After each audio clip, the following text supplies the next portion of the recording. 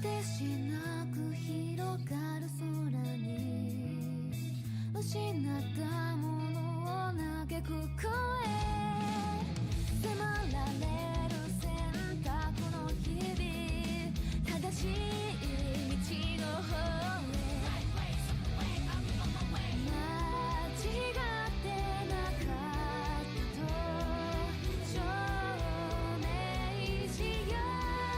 生き様で邪魔されても席を読むさ、この頭で全て手に入れる。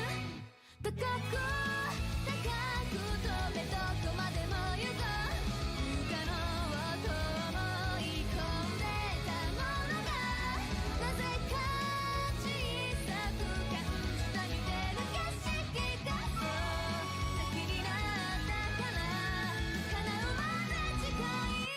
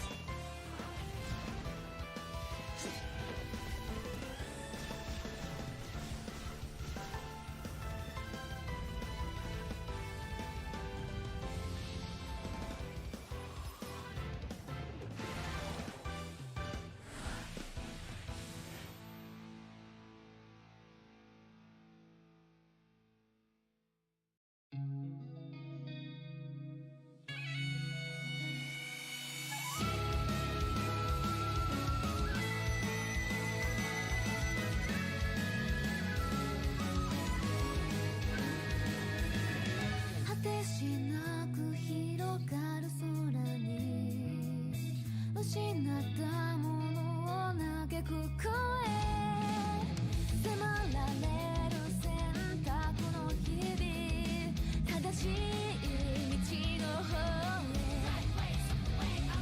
へ間違ってなかったと証明しよう。生き様で邪魔されても席を読むさ、この頭で全て手に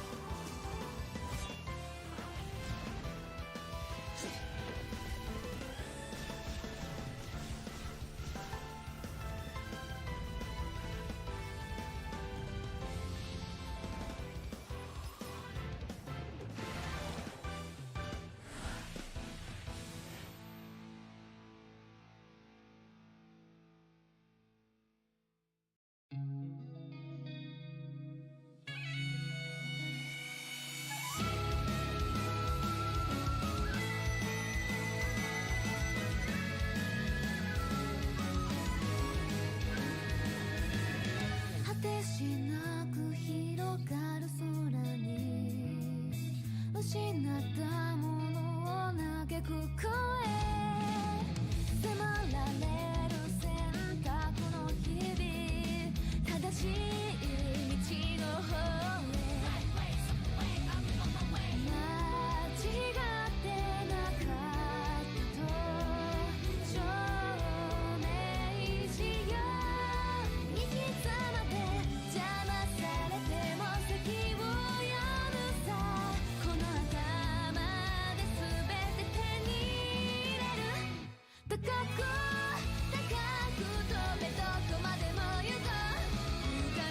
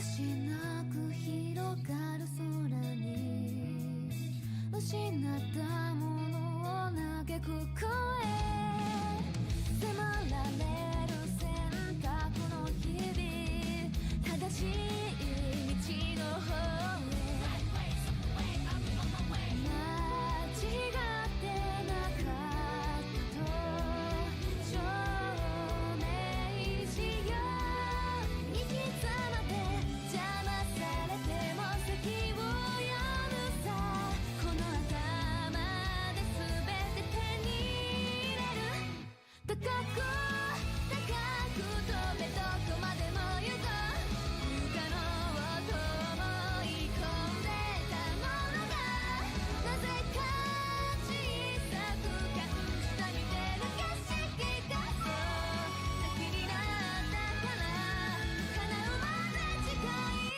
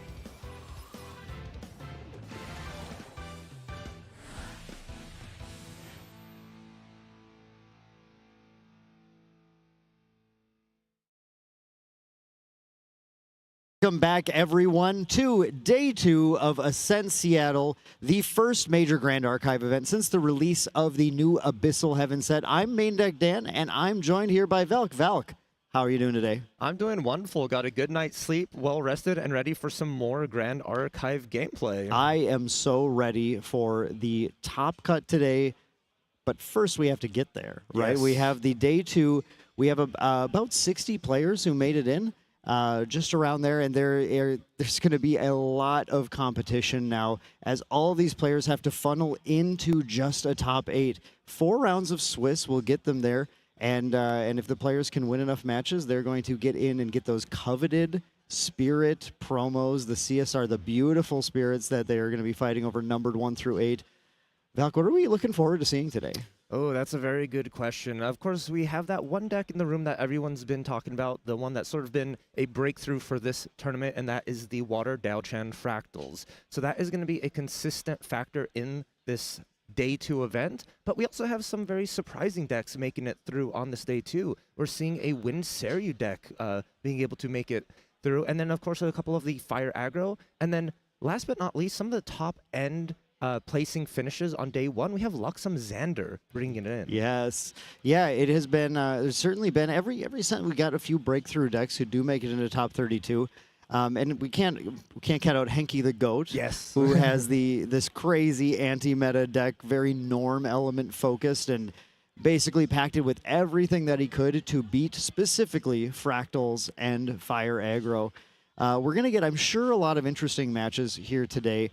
Really, I think there's going to be this narrative, though, of can these decks compete with the raw power of the combo Fractal deck? Val, can you tell the audiences, we're going to be getting these matches, we're going to be looking at this, what is so powerful about this Dao Chan deck? How does this work, and what's it after? Yeah, so the Water Fractor Dao Chan deck specializes in just filling your board with low-costed fractals. And fractals are a really unique card in Grand Archive, as they're Fantasia. They just sit on your board. They don't have any attack stat or life, and they have a keyword called reservable, which allows you to use them to activate more cards. So it's sort of a chain reaction. You get one fractal, that helps pay for an additional fractal, and they keep adding on. Then that deck runs very many payoff cards, Shimmering Refraction, Refracting Missiles, cards that care about the amount of fractals on your field to deal damage to your opponent.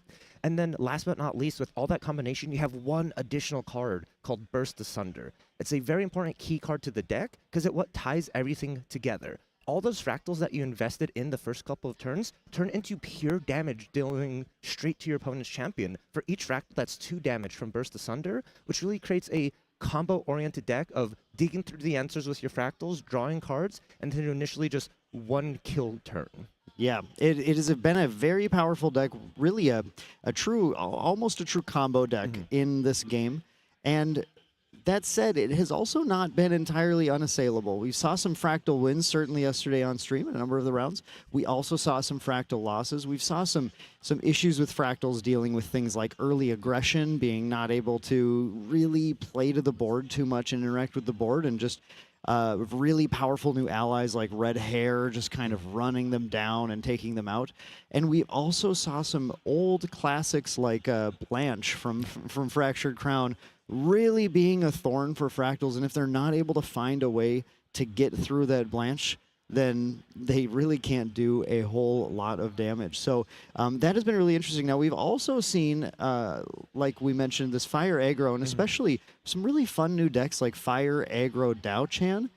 Why don't you fill the audience and Valk on what's going on with that deck as well? That's an important piece of the meta. Yeah, so another Dao Chan deck, but the Fire package specifically gives you access to a lot of interesting tempo cards for the deck. You get in Fantasia called Fire Bloom Flourish. It's one of the new cards that came out in Abyssal Heaven for Dao Chan. And at the beginning of your turn, you just get to deal 1 damage to a champion. And at first, like, oh, that doesn't really add up. But then you start to combine it with cards that the deck runs. For instance, a new reaction called Searing Rebuke. Whenever your champion is dealt damage, you get to deal 3 damage to the opponent's champion. So you start to get that sort of combo burn.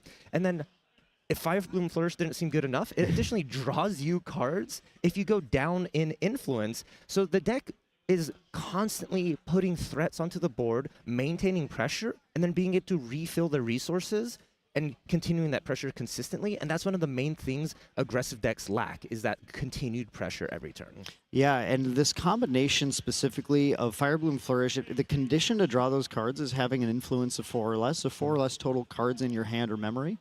And that just happened to line up, I'm sure it was pure coincidence, perfectly with cards we've had previously from, for example, Alchemical Revolution's Rococo, who does extra damage to the opponent on play if you have influence of 4 or less. And the lining up of those alongside Dao Chan's ability to play out of memory, to be able to kind of just go to this low influence, and despite having a low influence, you're still doing multiple actions on your turn. You're kind of able to just keep putting things down, drawing new cards, and then still play something on your opponent's turn, even when you don't have any cards left in hand, has created this a really powerful tempo push that has really escalated some of these Fire Aggro decks to being something like, well, we can no longer just Song of Frost the Rending Flames and call it a day. There's a lot of just additional pressure being applied turn after turn.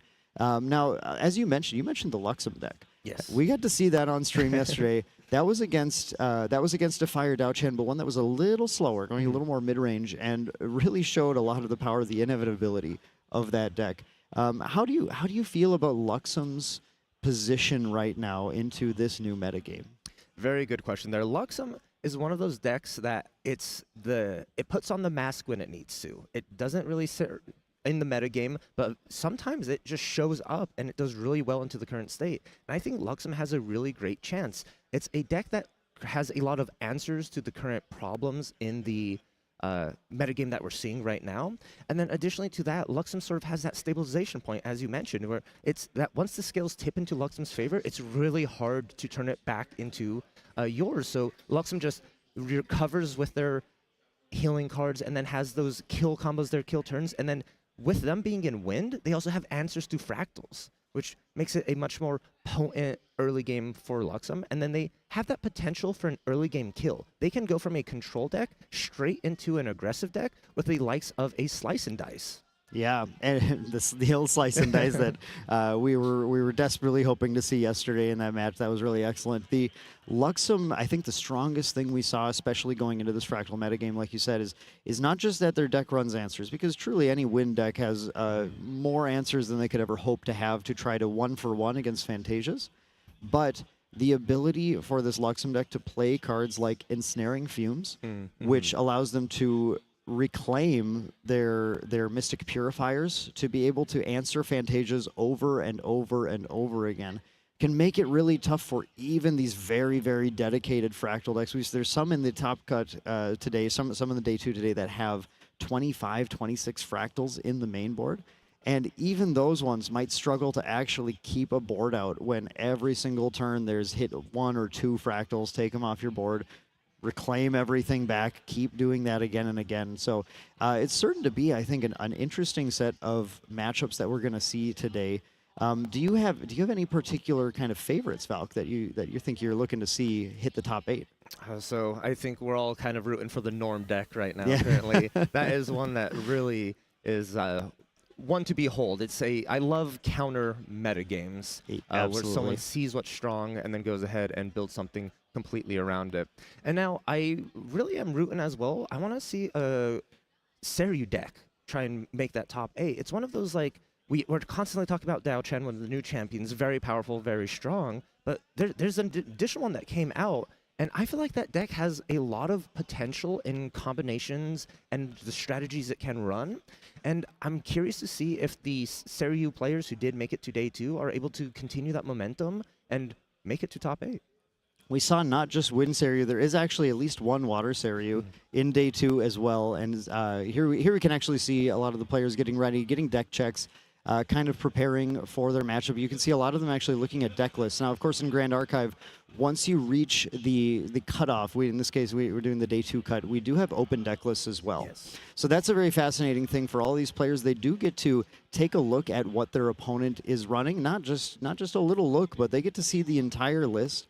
Any tricks, any answers, any interaction is all completely known to them now, so you can't really be quite caught off guard as a prepared player going into day 2. And so, yeah, I mean, the interesting thing will be to see if some of these players playing these various Guoja decks, that there's not as many of them, but if they are going to be able to kind of catch any of these Fractal opponents off guard and be able to answer them when the Fractal player kind of knows everything that's coming at them as well. Let me ask you one question about that, Dan, because I really like to mention about the open deck list, because that's something that is very prevalent in this day 2 information. And as someone who's day 2'd yourself with these, how important is it, like, reviewing deck lists and going into the mindset knowing in that game 1 exactly what you need to do?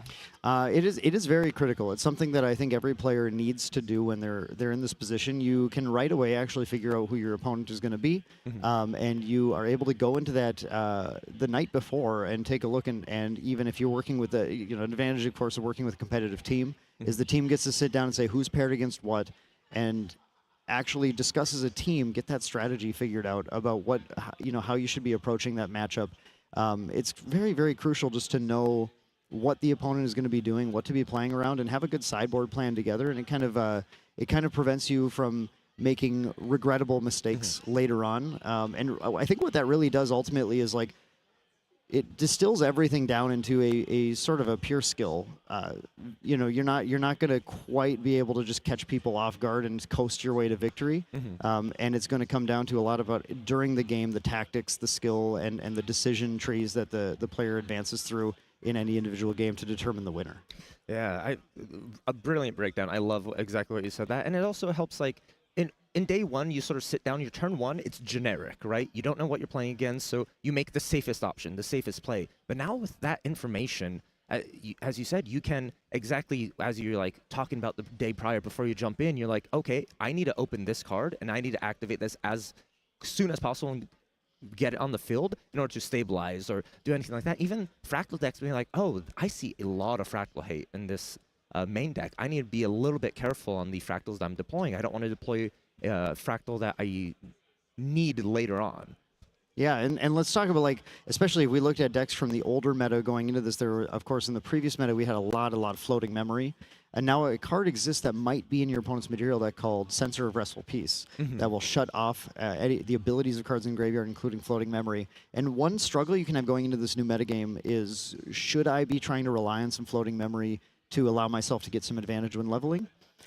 But if the opponent has Censor of Restful Peace, if they see you put float in your graveyard and then they play Censor, you're kind of out of luck. But when you get to look at that deck list, you can know, oh, actually they don't run this at all, or they're probably going to sideboard it in.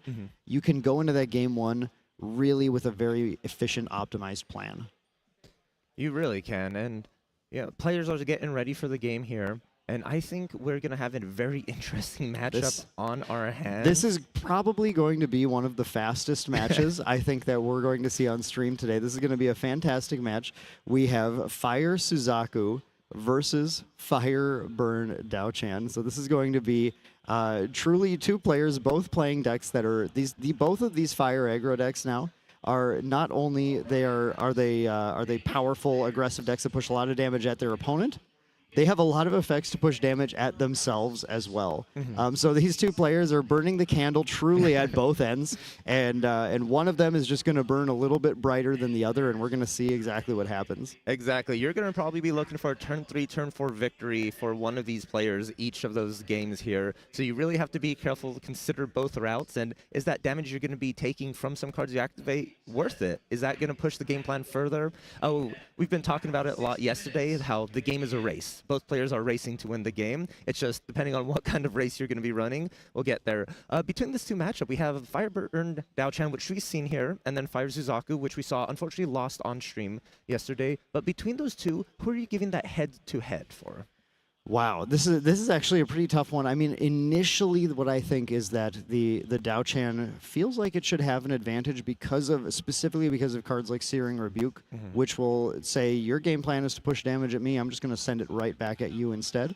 Well, that said, when the Suzaku gets to get the flip on the bird flip can push so much damage so fast that it could completely outpace the Dao-chan. This is going to be a very cool matchup, though. This is very much like the Recollection deck showdown, except both the decks are quite a bit different than what you'd see in the Recollection deck.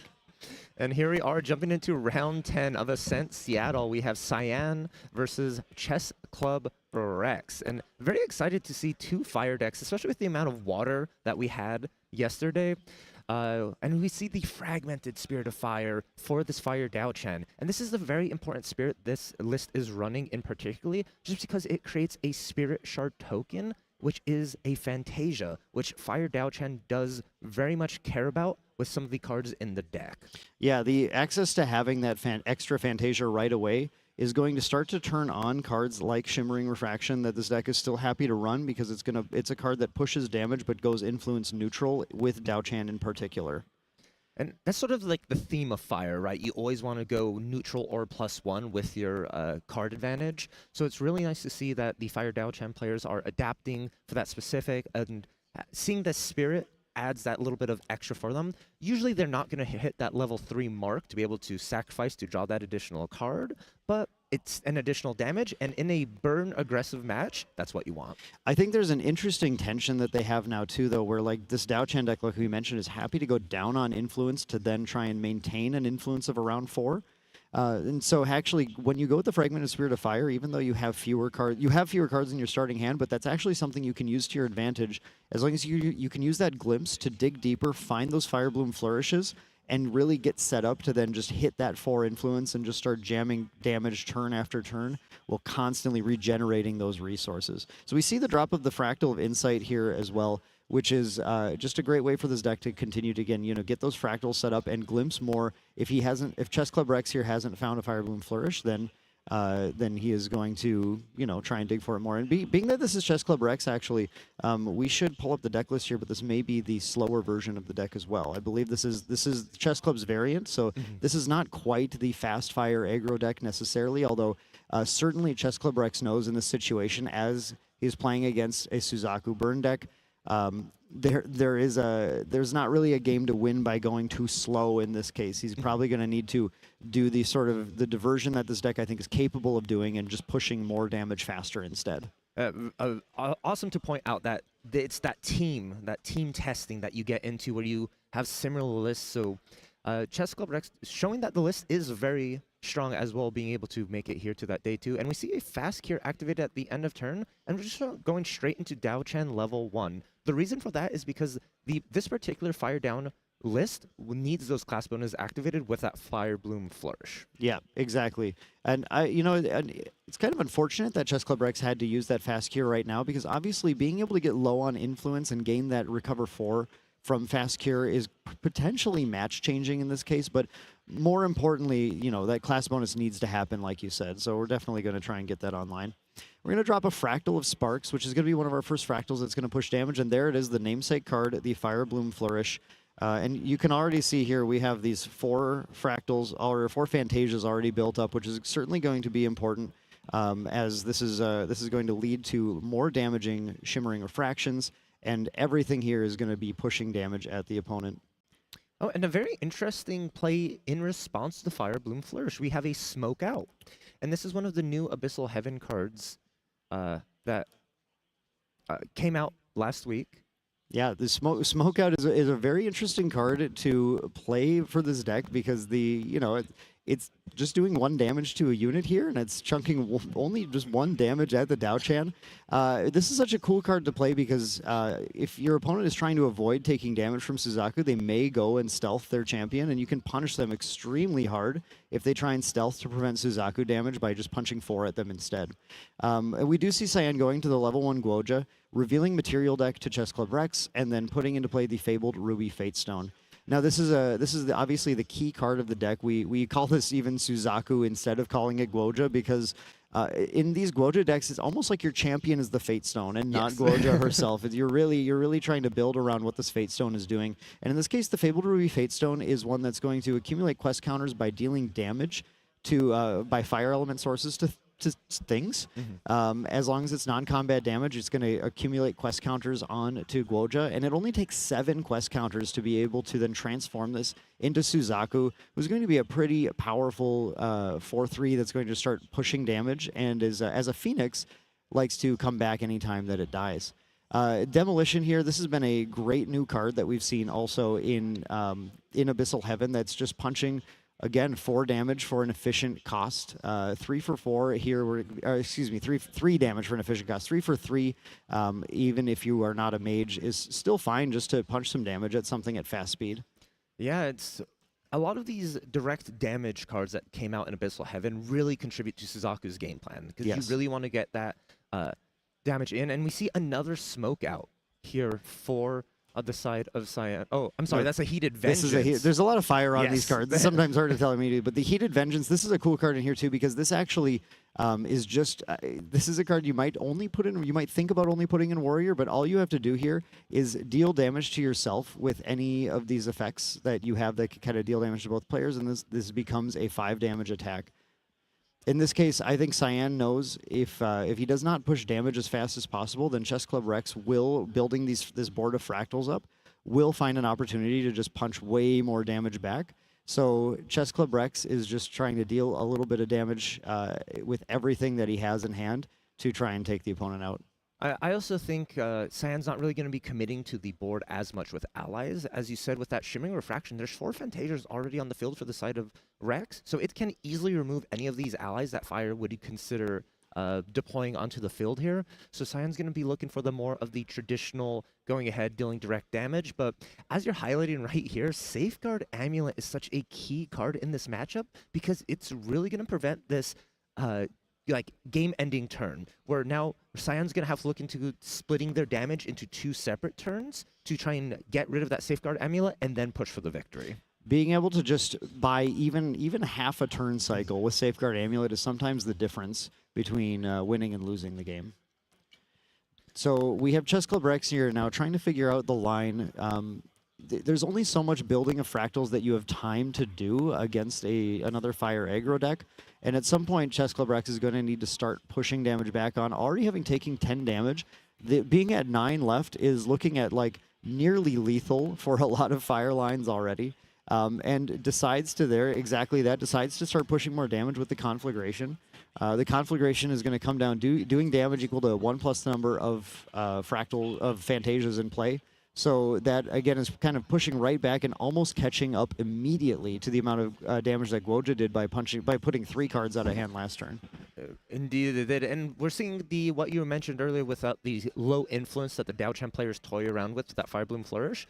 Every turn, Rex is going down to 3 to 4 cards in influence and drawing back up, getting Glimmer counters on the Dao-Chan, which is very important, as her ability allows her to be rested, as we're seeing here, and for a card to be activated straight from the memory, as long as it's reaction. And oh boy, Searing Rebuke. This card is very powerful in this specific deck. This is so disgusting. What's happening here is the Fabled Ruby Fatestone triggers the Recollection phase to deal 1 damage to each player. And the Searing Rebuke is activated in response to then, again, like we mentioned, turn that 3 damage back at Guoja. In response, Chess Club Rex also targets himself with this Fractal of Sparks to deal 1 damage, again prevented. And because of Searing Rebuke, then deals that damage right back to the Guoja player. And then we still have one more trigger of Searing Rebuke as well, because it prevents a total of 3. And so far, 2 have been prevented. So Cyan's going to have to either run into this last option of Searing Rebuke or just try and play a more value turn, draw some cards, and hopefully get tempo back. The damage sources that Cyan has a lot are actually during his own turn. So having that Rebuke up in the Recollection phase means that, like we were talking about Safeguard, having to push it off just another half turn is going to be pretty destructive for either player, potentially. Cards like Heated Vengeance just can't really be played without taking too much damage back and putting himself in an extremely dangerous position with only 19 health. Taking 3 more would put him at 14, and that would leave him lethal to another copy of a Conflagration, for example. Indeed, and both these decks usually tend to stay around that level 1. And them being more of the fragile classes, they have 19 total life to work around with. So the game's getting very close to the just end as we're here. Yeah. We're not going to see level ups for that additional health or anything like that. It's just going straight damage, and whoever has the answer for each other. I do want to mention, too, that Cyan did materialize the Safeguard Amulet in the last turn, and I believe popped it in response to that second trigger with the Searing Rebuke, so it did prevent the damage, but then opted to still pass the turn and do nothing, even though the additional Searing Rebuke damage would have been prevented by the Safeguard Amulet, but Cyan probably thinking, well, I need all this damage to land. It's not really worth trying to just jam it in and not take it, so perhaps has a lot of fast speed action in his hand, can kind of wait, potentially playing a game of chicken with Rex now, waiting for Rex to kind of go in for the kill and try and take him out in response. A little bit of a game of numbers here. We see Rococo going ahead and getting that on-enter effect for having 4 or less influence and attacking in for 1 here. Cyan's going to be on the back foot. A couple of cards in hand may have some answers here. We'll just see no Searing Rebukes, unfortunately, going to be on the Guoja side, as you don't get that class bonus. You do not. We see the Vermilion Decree imbued, and I believe here we're going to be trying to remove that Rococo off the field, not wanting to take that additional damage, and perhaps dealing 3 directly to Rex. That is usually the call, and the powerful thing about Vermilion Decree in this deck is that it does damage 2 times. It's going to be dealing damage potentially to this Rococo, and then dealing the damage to the Dao-Chan as well, and that's actually going to trigger your Fatestone 2 times as well. So this is a pretty powerful play in specifically the Suzaku deck, because it allows then multiple triggers of those quest counters so that Suzaku can come out surprisingly quickly. And Rex did opt into sacrificing that Safeguard Amulet to go ahead and try and get that protection, which is going to prohibit a trigger from that Suzaku, as you were saying, and pushing Cyan a little bit further away from that game plan here. Rex going to happily go ahead and sacrifice the GCR, build up that influence again, and 4 down, and we see one of the new cards, Cinder Geyser from Abyssal Heaven. Card is so strong. Yeah, this is another reason why Dao-Chan has a lot of legs. As a spell reaction, it's one that can be activated out of memory. And in this case, though, we don't really need to do that. We'll just activate it on our hand, deal the additional 4, and then we see the closing the game from Chess Club Rex. So you do see exactly what we're talking about. Chess Club Rex going, I'm going to play the faster game with this deck. I'm going to make sure that I just push damage as fast as possible. Now that said, Cyan was very close. Was it really in this game with how explosive these decks can be? And it really came down to, in some ways, just like Chess Club Rex, using some of those glimpses, finding the Searing Rebuke. And keep in mind, Chess Club Rex, with that Glimpse Spirit at the start, is able to really sculpt a more powerful hand given the matchup, and is able to go, okay, well, in this matchup, I'm clearly going to need Searing Rebuke because there's some damage coming at me, for example, from the Fate Stone, that Cyan isn't even in control of necessarily dealing. It's just something that's going to happen. And when that's happening, the Searing Rebuke becomes an extremely powerful source, as we saw there. Actually, probably the game-changing play in that matchup that just turned. Suddenly, Cyan's turn had to be canceled. The Safeguard Amulet had to be popped immediately, all just from an activation of a card, not even from hand, but out of memory, paying no cost due to the power of Dao-Chan level 1. Yeah, Dao, very powerful. Suzaku, there's just a combination with everything going on there is super strong. I believe you're 100% right. That Searing Rebuke, Cyan was smelling blood in the water that turn, and that Searing Rebuke prevented that like game-ending push, which we saw after that just passed the turn, kept cards in hand, and had to keep going here. And now we're getting into sideboards here for players, Dan, and I really want to ask you a specific question on this is open deck lists. Not only do you have to sideboard, you get to know what your opponent has the potential of bringing in. So now you're playing like 2 games in your mind. What are they going to be bringing in against me? What are they bringing out? What does that change your sideboarding at all when you're knowing exactly what they could do? In my experience, there's not a lot of actual sideboard adjustment that you do based on them knowing your list. Really, what it comes down to is you're going to have a set of cards in your sideboard that are going to improve your matchup, and you are going to spend, especially for the round 1 of a day 2, you have already spent the time the night before plotting that out, and you figure out exactly, okay, you know, you can pretty well guess what cards they think are in their sideboard are also most important against your match.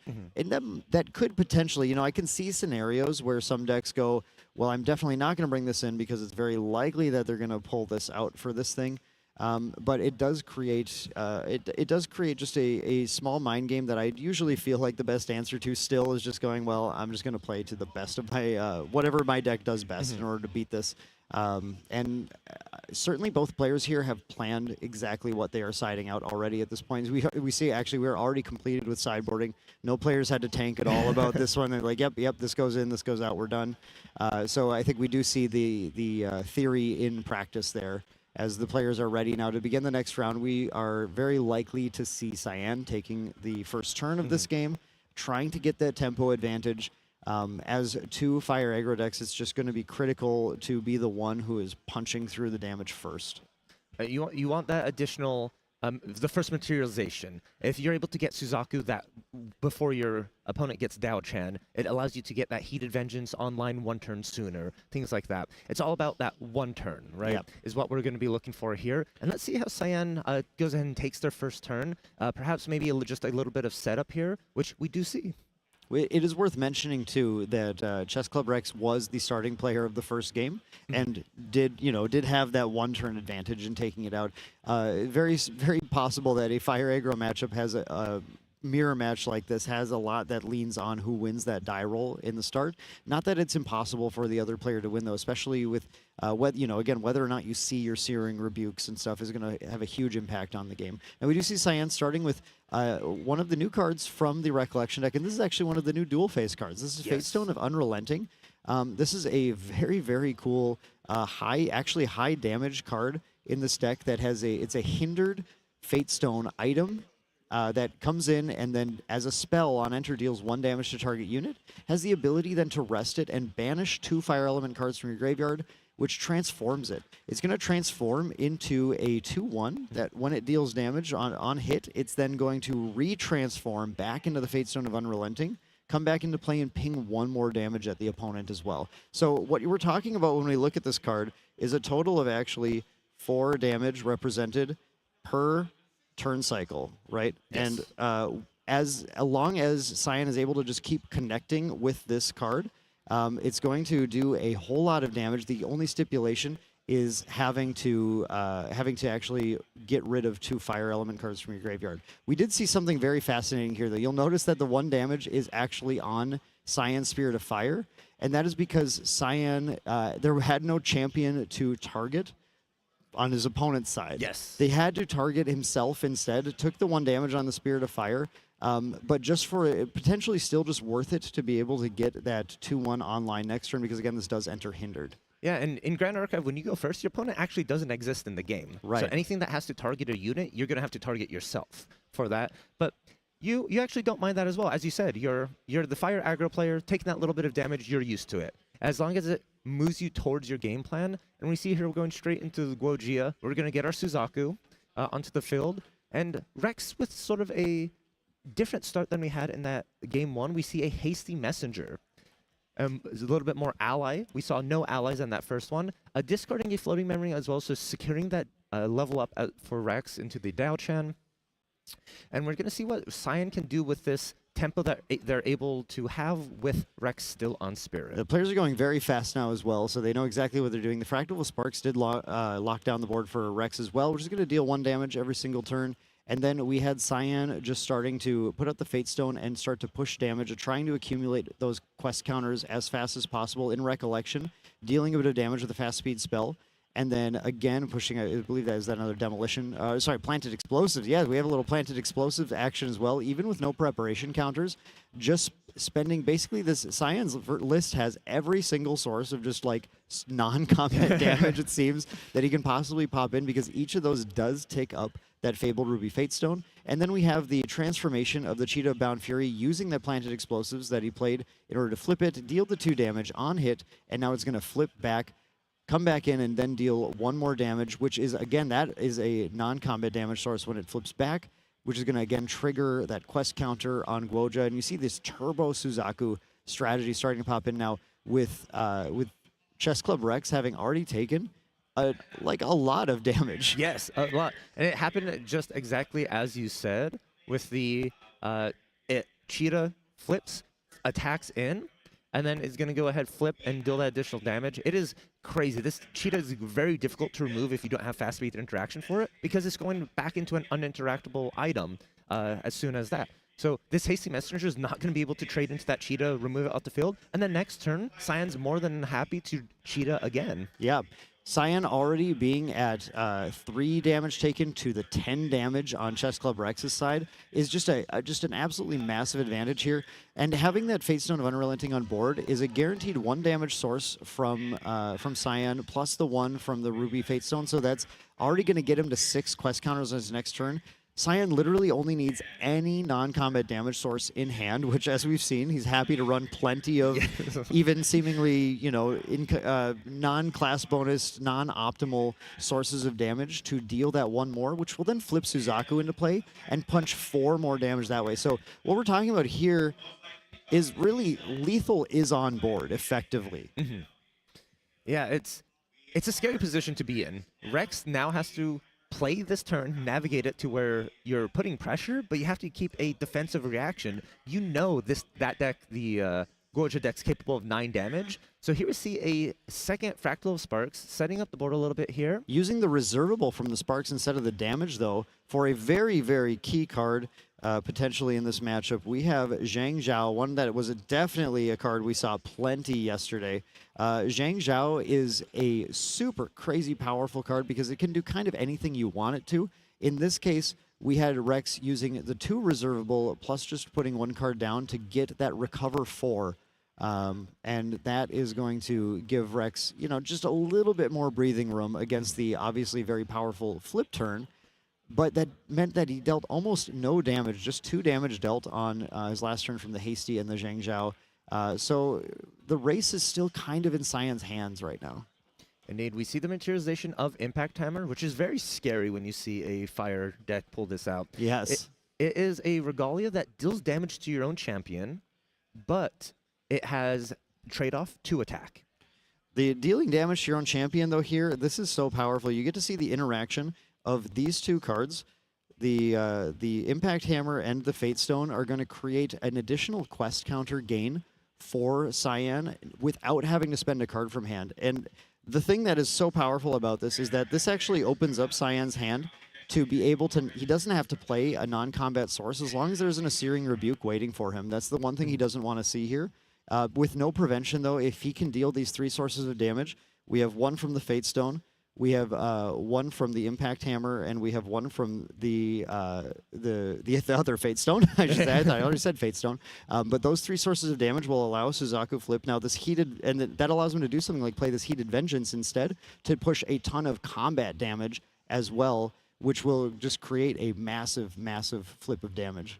And here is the Impact Hammer attack coming in with that Heated Vengeance, and then in response, Rex is going to go ahead from memory, Shimmering Refraction, thanks to that Dao-Chan level 1 ability, removing 2 Glimmer counters. And since it was activated from memory, you get to draw an additional card into memory as well, sort of replacing itself, dealing that damage.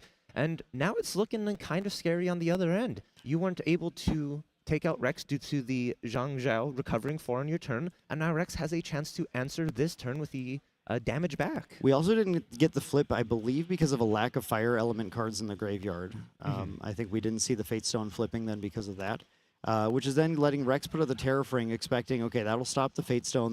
We'll stop both Fate Stones from potentially attacking next turn, as well as another Impact Hammer swing. But Guoja, I think Cyan at this point is just feeling a little more in control of the race. You know, it certainly could turn very quickly, and Guoja's completely hands down, has no real way to interact with Rex, but Rex still has to find a 9 damage turn here. 2 from Fractal of Sparks is possible, but then that leaves him with only having to use what he has in hand to find 9 damage, and that might not quite get there. Indeed, Hasty Messenger doing a little bit of digging for Rex, discarding a Fire Bloom Flourish. It's a little too late in the game right now to be deploying that. You want more direct instant damage. A Searing Rebuke, I think, is the one thing that if Rex has, should be able to turn the game around. Yes. But I think we're looking at a Kindle here. Conflagration? Yep, we're doing a little Kindling for a Glowering Conflagration. Again, this is this 1+X damage. Rex is the amount of Phantasias you control. There are 3 Phantasias on board. These 3 are going to create a damage source of 4 at the Guoja, pushing it down to just 4 more for lethal. And we see a Rococo very strong here. That's going to go ahead and deal 2 on That's enter. a 2 more. That's a 1 more coming at. So that is just leaving with Chess Club Rex needing to find any single and a Fractal source of damage. still. And the Sparks is ready, but he's actually holding onto it and going for the second Rococo just to push all the extra damage in. So yeah, we saw the Guoja deck almost able to close it there, but instead, even though Rex was going second on this game, found more sources of bursty damage and was able to take the Guoja out before the Guoja was able to get there. I don't know if Cyan was trying to play a little coy maybe around a Searing Rebuke, knowing that he dies if a Searing Rebuke flips. I think that's a kind of important thing to note too, with that the play to go with Heated Vengeance instead of pushing all these small damage sources, because Searing Rebuke is especially powerful against sources of minor amounts of damage. So we didn't see the activation of the Fate Stones. We didn't see the any of these just like small chunking damage pushes. Instead, just goes, my turn, Heated Vengeance, Impact Hammer for 1,000,000. If you Searing Rebuke, what that means is that it only eats 3 damage, and I only take 3 damage. Yes. So I would say that was probably more of a heads-up play in that case from the Guoja player, just trying to play around the one thing that certainly would have just taken him out of the game if he had let that happen. But having the threat of that Searing Rebuke, powerful for Dao-Chan. It is. You're playing mind games with your opponent, especially because Dao-Chan's able to activate it from memory. So even if they have no cards in hand, it's still a factor. You still have to something you really have to consider there. And I want to touch that just last play that Rex did. We talked about Fractal Sparks being able to just deal that 1 last point of damage, but Rex opting into the Rococo instead. Could you go over for us sort of like why you would want to go that Rococo route instead of the Fractal Sparks? Yeah, absolutely. I mean, in this case, you have the card in hand to deal the damage. The Fractal of Sparks is available as one of the powerful things about Fractal of Sparks is being able to ping yourself to trigger Searing Rebukes. So it's possible that in this case, Rex had drawn into a Searing Rebuke, was just placing cards into memory to be able to activate them with Dao-Chan on his opponent's turn. If for some reason there's something that he is not thinking about, these players in day 2 are trying to play cautiously around absolutely everything. So they don't want to miss something. They don't want to forget that some interaction existed that might have caused them to lose the game instead. So go for the cards in hand, put the cards in memory, keep your Dao-Chan available to activate on your opponent's turn instead, and then with that Fractal of Sparks, if some kind of recovery happens where the game doesn't end, activating Searing Rebuke and then activating Sparks on yourself does more damage than just activating Sparks on the opponent to close it. Perfect. Yeah, and it's as you said, heads up plays that these players are like considering every factor, making sure they're dotting their I's and crossing their T's to a point. And we saw Rex do that masterfully in a nice 2-0. That hybrid Dao Chen list of what we could call it there is we saw it game 1, Fantasious. Game 2, got a little bit of allies in there, mixing the double Rokokos, the Hasty Messenger to help dig, and we saw the Fire Bloom Flourish get discarded, not needed in that game plan. So it's not like the deck relies on it, it's that it's crutch. It's a nice, helpful tool for it, but the deck has so many more strategies and options. Yeah, the Dao Chan deck truly having that like tempo advantage and the ability to flexibly play reactions gives it. I think it's a deck that a lot of players who enjoy the general fire aggro playstyle, but are looking for something that has just a little more flexibility than a lot of the traditional play ally attack, play weapon, play attack card. You know, a lot of our more traditional older fire aggro decks from the previous metagames were very focused on just my turn, as much damage as I can deal. You know, pass turn. But the Dao Chan gets to play so much trickier and gets to use that tempo to her advantage, and I think that is what makes it, I think, both really fun and exciting for new players to explore in this new metagame, but also has proven to be a very powerful deck, especially as almost like a fire aggro mirror breaker, as we saw there. Yeah, it's I love to see it. I love just like the kind of decks and the variations and the strategies, and it's just so much fun to watch. And you know, that was just round 1 today. We have 3 more rounds before our top 8 cut, and then 3 great matches in our top 8. And there's so much more Grand Archive to be played, so much more strategies. That's not the end for these two players. They still can make it to the top 8. Gotta really work hard though on that. You gotta keep winning those matches, keep going. Points matter today. Yeah, it's worth mentioning both our players were 7-2 in this matchup, and the kind of the magic number that you're looking to hit here is try to get to 10 wins and have the best score that you can. And that is from the current early math, depending on how things like ties happen throughout the event. Maybe the number needed to be able to break into that top 8. Talking to other players who are in this position, they're thinking that if they're kind of allowed potentially 1 loss and can still make it in. So in this case, Cyan might have taken 1 here, but with that fiery Suzaku, and as we saw, the amount of damage it can suddenly push out with cards like Fatestone of Unrelenting, and all of those little interactions that allow that Suzaku to flip out extremely quickly. There's a lot more game that he could have to potentially make it in there. But now let's go. We're going to go to an interview with Chess Club Rex. My name is Kel, also known as Red Zone Rogue, and I'm here with the winner of round 10, Rex. Rex, first of all, congratulations. I guess we're just going to start off on how did you feel about that matchup in that round just in general? I think that Cyan was a very fun player to play against. It's unfortunately a very tough matchup for him on Suzaku aggro, just because we're playing a mid-range oriented Daochan. So it's a lot easier for us to be able to heal out of the range of lethal, whereas he's able to keep up high momentum, high pressure, but at a certain point in time, you have to fight through all this interaction. So it's very difficult to push through that. But he played very well. Yeah, absolutely. So you said you are playing like this mid-range, almost like Fantasia-based Daochan list. How did you end up on that list just in general going into this event? I think everybody in the room identified that Daochan is a little slightly busted. But with Fire Daochan, Fire Bloom Flourish is a phenomenal card. I've equated it to mid-range oriented cards from other games that generally deal 1 damage to you at the start of your turn and draw you a card. It is the inverse of that. It deals 1 damage to your opponent and draws you a card. Yeah. And it also gets like those counters and everything. That card is absolutely cracked. After seeing like you pilot this deck and some other folks pilot it, I personally want to go home and like build this list because I just see the Fire Bloom and I'm like, yo, I really want to play that.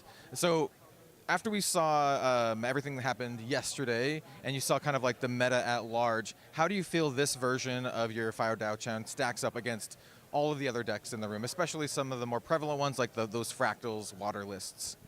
I think at a minimum, the Burst Asunder lists that are highly fine-tuned are about 1.2 times better than our list. So it is kind of an uphill battle. battle. But for the most part, any of these Burst Asunder decks that are trying to perform chip usually lose out in trades because we have stuff like Novice Healer, Allied War Priestess, Fastgear, Zheng Zhao on the side for healing. So we're able to duck below the one-tap kill that most of these other Burst Asunder decks are going for. Because whenever you're going 19, 22, 25, and you're staying at 0, they have to have a lot of damage at once to kill you. But otherwise, if they hit Zhushang plus a Frostborn Paladin, usually you're kind of donezo. That's it. That's game. Scoop, go next. Okay. Are there any decks that you are particularly want to see matched against today? More aggro. More aggro, okay. You might see some more aggro later today. Well, thank you so much for taking the time to speak with us, and good luck for the rest of the day. Thank you. Thank you so much.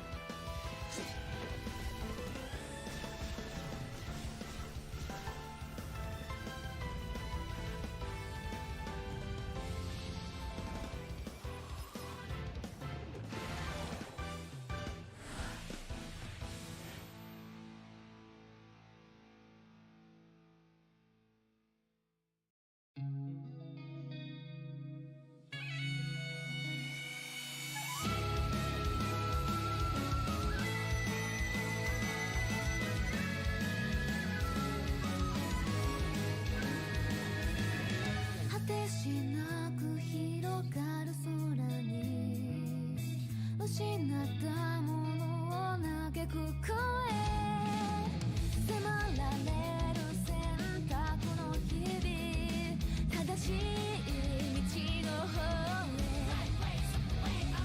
へ間違ってなかったと証明しよう生き様で邪魔されても席を読むさこの頭で全て手に入れる高く高く飛べどこまでも行こう不可能と思い込んでたものがなぜか小さく感じた見てる景色がそう先になったから叶うまで近い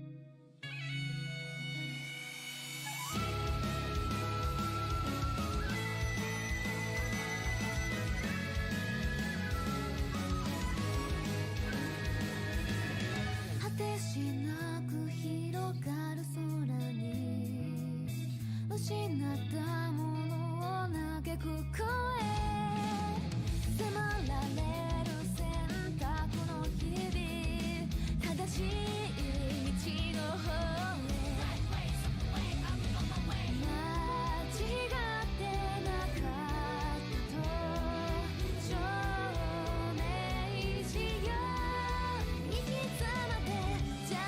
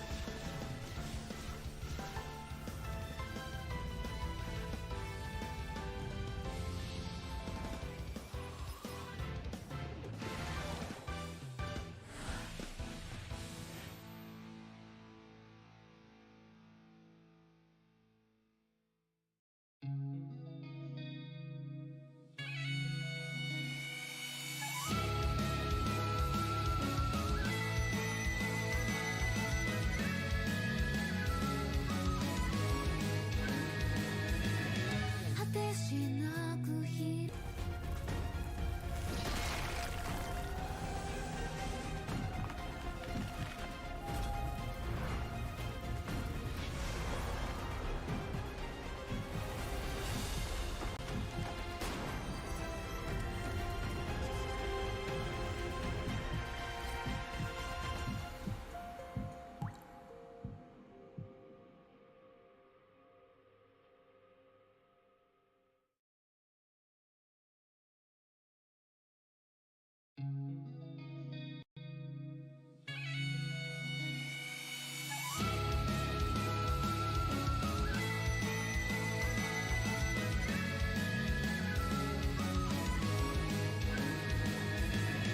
果てしなく広がる空に失ったものを嘆く声迫られる選択の日々正しい道の方へ間違ってなかったと証明しよう行き詰まって邪魔されても先を読むさこの頭で全て手に入れる高く高く飛べどこまでも行こう不可能と思い込んでたものがなぜか小さく感じた見てる景色がそう先になったから叶うまで近い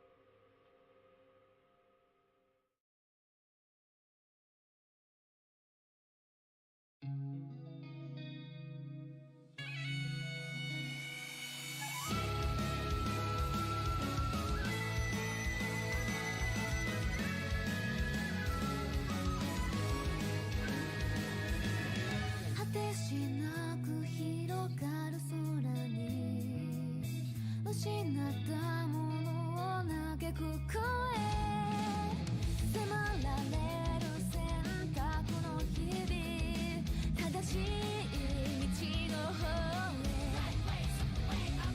へ間違ってなかったと証明しよう行き詰まって邪魔されても先を読むさこの頭で全て手に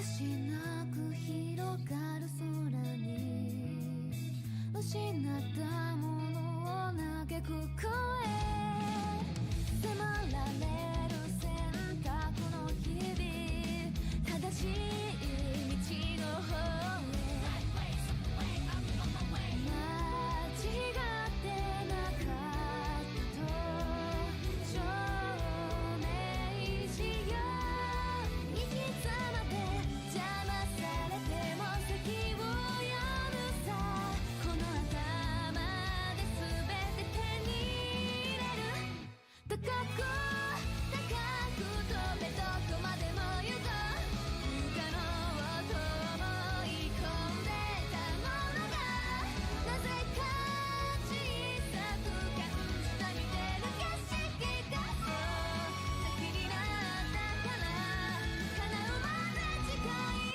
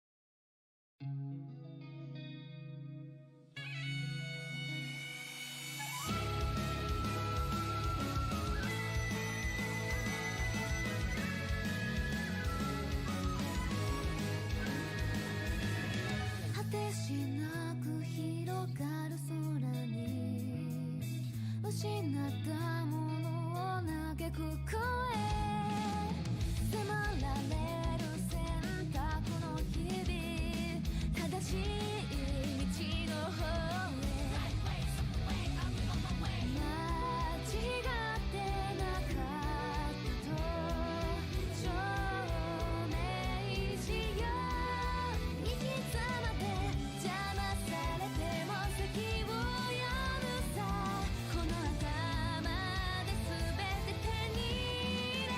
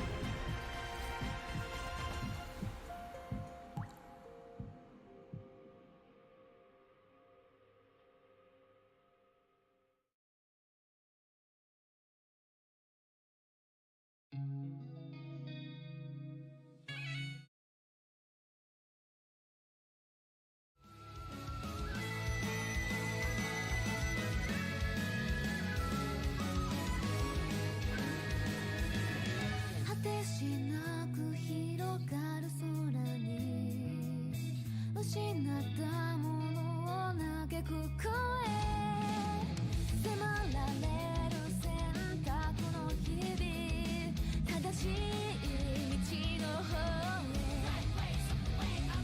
へ間違ってなかったと証明しよう生き様で邪魔されても先を読むさこの頭で全て手に入れる高く高く飛べどこまでも行こう不可能をと思い込んでたものがなぜか小さく感じたみてる景色がそう先になったから叶うまで近い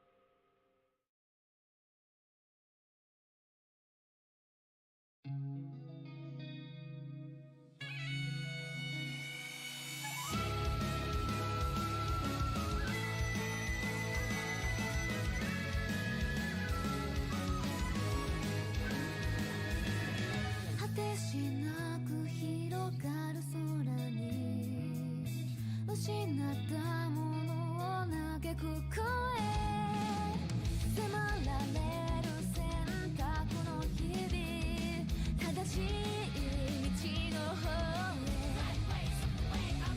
へ間違ってなかったと証明しよう生き様で邪魔されても先を読むさこの頭で全て手に入れ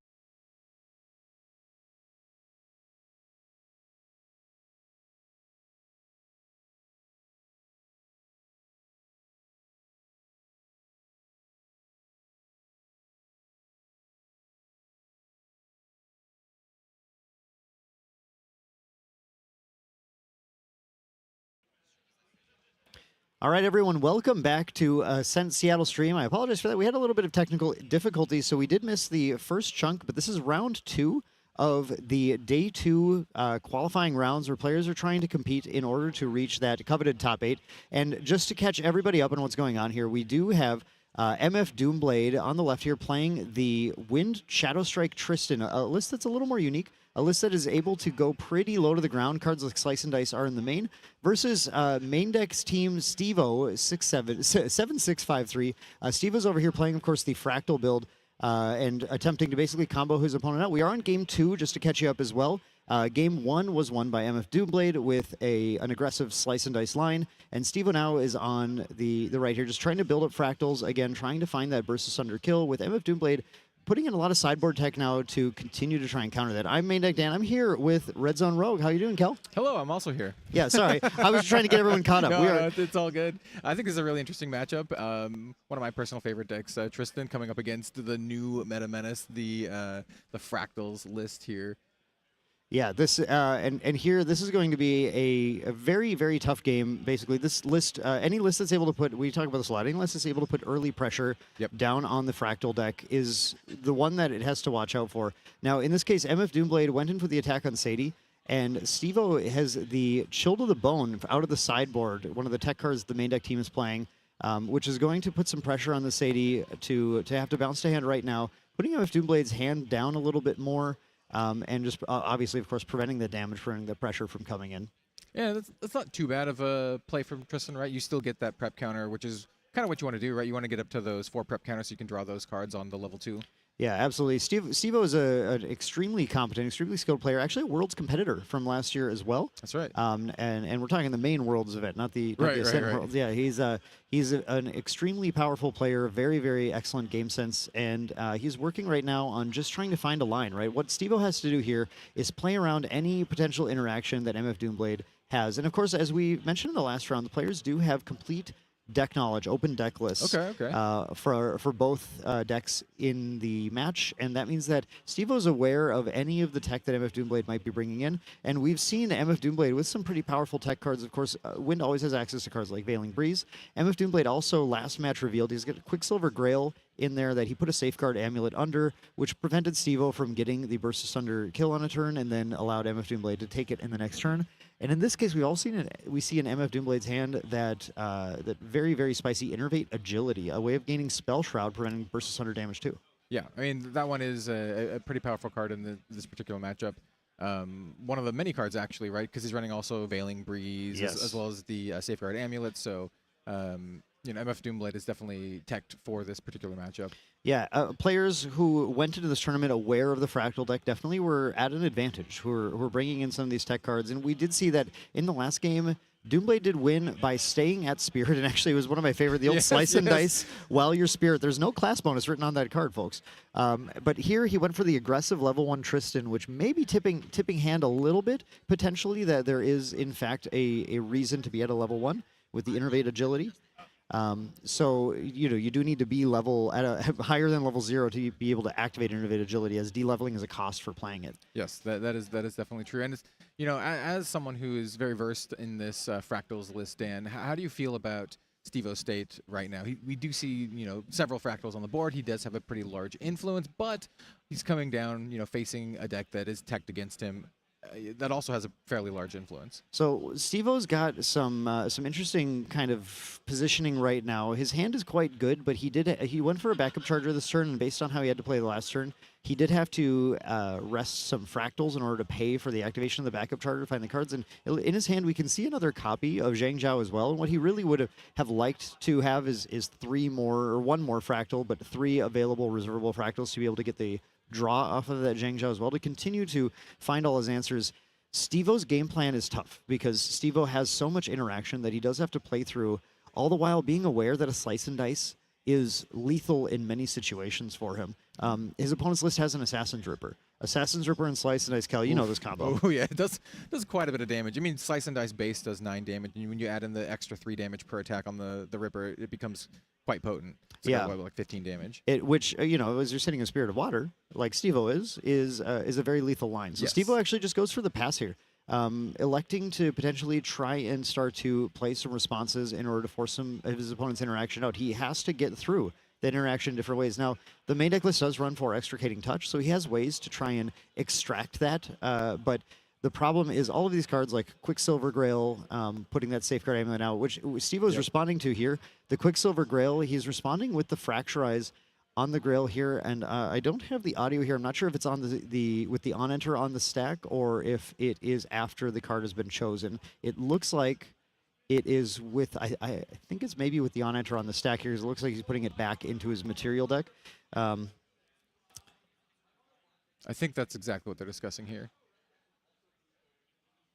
He chose to banish it, so it looks like he actually let the Fracturize run through. So now that the Tristan player has the Fractal, and it looked like he banished. We can't quite see the banish on here due to the glare, but it looks like it was he allowed the card to remain banished. I think so, with Dan. that trigger on the stack. I think so. So effectively, then that's actually a pretty big gain for Steve-O as he just fought through what was likely, we can guess, but we're not sure, likely a Safeguard Amulet.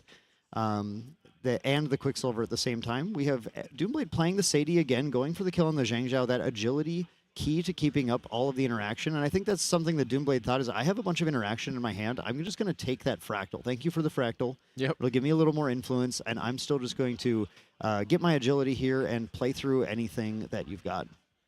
Yeah, it looks like Doomblade has quite a bit of interaction in his hand. As you mentioned, we see Veiling Breeze as well as the Innervate, so he's just kind of set up and pretty happy and content to accrue value with this Sadie.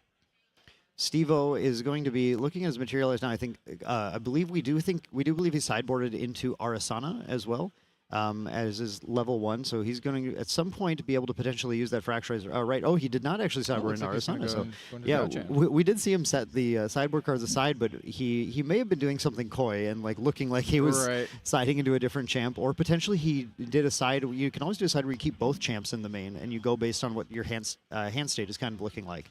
In this case, he did go to Dao Chan as well. And the Dao Chan is pretty effective still in this matchup too, because of these Glimmer counters, this ability to sort of get free interactions on your opponent's turn to, again, continue to force out those Veiling Breezes. Being able to use both turns, because each of these prevention effects that stop Burst Asunder are like until end of turn, gain Spell Shroud, until end of turn, prevent damage. So if you can use both sides of the turn cycle, you can run through those a little bit faster, which is potentially the key to winning. Yeah, and of course, Burst Asunder is a slow speed card, so you can only activate that during your turn, as the other ones are fast speed, right? Exactly, yeah. So you can use, for example, you can use Dao Chan, activate the Glimmer counters, play a Shimmering Refraction on your opponent's turn, say you got to interact with this now too. Yep. So you got to force them to do it on their turn, and then you can follow up on your turn for kind of like this 1-2 punch. The Fractal list is always, looking to build Fractals, and 4 to 5 is where you start feeling pretty okay. This list, this with 25, 26 Fractals, these higher ones, good chunk of the deck. We like to go a little higher as well. It's nice to get up to 6 Fractals where these things get very, very lethal. Steve-O just going for a Refracting Missile as well, and pushing some damage in. I saw a thumbs up. On there we go. Yeah, there we go. On the correct side, the damage should be 5 damage going onto the Tristan side from the Refracting Missile. And this is like a non-lethal missile, so Doomblade is pretty happy just to take the damage and save his interaction for later, for when it matters a lot more. Yep, Doomblade knowing that's bait. That's bait. I'll just take that damage right now. I don't need to worry about that here. There we go. Now we have the damage resolved. Everything's correct. And I believe that looked to me like it was a Recollection Phase Refracting Missile, and saw that, okay, so my opponent did not interact. And again, that from Doomblade's side, that also could be bait, right? Yeah. That could be I will take this 5 and posture as if I have no interaction, even though my hand has, I believe, actually now 3 pieces of interaction in it. Yes. And try and get Steve-O to play the burst. Doomblade, probably very aware that this deck has limited ways to win the game. Again, he saw his opponent's list. Right. He knows that this version of the list is not running Frosthorn Paladins. It's not running any allies except for Zhang Zhao. Right. And once we can get through those Burst Asunders, once we can get through those Refracting Missiles and Shimmering Refractions, the game gets locked down. Yep. So essentially, he just needs to weather the storm, right? Exactly. Steve goes for a Dissonant Fractal here as well. Dissonant Fractal, so potent, the ability to find more of those win condition cards to potentially try and punch through all that interaction. We do see Steve puts 2 cards down and then finds a Refracting Missile and 1 other card. So Refracting Missile, another potential win con card with that new Dissonant Fractal. Refracting is up to 6 damage, which is getting spicy. It's pretty spicy. So if you're Steve-O here, what are you looking for? Just more payoffs? Just more refractions and burst asunders to try to force Doomblade's hand. Yeah, you're looking for ways to get through. Both players are kind of on a similar game plan of I'm trying to get through my opponent's stuff. Right. In Doomblade's case, it's the kill spells. In Stevo's case, it's the interaction. And Stevo then plays a Zhang Zhao, drawing the 2 cards that he found there, refracting and one other, and it might have even been this burst asunder. And here he goes, potentially playing a little bit into Doomblade's bait and saying, well, here's the burst. Do you have the interaction? And and he's just going to Doomblade incapacitate it. goes for the in cap, which Stevo then goes for the glimmering refusal on. Doomblade continues to interact and goes for the Innervate Agility in this case. Now, the Innervate Agility is going to be preventing, recovering 5 and then de-leveling down to the Spirit. Stevo is then going to, have very, very little cards left in hand and is going to be passing the turn, but does have Dao Chan up with those Glimmer counters. Never forget, as long as this Dao Chan over here is ready, is woken up and is ready to go, you can rest it and play something out of your memory. Yeah, exactly. And, Stevo was able to get 2 pieces of interaction out of Doomblade's hand that turn, which I think is exactly what he wanted to see. Yeah, that was an effective way to, continue to push the game. And one thing that it's doing as well that we can't understate is forcing Tristan to use cards and go a little lower to influence. Tristan's a powerful deck because Tristan gets to accumulate a crazy amount of influence as Tristan builds those levels. And here we just saw Tristan going to level 2 as well, which is going to give Doomblade another draw 2 because it did have the prep counters available. But the more you can kind of force Tristan down on cards, the harder you make it for Tristan to actually find a close for the game through your potential interaction as well. Yeah, exactly. And Tristan's sitting at level 1, so he does have the potential to go to level 2 to draw some cards if he needs to.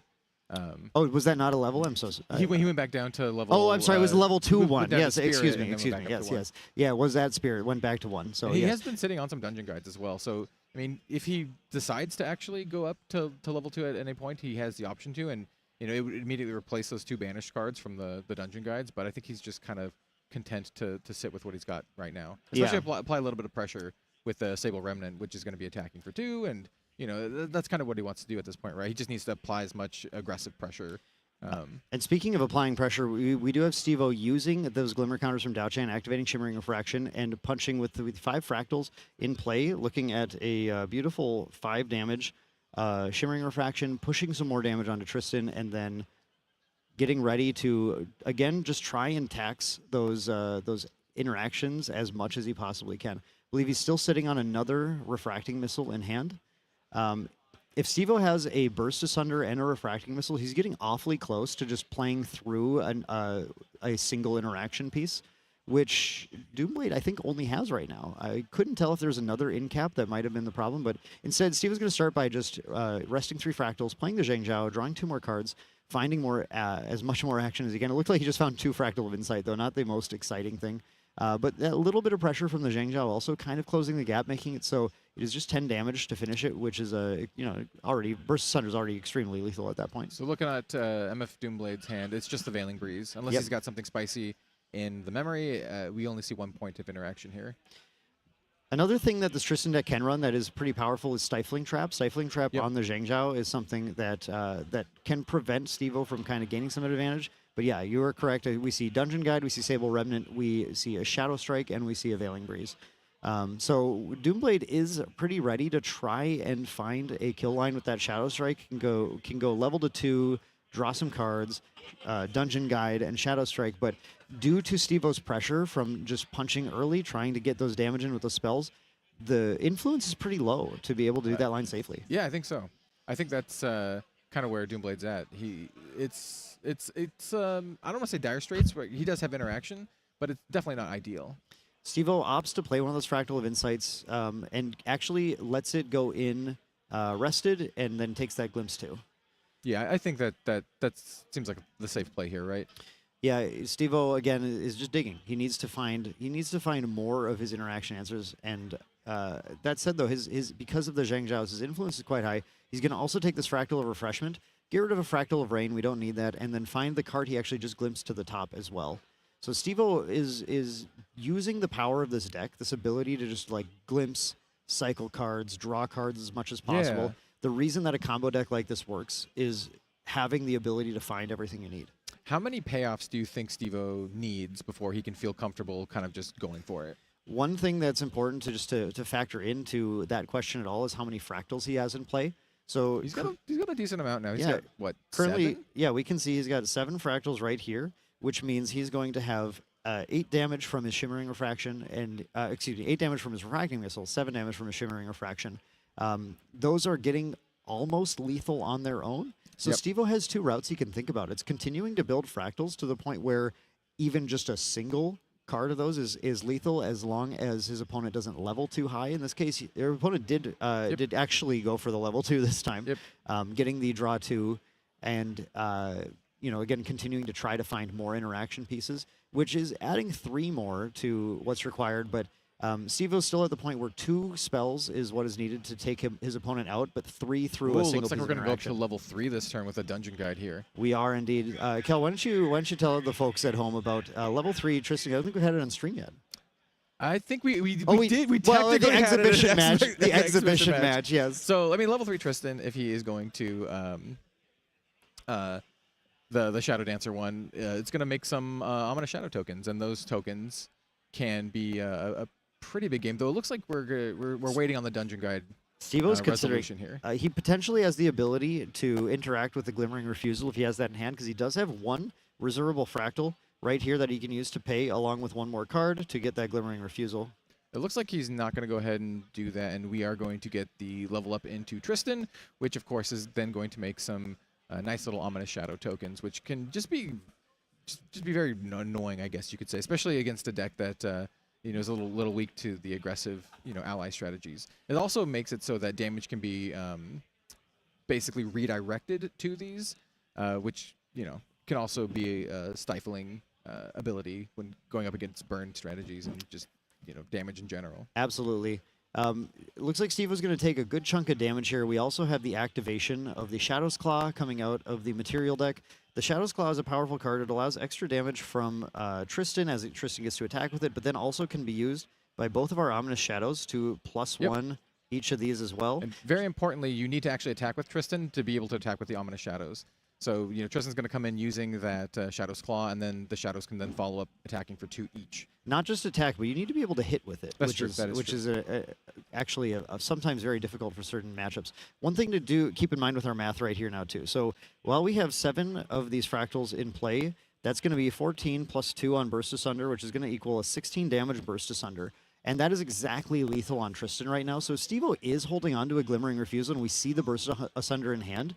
He needs to put his opponent on having 2 pieces of interaction to stop him. With a 4-card influence, in-cap and veiling is not possible, as we do have Doomblade having rested his 1 reservable fractal here in order to pay for that. Steve-O's going to just start with a little soften up and see what happens. But Steve-O has the potential to win the game here if he has a Glimmering Refusal. That is actually all he needs. And he's going to go for the Burst Asunder. I think this is why he thought about Glimmering Refusaling the Dungeon Guide, but opted not to. Says, you know what, I'm just going to try and refusal the 1 piece of interaction you have, and now that you're at 4, you'd have to have double Veiling Breeze in order to stop this. So he does have the Veiling Breeze. He has the 1 Veiling Breeze. 2 cards left in hand. Steve-O's going to, in exactly this, rest 2, and there is our Glimmering Refusal, and that is going to be game for Steve-O. Yep, and that's game 2, so we're actually going to have a game 3 here. Yes, we're going to game 3. We have 25 minutes left in the round. Should be plenty of time for both players to be able to close this out. Doomblade just not being able to quite put the pressure on this game like he did in game 1. He just kind of had a few meandering turns with that Sadie. Wasn't able to apply pressure until he actually got that Sable Remnant on, and he did set up a nice kill turn, right? He had enough prep counters to have a really deadly Shadow Strike. He had the Ominous Shadows, but it was kind of like a do or die situation, I think, at that point. Yep, and really some good play from Steve-O, and just again trying to force interaction as much as he possibly could early on, especially fracturizing the Quicksilver, putting Doomblade in a pretty tough spot where your 1 fracturize. Doomblade has a tough choice there. If he lets the fracturize just go through, then he loses the Safeguard Amulet. Steve-O effectively got to kind of spend 2 spells worth of interaction removal to get rid of that 1. Yeah, I mean, that Fracturize was pretty clutch and just right on time. Yeah. It looked like both players likely not going to be sideboarding again, after the first or the second round. Happy and content with with their sideboard options. Yep. Sideboards are, again, the players having those open deck lists, they have, they've got everything figured out from the first Yeah. sideboard, unless their opponent did something unexpected. But players are usually able to look at opponent sideboards and having experienced players who have played a lot of different decks. Stevo has played plenty of Tristan in the past as well. Is just able to go, yeah, you're going to bring this in, you're going to bring this in, you're going to bring this in, and doesn't expect anything out of the ordinary to happen. Tristan going to be taking the first turn here. Doomblade is going at that Spirited Wind, draw 7. And what's Kel? What do you think Tristan's looking for right now?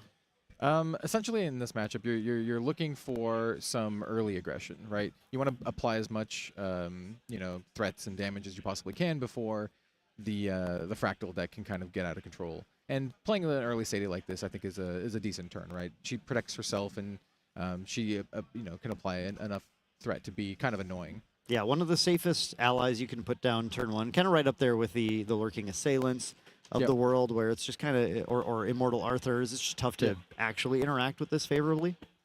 Yep, and she does 2 damage a turn. And when you're playing against a deck that only gets to level 1, the 2 damage can definitely add up over time. And having as many early aggressive threats as possible is going to be one of the key things that he's looking to get here. Yeah, absolutely. Stevo looking, in this case, for as many Fractals as he can really start with. Starts with the Fractal Snow. We were talking about it earlier, but like we think like 3 Fractals tends to be like the optimal turn, right? So how do you feel about this turn? It seems pretty good. It seems pretty good, especially ending on the Dissonant Fractal, right?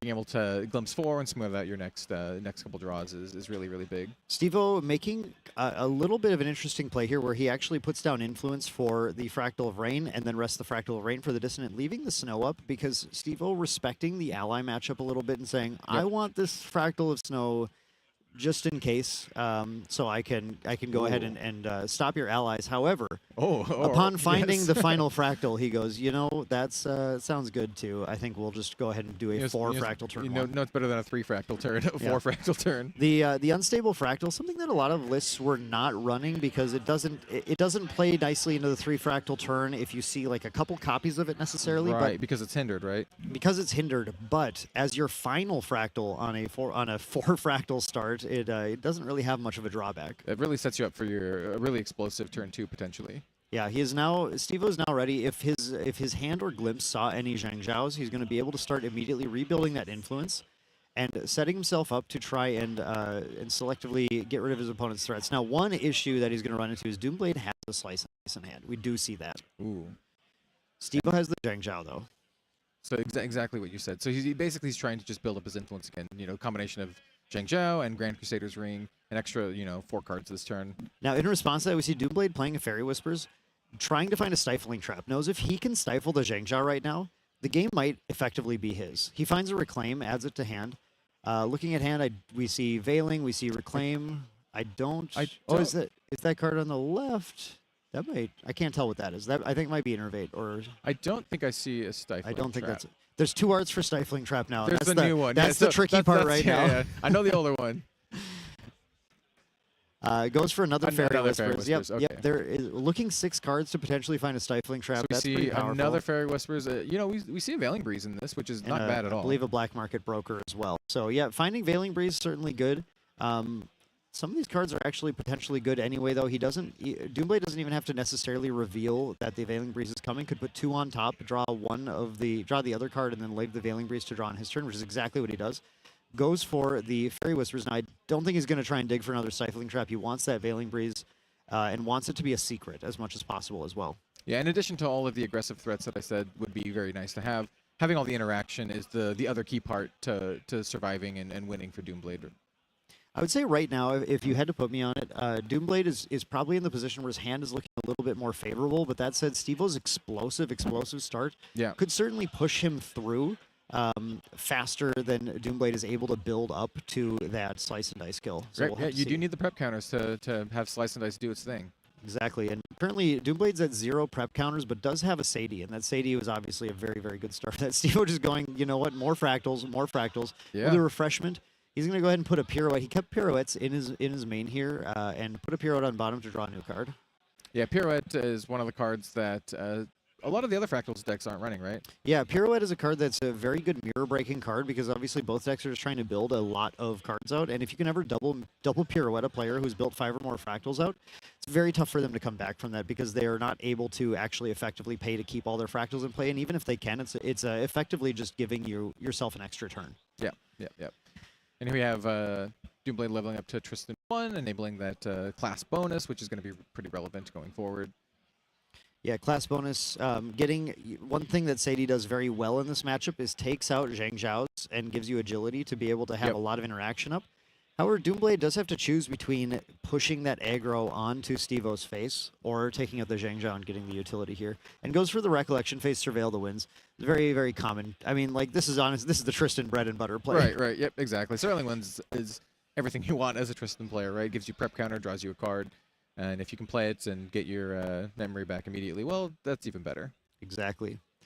And we know right now that Surveil is going to be drawing the Veiling Breeze into hand because that should still be on the top. And those prep counters are really important, like as we mentioned, to build up into the Slice and Dice. Exactly. Having those Surveils is exactly what Doomblade wants. In fact, to the point where he is going to go ahead and pop the Sadie here. Sadie into hand, extra prep counter, and just building up into that Slice and Dice skill. And then goes for Fairy Whispers as well. So Slice and Dice is effectively online now for a 9 damage swing. Yep. Not quite enough to take Stevo out, unfortunately, for Doomblade. So he's going to have to figure out if he wants to try and push. He finds another Fairy Whispers. This infinite dig. Right? Yep. Yeah. The card plays do not stop as he continues to dig and dig and dig and find everything he needs. None of those are really what he needs right now, but you definitely don't want to see the Dream Fairy in this matchup. We'll take a Windmill, I suppose, just to make sure we actually gain the card. Yep. Windmill's a nice little card to have. Replaces itself.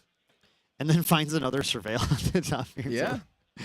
Doomblade has found absolutely every dig that he possibly can. He's had he's basically had riches and riches of card selection and card draw, and he's going to go ahead and start by dropping the Sadie, punching 2 more damage in.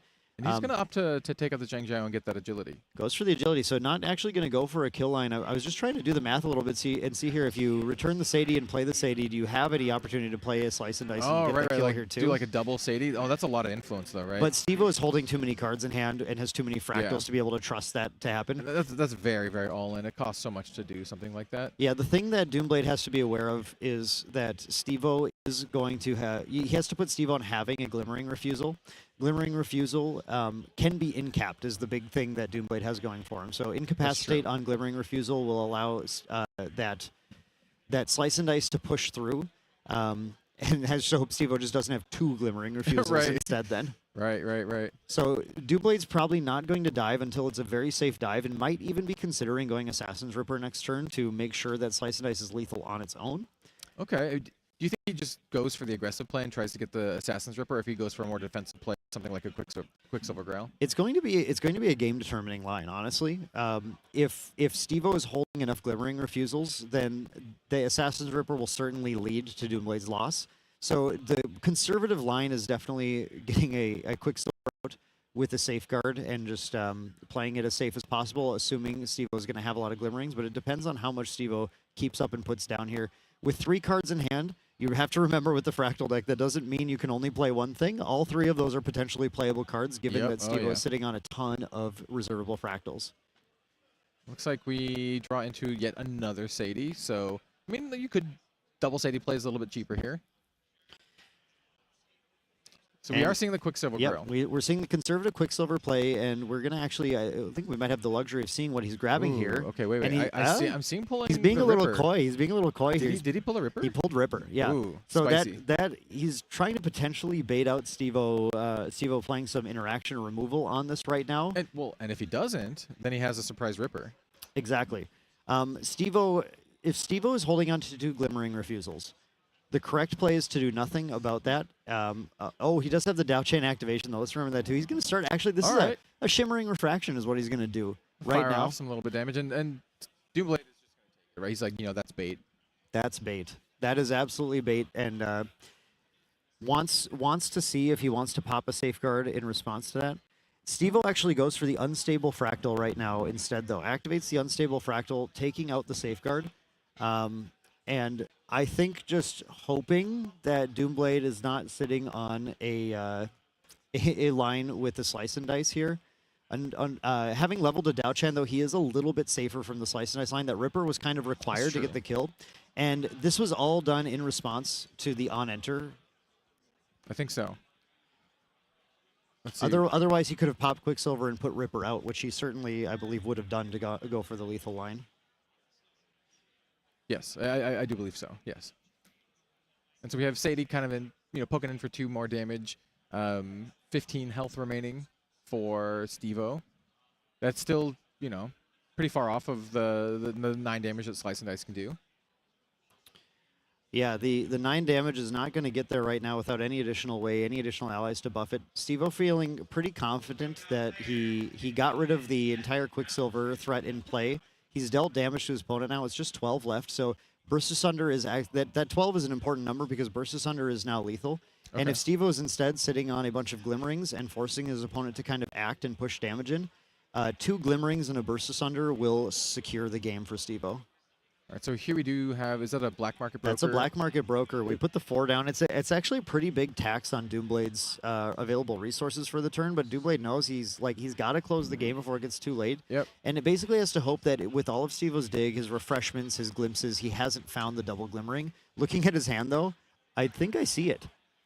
So I didn't actually catch the glimpse. You think he has the double Glimmering? I think very well he might. I know he has a Shimmering Refraction. I believe I saw at least 1 Glimmering Refusal as well. Glimmering will, again, it'll negate a card activation unless they pay equal to the number of Fractals you control or the number of Fantasias you control. Currently 5. Currently 5, which is going to be obviously too much. We have Doomblade sitting on double Veiling Breeze. If Stevo has Burst Asunder, then he has this game, and double Glimmering, then he has the game locked. Do you think he just pulls the trigger and goes for it if he does? I think he doesn't have it. Okay. Because I didn't see it in hand. He gets rid of I believe that's an Extricating Touch in order to draw a card with Scepter of Fascination. Finds an interesting line now, though. He does find a Refracting Missile. Okay. And Refracting Missile and Shimmering Refraction is 6 and 5. 11 is an almost lethal line, but not quite. But the Scepter of Fascination that he just got is an important card here, too, because this allows him to put 2 more Glimmer counters on Dao-Chan and activate that Shimmering Refraction he has in hand on Doomblade's turn as well. So he can potentially, as a line, to bait out Veiling Breezes and then try and Refraction on his opponent's turn to get some additional damage into. And depending on how he plays it, could potentially still find a sort of Refraction line to win the game, but it will require him playing some Fractals this turn, I think. Okay. It looks like he's going to start with 2. Just the Fractal of Insight. Yep, I think he's just going to, I think Stevo is currently just missing Burst Asunder. I believe he went for the Scepter because he did not have a Burst Asunder in memory and wanted to try and draw it with a Draw 2 this turn. Interesting, choosing not to glimpse with the Fractal. He's doing math right now. 1, 2, 3, 4, 5, 6, because he did go down a Fractal from that Unstable being popped. So he's at 6 Fractals now, which means 6 damage Shimmerings and 7 damage Refractings. And that is at the lethal line now. So this is enough to give it a shot, to force out interaction. He's going to force the interaction right now, certainly.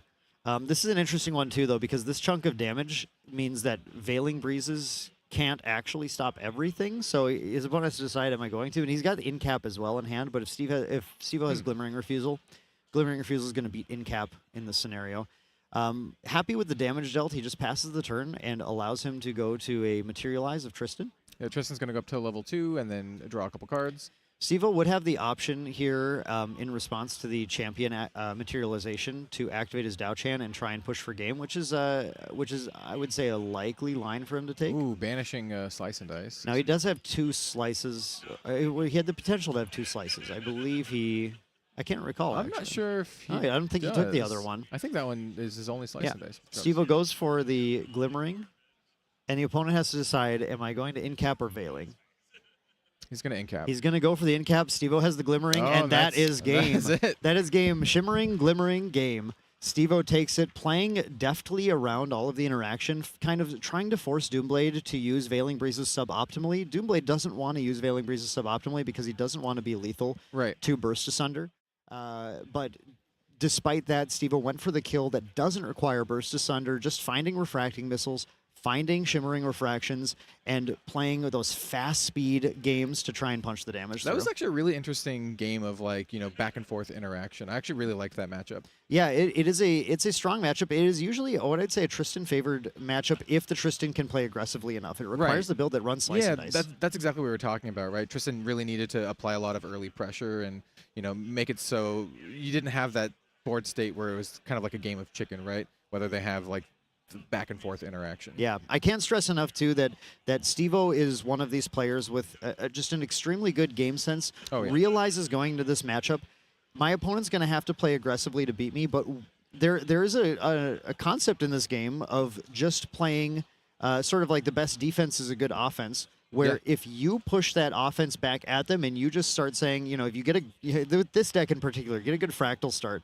and start just pushing damage sources at them, they have to expend resources to stay alive. 4 fractals is a pretty good start, right? 4 fractals is frankly that's as good as you can ever realistically we were expect actually to get. talking about this when the stream was a little bit down. Dan and I were still like kind of like casting to ourselves, right? We were chatting about it, and we're like, all right, what's the most optimal start here? And we're like, three is kind of like generally considered to be like the most optimal, unless you get a really cracked hand. Yeah, 3 is like the great start, right? Yeah. 4 is the start. Yeah. This is pretty strong. That's like you do the nuts kind of thing. Steve-O had kind of just the things he needed to. Part of that is the deck draws and glimpses so much, though, right? You're able to find those things.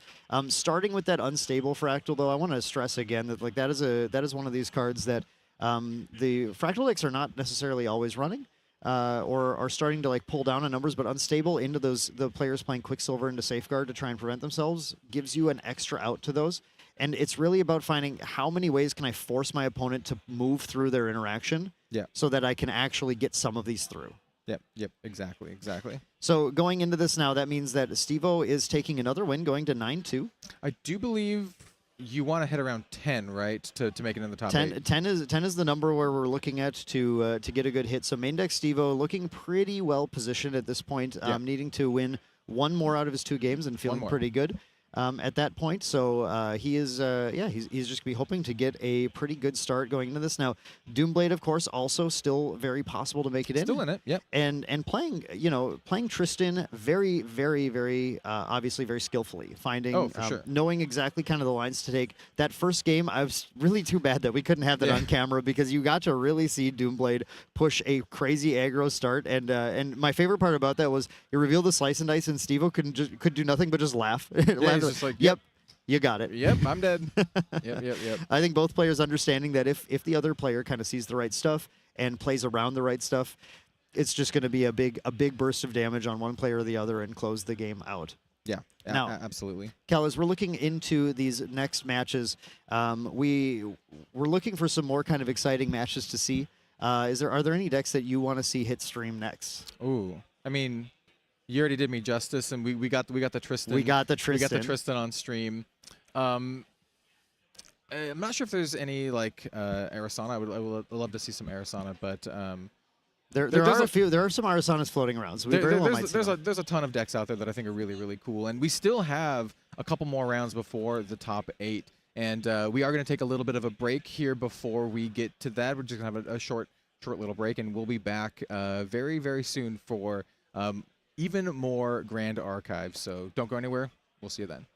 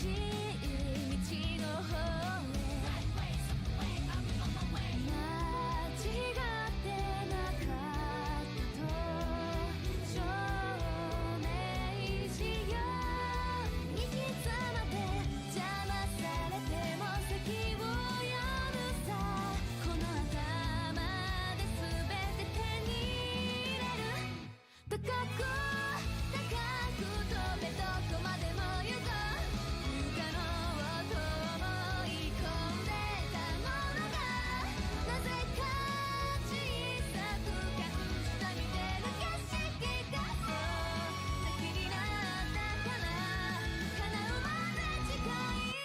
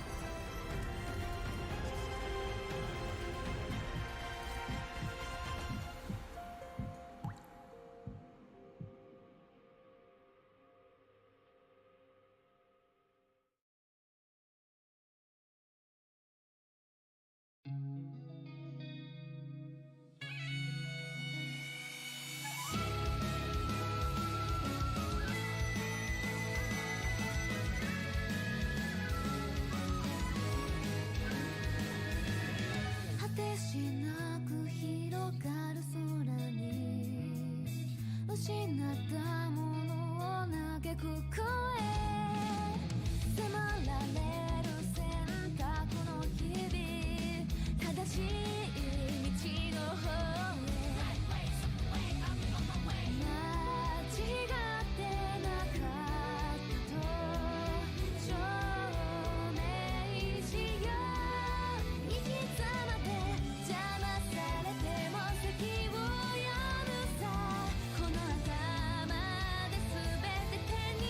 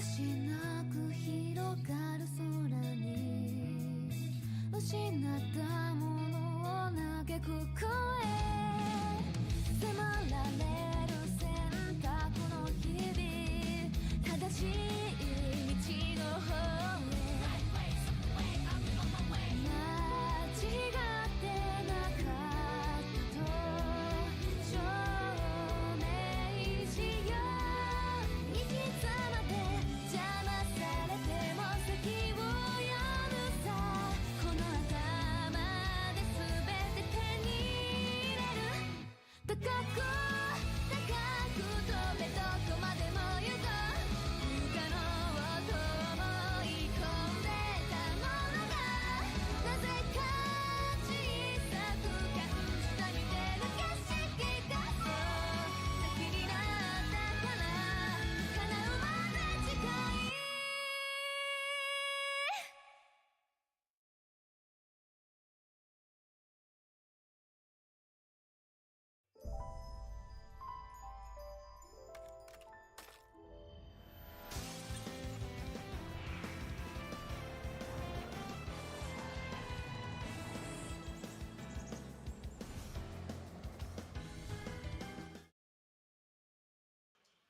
How's it going, everyone, and welcome back to Ascent Seattle here in the beautiful Pacific Northwest. My name is Kel, also known as Red Zone Rogue, and I am joined again in the booth by none other than Valk. How are you doing today? I'm doing well. This day 2's already off to an amazing start. Oh, I'm yeah. super excited to watch all these matches going on. That last one was incredibly close. Very It's cool. so fun to see, and I'm happy to be commentating this next one. Yeah, me too. We don't exactly know what the matchup is quite yet, but there's a lot of little bit more variation than I might have expected going into day 2, which is pretty cool. Like we just saw a Fractal game, but we paired against Win Tristan, which was really cool to see. And I felt that that particular matchup was like really interesting, and there was a lot of interplay between all of the interaction between, which is cool to cast personally. Yeah, there's really, as the interaction between both players, both fast speed, just who's going to go ahead and try and make that first move, make Yeah. the other person react, and we saw in the end, Steo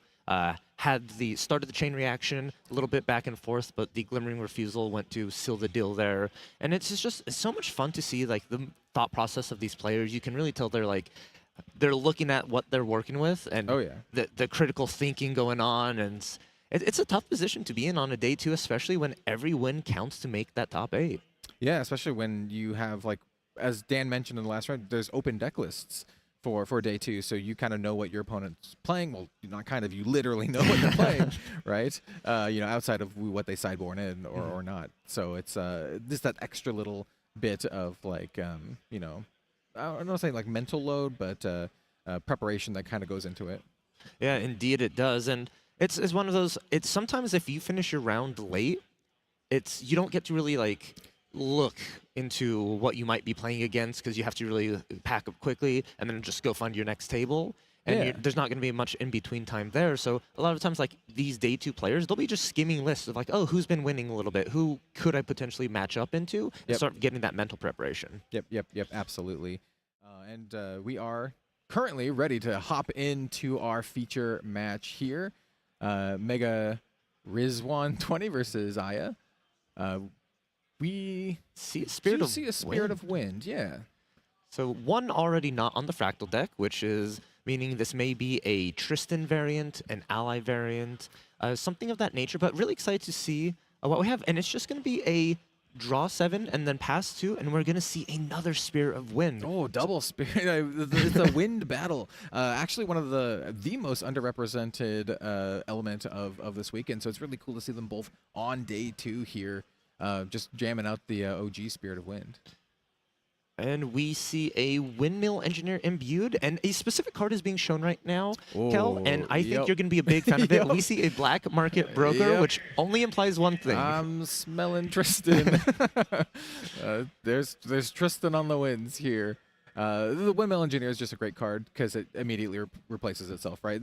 We mentioned this over the weekend, but cards in Grand Archive that replace themselves are just really, really good. And it can accrue some value over time as well with a little bit of chip damage. Indeed, it does. And like one of my favorite turn one plays for like win decks or Tristan decks is imbue Windmill Engineer, and then have that reclaim in hand. So if in case the opponent tries to remove that, you reclaim it back to your hand, set it up for next turn, but then you get a free floating memory to level up into your champion. And it's such a very smooth transition. Feels like flawless, like the bread and butter of what Win really wants to do. Oh yeah, absolutely, 100%. And for Aya's turn, she immediately jammed into the GCR. Immediately cracked it to draw a card. And looking at her hand, she's got Dungeon Guide, which is kind of a clear sign that she wants to get to level 3, right? Indeed, yeah. Usually, like in water decks, when you see a Dungeon Guide, you're like, oh, take advantage of Scepter, deal some extra damage. But in Wind, it's particularly, okay, this is an advanced element we're going to be aiming for. And we're going to just really see. I'm just curious, trying to like catch glimpses of a hand. I see some mage cards. I see some defensive cards. Not exactly sure what Aya is going to be running here. Yeah, it looks really interesting, to be honest. We do see just a pass back to Mega's turn, and he's just going to immediately, backup charge or crack it, kind of like a standard kind of thing. Kind of act like a pseudo GCR here. Oh, and I think I actually see in the bottom of here a Azure Dragon maybe on Aya's side in that material deck. Ooh, interesting. So it may be a Guajia Wind list, not the turbo one that we've seen earlier in the event here, but really curious to see exactly where she's going to be taking this. And Mega opening up with a Sadie, another really strong assassin card. It does have a class bonus where you gain on kill agility 3, but even without that, it's a prep counter generation that's norm, goes neutral. Yeah, and it's also just really annoying to kill, right? She always has the ability to return back to your hand, get that prep counter. Sadie is definitely like an assassin staple at this point, especially if you're going to be playing like Wind or any assassin deck that's not like all in aggro, where you can't afford to spend time bouncing her back to your hand. But in a deck like this where you're playing Wind, she's just very resilient, and also can help you generate those prep counters so you can get to your slice and dice turns, or your if you're going to go bigger for the shadow strikes. Yeah, it's a great way to just maintain board control as well. Yes. Allies are very valuable when it comes to that aspect, because they can continuously keep removing other allies off the board, opposed to like a spell that just is a one-time use. And the fact that Sadie has built-in protection, you mentioned it, and it is so valuable that an ally can remove something and then protect itself. Yeah, and Sadie's just really good at like taking stuff out, especially once you have that class bonus, and you can get that agility 3, which helps you maintain hand size and maintain interaction against all of these other explosive decks out there. And here we see our first activated card, Expel the Departed. Expel the Departed. So we're going to go ahead and clearly see that this is going to be a Tamer deck, one of the few cards that came out in the recollection decks that's very beneficial. Right. Yeah, you called it. We have Guoja with the Dragon Guoja, right? And I'm curious to see if they're running the true command combo, right? The Byakuo command into the Seryus command to really make the Dragon OTK, one turn kill your opponent pretty much with that initial attack. Part of the cost for Guoja when you get that Fate Stone is you do have to reveal every card in your material deck to your opponent. Yep.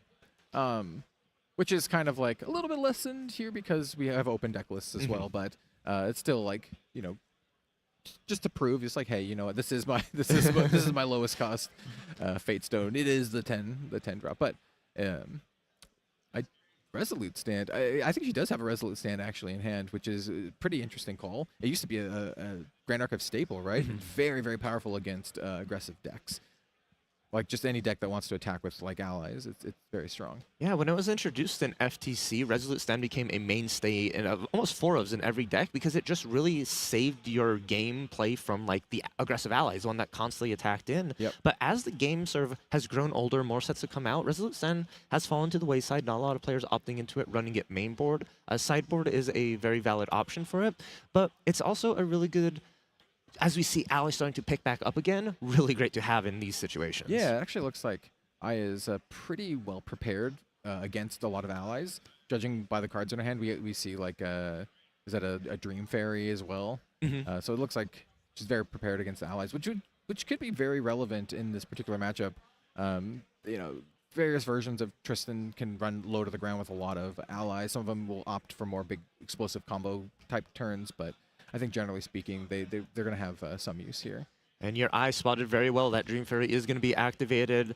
And entering the field, I assume we're going to be targeting the Windmill Engineer because Sadie will just be able to return herself. Yep, Sadie will just bounce herself back and then get that prep counter. Mega Rizwan is not going to let that go without having a response. We do believe perhaps a wind reclaim for the Windmill Engineer, maybe a Stifling Trap to stop the Dream Fairies on enter. Okay. But it's a little bit of options. This isn't going to be too detrimental to your game plan because you could always use that Windmill Engineer to level up later. Yeah. And it's giving you cards back in hand as the Windmill already replaced themselves. So, it might be net neutral just depending. Okay, so we do see Tempest Downfall on Sadie, and she's just going to activate her ability and bounce back to hand, getting that prep counter. It is kind of like a tempo play, right? It's not straight up removal. It does tempo the Sadie back to hand. So, Mega is going to have to invest resources into playing it again. But, we'll see your girl Sadie again. Yes. Very soon. And there is going to be a 1-minute time extension for our featured match table today. Okay. There was just a little bit of a judge ruling, checking to see if one of the players did draw for turn, and we had to double check that, but it was ruled that it was, and a little bit of time extension continues. Yeah, just a 1-minute time extension here on this particular match. I do believe we're going into a materialization on Mega's turn, banishing another Dream Fairy. Which is another like classic card that you see play here or there, but it's always one that I like to see. We're going up into Tristan level 1 with the 2 prep counters here, opting to put the prep counter on Tristan. You basically want to get up to 4 prep counters by the time you feel that it's right to level up into 2, so you can draw the 2 cards. Champions that draw cards off of their level up effects tend to be very, very strong. And if you're playing a deck that wants to get to 2 or even 3, it's just very good.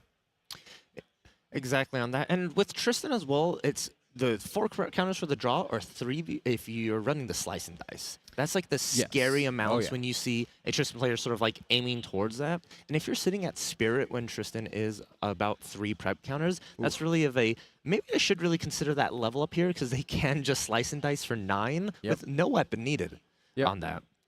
Yeah, and if you're running a version where you're running like the Ripper, then it can compound and become so much more damage.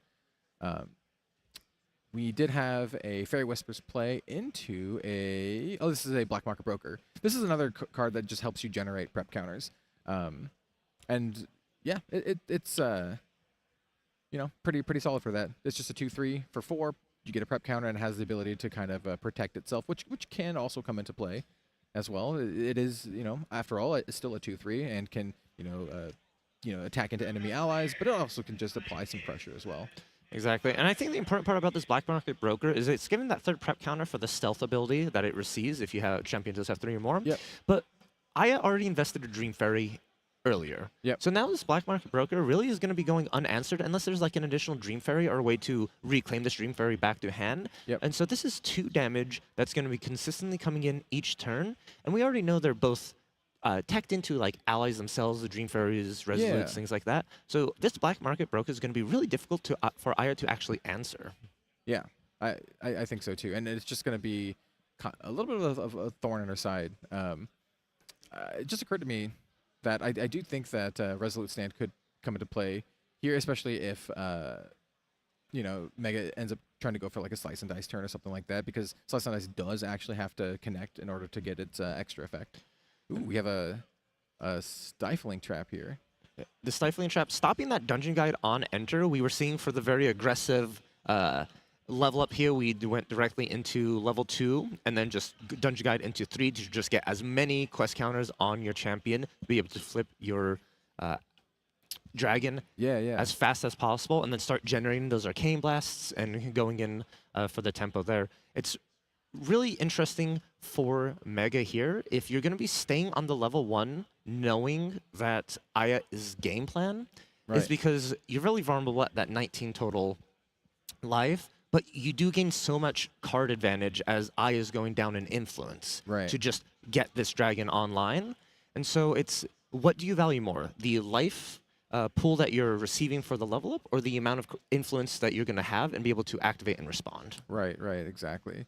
And we did see this Windwalker Boots coming down. This is one of my favorite cards in the Wind Tristan deck.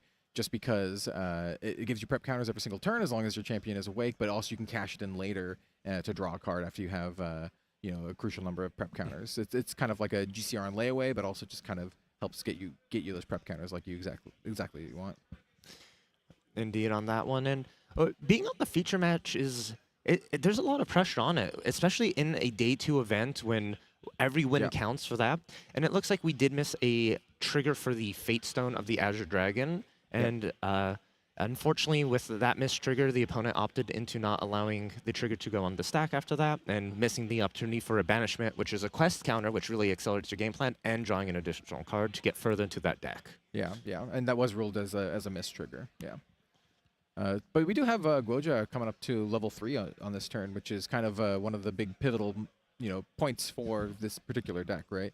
Can you tell us everyone a little bit about how Guoja works and how she interacts with the Fate Stone and the Dragon? Yeah, so Guoja's whole concept about in Abyssal Heaven is working with Fate Stones, and Fate Stones are pretty much spirit animals sealed into a stone, but on their other side they become allies. And we just see here the arcane variant of this. The Seiryu Azure Dragon is being transformed from their Fate Stone into a 4/12 Spell Shroud Taunt body.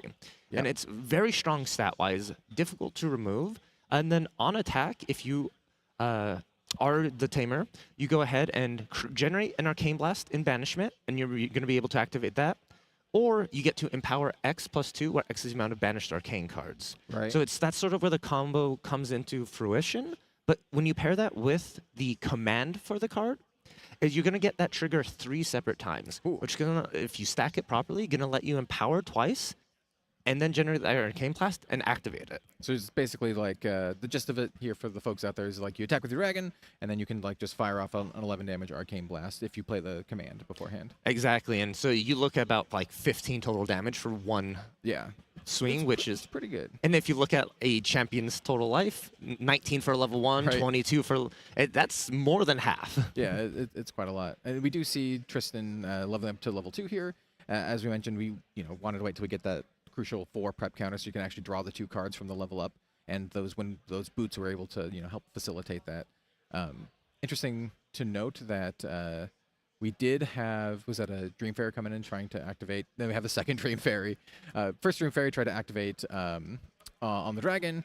I think she did a lineage release to protect, and then we have the second Dream Fairy to seal that dragon away. Exactly, and this deck is unfortunately frail in the aspect of once you lose your dragon, you lose your main win con and pretty much everything that you're aiming to do on that plan. Right. So the first Dream Fairy gets negated by the level 2 lineage release of Guajia, and that's perfectly fine, but seeing that second Dream Fairy immediately come down just spells an unfortunate game 1 there for that Azure Dragon, and both players just going straight into their sideboards, hopefully going to make their matchup slightly better in their favor. Yeah, into game 2. So generally speaking, how do you feel about this particular matchup?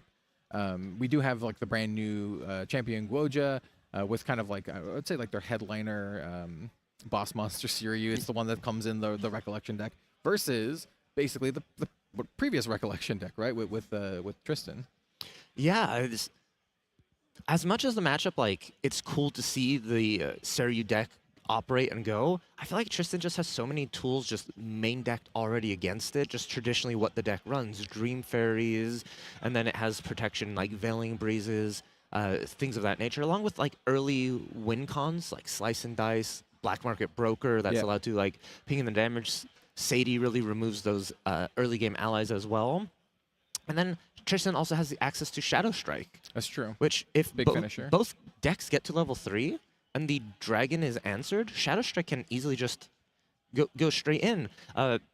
If the dragon attacks in, just trying to get that first Arcane Blast generated, and Tristan can kindly respond with a even larger attack. So, Shadow Strike is very, very good against like taunt stuff just in general. So Shadow Strike's just a great finisher. And we mentioned the Dream Fairy before, but the dragon has Spell Shroud, and a fairy is not a spell, so it's still able to affect it, which is kind of one of the few cards in the game that can actually just 1-for-1 out the dragon, just for a low cost of just 3, which is pretty rough for the dragon.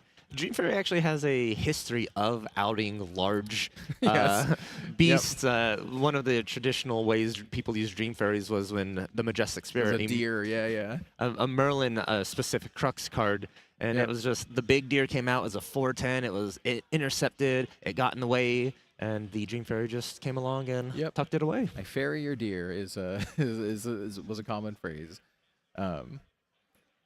Yeah, so I think in this, do you think that Aya's game plan is like just to kind of turbo out her dragon as soon as possible and try to leverage into those kind of like combo plays, leverage in those commands into the attacks to apply as much damage as soon as possible, or is she going to try to go for a more tempered approach here? I really do believe that the deck works best when you do operate it as fast as possible, getting to the Seryu, and just catching your opponent off guard. If you're able to command attack the Seryu before your opponent catches you, then that's where it really shines. The early game, and it's very unfortunate as well, the first 2 turns were sort of just draw pass, GCR Right. draw pass, and it wasn't set themselves a little bit behind on the tempo that you want to carry throughout the deck. And then Mega just had all the answers to it, the Stifling Trap as well to that Dungeon Guide, because it would have allowed Seryu to flip that turn as well. And so, yeah, it's difficult to say exactly how you want to navigate after that. I think you just stick with your game plan, though. Yeah, and I think also having like Mega playing Sadie early on was just proved to be annoying enough. It's just so resilient to removal, and I did have various amounts of various degrees of removal in her hand, but Sadie's just so resilient to it. You try to Dream Fairy it, well, it just comes back to my hand. You try to do any other thing to it, it just bounces back, and you still get the advantage of getting that extra prep counter, which you want to build up to anyway. So Sadie, like an early Sadie, I think for Mega is something that he's definitely looking forward to see. A lot of times when your opponent does have a Sadie, you sort of have to trap them into ignoring it. Yeah. You have to allow them to maybe attempt to return it to their hand when they only have 2 cards in hand, so you could respond by removing it off the field, or maybe they go a little bit heavy into their recollection phase with Surveil the Winds and Fairy Whispers and don't leave much cards up to protect the Sadie from there. But otherwise than that, she's sticking around. Yeah. Yep. Incredibly resilient here.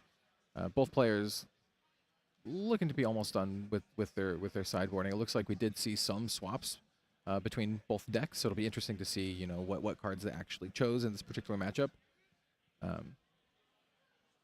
Yeah, I do think the Tristan deck is very versatile and has a lot of like main board answers.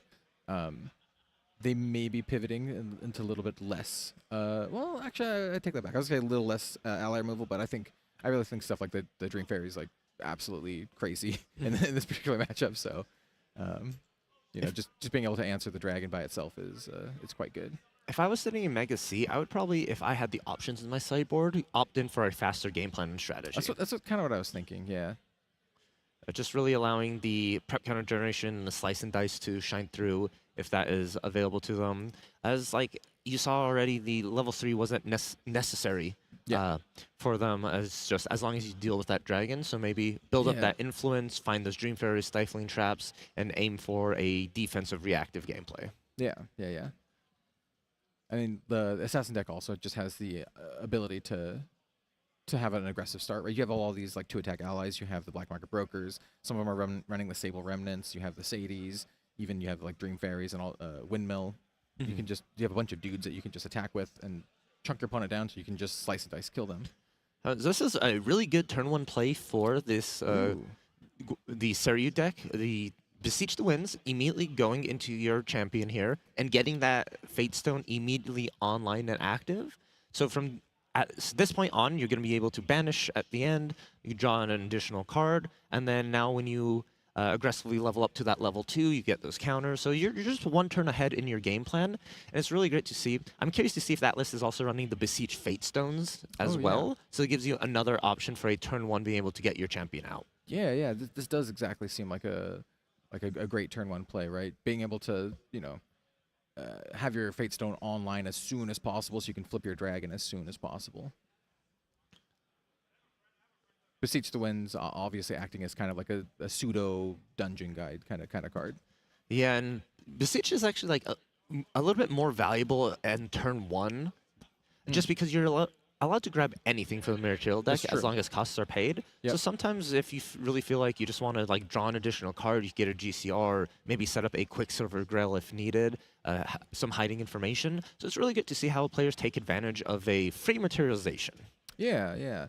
Looking at Mega's hand, he does have a couple cards he won't be able to play for a little while. He's got a couple Shadow Strikes. Looks like just confirming hand size. As the second player does Could draw be- 7 yep. and then draw 1 for Could turn. be 8 total, yeah. That's always one thing when I play, play this game. You have to, like, your 7 out and then your extra 1, right? Always have to be careful though, because sometimes you may forget what spirit you're on, and it may Right, be a that's Gwyn true. spirit. So That's you gotta. Here we have the Windmill Engineer coming out once again. Just a great little turn 1 play, immediately replacing itself. It's a body, can chip in for some damage. And like we said, it's really important to get into this, get your opponent into like a slice and dice range. And it's the kind of deck where you're like, if you can do that, that's great. You can get an early kill, but it can also pivot into like a more late game kill with the Shadow Strikes if you need to. And Imbue is actually a really fun mechanic that is in Grand Archive. Because it's a double-edged sword. You get a bonus effect for imbuing, which usually they're all very good. Oh yeah. But you reveal information to your opponents. They know 2 cards that you now have access to. That's true. And knowledge is very powerful in the game. And it's a great way, the way I see players play around with the imbue knowledge that they provide. Sometimes they just imbue the same cards over and over again and just being like, I'm fine with you knowing this. Or sometimes players will imbue a card like, hey, I'm showing you I have this. Now you have to constantly play around it just in case. Yeah, 100%. We do see a Portentous Tengu come into play, which is kind of like a new version of like a backup charger, right? But it has the extra little bonus for Goja, so you can get that quest counter. Once again, we see Goja, leveling up again, like outside of materialization phase with this dungeon guide. This kind of deck and strategy is usually called something akin to like Turbo or something like that, where you try to level up to level 3 as soon as possible. And that's exactly what Goja wants to do. She's all about getting up to level 3 and activating her big boss monster, right? Indeed, yeah. And we already see 4 quest counters. On the on-enter effect of Goja 2, they opted into not putting quest counters, so you get to draw a card.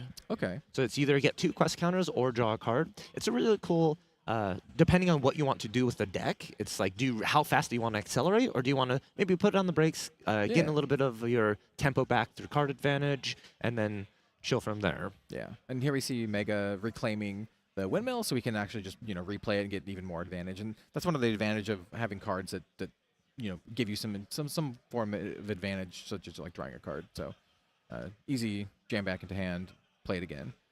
We have level 1 Tristan. Probably just going to slam on a prep counter here. Once again, you really want to get a crucial number of prep counters, 3 or 4, depending on the game state, or even more if you get to the late game and need to do a big Shadow Strike. And so we already see Goja level 2. Not really like, there was no early game allies to really put in the work for Mega. So now it's starting to feel like the window of opportunity you had to play that early game slice and dice sort of strategy is slowly fading away, and you're going to want to start getting prep counters, hitting that 4 mark and going into Tristan 2 to draw. Playing a little bit more for the late game, especially since Goja's already has 22 health. Here we see that Windmill Engineer again, revealing the Fairy Whispers and the Broker. Which is, the Broker will come into play later, likely, being a key card to help generate more prep counters. Yeah, and taking a quick peek into Mega's hand, we are seeing a lot of purple. And so that's one thing Tristan sometimes run into, where you draw a lot of your Umbra element cards. And that's really a determining factor of just like, how quickly do I need to get to level 3? Is my hand going to get so clunky that I'm just going to be stuck with Umbra cards and not be able to do anything? But luckily, Sadie is a very beneficial way to solve this problem. Yeah. You get to put 3 down to activate her, and then you get to pick up 3 if you get the on-kill effect with agility, and then you can put any 2 cards down to return her. So you could opt to put in your Umbra cards down to use as a level up, or you could put cards that are no longer needed from the early game, and she's a great way to just set up your level ups. Yeah, for sure. And we did see that Sadie on-kill activation happen here with a combination of Sadie herself plus the Windmill Engineer taking out the dungeon guide. So level 3, Guoja.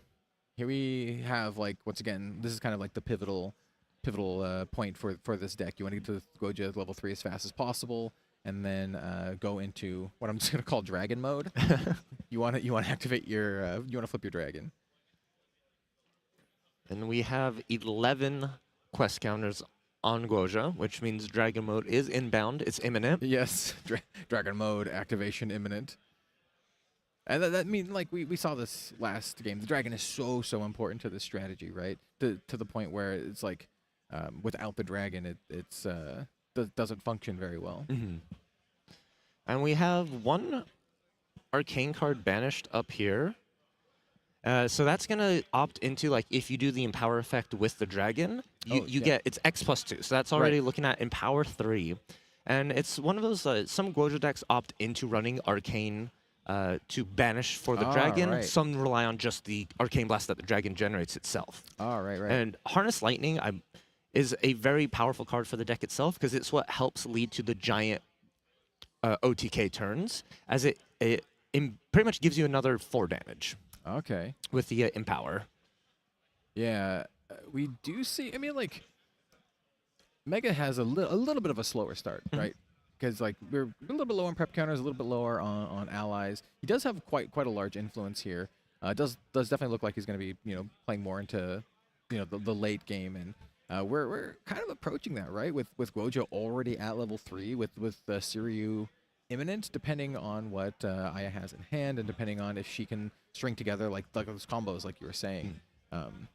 It's just a pass here. So basically, what that tells me, if I'm the other player, right? If I'm playing against Mega and he just passes, I'm like, he's got the interaction. He's scared of the dragon, and he's got some answers for it. So I think it's a lot of respect between both players, because we see right here, Guoja has the 11 counters and the dragon's able to be flipped, but not opting into that because you don't want to run into the Dream Fairy removal. Yeah. And Mega realizing this play and just, I need to keep cards up to stop this dragon. And so it's a little bit of a game of chicken here of who's gonna go first. Is the dragon gonna get flipped and then Mega's gonna be able to answer, or is Mega gonna have to make a play and then the dragon's gonna be able to flip and go ahead and combo off? Yeah. And this Incandescent Reliquary is a really nice card that's just going to help accrue advantage over time. If you have the least influence, you get a draw card, which is just fantastic, every single turn. And so, like, I think her strategy here is to, instead of flip the dragon, like you said, to maybe build up her influence with effects like this over the next couple turns. Indeed, and here we see just a draw some cards and pass, and just daring Mega to go ahead and make a move, because if there's one small misplay, that dragon will be getting flipped, and we got a little sneak peek in that hand as well, and it is going to be a very, very disgusting turn if that dragon flips. Right. And so on Mega's side, I think both players are, like, just kind of, like, building up, right? We're setting up to, like, a big, like, final showdown here, and Mega is opting into another card that actually gives you advantage over time. We get the boots again, and the boots will give you an additional prep counter every single turn at the end of your turn if your champion is awake. So this is just another way to help build your prep counter so you can get to 3, 4+ prep counters, which is really what you need. But other than that, he's just kind of, like, content to he's like hanging out. He's just building up his forces. He does. Looking at his hand, we do see those Shadow Strikes. We see stuff that would enable, like, a surprise Shadow Strike turn with the Dungeon Guide if he ends up wanting to get to level 3. But it looks like, I see the counter doubling card. The name escapes my head, but the prep counter doubling card in his hand too, which can be a really, really powerful card. It's a pretty high cost card, but it will double the number of prep counters that you have. So once you start getting up to, like, 5, 6 prep counters and then doubling them, that's when you can do your, like, big OTK Shadow Strikes. Yeah, and the Mastermind Scheme is such a great Mastermind Scheme. And when you hit 8 or more prep counters, it also gains you the Agility ability as well. Yes, that's true. Which really, like, it doubles your prep counters and almost pretty much costs free, since you get to recover those cards back from memory into hand. And moving on. So with this, like, sort of game we're playing of waiting for each other to do something, Mega is at the advantage with these allies that's they're small. They're 1/1s and a 2/2, but they are going to be able to slowly start chipping in. We're already seeing Aya at 8, and if no actions are being taken on either end, these allies are going to just add up. Yep. You just need to apply pressure, right?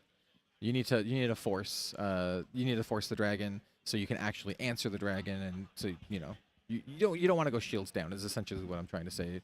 To the point where you can just get bursted out of nowhere. So he's being very respectful. Understanding that the dragon is a very real threat.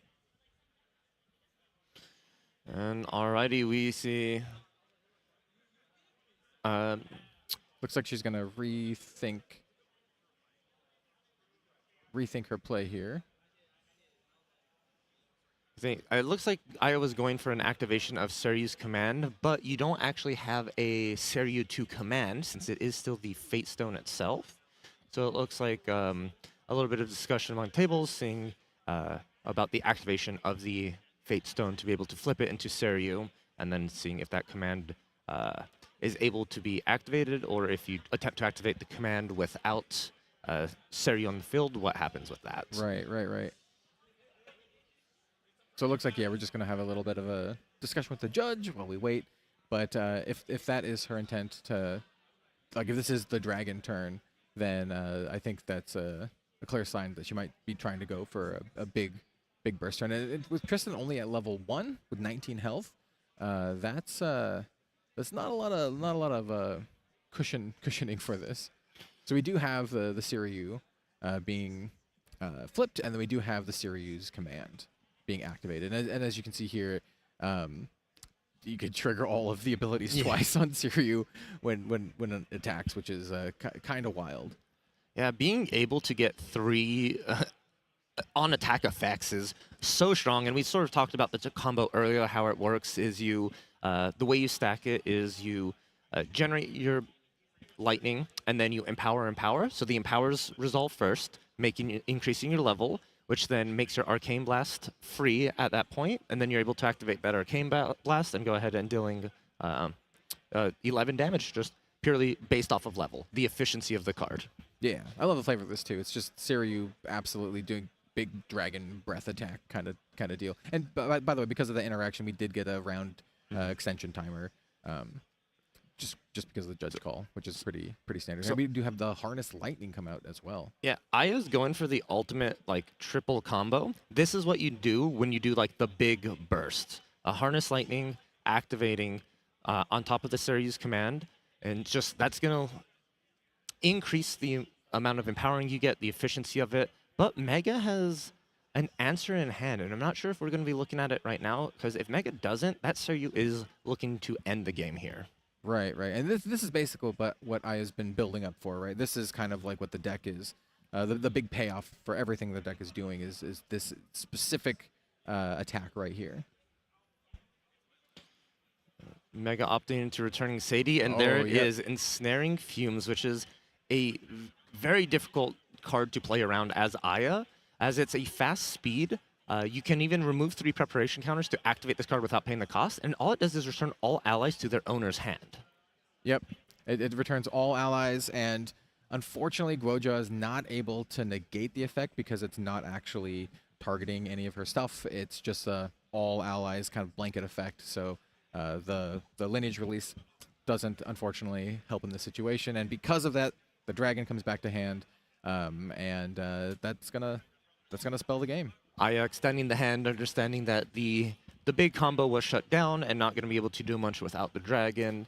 Yeah, I think this particular matchup was pretty rough for her, just because of all of the interaction versus the dragon. Right, the dragon itself is very large. It has ability to protect itself from spells, but not from blanket effects and not from allies like the Dream Fairy. And just because of that, it kind of gets a little bit of a hard counter, I would say. It really does. Wind is probably the one element you don't want to play against when you're playing these giant allies, is because Wind has so many options. I always consider it the toolbox element. It has answers to a lot of the things, because against water, that dragon is staying there. They barely have onboard removal to be able to take care of that. Even fire, there are some answers, but not a plethora from.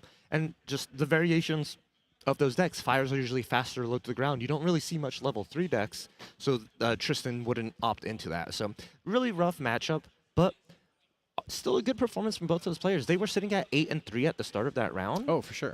Which shows that they've already been a masterclass of piloting those decks. They made it to day 2, and so really happy to see just variations, different varieties of the decks that people have brought and been doing well with. Yeah, and honestly, it's really cool to see like Guoja lists just generally make it into day 2. We saw a lot of Dao-Chan and various versions of Dao-Chan, whether it's fire or water fractals, but seeing Guoja also kind of like make it into the day 2 category has also been like pretty cool to see. Also very different variations as well. We have what we would call that deck like a turbo dragon Guoja, turbo wind Guoja, where you try to get to level 3 as fast as possible and then try to win with your big dragon combo. But as mentioned, unfortunately, the combination of Dream Fairy and like the bounce spells just makes it pretty rough. Yeah, it's a very difficult matchup to navigate, and I just, it's one of those, sometimes you run into an event and tournament in a round where you play against the deck that hard counters you. And like anyone who plays card games knows it's like, if you're playing in an event, you likely have good matchups and bad matchups. If you're playing a very, very strong deck, you probably have a lot of good matchups and maybe a few bad matchups. But like, you just like, please, I want to dodge my bad matchups. Like anyone who plays in events knows this. Like, you know, you can like run the tables or something if you get a lot of like good matchups. And it's just part of card games, right? And it's kind of like that system of checks and balances that makes games like this just really fun. Indeed, if a deck had only good matchups, you would then wouldn't be fun, right? It'd just be all the same deck. Yeah. And then just stuck in that mirror match, constantly playing it. Yeah, so exactly. It's really the nice checks and balances, as you said, the rotation of I beat you, you beat me, well, this beats that. Yeah. And just sometimes a tournament run, you just get very like good matchups. You see that miracle road into day 2, and maybe it's paved all the way into top 8. Yeah, and as we mentioned before in the previous round, players are looking to get 10 wins. Is kind of like the key number you want to make it into the top 8 today. So there's you know, there's a little bit of leeway, but not so much as we're kind of like closing off this round. We still have several, you know, one more round at least before we go into the top 8, and then we'll see what happens then. We are currently setting up the winners interview, so we will have the player interview just momentarily when they're ready to talk. But yeah, like generally speaking, like this is my first time talking to you on coverage today. How are you personally feeling about like how things are going right now with the event? Yeah, things are going amazing. I feel like this event has been exceeding my expectations. It's been wonderful, and even there's the day 2 matches when I was walking around checking everything out. The variety of decks that made it to day 2 was very surprising. I love to see it, and can't believe we're already at round 4 for our day 2. Yeah, it's flying by. You know, like once again, I'm always stoked to see. I'm also stoked to see Tristan doing stuff. So that's great to hear. And it does look like the interview is being set up. We'll be ready in just a few seconds. We're gonna hear from that Tristan player from Mega as well. Yeah, it looks like they are actually ready. So we're gonna go down to that right now. All right, we are here with Rizwan, who just won the last round playing Wind Shadow Strike Tristan. Rizwan, how did that match go for you? How did you feel about that? Honestly, I felt really confident because when I labbed this matchup for like the last week, I was like, oh, this just dies to Assassin. So I didn't have to worry because like we have Dream Fairy, we have Ensnaring Fumes, we have Extortion Scheme. Like there's Exploit Vulnerability. There's so many options. Yeah, I will say watching that match, it looked like a very commanding kind of classic control Tristan game. You're not really interested in pressuring, right? Yeah. You're just like, you're going to drop the dragon at some point, I'm going to answer it. Yeah. I also wasn't worried because like she never had the influence to like one-shot me. So I was like, I can wait. I can take some damage here and there. And I'm like, I'll just wait. That's it. Are there any matchups now? You're looking at your last round here. I believe you got to win to have a shot here, but is there any matchup that you're looking to face or that you're kind of afraid to see? I really don't want to see aggro. Like Fiza, I don't want to see Fiza. There are a lot of Fiza matches going there. How about, I mean, obviously you would be happy to see another Wind Seiryu. How do you feel about this Fractal matchup? Do you think you got a good match there? If I open in cap, it's great. If I don't, I cry. We get to a little bit of a counter war. In cap, the glimmering, the in cap. Yeah, it can be a little bit tough. Well, Rizwan, best of luck. Great job winning this one. Hope you can make it in. Thank you. Keep winning out, and then we'll see you guys in the next round.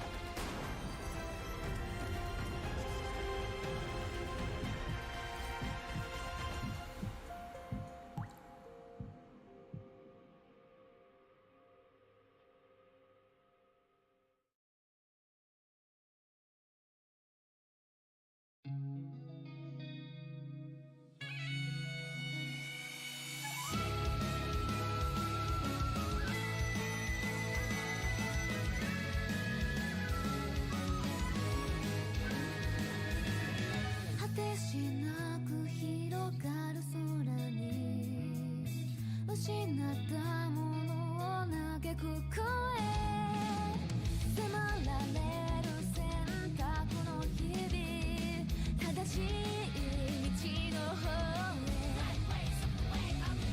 間違ってなかったと証明しよう生き様で邪魔されても席を読むさこの頭で全て手に入れる高く飛べどこまでも行こう不可能と思い込んでたものがなぜか小さく感じた見てる景色がそう先になったから叶うまで近い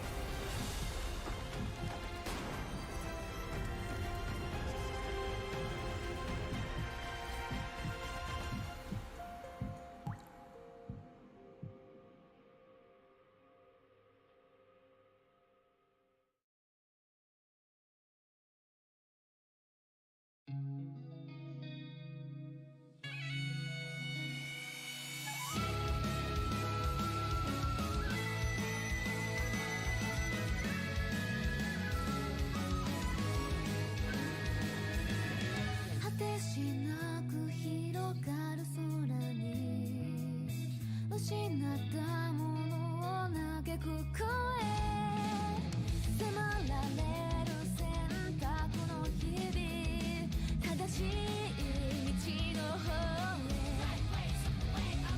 へ間違ってなかったと証明しよう生き様で邪魔されても席を読むさこの頭で全て手に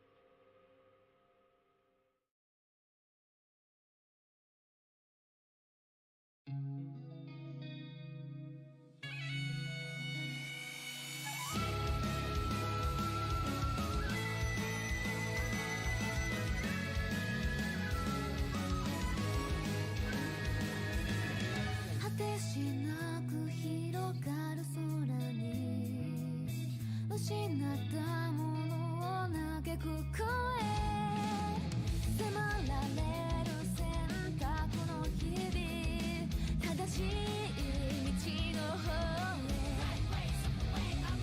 間違ってなかったと証明しよう生き様で邪魔されても席を読むさこの頭で全て手に入れる高く高く飛べどこまでも行こう不可能と思い込んでたものがなぜか小さく感じた見てる景色がそう先になったから叶うまで近い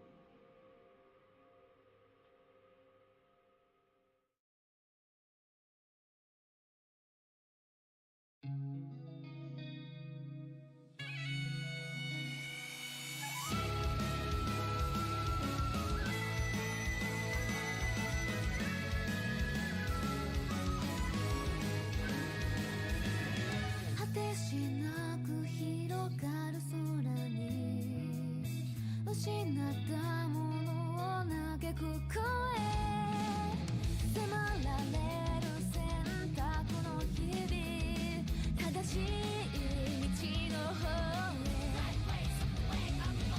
間違ってなかったと証明しよう生き様で邪魔されても席を読むさこの頭で全て手に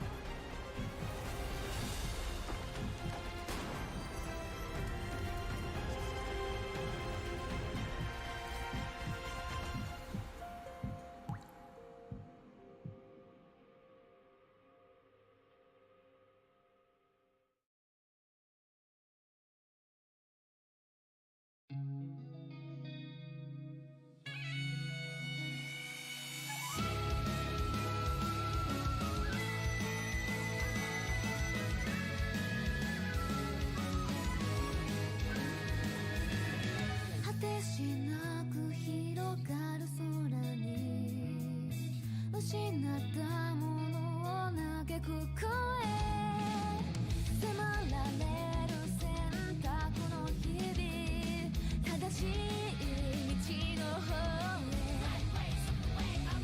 へ間違ってなかったと証明しよう行き詰まって邪魔されても席を読むさこの頭で全て手に入れる高く高く飛べどこまでも行こう不可能と思い込んでたものがなぜか小さく感じた似てる景色がそう先になったから叶うまで近い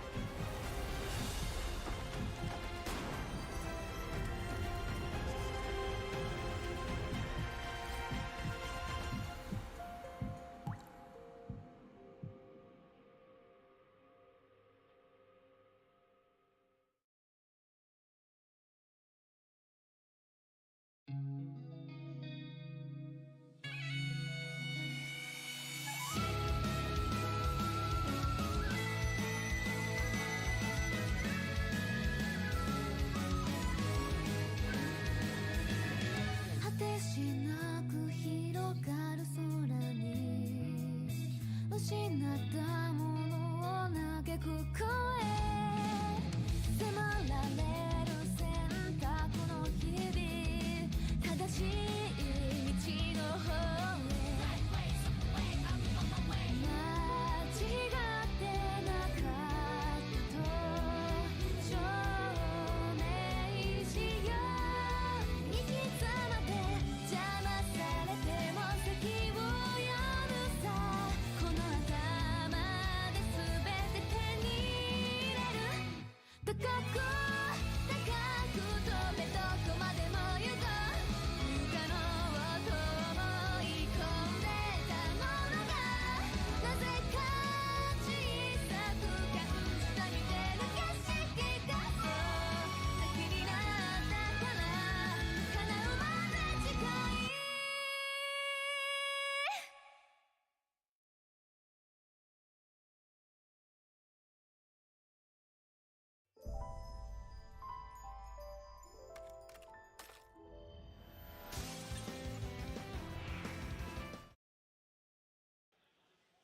Welcome back, everyone, to Ascent Seattle. I am Valkyrie, and I'm sat next to here main deck Dan.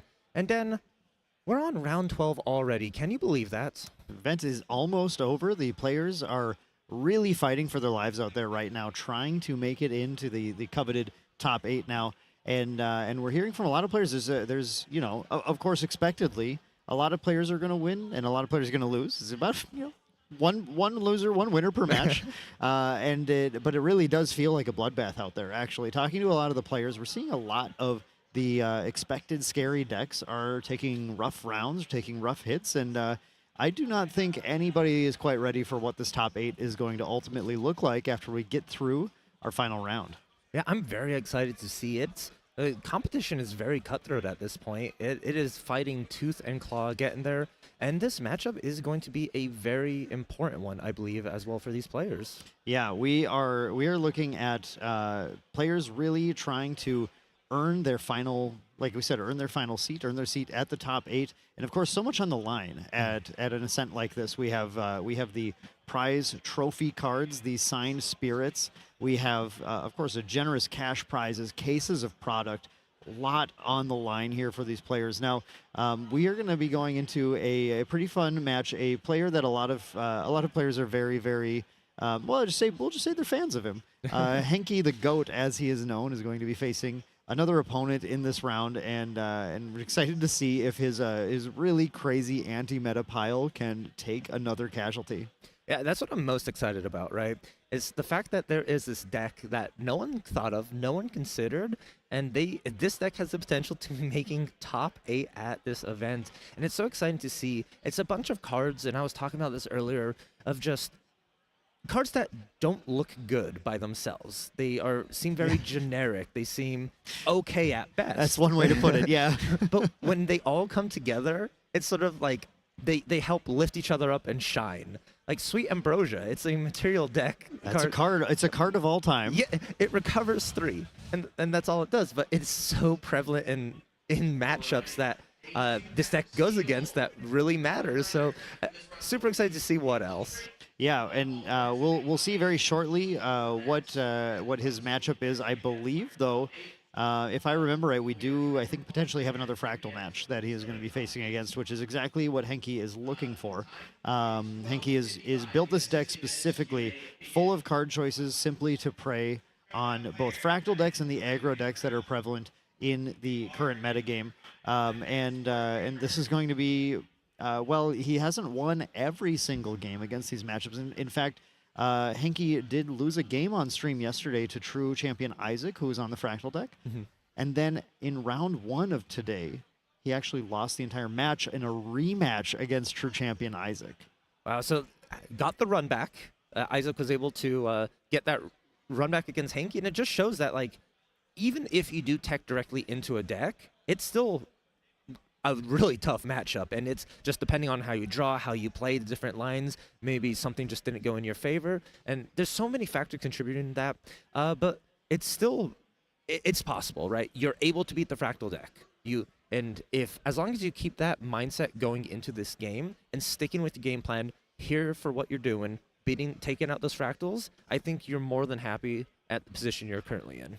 Yeah, and so this is going to be just a crucial match for these two players, Crimsis versus Hanky the Goat, both of them at 9-3-0, both of them 1 win away from then getting into that potential cut into top 8. Now, likely based on what happens in this round, it's quite possible that there will be some amount of sort of bubbling out. Some players who are going to have the requisite numerical record, but based on things like match win percentages, their tiebreakers will cut them out of top 8. And so always a heartbreaking moment, but both players fighting for their life right now for the opportunity to be able to sneak into that. And of course, Hanky the Goat, with his well-positioned anti-meta deck, is really hoping to be the one that makes it in and gets to see more of the decks that he specifically wants to beat. Exactly, yeah, and that's why day 1 was so important. And we're just going to be jumping into our game 1 here. And it looks like Crimson won the die roll. We're going to start seeing. And as a Fractal deck, you just want to develop 2 to 3 Fractals on this turn 1. That's your game plan. And if you get to see a distance Fractal, that's even better. Exactly. The 3 Fractal build is ideal, but here we actually see from Crimson just a single Fractal build, a Fractal of Refreshment, and choosing not to use the on-enter ability as well. Usually indicating either that it is, we have 3 good cards, or we have no water cards, which is a Unlikely, but possible as well. And the Fractals, it's one of those, like, you can see the deck on stream a lot of the times, but there are different variations of it, almost like a flavor. What flavor of Fractals? And I caught a little glimpse of the Hand of Crimson, and there was a Lost in Thought in there, which means you're probably looking towards a little bit more ally heavy with the Frostborn Paladin, things of that nature. Exactly. There are a number of these different Fractal builds out here. Many of them were going into the last round in contention for getting into top cut. And despite that, some of them are they all have their own flavors, like you said. This one is more of the floating memory based one, and Crimson has managed to pilot this very well up to this point where he's almost going to make it in. And the ability to use that floating memory to put in things like Frosthorn Paladins might be something that helps get through some of Hanky's constant recovery that some of the other builds maybe would have kind of wished they had. Indeed, and with that knowledge of what Hanky is playing, maybe that's why Crimson's taking it a little bit slower, only developing that one Fractal, not wanting to get double blown out by a Disenchant and a Mystic Purifier on turn 1. So we see the Disenchant coming in.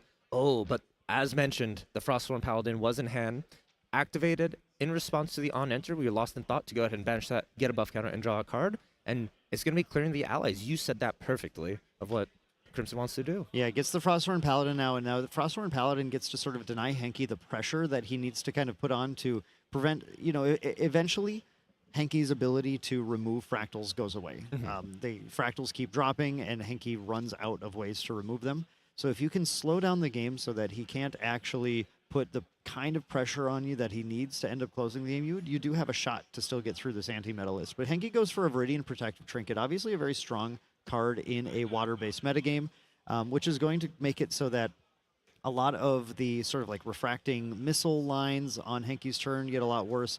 It's tougher to deal with things like this Gildas with a 3-card hand. There's almost nothing that you can actually do that is water-based. But especially with no Fractals in play, things like currently Shimmering Refraction is a 0 damage spell, not something that Crimson is exactly looking to play. So we do see what I heard happen a lot in the previous round too.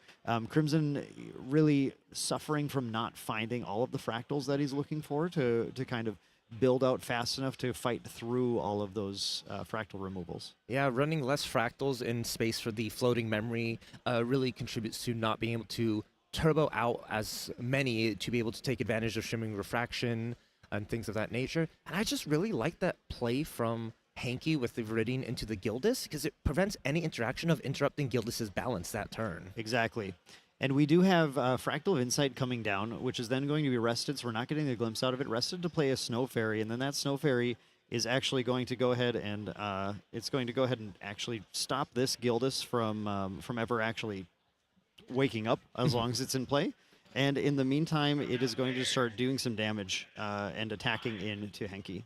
I'm very curious to see if Hanky has an answer to the stealth, because a lot of the removal that this deck has is ally-based itself. So the Snowflare is going to be tapping down the Gildas for quite a while now.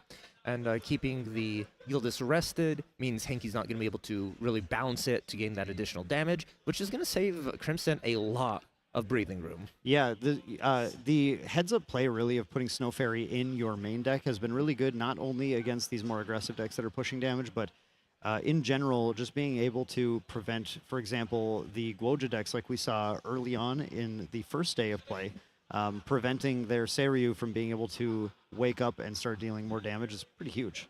And we see Hanky with another Disenchant, and then a card that we saw last time, but Zhu Sheng, and this time it is going to be able to be activated and resolved on the field. And it's a very interesting, it's a unique domain, and it's a new card type called a Siegeable Castle.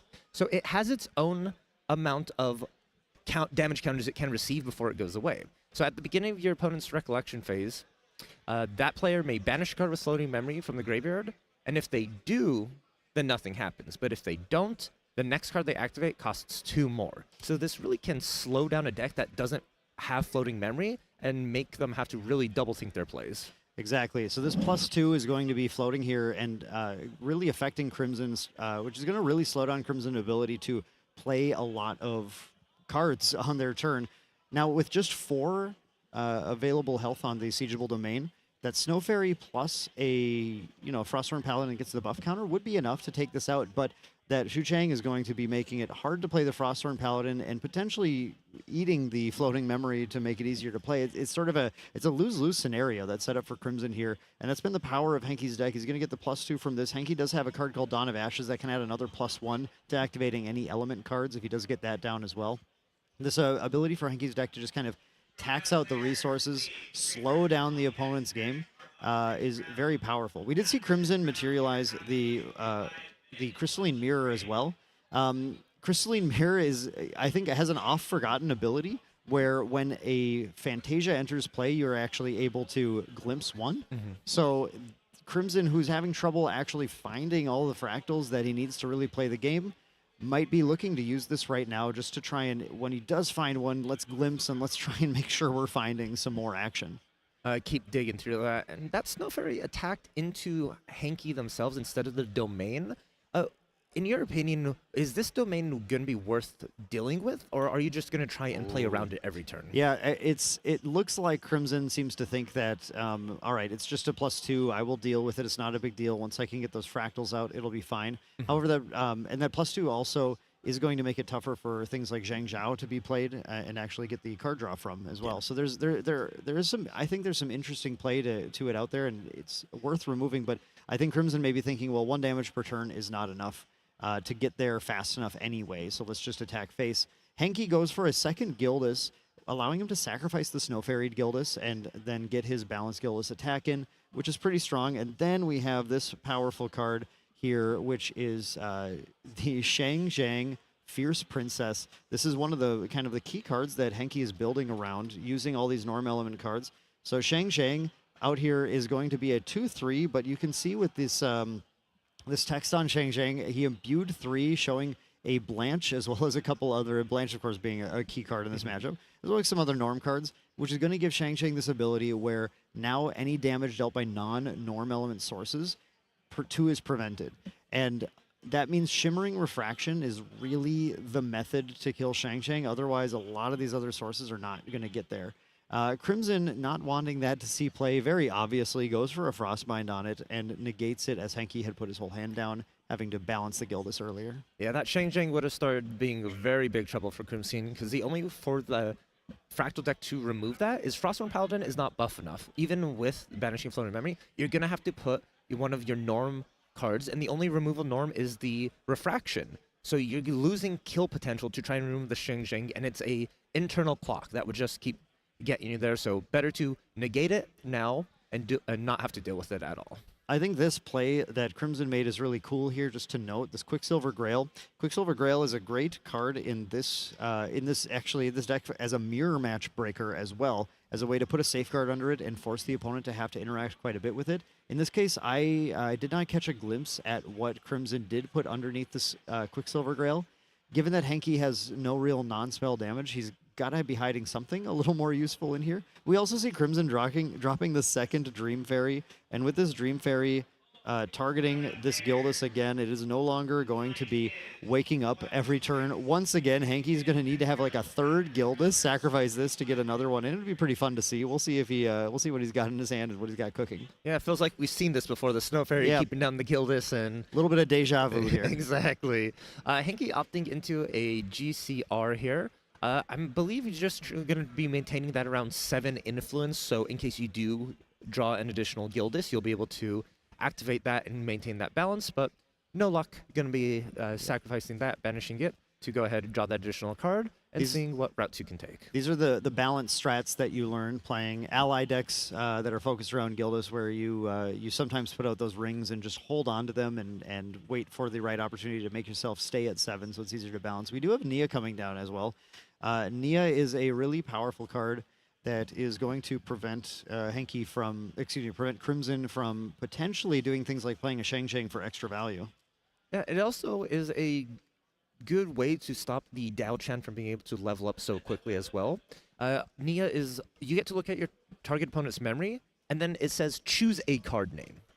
Yep. And so that it doesn't have to be in your opponent's memory. As long as you name any card in the game, it will cost 1 more to activate. So you can name a champion, which means that Crimson will need a floating memory and then 1 additional card from their memory or 2 cards from their memory. It's going to make leveling up so much harder. as you're going down on influence. You're not netting even with a floating. Yes, and in this case, we did hear Hanky name Dao-Chan level 1. So exactly what you're saying, Valk, that Dao-Chan is going to be a little more resource intensive for Crimson to bring out. Often this deck likes to do things like just play a single Fracturize on something and then use that to level. And that route isn't really open. And it's again, this combination. We have this Nia naming Dao-Chan. We have this Xu Chang who's just adding that +2 tax. It's just taxing, making the opponent not be able to have the resources to keep up. And when Crimson is not seeing Fractals like this and just playing kind of this like this pseudo allies deck, but without really any of the powerful allies in play, it's putting Crimson in a very, very tough spot. It is indeed, and we saw on the reveal from the Nia that there were 2 burst asunders in the memory of Crimson, but those cards don't do anything if you don't have any fractals on the field. They do 2 damage. They do 2. They do 2 damage, but that's it. And we also saw the charged mannequin coming down from Henke with that, actually utilizing this power cell in a different way than we see a lot of water decks using it, just to create a 2-cost 2/3 instead of like fracturizing it or something. Giving Henke more pressure, is able to deal 3 more damage, and you can already see how much damage Crimson has taken. And Crimson's still refusing to go to Dao-Chan level 1, trying to set some other things up. Trying to find a way out of this. We did see without that assassin bonus that that Nia gets taken out, so we no longer have that Dao-Chan tax. I think Crimson again doesn't want to be taxed so much, but is instead continuing to pay in on that Xu Chang. And this time going, all right. Maybe, you know what? Maybe the Xu Chang is actually getting a little annoying and puts 1 damage in on it instead. So it's just 3 more to finish it off. And with these allies in play, it's very capable of being done next turn. Yeah. On the turn when you activate a Frostborn Paladin, having to pay 5 for it and not drawing a card or getting a buff counter, you're starting to realize, like, maybe I need to get rid of this if this is what it's going to be taken to clear the board here. And everything, all resources spent into that Nia, you need to get it off the field in order to be able to think about leveling up here. Yeah, and Crimson, I think just saying right now, thank goodness I at least have Snow Fairies, because this game would have been over long ago if these Gilduses were allowed to run free. Yeah, Gildus is a surprisingly deceptive card. At first glance, it's a 1/3, and like, oh, if I have the same amount of cards in memory as I do in my hand, I get to attack for 4. And it's like, my opponent won't do that often, and then you realize it's 1 swing, 2 swings, 3 swings with 4 damage, as it's much easier to balance 3 than people initially thought. And so Gildus becomes a powerhouse that wins the game by themselves. Yeah, exactly.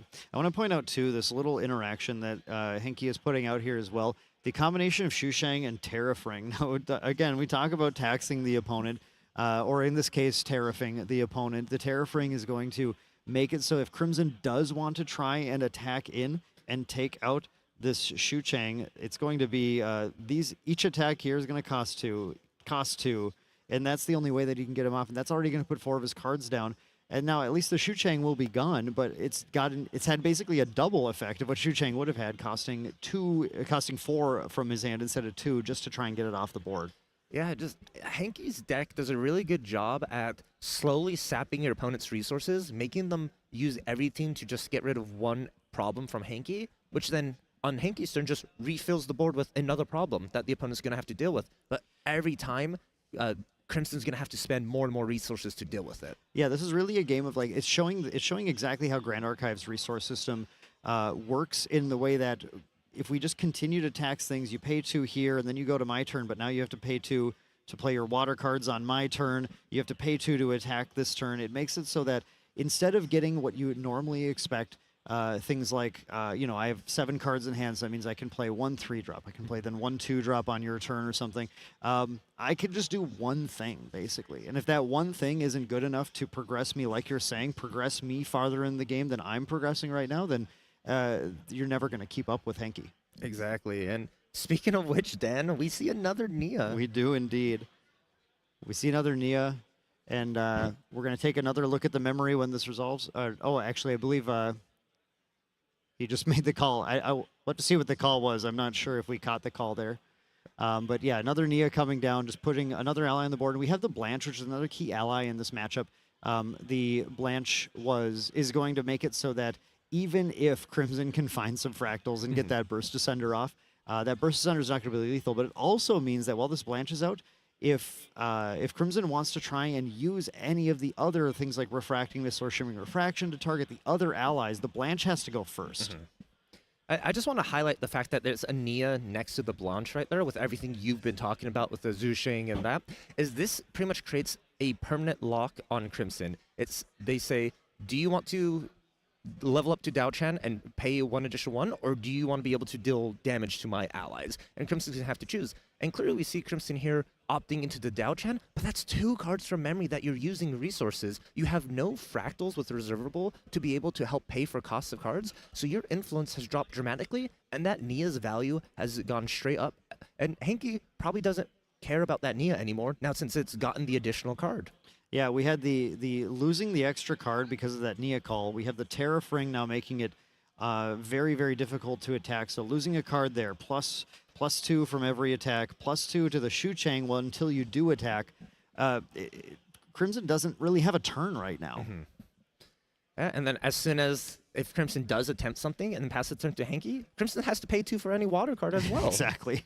It's just it's 1,000 taxes that he has to deal with to be able to even play the game. Meanwhile, this whole time we have this coming and now this coming and now this coming, and it's again at least you can attack with the Gildas, but otherwise it's going to just be continued pressure from Hanky as Crimson is pressured not only on taking the damage, but just trying to even play the game in the first place. 4 for a Fractal of Insight. That does not feel good. No, I think that means Crimson doesn't even feel like Crimson's able to even like rest this Fractal of Insight and glimpse and try and find something else.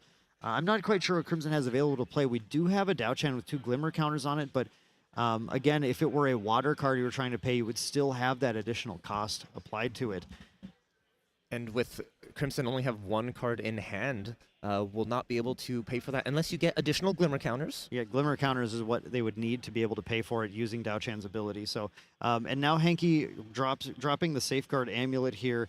Not a taxing card, but one that says, all right, fine. If you do manage to get through this, you do manage to get through to get through all of the other taxes that I'm applying to you while I'm applying pressure, then now this is going to stop you too.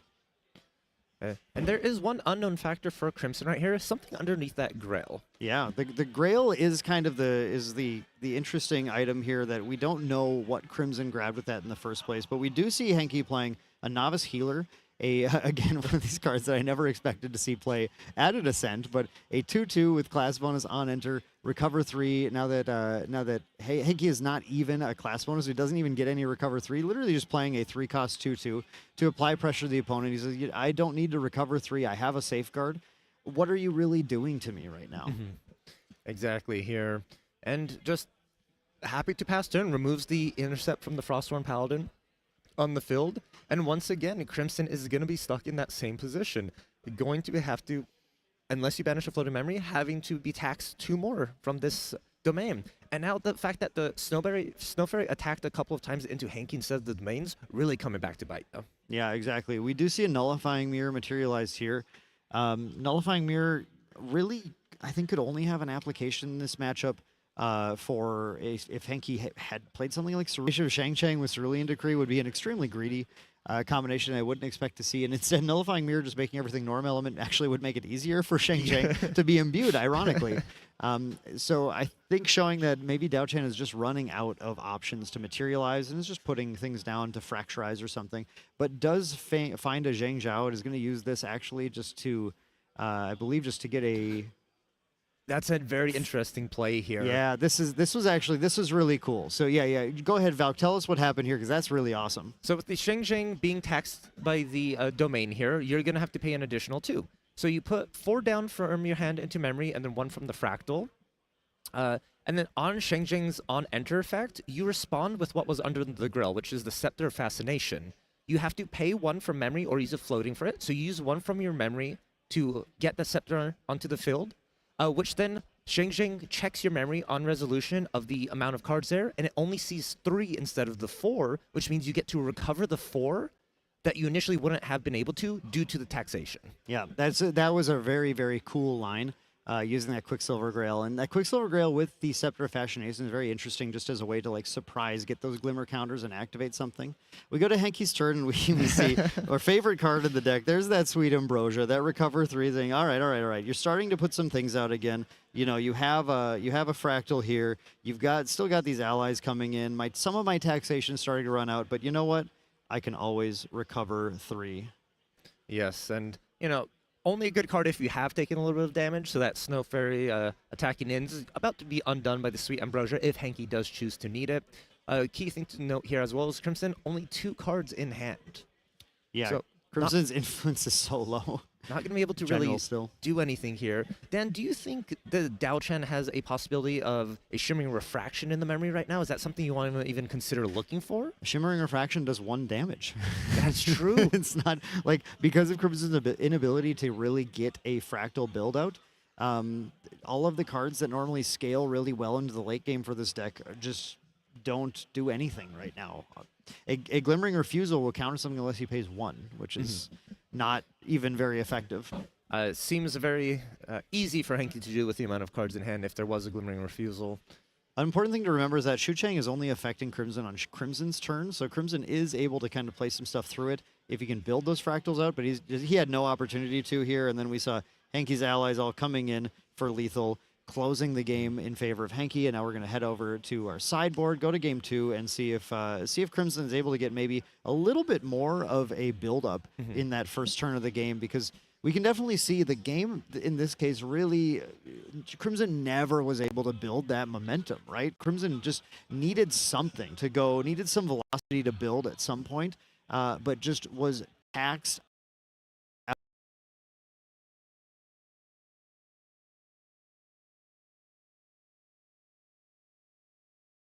As we want to bring back that, as well as just the Fractal run less Fractals are more susceptible if they are removed from the field, cannot recover as fast. Right. Opposed to lists that we saw that with 20, 25 Fractals into it, you lose. That's okay. You can keep them going. And Hanky's deck really showing that if you're in that particular matchup, you really have to be careful with the amount of Fractals you are activating, and if you do have enough to keep the pressure. And I do want to point out, too, you can run 25, you could run 30, you could run 40 Fractals in your deck, potentially. You can still see 20 cards that aren't Fractals when you're drawing, right? This is still a TCG. We do have some of this variance. Crimson realistically thinking, okay, with 20 Fractals in my deck, I'm going to get a Fractal about 1 every 3 cards. On average, right? So the average game your opening hand should have somewhere between 2, slightly over 2 Fractals if we were going to break it down into an actual decimal point. Meaning that Crimson is expecting to get 2 Fractal starts a lot of the time, but getting a 1 Fractal start, not even close to out of the realm of possibility here, whether or not he had 20 or 25 Fractals in the deck. Yeah. Disenchant, it's such a... we talked about it. Random commons printed that you never think would be like the all-stars of a deck, but like you are more than happy to see a Disenchant in your opening hand if you're playing the deck Hanky is against these matchups. One thing I think that's cool about the choice of Disenchant over cards like Expel the Departed, which we've seen in, for example, from the Guoja Recollection deck, but that has seen play in sideboards of other decks here over Disenchant, when it was they were just looking for simply Norm Fantasia removal, is that Disenchant in a deck that is trying to balance a Gildas is a lot more playable than Expel the Departed, which I think leads probably at least in part to Hanky's decision to play this year, because you can play that 3-drop like your Shang Chang or something while that Gildas is in play, get that balance on Gildas, and then you still can have the 3 cards left over to pay 2 in order to disenchant the opponent's Fantasia, which is just part of those like little, again, incremental gains. It's not just about taxing your opponent, but it's making sure you can use your resources as effectively as possible, because you're not going to really win the game, and this is, I assume, is how Hanky lost some of his rounds as well, by taxing the opponent but not overwhelming them with things either. If you're both just playing 1 card per turn, neither of you are really gaining ground. Indeed, it's the 2-pronged attack. You need to attack their influence and attack their life total as well. Right. And now Crimson getting the start on this round is going to start... Valk, do you think this is any better than the last round? This is 200% better than your last start. Especially, just even if you didn't have 3 Fractals, just the Dissonance Fractal to set up your future turn as well is so much better if that would have been your only Fractal. Just because you dig, you get to search for as you've been saying, Fractals. The deck is about Fractals. You need those on the field for your cards to do something. Yeah, Crimson getting this 3 fractal start is definitely putting a lot more momentum in his hands. Hanky wanting to see a disenchant, I believe, right now, but looking instead to go, hey, let's play the tax game. Puts down that Shu Chang again, so that Shu Chang is going to be a thorn in Crimson's side.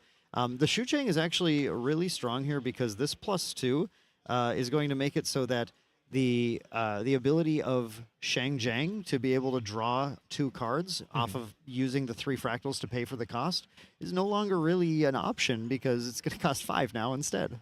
That's true. It's a permanent fractal taxation if Crimson's wanting to be able to develop things on their board without having to pay. Exactly. We're going to see Crimson go for the Water Resonance Bauble here, getting the extra card draw, a common card that we're seeing in a lot of material decks, even main board, due to the prevalence of water right now. Although after this weekend with all the fire decks as well, maybe things are going to change a little bit more. But we're going to if we're going to be taxed, let's just go ahead and oops, nope, he can not only pay 1 for this, so can't forget the Shu Chang. We gotta pay 3 in order to play that Dissonant Fractal now. And that really, I mean, Dissonant Fractal is a powerful card, Valk, but paying 3 for it really hurts a lot of its strength. It does, especially if you want to keep up defensive options as well. It's a nice little pay 1, look at my deck, set up my turn. But if you're paying 3 for it, you really can't opt into anything else that specific turn if you want to be able to interact with your opponent. Yeah, and as we see here, Crimson having done that, that potentially could have been, imagine in a world where Shu Chang is not here, if that happens, that turn was actually play Dissonant Fractal using a Fractal, and then use these 3 Fractals here to pay for a potential Shang Jiang, draw 2 cards. At that point, Crimson is going, okay, I built 4 Fractals, I've restocked my hand with everything, I am feeling pretty good, but man, this Shu Chang is already doing work again in this round, showing a lot of power for a card that I think a lot of players were underrating going into this. Yeah, it's a lot of players not really looking at it or keeping in mind like the potential of what it could actually do.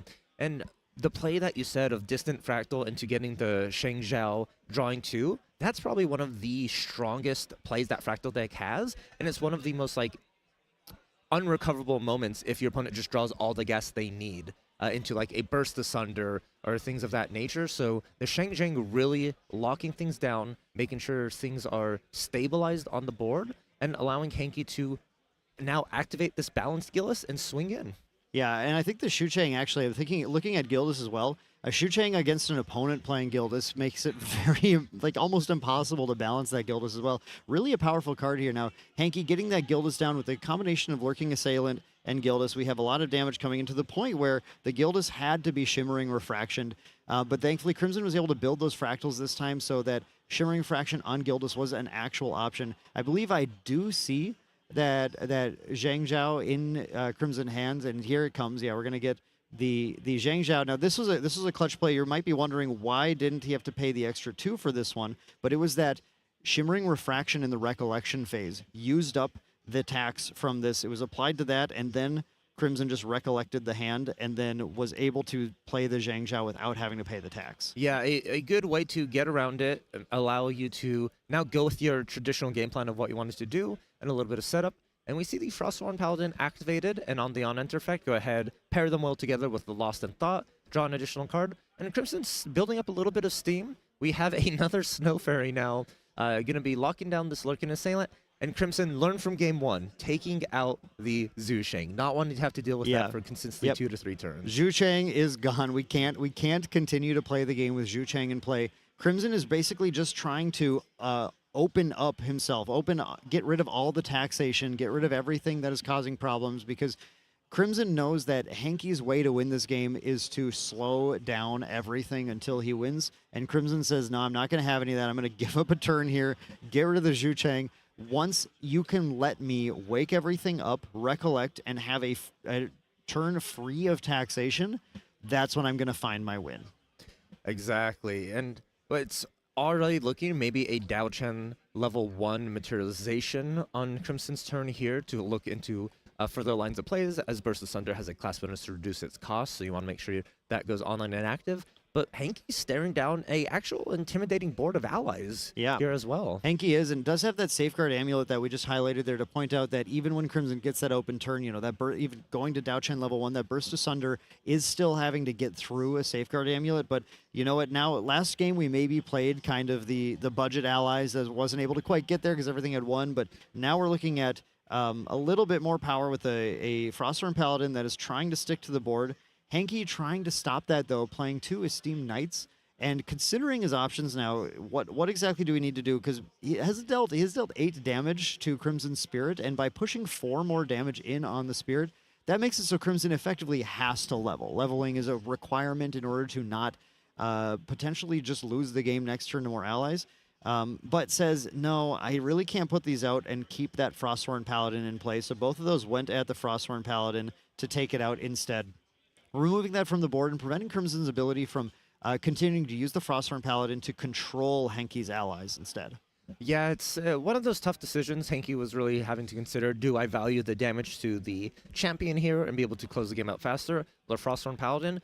But the Frostworm Paladin would be able to, on that turn, just remove one of those Esteemed Knights right away if you did not take care of that, which means Hanky would have to invest another ally in and then go again, see if you did make the decision of removing the Frostworm Paladin or attacking the champion. So a nice heads-up decision, I believe, here. Remove the Frostworm Paladin. Now those Esteemed Knights are not in danger of being removed off the field currently from the 2 1-attack allies. We have Crimson going for a Terrafring in this case. The Terrafring, this is the alternate art now for Mortal Ambition, but of course this Terrafring is going to put some more pressure back onto Hanky. We have what we like to call retaliatory tariffs happening right now. It's going to make it so Hanky has to pay in order to attack in with all of his allies, which is going to buy Crimson another turn, and Crimson's going to use this very well with a beautiful Frosthorn Paladin once again buffed, and this thing here is going to take out the other Esteemed Knight. And Crimson says, fine, okay, if you build another board of allies, I will then have the Terrafring to stop you as I continue to try and build to this Burst Asunder win. With enough cards in hand now, Crimson might be looking to interact with that Safeguard Amulet on Hanky's turn as well. It really doesn't take a lot to get Hanky to need to pop that Safeguard Amulet, as a board of strong allies are available, and if Hanky doesn't level, it's a small amount of damage that actually needs to get through for him to end up losing the game. Indeed, just a Shimmering Refraction right now is very scary to see activated on Crimson's side, because that's 4 damage. A Refracting Missiles is 5, and the Spirit only having 15 total availability for damage counters means that, yeah, 5 on board being highlighted here, putting it 8, and everything is lethal at that point. Exactly. Hanky is really getting in the tank a little bit of the materialized phase. I think thinking about exactly what we're talking about. How much life do I really need to have right now? Or will cards help me a little bit more? And appears to be going for the, take his hand off it, goes for the Grand Crusader's Ring. Going to be just trying to draw cards and find more of a way to put things in his control. And we see Crimson with this extremely respectful pop of Terrafring in response, saying, I know that those allies are, if you're digging for allies, you're going to try and attack me. The way I lose the game right now is some scary Gildas ally crazy turn or something with that Grand Crusader's Ring might be enabling. So I'm going to pop this right now because I know since you only have 15 health, you have 12 health remaining right now, that 12 life is going to be easy for Crimson to tear through.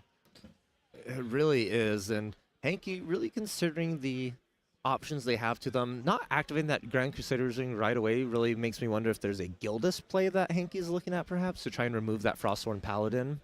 But it's all risky because it just determines on what Crimson has in hand. I'd say actually what Hanky really needs is to get a... Hanky would love to be able to get a Blanche down, but the problem is these allies make it so Blanche can't really exist either while those are on the board. So in this game, unlike in last game, we saw Hanky basically putting Crimson between a rock and a hard place with every single turn. But right now, Crimson has that clear advantage, putting Hanky between a rock and a hard place. But we have to talk about, let's pick it up and read this card. This is Dawn of Ashes. This is a fantastic SR from, of course, Fractured Crown, which is a different set name, but very funny. We finally got the Dawn of Ashes card in the second set. Has upkeep at the beginning of your recollection phase. You have to reveal a card at random from your memory, and if it's not Norm Element, you sacrifice it. Now, Hanky should have very few issues revealing Norm Element cards here, and it makes all non-Norm Element cards cost 1 more to activate.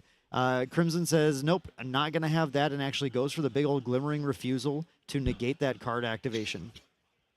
Hanky did play a Zhang Zhao as well, which recovered 4, got him down all the way to 0, so says, all right, Crimson, can you deal 15 damage to me through the Safeguard Amulet? Basically, for that Glimmering Refusal forced, I believe, Crimson to not have any resources to try and get that Safeguard Amulet to pop. But instead now, Crimson just says, I think I can maybe find another line, or I can keep putting pressure on, and I'm not feeling too worried about it. Actually goes for a backup charger instead of a level, feeling like 7 life right now. That kind of feels like enough for me. Yeah, and when you have the Frostborn Paladin available for intercepting as well, you don't need to attack in every turn with it. It can stay there, play defensive options, and it's effectively a heal for about 3 to 4 damage. Exactly. Let's look at the respect here too, with the Snow Fairy and the Zhang Zhao attacking Hanky's Zhang Zhao. By taking that Zhang Zhao off the board, now it only represented 1 damage, but I think at this stage of the game, every single damage that these players are dealing to each other, it really does matter. These players are really looking to just try and find the line that closes the game off for them, for their opponent, by dealing 1 damage at a time. It's really a death by 1,000 cuts as the players are incrementing. Now, Crimson is doing a lot of, was doing a little bit of thinking, but did go ahead and respectfully pass the turn, keeping that Frosthorn Paladin available to intercept as well. So taking the Zhang Zhao off the board, having an interceptor in play, and then passing to Hanky, who puts a Water Resonance Bobble down. As we talked about before, these ally balance lines, not popping the Bobble is critical to being able to have the 3 cards in memory to meet that balance. And then Crimson says, no, you know what? I'm not going to let you resolve that one. Either goes for another Glimmering Refusal on the Gildas, and Crimson really taking the control player role in this particular matchup, saying, no Gildas, no allies, nothing is going to exist. The game will end on my terms when I am ready to close it. Indeed. I really like the back and forth that's happening this game compared to what we had in game 1. We're starting to see the brilliance of both decks. The Fractals with being able now, since they do have the amount of Fractals on the field, the interactions they have, the removal, being able to use the Zhang. And so it's all a culmination of everything together. We're going to see at the end phase here, the Fractals activating that backup charger, and you're highlighting here perfectly a Blanche. That is going to be a problem unless removed here. However, we do see 2 allies with 1 attack each that are going to be able to just swing in. The Blanche really looking like kind of a last-ditch effort to stem any amount of damage from Crimson. The Blanche is effectively a Stalwart Shieldmate in this case. It's a 1-2 with Taunt that is just going to take a couple of those attacks from Crimson. But Crimson, sitting here with exactly what he wants to have, looking at 5 of these Fractals in play, is going to be a total of 12 damage with a Burst Asunder and 3 damage with a Frosthorn Paladin. So still very lethal, but as long as that Safeguard Amulet exists, that's not really the line. Crimson hasn't found a way quite yet to remove it, and has chosen actually each turn not to pop this Crystalline. Well, actually, I believe just played Crystalline Mirror. So played Crystalline Mirror here, ready to take out that Safeguard Amulet now. And I think it's Crimson really posturing, all right, this is going to happen. I'm going to pop this next turn. Burst Asunder is coming the turn after. Playing another Fractal, getting a glimpse off of that after the Glimpse 4 here, it looks like. Which is going to be a pretty useless glimpse because he's putting them back on top anyway. Redundant. You already know the information there, so I'm not going to look back on top.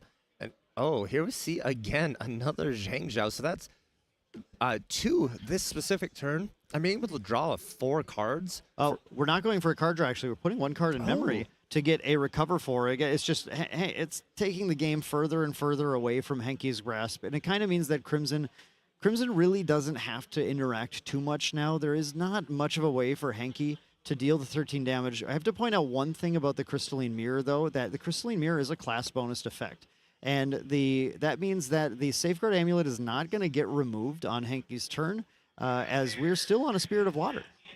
Indeed, but the 1 card in memory can be setting up for a perfect development for a Dao Chan level 1. And we here see Gildas just very interestingly running into the Frosthorn Paladin, acting as a removal for it. Frosthorn is going to retaliate to get it off the field, but that's the one issue aggro decks run into, is if your opponent is able to stabilize or recover out of the damage you've already dealt, it's very hard to keep that momentum and keep building back up. Exactly. Crimson had a Fracturize, could have sent it at the Safeguard Amulet, chose instead to target the Power Cell, fracturizing that, creating another Fractal, And Crimson is then going to use that Fracturize, go to Dao-Chan level 1, and Burst Asunder isn't even necessary anymore. We are now at the stage where Shimmering Refraction and Refracting Missile are dealing enough damage on their own with 1 copy, 2 copies in total between those two. We'll actually win the game for Crimson here as well. Yeah, and how many fractals are we looking at here? I believe we have like 2. We're at 7 fractals. 7 now. fractals. So that's even through the Safeguard Amulet, you're still doing damage that turn. Yep, we have 2 attacks in from the Zhangjiao, from the Snow Fairy, softening up Hanky even further. Hanky is going to actually go for the Viridian Protective Trinket. We'll see if Crimson has any response. Crimson would have the ability to respond to the materialization of this card with a water activation just to prevent it from being taxed, but says, nope, that's okay. I don't need to play any water cards right now. Hanky goes for the double charged mannequin as well, putting a giant board of 2/3s into play, swinging in for another 6. You know, Dao-Chan, again, continuing to take that damage, has sort of, at this point, because of losing the Frosthorn Paladin, has more or less lost control of the board, but now is able to pop that Crystalline Mirror, pop that Safeguard Amulet with the Crystalline Mirror, and going to Crimson turns, Crimson is looking at, it looks like the players have decided, that's it, okay, you got rid of it, you have plenty of sources of damage, let's call the game in favor of Crimson. Indeed, it was the 2 allies on board dealing 2, and then a Refracting Missiles was in hand for Crimson, so that was more than enough to go ahead and seal the deal with the amount of fractals that were on the field. And I think the pivotal moment goes to that where Hanky had the 2 Esteemed Knights and was deciding into the Frosthorn Paladin or into the champion itself, into the Spirit. And so Hanky fell short about 5-6 damage, and there's a little bit of thought process of if everything went into the champion, how closer would it have been? Especially if you could have caught your opponent off guard with the double mannequins as well at the very end. Those mannequins being only 2 costs, but representing 2/3s on their own. But there's a sneaky thing that you can do as well with the mannequins, because the mannequins are automatons, and if you're doing this kind of like play a bunch of mannequins and swing, the first ones you play do 2, but when you're ready, if you need 1 more point of damage to win, you can actually pop that power cell on the last one. You'll lose the +1 bonus that it gains from having a power cell in play, but it'll gain +2 for that attack instead, so you can actually punch 1 more extra damage in as well. And I think you're absolutely right. There was a world where the pressure could have been cranked up by Hanky, at least for a turn, and just saying, maybe I can win the game if all I do is just play allies, even if they die on the next turn. I just play allies and attack, play allies and attack. There's a possibility that a close could have happened there, but really Crimson did an excellent job using the power of Frosthorn Paladin to just kind of keep maneuvering the game into his favor as the game played. Now, Hanky, on his first turn in our game 3, starting off with the Shang Chang, the Princess imbued, I believe, who is going to prevent 2 damage from any of the water sources in Crimson's deck, and be just kind of an obnoxious ally to deal with. Well, Crimson starts with a double fractal start, including a Dissonant. Yes, and Shang Chang, very, very difficult to remove. Shimmering Refraction is the only removal that the deck has an answer to it, or, as we've seen in prior games, a Snow Fairy would be very valuable against this Shang Chang. Exactly. Now, Crimson's Shimmering Refraction is not dealing enough to take it out, but we do see the hot tech, just like the main deck teams list, the Chill to the Bone in from the side. And let's note that Chill to the Bone is going to subtract life from an ally, not deal damage. And Shang Chang is great at preventing damage, but has nothing that it can do if its life reduces to 0 and is defeated by the game rules. Yeah, it's the rules itself say the card is going away. No matter how much damage you're preventing, it will still not matter. And it's very interesting because we didn't see the Chill to the Bone in the first 2 games. No, never came out, although it's obviously a very critical card in this matchup just for being able to deal with the board. It's one of these cards, few cards that can actually get rid of Gildas as well. That is very true, going ahead reduction. And here we see the once again Zhu Sheng, the demander of taxes, on board, and sort of Hanky with that attack made sure there was no rebuttal to this Zhu Sheng being activated. Yeah, again, Hanky's looking to put down a problem for the opponent and continue to advance the board state. So really, I can't think of a better turn for him here than to go, here's the Shu Cheng you have to deal with, and then here's the 2/3 that's going to hit you until you deal with this as well. Crimson now having a decent influence still, able to sort of maneuver around that Shu Cheng a little bit more. For example, a Frosthorn Paladin would definitely allow him to make a little progress here. But you can start with paying 3 for a Dissonant Fractal, eating up the tax from the Shuchang, now opening up anything else he plays this turn to be able to be played tax-free. And Distant Fractal, more importantly, that's the third Fractal on field. Both of those are going to have reservable now. One thing to keep in mind, you're so used to with the amount of Fractals, just being able to use them every time, but without the actually hitting that requirement. And we are going to see perhaps a Fractal Snow also being activated here from Crimson. A little bit of discussion among the players. Oh, because there is a little bit of taxation with that Zushing. No floating memory was paid. Yeah, I think we're just discussing how the Dissonant Fractals maybe work together and how the taxation from Shuchang plays into this. But at this point, Shuchang only attacks as the first thing that is played that turn, which is going to allow Crimson to just pay the 2 Fractals for the Fractal of Snow here as well. And a little bit of clarification. So the Zhuzhang tax was paid on the first Distant Fractal. Yes. Using 2 cards from hand into memory, and then the Fractal Snow. And then that Distant Fractal, now with the Reserve Bowl, is being reserved with to go ahead and get the Fractal Snow.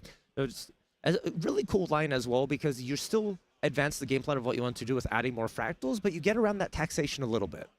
Yeah, still, anytime Crimson's able to basically play 2 cards on their turn, that is a sort of the goal that they're trying to have. I need to keep playing 2 cards per turn and stop Hanky's advances at preventing me from doing that. And here we see the Materials Safeguard Amulet. A lot of respect into the amount of spell damage that can be coming out of Crimson. Want to make sure you're going to be locked in and not having to worry about your next turn of just a refracting missiles out of nowhere. Exactly. We do see the Mystic Purifier coming down now here. So Hanky, this game did find some of his Fantasia removal, unlike the last one. He's going to use that to take out one of Crimson's Fractal of Snows and then start crashing in and get some more damage on him. Again, Hanky's goal is to put pressure on in as many ways as possible. In this case, we need to add some damage pressure to the taxation that's being provided. And as long as that Shuchang is out there, it is going to be just that much tougher for Crimson to be able to kind of come back.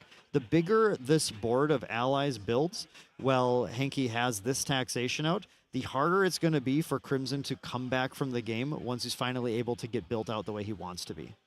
And here we see Crimson giving a lot of respect to Zusheng by just pre-recollection, activating Lost in Thought for 2, just paying that tax, and then now we'll be able to develop the board without having to worry about any additional costs. And that Frostlord Paladin, more than happy to go ahead and banish the floating memory that was put in there prior, drawing a card and removing the ally. Yeah, using the Lost in Thought to use that tax recollection is great. That's about the cheapest way you can kind of get around having to pay your taxes on the things you actually want to do on your turn. And so this is the one case where we actually advocate not paying your taxes. It is. The one time try and do it as sneakily as possible and make it work out for you in the end. But another Mystic Purify coming down for Hanky. These are starting to really add up now with the taxation of the Zusheng and removing the other Fractal of Snow. Now Yeah. these poor Dissonant Fractals. This is the powerful part, right? Because Dissonant Fractal really needs one more Fractal here that will actually turn on their ability to reserve them. But without that Fractal of Snow now, Crimson needs to find an additional Fractal. And this is effectively a tax, another tax, because now this is going to be -2 potential resources with this tax being applied here as well. Crimson's going to be in a little bit of a tough spot. Really won't be able to act a lot on his turn. Looking to try and interact now with this Charged Mannequin that comes in, but no, the combination now of Charged Mannequin and then the 2 Mystics is going to ultimately be able to take out this, ultimately be able to take out the Frostborn Paladin. And of course, we have the the Refracting Missile. Oh, the Crimson does not want to have to do that. Crimson having to use a Refracting Missile, one of Crimson's key win con cards, just to save the Frosthorn Paladin, is not ideal, but at least it does put a floating memory in the yard, which is going to be spent to potentially be able to play this Dao Chan in the future. Yeah, that Frosthorn Paladin very valuable right now. It is your one answer to clearing this board and the protection. As you're losing Fractals, you're being taxed, and even more respect, a Terrafreeing as well. Gonna really stop Hanky from getting rid of the thing. But here we see another Frosthorn Paladin joining the fray. Oh, yeah, this was a great turn, actually. Crimson, I think, looked initially at just going for the auto Dao Chan play, but then realized, you know what? If I can play this Terrafreeing, if I can get this Terrafreeing on the board I can drop both of these Frosthorn Paladins, clear the board, get rid of all these allies that used to be here, and now Hanky can't actually get rid of these 2 Frosthorn Paladins on his next turn. It's just not going to happen. That being able to play something, and you need to play 2 allies outside of Gildas and then pay the Terrafring to attack. But if you attack with a Gildas into 1 and have to pay the 2 to Terrafring, it also goes down to 1 power. Yeah, so really hard to remove. A nice little setup as well. And if Hanky's not able to answer these Frostborn Paladins, it doesn't matter about the Fractal count. This is 6 damage a turn that will be coming in. Spirits only have 15. Yep. That's 3 turns clock, pretty much, that Hanky is on, having to deal with these. Need to find an answer. Norm isn't really known for just instant removal of allies as well. No, not certainly. Thankfully, it isn't actually. We do see retaliatory tariffs from Hanky as well with the second Tariff Ring. And then going into the Automated Gardener, well, this is one of these fun new ALC Ultra Edition cards that is just a 2/3 for 3. But if he has a class bonus, you can actually get a free Gather out of it as well. And we know Hanky plays Arasana as his level 1. So Automated Gardener is sometimes just a little extra value later in the game. Right now, just trying to get that 2/3 for 3. And is trying to, again, keep that board clear. Indeed. And now a consideration here for Hanky, wanting to know if Terrafring is the right play, and looks like Hanky is going to opt in to try and protect this Automated Gardener from this Frosthorn Paladin. I want to point out, too, there was one line that Hanky knew to be able to get rid of that Frosthorn Paladin, and in case you missed it, there used to be a little thing called a Power Cell out here in Hanky's board. But the Power Cell was used because Automated Gardener is, in fact, an automaton. So the combination of Automated Gardener, Power Cell, and then the paying the 2 tax had Hanky put his entire hand down, but it did remove a Frosthorn Paladin.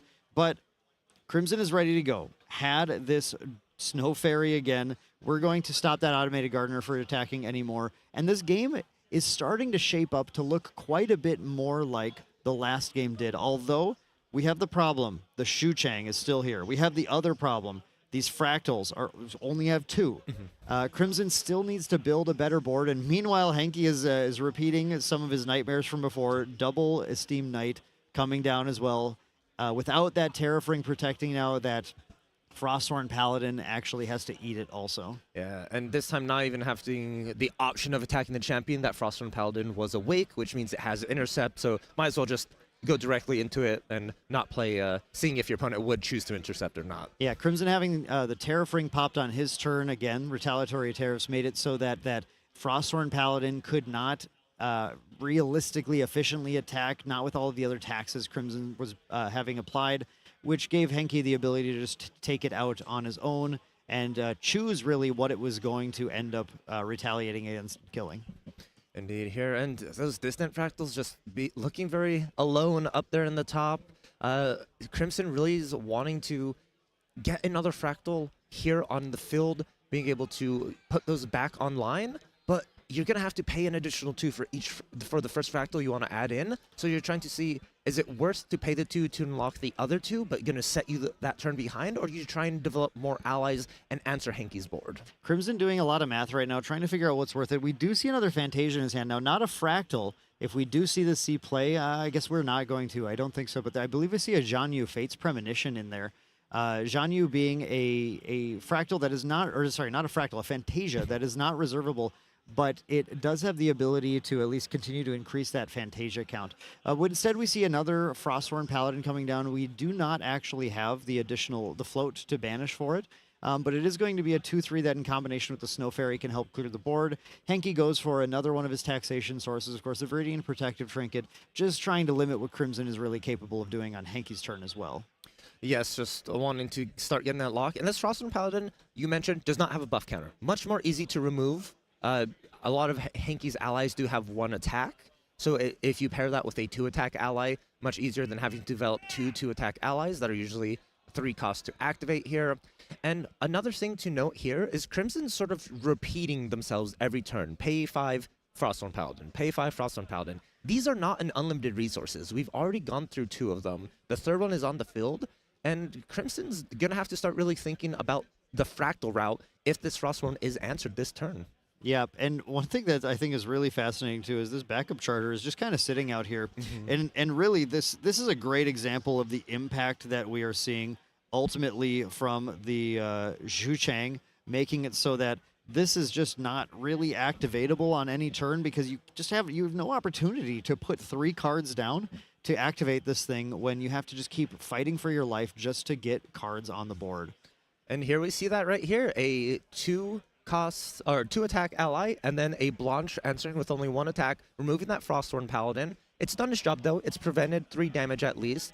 But Crimson, knowing can't keep up with the Frostthorn Paladins, is going to opt into Dao Chen level 1. Going to go ahead, get a little bit of HP buffer, some more life here, and then look to maybe getting this backup charger finally activated here, or committing some Fractals to the fields to increase your chances of being able to ultimately beat Hanky. Yeah, and here we have the Fractal of Rain, choosing not to imbue it with the 4 cards spent to play it due to Xu Chang.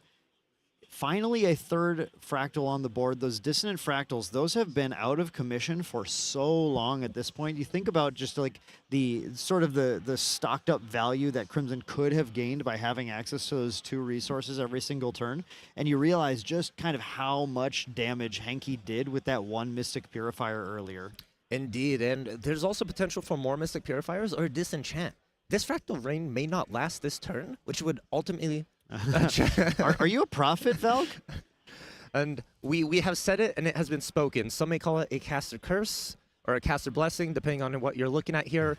But Distance Fractals, while they still have reservable, Crimson's going to try and take advantage of that, activating Shimmering Refraction to remove that Blanche, and then Dao is going to Shimmering Reflection from the memory to go ahead and take care of the other ally. But those Dissonant Fractals will no longer be available. This is when you see Crimson truly looking kind of like cornered prey, just doing anything he can to make it out of this game. That Disenchant really setting him back once more to the point where he feels like those Shimmering Refractions, using again these key spells for winning the game, have to be activated right now just to be able to clear these allies off the board. And we're back to step 1 here with... backup charger not activated. Xu Sheng taxing you on this turn. We have a Scepter of Fascination materialized, losing a Glimmering Refusal, which does not feel good to lose.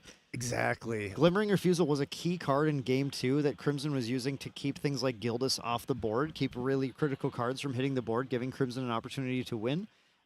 Crimson is still never finding a chance to attack. Look at this Xu Chang. Look at this. It has 0 damage marked on it so far. It is completely shutting Crimson down. Crimson just cannot gain any ground in this game.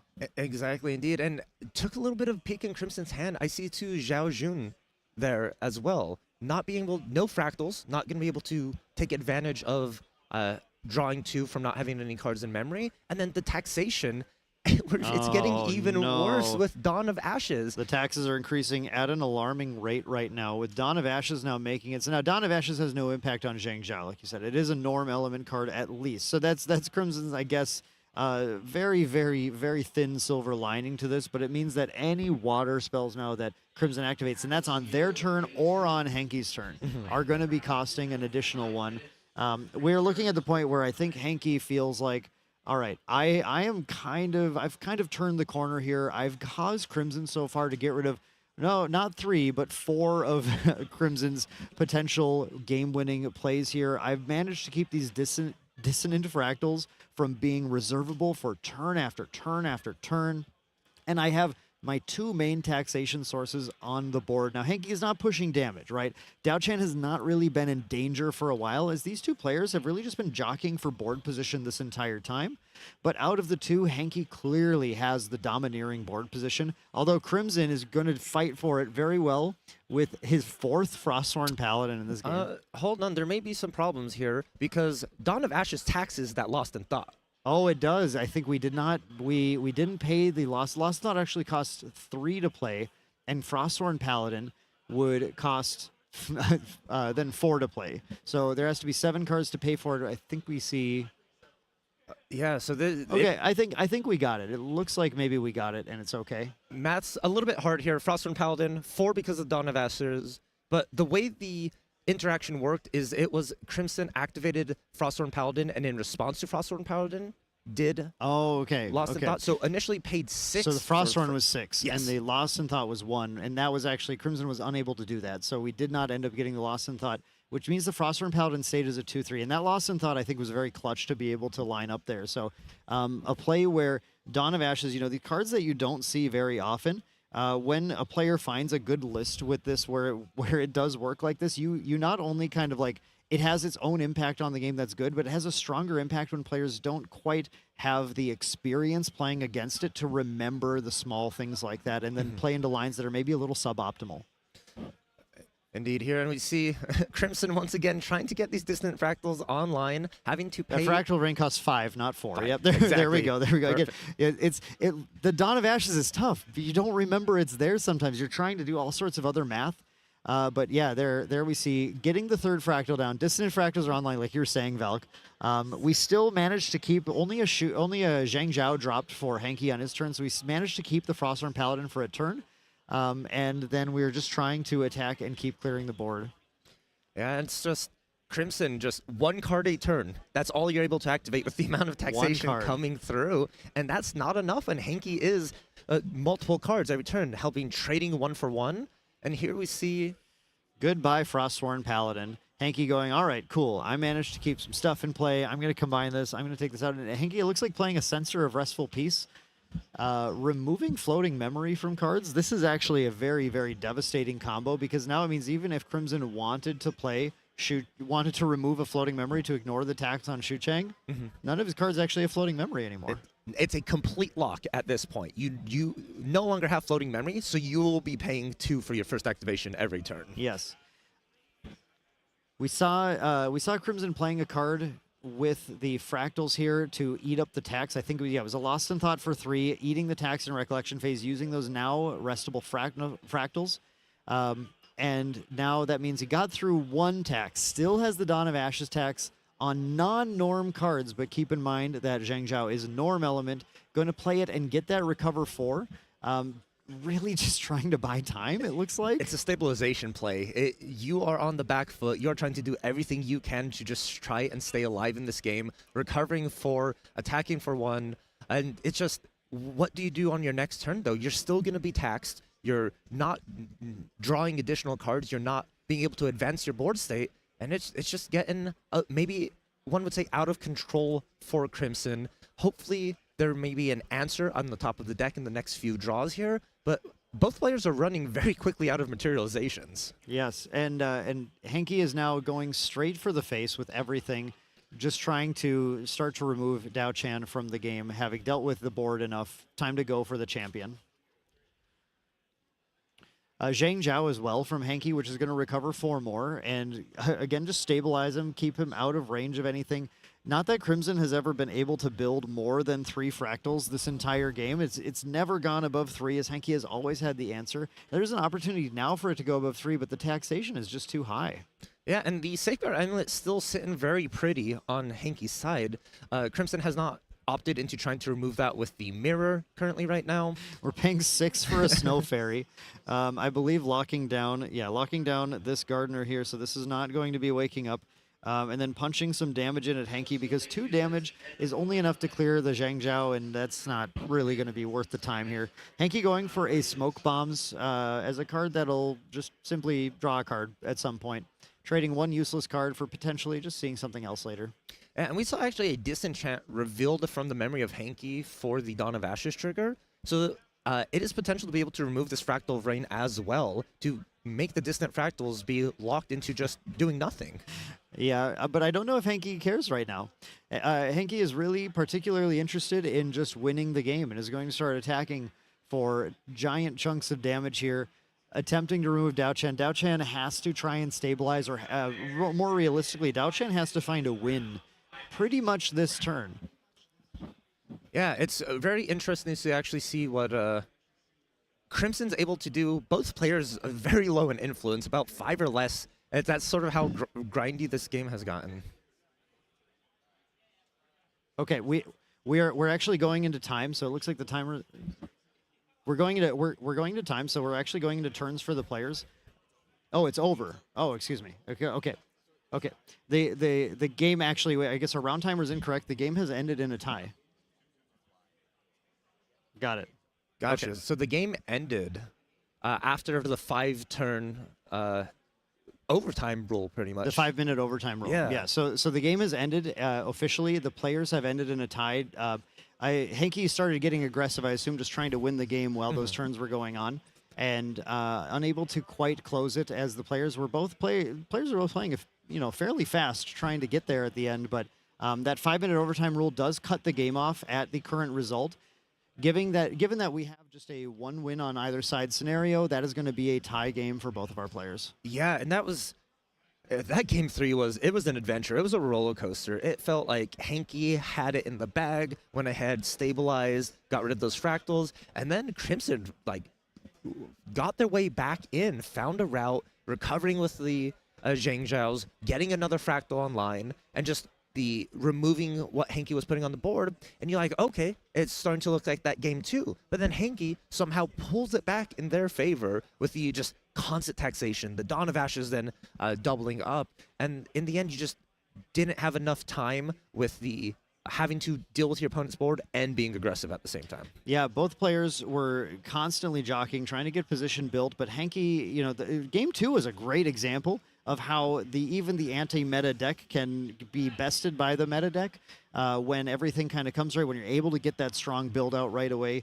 But game 3 was just a masterful taxation, showing that I believe had we had a little bit more time, Hanky's pressure was quite high, and it would have been pretty difficult, I think, for Crimson to find the win amidst what was going on, with the Safeguard Amulet still in play and everything. And Hanky was getting very, very close to pressuring the opponent out of the game. But we do have the time rules. We do have we have these for a reason. We have to end the game. So at this point, even though it was looking quite in his favor, we are going to end up calling that game. And the players will both get a tie for that round. A tie, and that may not be putting them in that magic number for that top 8. I really wish that match was in the top 8, so it was untimed, so we could see that resolution, that conclusion. I was on the edge of my seat, really wanting to see who was going to actually do that final push over the finish line and take the game. Yeah, it was getting very, very close, very tight. But now we are going to be, that was the final round of our day 2 4 rounds of Swiss, which means we're going to be going now to a final cut, a top 8, and we're going to see who is actually going to make it in to the event. So it's going to be, this is maybe not the result that either of them wanted in this case, but there are a lot of other players who are fighting for their lives out there trying to make it into top cut. We're going to see who's going to rise to the top. So we're going to quickly go to our Day 2 champion graphic and just take a look at some of what we saw today now. Looking at our Day 2 metagame, really, really love to see this if you're a Dao-Chan fan, but we have Dao-Chan sitting here at 45% share of the metagame, and then a spread going down from there, a couple of champions, Guoja, and some various Xander, mostly aggro, but also some Luxom builds showing up there, which is very cool. We have some Arasana, of course, holding it down. Now, Arasana's got a few different things, but Astra being the main one. Kongming, with things like Razor Gale, and also some of these fractal builds using Kongming and Ardent Cloud Striker instead have been very cool. And we see some aggro builds from Lorraine, aggro and Shadow Strike builds from Tristan. We do see a little Vanitas. Didn't get to see him on the stream too much except for the very first round. And then look at her there. Yeah. Look at her there. Merlin holding on right at the top there. 60 players round 10 through round 10 through 13 of Swiss today for day 2. First time we've had 60 players. Yes. Valk in day 2. What do you make of our statistics here? Well, first of all, Merlin's smug face mocks me. Yeah. She knows what she's done making it into day 2 in these 60 players here. And I'm pleasantly surprised by the Guojia, the amount that were there. The second most represented in day 2. And what we saw on stream was not indicative of how the deck itself was performing. We saw it lose a couple times on stream, but there's players who were managing to get favorable matchups and things like that to make it through and push that. So I'm pleasantly surprised. How about you, Dan? Is there any, did you expect to see that? The amount of Guoja actually was a little bit surprising because I wasn't sure that the Stereo deck could make it there, but I think you made a great point. We saw some rough goes at streams, but then those Guoja decks only made it to day 2. The Dragon ones only made it to day 2 by winning enough games, at least 6 matches on day 1. So that certainly is winning. And another thing to keep in mind with the Guoja is that we have the Suzaku fire Yes. aggro variants that are in there as well. So a lot more to explore, I think, in the upcoming metagame as players continue to refine those lists. But I think we're going to get a lot of information once we see what is in the top 8. And that's going to be coming to you guys a little bit later. We do have a lunch break. We have to let our players eat. I think it's usually pretty considered a pretty good thing. So we're going to go to a lunch break. Then we'll be coming back for you guys with some of the most exciting matches of the weekend with the top 8 once we get that cut. So you guys don't go anywhere. Make sure you swing back, folks. We want to see you here, and you want to see these amazing matches of Grand Archive. So we'll see you then. Take care.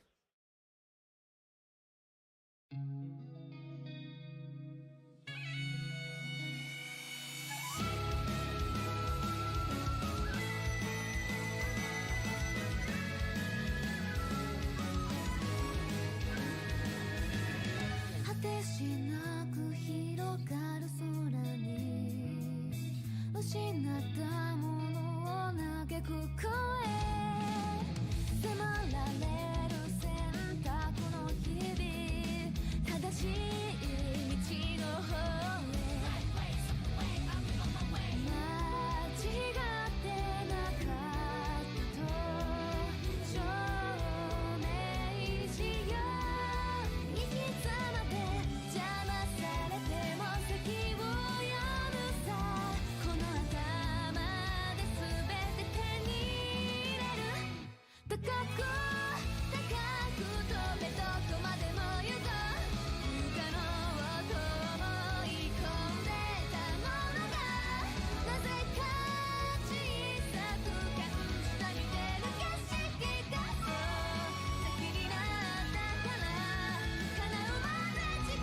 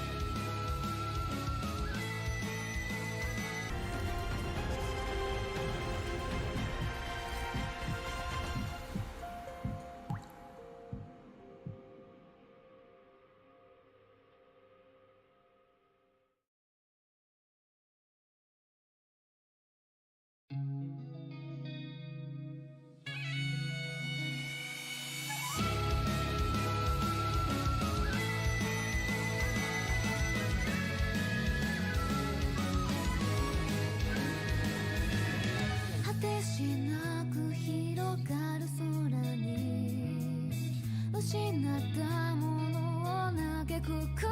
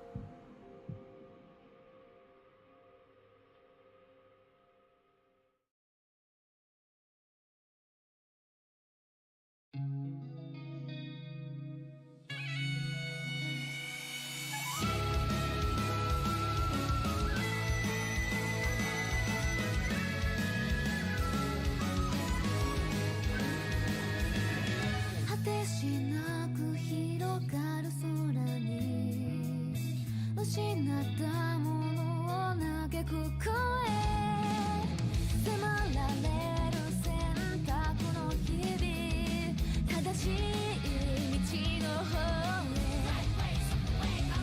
へ間違ってなかったと証明しよう行き詰まって邪魔されても先を読むさこの頭で全て手に入れる高く高く飛べどこまでも行こう不可能と思い込んでたものがなぜか小さく感じた見てる景色がそう先になったから叶うまで近い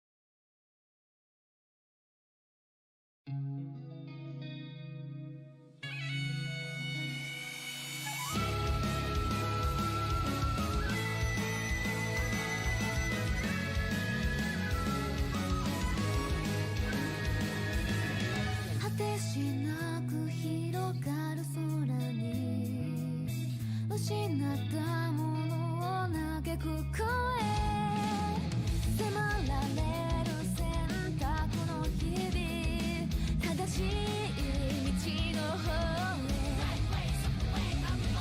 間違ってなかったと証明しよう行き詰まって邪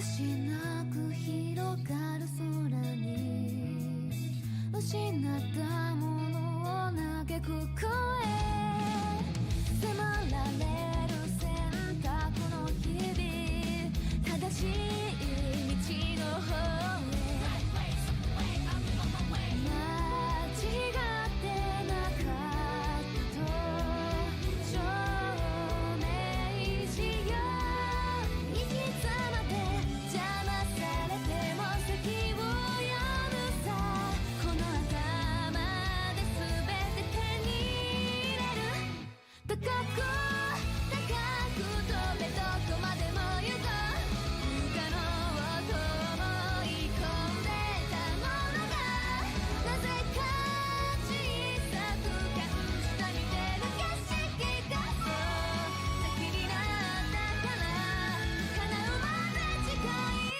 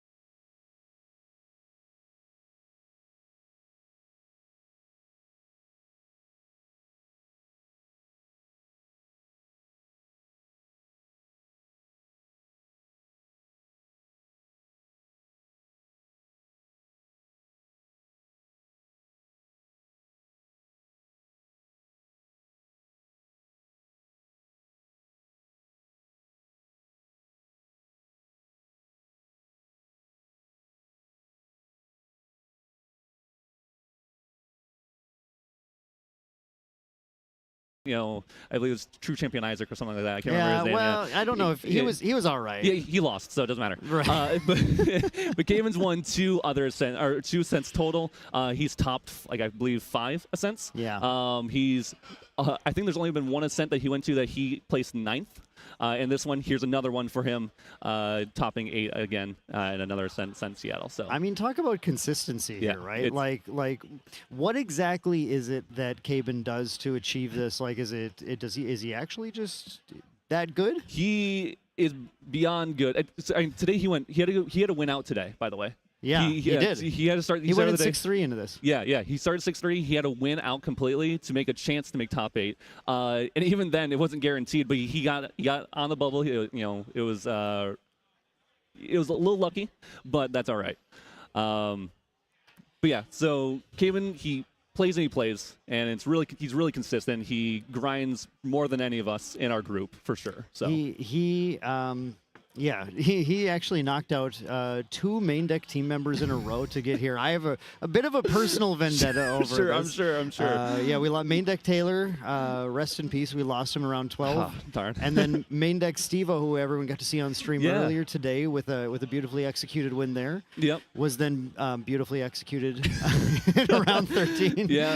By Caven. So yes, a true legend of the game. Yeah, he did not have an easy route to top 8 here by any means. No, he certainly didn't. But we're going to have a fantastic match now, and we're going to see main deck, excuse me, not main, maybe soon main deck Caven, if True Champion Gaming's Caven is going to have a third top victory, I should say. Yeah, Ascent win. Ascent win, yeah.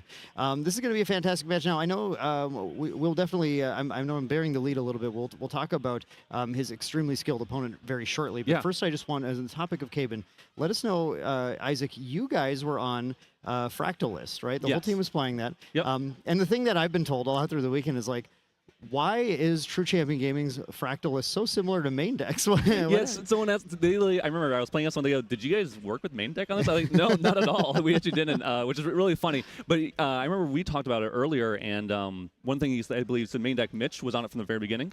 Yeah. And it was the first list he was testing, and it was the first list I was testing. So I think just by general of like us starting with both teams happened to start with that list at the very, very beginning and just refining it happens to be like, oh, there's a core set of like 40 cards that are just really good. And you like to make the deck really good, you want those like 40 cards. And it's funny that both teams came to the same conclusion on that. There's a huge difference in the way that different people were building this deck. And we've talked about it. We've kind of highlighted this a lot throughout the weekend, and that there are, and we've seen some advantages and disadvantages, I think, to both builds. But some builds continuing the sort of the water legacy of Frosthorn Paladin, floating memory stuff. And then other builds, the ones more like the ones that our teams were on, were more like eschewing that, and instead just going, there's just we want to put more fractals in. We got other stuff we want to do. So can you talk about how your team kind of landed on how that works? Yeah, for sure. And Frostworms were one of the things that we were like, do we put it in the side? Do we put it, keep it in the main or whatever? Because aggro's a thing. And we're like, if there's a lot of FISA, which is funny because Kevin's first opponent here is a FISA player, Vin. I love him. He's an awesome dude. I played against him multiple times. He's super cool. So I have two friends going into for this event for this match, which is cool. But we had Paladins in there, but we really wanted a high fractal count. Yeah. We wanted to be able to turn one, have a really solid chance of being able to put down 3 fractals. Yes. And that way, if we needed to, go into turn 2 and Zhang Jiao right off the bat, the Way of Peace, get the draw 2, and just build up influence as much as possible and just keep going and go for like a really high value but aggro route as well. Yeah. I mean, just more consistent, more earlier wins, earlier combos, earlier bursts of sunders. Exactly where we landed as well. We really enjoyed that. It was working very well until the Caben factor entered the picture.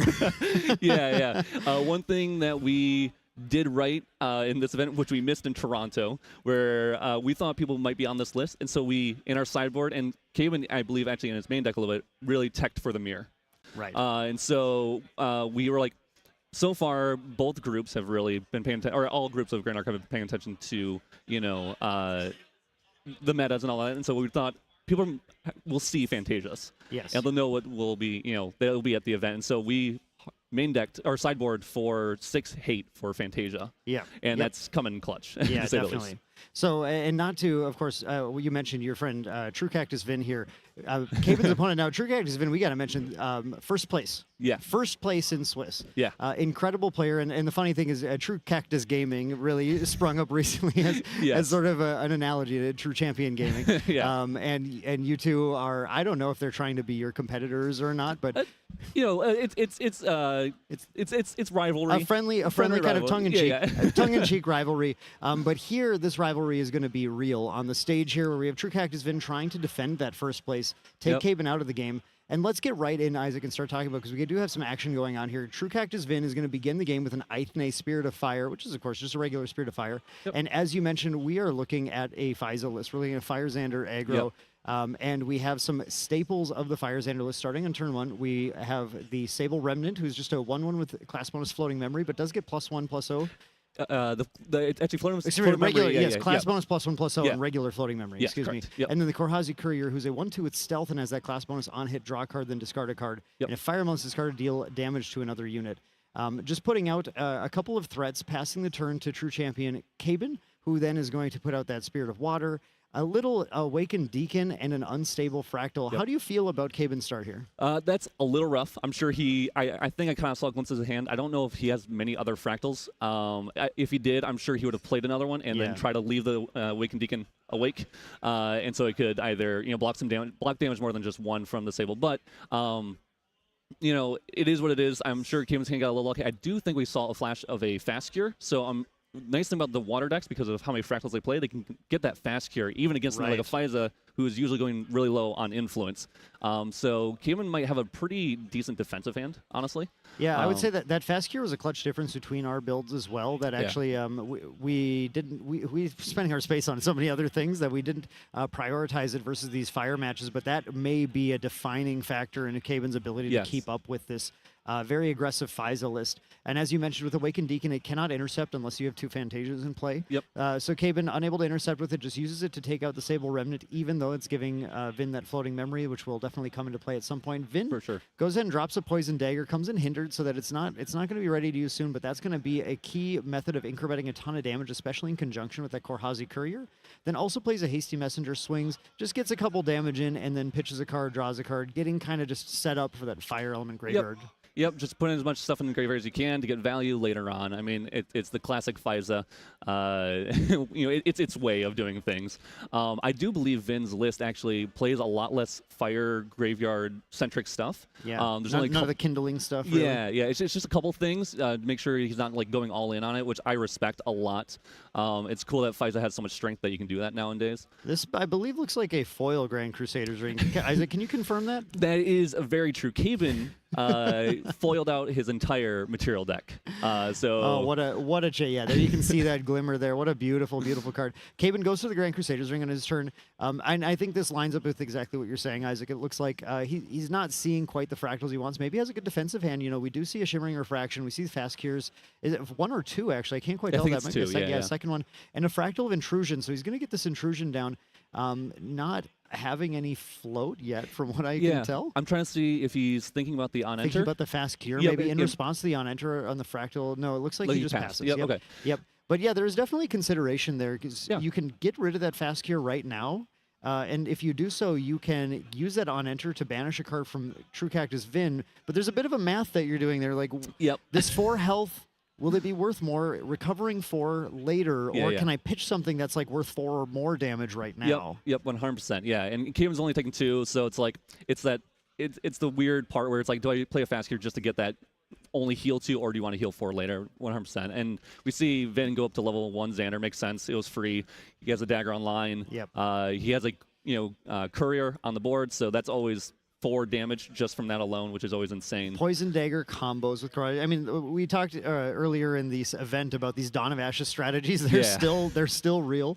They still can hurt you. The important thing here, though, is with this Awakened Deacon, we do have the 2 Fantasias that we need, so that is why it is left awake and it is ready to intercept. And that can be really key, because this Hasty Messenger can only do 1 damage to it. So currently, it's actually quite able to block this, and if this dagger were to pop, it's going to prevent a good amount of damage. So Vin has to find a way to get that off the board really quick here too. If he wants to really get a good Poison Dagger combo turn to, and what he really has to do here is put enough pressure on Caben to take him out of the game before Caben can combo off with Burst Asunder. 100%, yeah. And I've seen Vince Handy does Blazing Throw, so he could Blazing Throw. The Awaken doesn't feel great. I wonder, the crazy thing about Faiza is that sometimes it can just go over an Interceptor or Taunter, you know? Yeah. We do see him swing the Korhazi, so he's probably swinging into the Awaken. It looks like Caven's going to give us a... Caven's going to respond, I think, depending on where this is going. But yeah, Caven going for the Shimmering now. We've talked about this a lot, but this card is obviously one of the win conditions of the deck. If you can't necessarily find or resolve a Burst Asunder, you need to combine a couple of these Shimmering Refractions or Refracting Missiles to take the game. But Caven, with deep, deep respect for fire aggro, that I'm sure you guys have done plenty of testing on this as well, he goes, with this Poison Dagger in play right here, that is going to represent way too much damage. It is a stealth unit as well. Yes, which is one of the hardest things for the deck to deal with, especially if it was a big stealth ally. Luckily, Korhazi is only 2 health, so he is able to ping it off with the Shimmering because he does have the 2 Fractals. It does look like he's going with Hasty onto one into the. He's going to Ignited Stab. Yep, we're just going. Vin's ready to punch a little bit here. Vin going with Punch for a two. yep with that preparation counter, or actually not Without- using yeah, the preparation swung counter. with Yeah, the he hasty did first. swung with hasty first, and then did a non-prepared ignited stab just to finish that awakened deacon off. He is going to. And is popping the poison dagger. Now this is we've been dancing around this a little bit, but talking about it too. Poison dagger is a pretty powerful card that does 1 damage to a unit, and then with that class bonus until end of turn, it adds basically 1 damage onto every source of damage that would be dealt to the player. So with Vin popping this, he's looking to maybe just a blood in the water situation and go ahead and start diving in with some damage. That ignited stab does mean, though, we're not looking at any sort of rending flames or anything. We've already attacked. Yep. But we are going to activate this Mercenary's Dagger. This is an ability that allows him to remove that preparation counter, which, of course, we see why we didn't prepare the ignited stab. Yep. To be able to activate it out of your material deck during the main phase. Can use this blade to deal another 2 damage due to the poison dagger. But where are we going with this, Isaac? Most likely, we can see kind of Vin flashing a little bit there. Is blazing throw. We're going to blazing throw. It's going to hit for 5 because of the poison dagger. So we'll take 4 and then 1 additional from the poison dagger. And then I wouldn't be surprised if we see a Rococo here also to deal an additional 5. Actually, pushing our influence down to 4, turning on the Exactly. Rococo, and then Rococo very powerful under the poison dagger. CSR Rococo especially so, which does 2 damage on enter, so 3, and then 1 from the swing, so 2 more, which is pushing a ton of damage onto Caben. But Caben, with those mainboard frostbinds that you guys now we skipped those. Yeah. But you tell me what you guys were thinking. You just So- wanted some flexible counter. Yeah, so honestly, Caben, he was the one that switched to it last minute. I was on it from the beginning because one thing that, and Terry, both him and me really like to have at least 6 to 8 counters in our water decks. Sure. And so having Frostbinds, of course you have the 4 ones that are based off of your Phantasias. And then we have, we wanted 2 more at least in there to hit our nice little 6 mark. Yeah, and okay. so Kaywin was originally on Extricating Touch in the main Right. for a really long time. Yep. And then we did a bunch of games against Fiza and against Fire Glaugia. Yeah. And realized Frostbind really comes up in those matchups. So you pulled out some of those touches, which touches are incredible in just about Yes. every other match in the Yes. format right now. But you said there's going to be too much fire. Yeah. We want to have Frostbinds instead to have a little bit more of that proactive, or actually in this case reactive protection against some of Fiza's crazier turns. And here, I mean, you're absolutely right. Look how clutch that Frostbind Yes. was. You also see this card now, Nullifying Lantern, a card that I did see a lot of the lists here saying, you know what, I don't know if I need this in this format, but here, talk about Caben and bringing this out right now and what this is doing for him. Yeah, I'm sure Kaven's worried about him, Vin putting some of those either rending flames. He is respecting it. I believe Vin does run it. And so respecting the rending flames, so he doesn't just randomly take 8 damage, bringing out a dagger and then swinging for 8. Because Caven is pretty low on damage right now, or pretty low on health. So. Yeah, and Nullifying Lantern is a card that it'll nullify the element of all cards in all graveyards, bring them to Norm element, which turns off Rending Flame's ability to double damage. This is a beautiful CSRs in Vin's list here. huge props on this. But we have a Xiao Chao here, who is a very interesting little, just like small ally, 1/2 that attacks in and causes things to be banished when they die. But really, there's one purpose. When you see a Xiao Chao, there's one thing that you're expecting out of this. Yep. Red hair. Red hair. And I love, so Vin was talking to me about this before. He actually really loves Xiao Chao. It's one of his favorite actually cards in the deck. He likes that it's just a 1/2. No one's really playing Stealth Hate. And then, of course, it is a unique ally. And so it's turning on Red Hair, the 2-drop 3/3 horse that has like a Hasty Messenger-like effect on it. Now, that stealth, again, like with the Korhazi Courier, actually pretty impactful in a lot of matches. Very, very tough to take a Xiao Chao off the board. So in the way that a Xiao Chao enables a Red Hair to be able to attack, it also makes it hard to actually remove that. So even if they can remove the Red Hair, then you just play another one. It's ready to go again. Yep. So. Yeah. It's a very powerful card in a deck like Vin's, where it's really playing around Red Hair. I believe Vin actually pitched a Red Hair early, so you may have another one in there. I'm not sure. Probably has more. No, we did see Caben respecting the Xiao Chao, goes for the Glimmering Refusal to negate it. Yes. Says that's enough of that. Yeah. We have Caben is fearing. So one thing we did in testing, Caben likes to stay on Spirit for a long time, and actually, Caben going to leveling up here is actually kind of huge. Like I was just mentioning, Caben loves to stay on Spirit in this deck, and he was.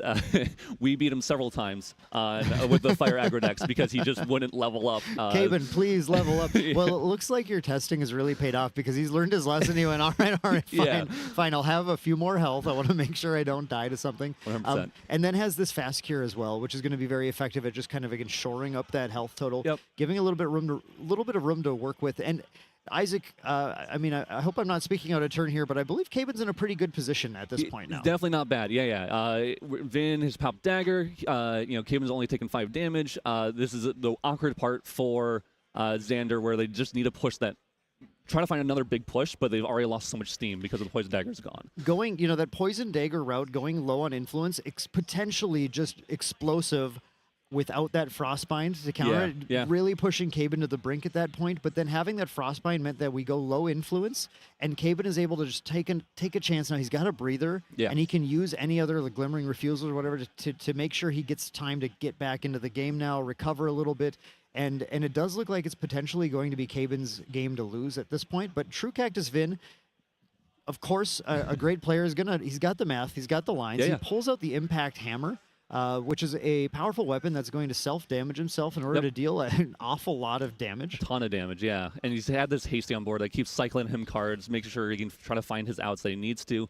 I wouldn't be surprised if we see, I believe Vin is on Heated Vengeance. Yeah, I mean, that's what you usually see. If we're going the hammer, I would assume we have a Heated Vengeance in hand that's going to drop and do a ton of damage, but maybe not quite yet. Maybe we're just getting ready for it right now. Instead, we have this Korhazi Courier, again, a second copy. And by the way, shout out to Red Zone Rogue. By the way, this is Red Zone Rogue's character, the collab card from Dawn of Ashes, which is very, very, very cool to see. It's almost a shame we didn't have Red Zone Rogue on this one instead, because he would have had a ton of fun with you, Caben representing you guys, and Korhazi representing Kel in this. But I get the pleasure of shouting him out here. 1/2 stealth again, and this is going to represent some chunks of damage, and once again be something that's normally tough for a lot of decks to take off the board. Now, how many allies do you run in your Fractal list again? Yeah, 3. We've seen one of them. It's the Awakened Deacon. It's going to be difficult. Caben's probably thinking about using his other Shimmering to kill off this Courier again. Just really trying to prevent the value that Vin can get from this. And then Caben's just hopefully just going to probably keep surviving and digging until he hits like it bursts asunder. Here's a really cool play that I think we're seeing Caben use right now. This is a very, very smart play. Notice how he only rested 1 Fractal in order to pay for this cost. That rested Fractal is so he can put this card down here. And Isaac, it's almost like you're a Nostradamus of this game here. You watch as Caben is going to rest his Dao-Chan in order to then play that Shimmering Refraction out of memory that he used after getting that Fracturized value in order to then take that Korhazi Courier out. Yeah, and it's going to cycle that Shimmering instead of just losing influence, which is huge. That's the critical thing, right? You only get to draw that card when you play it out of memory with Dao-Chan. Correct. Yep. And so it's giving games are just going to keep trying to cycle, keep trying to survive until he can just get enough Fractals on board to just burst asunder. Let's talk about this Fracturized target too, by the way. We're not going to get too into the on the rules here, but this is the first time I believe we've seen this on stream the entire weekend. But Caben did Fracturize his own Nullifying Lantern. Yep. There's a way, part of the rules called layering that describes how effects interact with other effects in the game, which prevents things from getting too complicated and confusing. Yep. And the long story short is because of the way layering works, Nullifying Lantern is still active. Yep. It is still nullifying all cards in all graveyards, despite Fracturize removing abilities from it. Correct. Yeah. Yep. And so unless Vin has a specific card that destroys a Fractal or Fantasia, which are more common these days, exactly, to be fair. Definitely doable. Then this thing will just stay on board, and it's really hard for Vin to remove. His graveyard's turned off for a long time until he has something that he can do about that, which I don't believe his deck actually does run anything. I think Vin was really just going hard, just gas. Just kill him before any of that matters. Yep, is usually the plan. But that play, the Fracturize on the Lantern into the Shimmering Refraction, put Caben in like such a powerful position right now. 4 Fractals in play. He's getting to the point where like Burst Asunder is going to get very lethal in very short order, especially if Caben simply combine it with one reflecting missile in a maybe a turn or two here.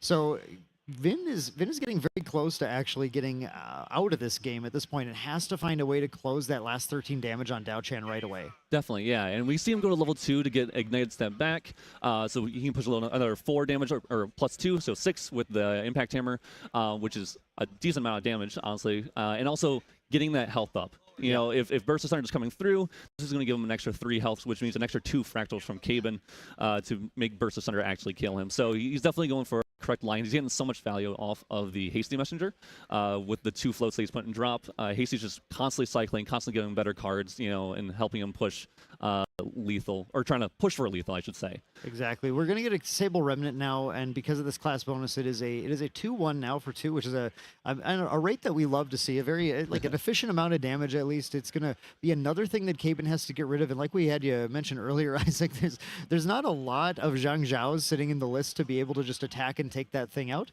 So Caben says, I don't want to banish it. I don't want a 2/1, and I also don't want you to have that float for whatever reason. So we'll just go ahead and Glimmering Refusal that Sable Remnant, deny that damage, and really, I think importantly, just like trying to tempo Vin out of the game right now. Doesn't want to take too much damage, just needs to find another turn or 2 to get that kill. Yeah, definitely. And I think we can see Caben's hand. So Caben actually had 3 counters in hand. Yeah.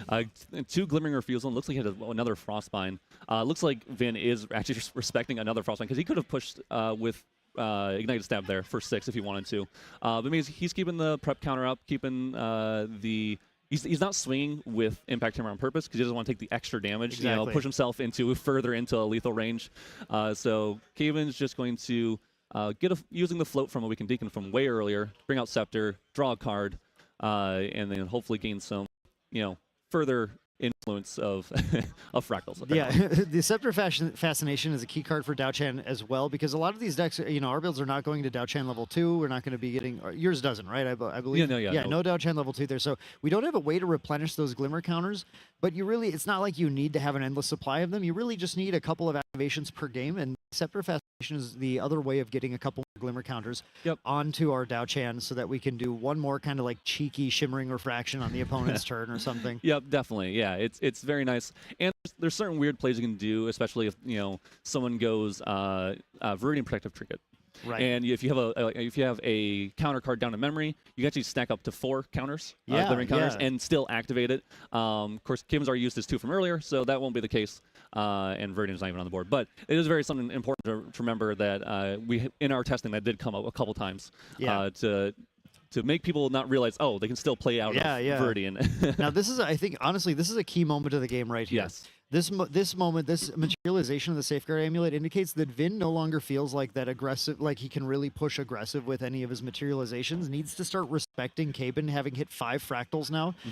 This is getting scary. Things are getting a little rough. We have to put that Safeguard Amulet out and make sure we have a defense and just try and push as much damage as we can over the next 2 turns to close it. And basically afraid that Caben's got a line right now with that passing turn with that full grip and 2 Fractals up still. There's a line with just a couple of our damaging spells and a burst to close it. Yeah, definitely.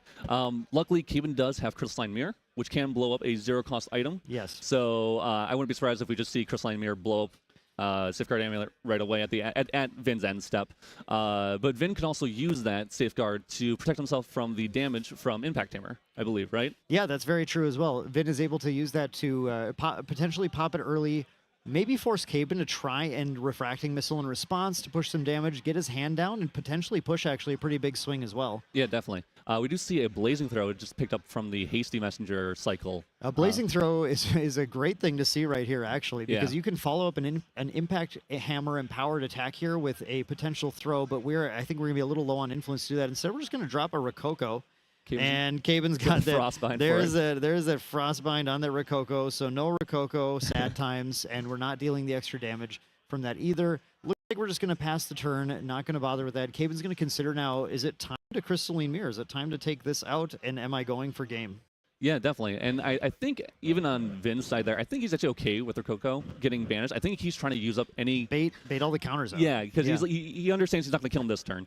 If you push him more damage, cool. If he gets a counter out, cool. Caben just going for a backup target. Caben probably digging right now, not having quite the kill yet. That's what's going on. So, it's potential with the perfect hand. There is a 3-card hand. So a perfect 3-card hand, he could have had the kill.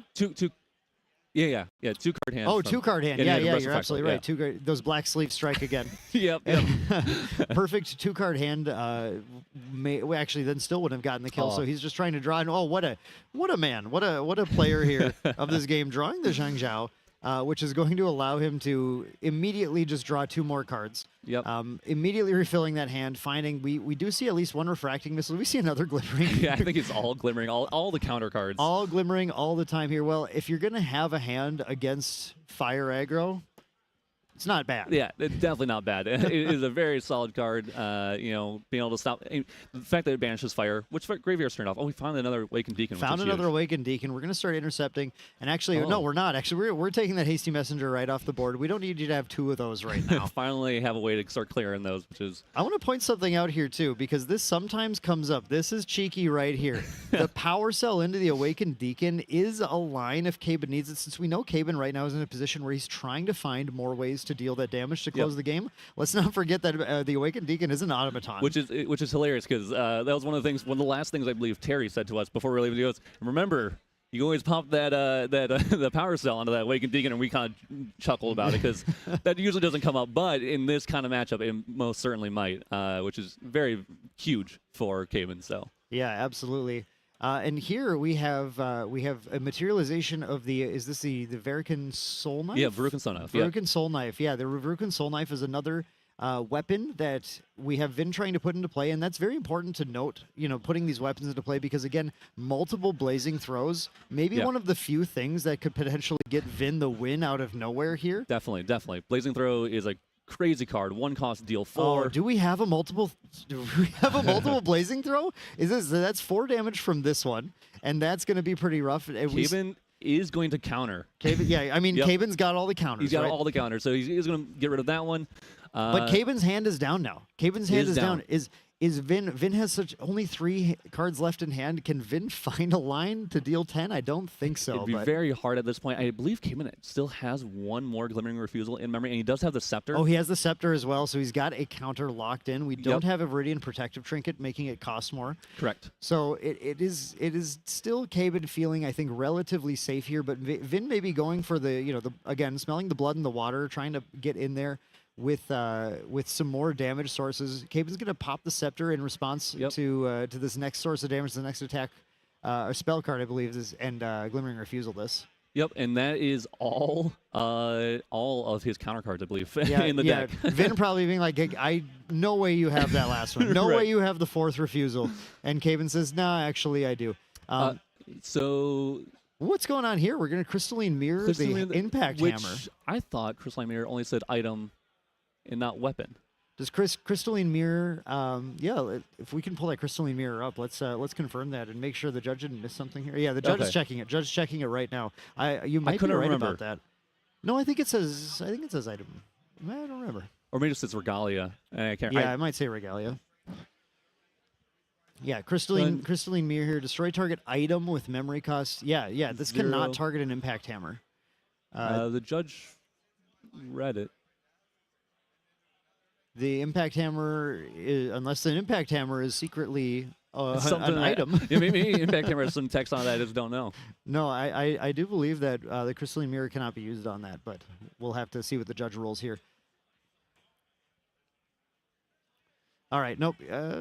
I think we're coming back with this. But yeah, either way, it's interesting that he's going for the Impact Hammer in this case instead of the Safeguard Amulet. Isaac, what would you make of that decision line that he's going through? Yeah, I think it's interesting. I think what his plan is to be later on, he's going to, because he has the Fractals that can destroy an item, and so we're backing up.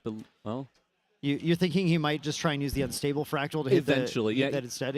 Caben's hand probably looks like, what his hand mostly looks like is that there's not a lot of kill pressure anyway. Right. So he's in his head, he's thinking, well, the Impact Hammer is what's going to kill me of anything, whether he swings with it or does Heat of Vengeance and then Blazing Throws. And now that he's out of counters, he doesn't want anything to risk dying from some. It's time to play very conservatively. Is his thought process, right? We need to hold everything back that we possibly can. Unfortunately, we cannot do that line, though. We're not able to use the Crystalline Mirror on the Impact Hammer. And we must have had we have a swing with the Impact Hammer. So I believe Vin was announcing an attack with the Impact Hammer or was planning to, and Caben's expected that and went for the Crystalline on the Impact Hammer. But because the Crystalline can't be used on the Impact Hammer, instead, Vin went through with an attack with the Impact Hammer, dealing some damage to Dao Chan, which is why we got that 12 damage mark now. Yep. Okay. Yep. And it's that Wonder ability. That makes sense. So Caben takes his turn. Dissonant Fractal. Our first Dissonant Fractal, finally. I mean, card you kind of want to see as early as possible because it really sets your game up. Definitely. It looks like he's bottoming 1 and topping 3, so it must be a pretty good keep. Okay, finally found what he's looking. Caben finally finding a little bit of what he's looking for here. Past his turn now, we talk about, again, this fractal count is sort of what we're looking at to see when our line gets truly lethal. We like to do the math of number of fractals times 2 plus 2. Or number of fractals plus 1 times 2. So we have 14 damage on a Burst Asunder if that's what Caben finally found here. Additionally, we have 6 damage refractions, although we've used a lot of those, and 7 damage refracting missiles. And Caben has to string some number of those together to win. Vin going with the smoke bombs, which is this is a powerful interaction. These two, Isaac, this came up all the way back in Houston. Tell us about this one. Yes, so smoke bombs, he's just going to use it to pop onto the Awakened Deacon here to give it stealth, so that way his interceptor will when he goes to intercept, it will fizzle. He can't do it, and the attack will go through as long as Vin swings face. Of course. Exactly. That stealth means that the only things that can attack it have to have true sight. Correct. So as long as Vin's cards don't have true sight, which of course the Hasty does not, it is not allowed to be an attack target. So intercept does not work. Yeah. So Hasty's just going to swing in, cycle. Caben might be considering missiling here if he's really scared of what Vin's hand is. Missiling to prevent 1 damage from the Hasty. Yeah, I'm sure he's considering it. Every damage counts. Every damage definitely counts, especially at this moment in the game. Caben knows Vin has an ignited stab, so he knows he can swing for 6 because he did grab it back from the level 2. So if he takes this 1 damage here, Vin could just swing for 6 damage and kill Caben. I believe it's exact lethal if he does that. Yeah, that certainly is math that Caben has to be thinking about. In this case, Caben we didn't talk about it, Caben did get the Safeguard Amulet out as well, which will prevent some of those lines that involve things like Blazing Throw, but doesn't do anything to attack damage. Yep, correct. Yeah, so I wonder what Vin's thinking about. He's double checking, triple checking. Vin could be considering if those are fast cures. We see a Rending Flames here, which we can't double the damage on, but it can still represent a lot of damage. It's still a base 3 attack. And we do go for the ignited stab. We We're don't going for have the ignited stab counter. with an unprepped ignited stab. So that is a 2 damage base that's going to be added onto the Impact Hammers 3. Or four total damage. Or 2 from ignited, 2 from impact. Hammers 2. Yeah, yes. Hammers 2. This 3, is the class bonus. Yep. Class bonus. Class bonus got me on this. We're on Assassin right now. So the 4 damage from the stab total. Putting Caben all the way, if that hits, all the way to 17 damage taken out of 19, just 2 away from actually losing the game, despite going through every single negation that he has in the deck. Very close game here. It is actually extremely close. And Isaac, I thought these fire aggro decks were supposed to be fast. Yeah, and we see Vin with the Sable for exact lethal here. I'm sure, unfortunately, Caben is going to have to refracting missile this. Caben's gonna have to spend a refracting missile. He did remember he did set up 3 cards, right? So he's got some beautiful cards available at the top of his deck. Let's double check the Crystal Emir. Can this target Safeguard Amulet? Indeed it can, as it has been used for throughout much of the weekend by these decks. And the Sable Remnant, again, this represents the last 2 damage to Caben's life total that Caben does not want to see. And Caben's going to sack the Fractal Snow instead to make the Sable come in rested. Yeah, okay. This is not something that you see come up too much, but the Fractal Snow can be used in response to the activation of that Sable Remnant. It just says the next time 1 or more allies would enter, they enter rested. And I believe Caben might have exact lethal here. Exact lethal line. He's going to hit him for 6 with the first refracting missile, and then he's going to recollect draw. And then he's going to swing with his 2 allies, put him to 16, and then play the second refracting missile. We don't need Burst Asunders when we just have all the refracting missiles, huh? And then refracting. It looks like he has another Shimmering Refraction in hand, maybe too. Or Zhang Chao, actually. Oh, really? Yeah. I can't quite tell, but it's a Norm element card. But I think it's exact. Yep, and then just going for that lethal, and wow, what crazy close game! The longest aggro matchup I feel like I've seen in a while. That was absurd. I mean, really, look the way these 2 players were positioning themselves early. I mean, into the sort of the early mid game of this, we were like, it looks like Caben's really turned it around. It's going to be really tough for Vin to win, and Vin with the lethal line. If Caben didn't have, Caben had to go through 2 Frostbinds, 4 Glimmering Refusals, and directed 2 of his Shimmering Refractions at allies, and then had to pop a Fractal of Snow just to not die. It is that was a crazy game, I feel like, for a fire aggro Xander to play through, and Vin did exceptionally well. I mean, just in that game alone, I mean, like that was insane.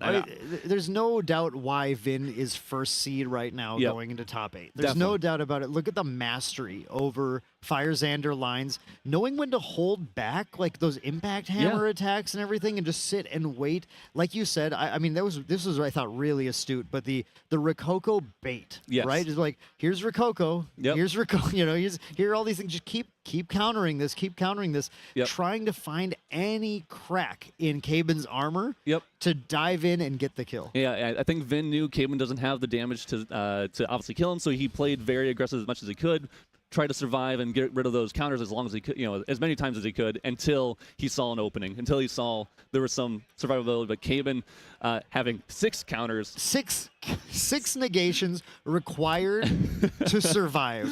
That is the strength of this Fire Aggro Xander deck. Yep, that is an insane hand that Caben had there. I mean, granted, low because almost no fractals at the beginning. Yeah, he had literally 1 unstable, which comes in rested, which is unfortunate.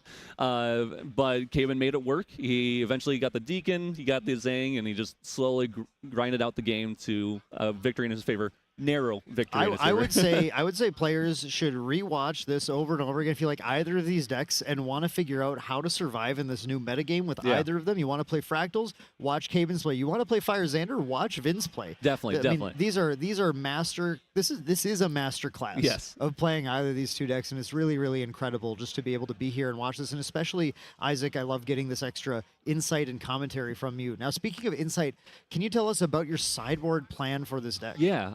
So most likely, Caben's sideboard is actually, I think almost all of us actually had a slightly different sideboard. Yes, you did. We've looked at all your lists. Yeah. And that's because Caben, so I main decked, my main deck was mainly for aggro matchup. So I ran like 2 Torpid in the main. Yeah. Caben's ran for, ran aggro in his sideboard. Right. Text first aggro in his sideboard. Right. So he has his 4th Awakened Deacon in the sideboard. He has, I believe, 3 Torpid Fractals in his sideboard. He's probably taking out his Fractals of Intrusion, maybe his Fractals of Refreshment. Not really sure on that one. Depends on how he's feeling. Yeah, we do see Torpids come in. We do see Song of Frost come in. Song of Frost for the Rending Flames, for the gigantic, every attack, the Heated Vengeance or Ignited Stab, anything you want to stop. Yep, and Caben plays 2 Frostborn Paladins in the side, which is different from all of us. I thought that was really interesting. Yeah, so Caben really wanted to respect the aggro matchup as much as he could from in games 2 and 3, but he didn't want to like inundate his board with a bunch of Paladins. He just I just need a couple to make them work. If I get 1 or 2 to stick on board, or just 1 to stick on board, especially against Fire Aggro Xander, it does a heck of a job. Yeah. Stops a lot of damage. It can kill off a lot of board. And Caben almost certainly sided out intrusions, so that way when he does use floating memory, he can use it for the Paladins instead of the intrusions. That for that. Yep. And you guys were not on Chill to the Bone at all. Did you guys get any testing with that? So we did. The only reason why we didn't, because the biggest reason why we were like, oh, we should play this because of Guajia and the Phoenix. Okay. But it has Spell Shroud. Oh, sure. And so we're like, we wanted some way, and also again, a big reason why Caben ran Frosthorns in the side was because if it's the only thing that we can run to kill off that dumb bird, the Phoenix. Sure. Because that thing, if it gets on board and it starts doing its thing, we had no play out of it. Respecting the bird. Yeah. I like it. I like it. Yeah, we found a lot of use from Chill to the Bone, not in matchups necessarily. Well, it is still perfectly useful here. Kills red hairs, it kills all sorts of stuff. But we found a lot of use for boards where players tried to put a Blanch down to protect like an Asen protector or something. And that just goes right through, delete the thing that's actually dealing damage to you. Yeah, I definitely like it for that. Yeah. We didn't think about the Blanch actually at all. I don't know why. We were just like... Blanch ended up being like a huge counter to this deck throughout the week. It's something that all of us had to, everyone on it had to play around. For whatever reason, it didn't come up once in our testing. But granted, only like a week and a half or a week of testing. Yeah, of course. That's the fun thing about this event, right? These players are going into this preparing for whatever they can, given actual like real time constraints, right? Yeah, it was. We tested every single day since the set dropped. Every single day. Yep. One of us was at Caben's house, at least one of us, and then Caben, usually in the evening after I would go home or Terry would go home, he'd hop online and test with our other two teammates, Perfy and Gruthos, and do some TTS or webcam games with them. So Caben played more than any of us. And tested more than any of us for this event. It's funny, he was actually on for a long time. He was on the Fire Dao-Chan version Yeah, of this deck. That deck can go really fast. It can. It's really cool because you can go the Fragmented Spirit. Yes. And get the Fantasia, and so we mess around with that, and that just adds to the damage and adds to... It's a lot like the deck that Chess Club actually brought this week. Exactly. Yeah, ours didn't go to level 3, but the one thing that we found was the downfall is that if you glimpse and you didn't see that Fire Bloom Flourish or whatever... It's so integral to have the Flourish. Yep. And any decks that try to interact with Expel the Departed, yes. Getting rid of the Fire Bloom... before the recollection or before the end of turn to get the card back is like, oh, that's pretty devastating. It was, yeah. Or of course, we're glimmering refusals, frostbinds, or anything that can just negate it entirely. Yep. Like puts Dao-Chan in a pretty rough spot. Definitely, yeah, and that's why we then because he built that list, and the first list I built was this water one, and definitely worse than this water one. Yeah, well, yeah, ours was too. Our first list was not great. Yeah. But we refining, and it's so funny. It's just all this refinement, and we both end up with like we're maybe 8 cards different between the lists. One thing I wish we had in the deck, I'm sure, and one thing we wanted to test was the domain, the water domain, the Shuchang. Yeah. Yeah. And that because that's just it slows your opponents down. It really, we saw plenty of that from Hanky's list. Yep, definitely. It was rough to play against. Yeah. So we're going to start the game now here. True Cactus Vin, I do want to point out as well, True Cactus Vin, I believe had the start on the on game 1 as well, right? So getting to win against Fire Aggro when the die roll, pretty big. It's pretty integral, honestly, to the whole thing. So pretty huge that came in game 1. Yep, Vin starting with the Ithne Spirit of Fire again, and then going into a Xiao Chao, and then into a good old Kingdom Informant. And I think Vin may have found a weakness to our deck here. Yeah. Oh, yeah. Let's talk about that. Some stealth allies. Kevin was able to kill off the couriers from before, and counter the Zhao Chao. And but now I think maybe Vin had realized, he has to use his actual kill cards to kill those things off. Now, thankfully, like we talked about that sideboard, Caben did put in the additional Deacon and did put in those 2 Frosthorn Paladins. Yep. And those will be good for the non-stealth allies here, but yeah, I mean, this is going to be a little tough. You can still intercept these things, though. That's the key, right? So he's got to get those interceptors out, and then they have to survive and at least make Vin play around those interceptors a little bit more to be able to get the damage in. And we do see Caben with a much stronger start on his first turn. Definitely. Sabrina, Spirit of Water, into a Dissonant Fractal and a Fractal of Rain. Yep, and he did imbue the Fractal of Rain. This is a common play that we do for when we're testing. If we happen to hit the Dissonant with the Fractal of Rain, we'll imbue it, set up our top deck, and figure out what we could mill. And then later on, we kind of just don't care about what it mills. Right. This is unlike a lot of the water mill decks from the last metagame.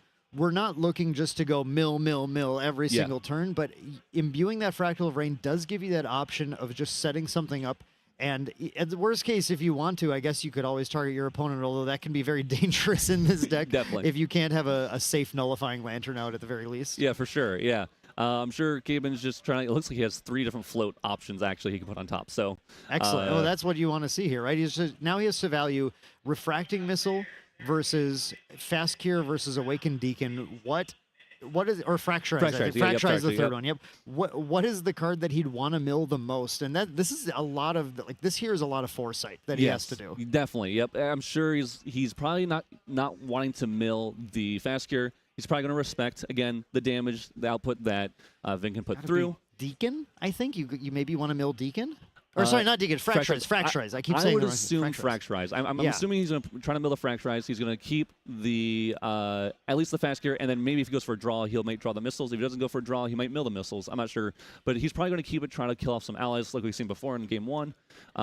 Milling of missiles to me would be like seeing what he got to choose from. That would be like I'm on Caben's on a different level than me to mill that, because I want to see every missiles I see. I want to be in my hand so it can do damage to something.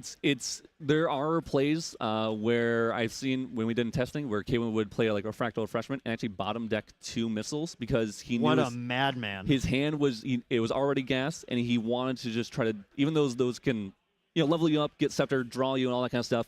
Here, just needed the fractal count, and so he's like, well, I could play those and lose tempo. I mean, not doing a ton of damage with them, or I could just get 2 new cards right away. And it looks like I feel like I'm learning so much myself here too. This is great, fantastic. It looks like we do have a Deacon in hand. Is that an unstable fractal? Yep, unstable fractal. I think a Frostbind and a Glimmering Refusal. Cayman just debating, and the tough thing against Fire Aggro is how much of your hand can you put down right now? Yep. He's got that Frostbind in hand. He could play the unstable fractal, but that doesn't leave him with enough because unstable comes in hindered. We'll turn on the Dissonant Fractal, but then he'll still just have a little bit. He'll have 1 card left in hand and is not going to have what he needs to be able to like Frostbind something. If only that Unstable Fractal was any other, like Fractal of Rain or anything here, he would have a pretty easy decision. But now he's just got to decide how much am I willing to risk on this first turn. Yeah, definitely. I think that's always a hard choice. He also could just maybe drop the Deacon. It's depending upon if he wants to save some damage. Oh, it looks like there's a discussion with the judge happening as well here. So just determining if I'm not sure. Yeah, I don't really think sure. there's anything we've missed here, but maybe they're having a discussion about some minor nuance of how the players were going about their turn there. Making sure opportunity is given or something. I'm not 100% sure. Yeah, looks like they'll. Kevin and Vin know each other decently well. Yeah. I'm sure they're just like, whatever. We'll just move on from that. But we are going to see, just thinking about Caben's risk factor here, True Cactus Vin hasn't put down hasn't had a chance at all to put down a poison dagger or anything. So we're not seeing like the crazy amount of damage that could be dealt next turn until that dagger goes down. So I think Caben kind of says that and goes, okay, 3 fractals, that's probably the way to go. Yep, definitely. And it's actually, we see the poison dagger here, and the scary thing would be if Vin drops an Arthur here. Yeah, Arthur will definitely chunk some damage in, and that'll put a lot on Caben. Caben would love to Frostbind an Arthur if it gets played, but clearly not seeing an Arthur as we're already starting with a Xiao Chao and the Kingdom Informant. Maybe a red in. hair. I can't tell if that's what that is in the hand. That'd be cool. That looks like a red hair to me. Oh, no. Yeah, it is. Yeah. So the important thing to keep in mind here is that red hair needs a friend, right? You cannot have your horse attack without a rider for it, which is why our named horses in this game require a unique matching element human ally, and that's important. Even though Xiao Chao does look like a kitty cat, she is also a human. So that is going to allow this red hair to swing in, and as a super hasty messenger, 3/3 that also has discard and draw an attack, and then a second Kingdom Informant. We have the twins out here pushing scary damage. board, and I believe I can't see. I don't quite know what. The hair discarded because it does get the hasty messenger effect. But I'm sure it was probably like a float or something like that. We're certain with 4 allies on board with a poison dagger. Caben may actually mill Vin if he wants that to get the fracturize to fracturize the dagger. Yeah, he might want the fracturize to hit this poison because right now we're looking at 1, 2, 1, 3, 1, 1. So we're looking at 6 damage from these plus 1 from the poison dagger, which then adds 1 more to everything else. Right, so we're looking at 3, 4, 5, 6, 7, 8, 9, 10, 11 damage just on board. And that would be lethal. and with any other input from Vin, that's lethal if Caben levels still.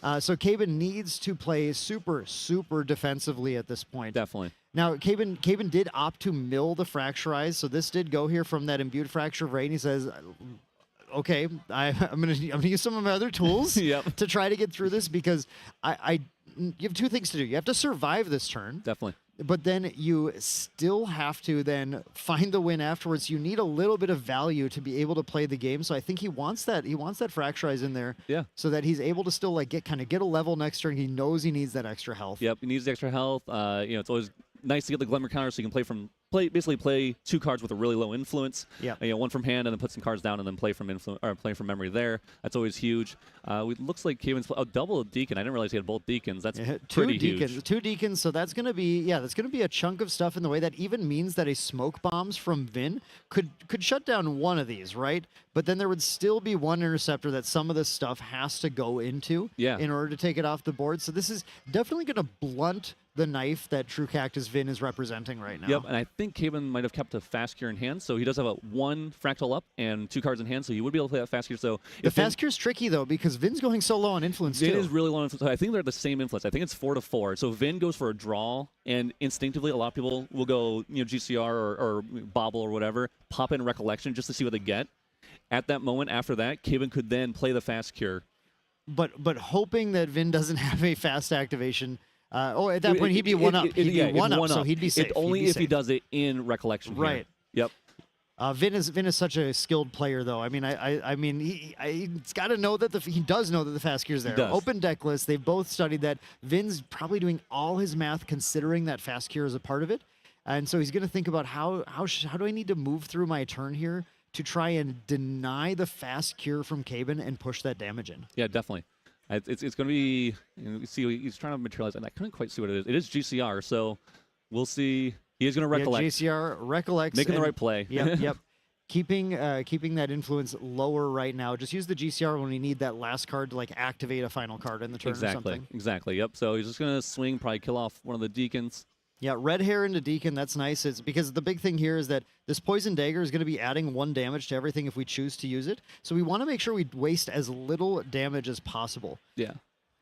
Currently not online because that's right. That's yeah. right. He chose not to level up. Went with the Safeguard instead, or went with the Grand Crusaders ring instead. So Poison Dagger is not online. Vin probably not going for the kill then this turn. Just going to try and remove more of Caven's roadblocks to winning. Definitely. I think he's probably just trying to set up. He might try to, if Caven kept a glimmering refusal in hand, Vin might clear board, maybe try to drop a courier, and then I wouldn't be surprised if we see that getting countered. There's actually a very very rarely but important right now. This is important interaction here with Xiao Xiao. Xiao Xiao has the ability when she deals damage to something and it dies, it actually gets banished that turn instead. So that's being that the Xiao Xiao did the damage to that Awakened Deacon to kill it. That Awakened Deacon got banished, which did deny Caben 1 floating memory. Yeah, which is pretty big. Caven, actually, the funny thing is about the deck, though, other than the Frostwarns, there's only 2 cards that cost. Here's a courier. Oh, it does stick. So he must not have the Glimmering Refusal in hand. Or maybe he didn't have one at all. Maybe I just saw. I thought he has at least a Frostbind. He has a Frostbind in hand. Yeah, but he went hands down for this. Or no, he didn't. He has enough to Frostbind still. And Vin's showing a very scary board. Yeah, he is respecting the Frostbind, though. He thought about playing. He has a Rococo in hand. He might be saving it for next turn. He is going to go for the heal here. Caven is. Yep, going for the fast cure. He's able to get it with 3 influence to Vin's 4. That Korhazi Courier is ready now. If all Vin has to do is level this champion up to turn that dagger online, and again, Korhazi Courier has 2 instances of damage built into it, which is 1 from the attack, 1 from the trigger. Yep. And that gets a lot of extra damage. It's 4 damage from 1 ally is pretty huge. Vin threatening a very, very scary board, a very hard board for Caven to deal with. 4 allies having stealth. Yeah. That is rough. Caven thought about banishing the fast gear. Maybe thought about leveling up or going Scepter just for the draw. Probably he could go. Technically, he could go Tariff. Yeah, Tariff Ring is looking pretty good right now. Yeah. If he goes Tariff, I wouldn't be surprised if Vin maybe even took 1 more turn to level up. That way, he just goes for another draw or something like that, or just, again, another setup card. I mean, Caven's got a healthy life total right now still. He's only taken 3 damage despite 5 allies and a dagger on board.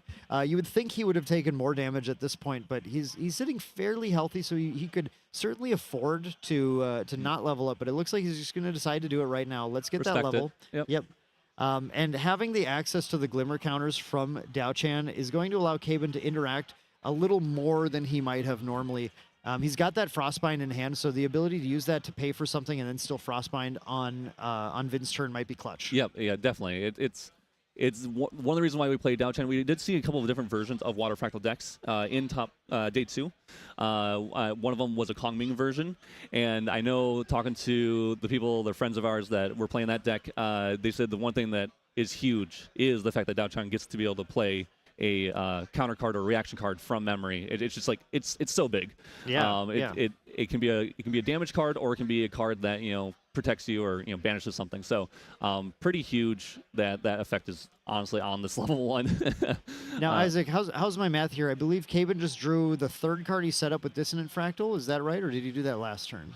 1, 2. Yeah. I think he drew the third card that he set up here, and there was no mill that happened with the Fractal of Rain.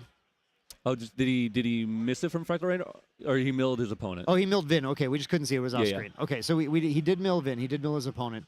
With a little dicey, with no nullifying lantern either to potentially give him some extra fire cards. Cayman does pop Vin's dagger with his unstable fractal. Yep. So Cayman's going down on a fractal, but ultimately taking a lot less damage. Vin did pop in response to deal 1 damage to Cayman. Will knock the class bonus on that turn. Right. That's the dangerous thing about putting Poison Dagger out so soon, though. If you don't level, you can't really take advantage of it when you maybe need to. Yeah.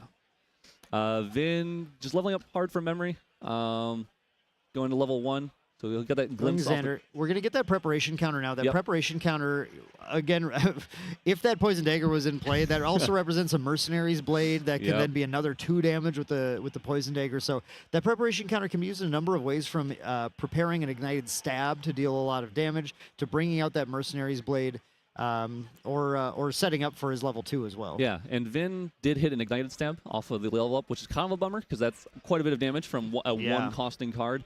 Vin has. Do you see a Rococo in hand? Yeah, he does have a Rococo. I think he still has it in hand. He looks like he bottomed 1 card off his glimpse. Still thinking about the other one. Yep. Vin does have, 8 damage threatening on board already. 9 if you want to count the dagger, just the swing. So Yeah, that's nothing from hand. right. Just that's all on board. Another Korhazi Courier too. If Caben did not take out that Poison Dagger, it was all over. Oh, definitely, 100%. So very well done by Caben. Obviously respecting the output that Vin has and is showing on board. Caben's just gonna take 3. Courier pitching a card. Yep, Courier pitching, dealing damage. Another one. Dealing damage. Lots and lots of attacks coming in here. And now Vin, after dealing with all of the 5 allies on board. Is it double Rococo in hand? That is Double Rococo is in hand, indeed. Yeah, which each one can represent 3 damage. That Poison Dagger was going to be so insanely lethal. Oh my god, I can't even believe that. But still, those Rococos are going to represent 3 damage each as well. So Vin with the ability to, without Caben interacting, push him all the way to 18 out of 19 damage taken. And if you want to use the dagger. dagger. And then the dagger for the final one. Yeah, Caben luckily doesn't have Amulet on board, so you can stop the Rococo on enter. Yep. Non-attack damage coming through. But it's going to force Caben to start using some of his things. And as Caben will use his tools to try and survive, none of this is actually dealing with the board. Right, exactly. Caben is just trying to find an out, slowly trying to survive. He's thinking about probably... His Rococo is good. He's going to take the damage. Takes the damage, not popping the safeguard, deal 1. Caben's probably respecting the amount of cards in hand. He doesn't want to use anything he doesn't have to, because he's going to want to try to go for lethal here. He is going to play the Sable Remnant. Going for the Sable, so... not representing lethal, currently. Right. Not representing lethal, even with that Mercenary Blade. So potentially Vin saving that preparation counter to try and do something a little more impactful with it next turn. Yep. Respecting Caben, knowing, all right, Caben has interaction here right. of some kind. I know that Rococo can't kill because at least there's a safeguard in play. We're just going to get a Glimmering Refusal on that Sable Remnant, which actually banishes it. Does deny a floating memory, which could be relevant at some point. Looks like Vin is thinking about bringing out the dagger. Yep, he probably has 3 fire on the drop. Just going to bring out the dagger before Caben go Nullifying Lantern, turn it off, so you can't just bring out for free at the very Varric and worst. Soul Knife, you can banish 3 Fire Element cards to bring it out. Caben, again, still didn't put out the Lantern. And he's just going to hit him for 1. Hits him for 1 with the Soul Push Knife. him any damage he possibly can. Before Caben can has a chance for response here. So. Board representing 8 damage on its own. Caben has 3 life remaining. But important thing to remember is that Vin only has an influence of 3. He'll go to 4. So like a Terror Ring, he only swing with 2, which one of them would be lethal with the red hair, of course. The red hair is strong. But forcing Vin to put down cards to swing, and if Caben has an out to that, I believe he still has a Refracting Missile to kill off that red hair. Yeah. Or importantly, there's only 1 human ally right now. Right. So there's sort of a 2 birds, 1 stone situation, assuming there isn't another Xiao Chao in Vin's hand, where using something to take care of this will actually deny the red hair attacks as well. Yeah. Caben mills himself here. He does bring out Terrafring. He is just going to pass. He milled himself and got a Fracturize? Yeah, he did. He didn't glimpse that, Nope. right? Yeah, this is true champion gameplay right here. So, in testing and in normal gameplay, I do not have that luck. Right. we can have a deck of 30 float, and I will hit no float. And Caben in testing repeatedly hits the float off the top. Sometimes he just has it. He's got that luck on his side, which is awesome. Of course, a great player. Not saying he's not, but sometimes you need a little luck to continue on to a win here. But no, it's been recorded live on stream now. You actually just said Capen's here only due to luck. I think that's what I heard. Yeah. Of course. I want to downplay every success Caben has. It makes sense. So Vin is going to put out that Safeguard Amulet, and Capen, as quickly as he possibly can, pops the Tariff Ring. Don't want to forget. Yep. We don't want to deal with that. Now, it doesn't look like he's quite ready to Shimmering Refraction. The Xiao Qiao, though, wants to maybe make the opponent pay for something first. However, if Vin goes immediately for that red hair attack, that's going through, and Caben will have to instead refraction the red hair, but that doesn't kill it. He has to use a refracting missile on it instead. Yep, he does have to He use does a have missile. Okay, I wasn't sure if he had one. He does have the refracting missile. It in looks hand like as it's a well. burst and a frostbind. So I think those are 4 cards. He's got 3 spells to deal damage and 1 frostbind. Yeah, not quite what he's looking for. He is going to. Vin looks like he's going to swing 3. Yep, goes immediately, uses opportunity to make sure that combat sequence happens.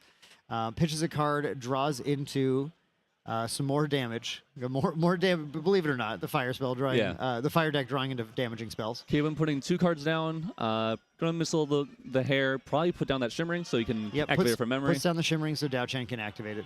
I think just kind of hoping that Vin just pays for another attack here. Yeah, but none of the attacks are doing a ton, except the Korhazi Courier does the most. Push. Obviously, it does 2, but then that leaves Vin passing the turn with nothing up in hand, which gives it's really hard to come back to this for Caben. I'll be honest. With only 2 fractals, Caben isn't really in a position where any of his damaging spells can get there. And yeah, there it is. Goes for the Korhazi Courier attack to deal 2 more. Caben goes the Shimmering Refraction out of memory. Does draw him a new card, which is nice. Yep. Not going down as much. He needs more fractals to win. Yeah. So I think he's desperately looking for that. But it's going to be a very hard spot to come back from. He has 1 burst and the Frostbind. This is where you side into Arasana. I just want to point out. yeah. I did hear main deck's team might have a little spice. A little Polaris action here. That takes care of a board like this Polaris pretty easy. Would be pretty amazing here, yeah. We're going to get that Scepter of Fascination using that True Champion Gaming Fracturized Mill to get 1 additional card in hand as well. We're going to mill a Fractal of Rain, which is a pretty, a mid card to see right now. Looks like Caben got an Awakened Deacon, which actually is pretty big, and maybe a Fast Cure. It is. Yeah, it was Caben needs miracle cards right now. So ironically, actually, the Fractal of Rain milling that other Fractal of Rain helped him draw into a Fast Cure to potentially stay alive in this match. Does have a Fractal of Insight as well. So Caben is currently, once again, True Champion strats, starting to see the line that he needs. Yeah. And remember, in TCGs, we do talk about a lot of variance. We talk about a lot of luck. But a lot of these positions that players get in where they have the ability to draw cards that they need to get out of it, those players, through skill, put themselves into that position. Right? Definitely, yeah. And Caven seen 2 cards, Frostbind and an Unstable Fractal off that glimpse from the Fractal of Insight. He did rest it. I wondered if he was just going to play Awakened Deacon and try to fast here, just try to stay as safe as possible. But it looks like Caven feels safe enough. He probably will drop either. He could honestly play either. But I wouldn't be surprised if he plays the Awakened Deacon. Well, he's still sitting on a Frostbind, right? So he can use the Frostbind to play to play the Fast Cure, and then still use activate the Scepter to put the Glimmer counters on Dao Chen, and then Frostbind out of his memory. So he's sitting on enough to survive the next turn because the Fast Cure negates the 4 damage on board, and the Frostbind has the potential to negate anything that might actually become lethal to him. Yep, and as long as Vin doesn't draw another red hair. Red hair will be tough because the Frostbind cannot stop that. Yeah. He's just going to Fast Cure right now, actually. Let's just do it right now before Vin has a chance to potentially mess with the amount of influence he has. Yep, and we're looking. I don't know what Vin quite has in hand. Kim still has that Safeguard Amulet, which is big because I believe Vin still has a Rococo. Yep. So Vin can push 4 here, put him back to 16. Impact Hammer. Impact Hammer, yeah. I mean, how much damage has Vin taken? 0. Yeah, so Impact Hammer looking pretty okay as an option. I'm sure we're just going to see a swing out from each ally. That's 1, that's 2, that's 3, that's 4. So it's going to, again, just negate basically the Fast Cure that was played, but that is Caben buying himself just a little bit longer. Impact Hammer is a 2 damage swing on its own. And this just need might to resolve be one game thing. here. Because I think so, yeah. If we just put the Rococo down. Yep, even if he then- pops Safeguard Amulet, then swing with the Rococo, swing with Impact Hammer. Yeah. Vin just needs to hold up the 2 in hand to pay for the Frostbind. Yep. And really, Vin's also thinking, what if he has Glimmering Refusal? But Caben, with only 3 Fractals, still would not be able to stop this. Yeah. Yep, Rococo, do you have a response, Caben? Thinking about it.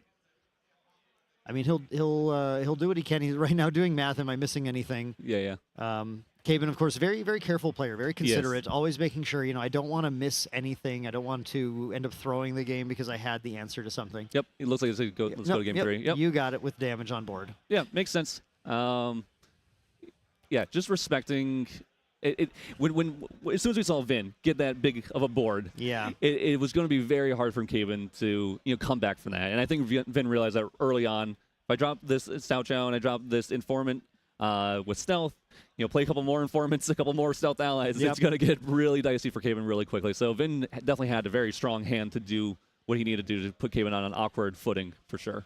And I'm trying to think, did Caben see a single sideboarded card in that game?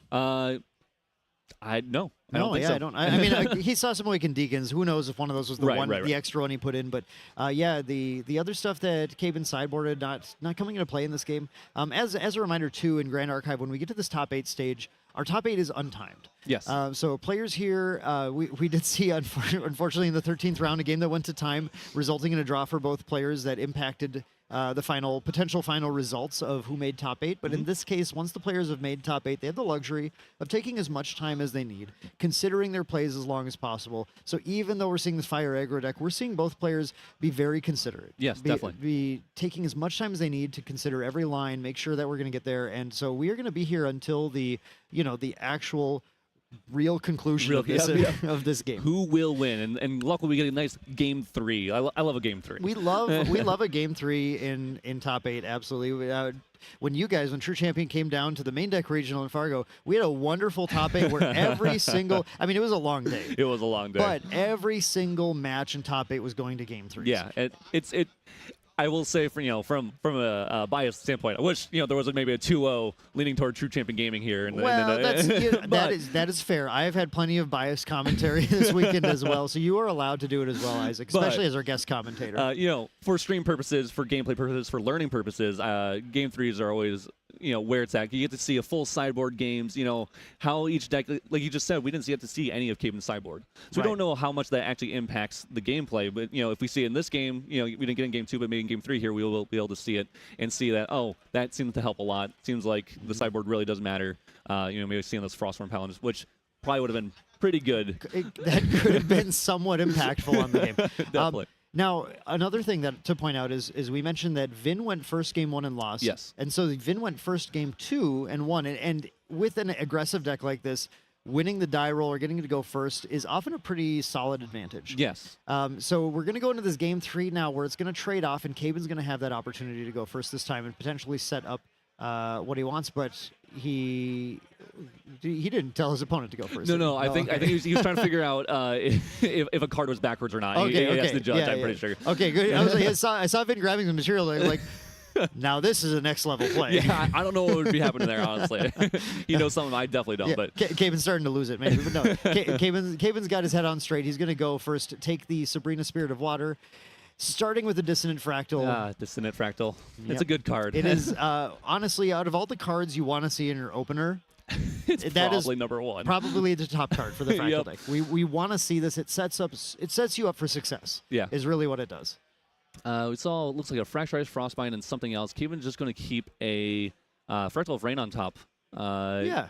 Getting rid of that Frostbind that we've seen earlier, it does look like Caben does have an Awakened Deacon, so he has a little defense there. It looks like he has a Torpid Fractal, which is my favorite Fractal, by the way, is Torpid Fractal. I need you to talk to Main Deck Taylor about this, because Main Deck Taylor will refuse to play Torpid Fractal in anything, and I always try to get him to. I refuse to remove it from my main deck.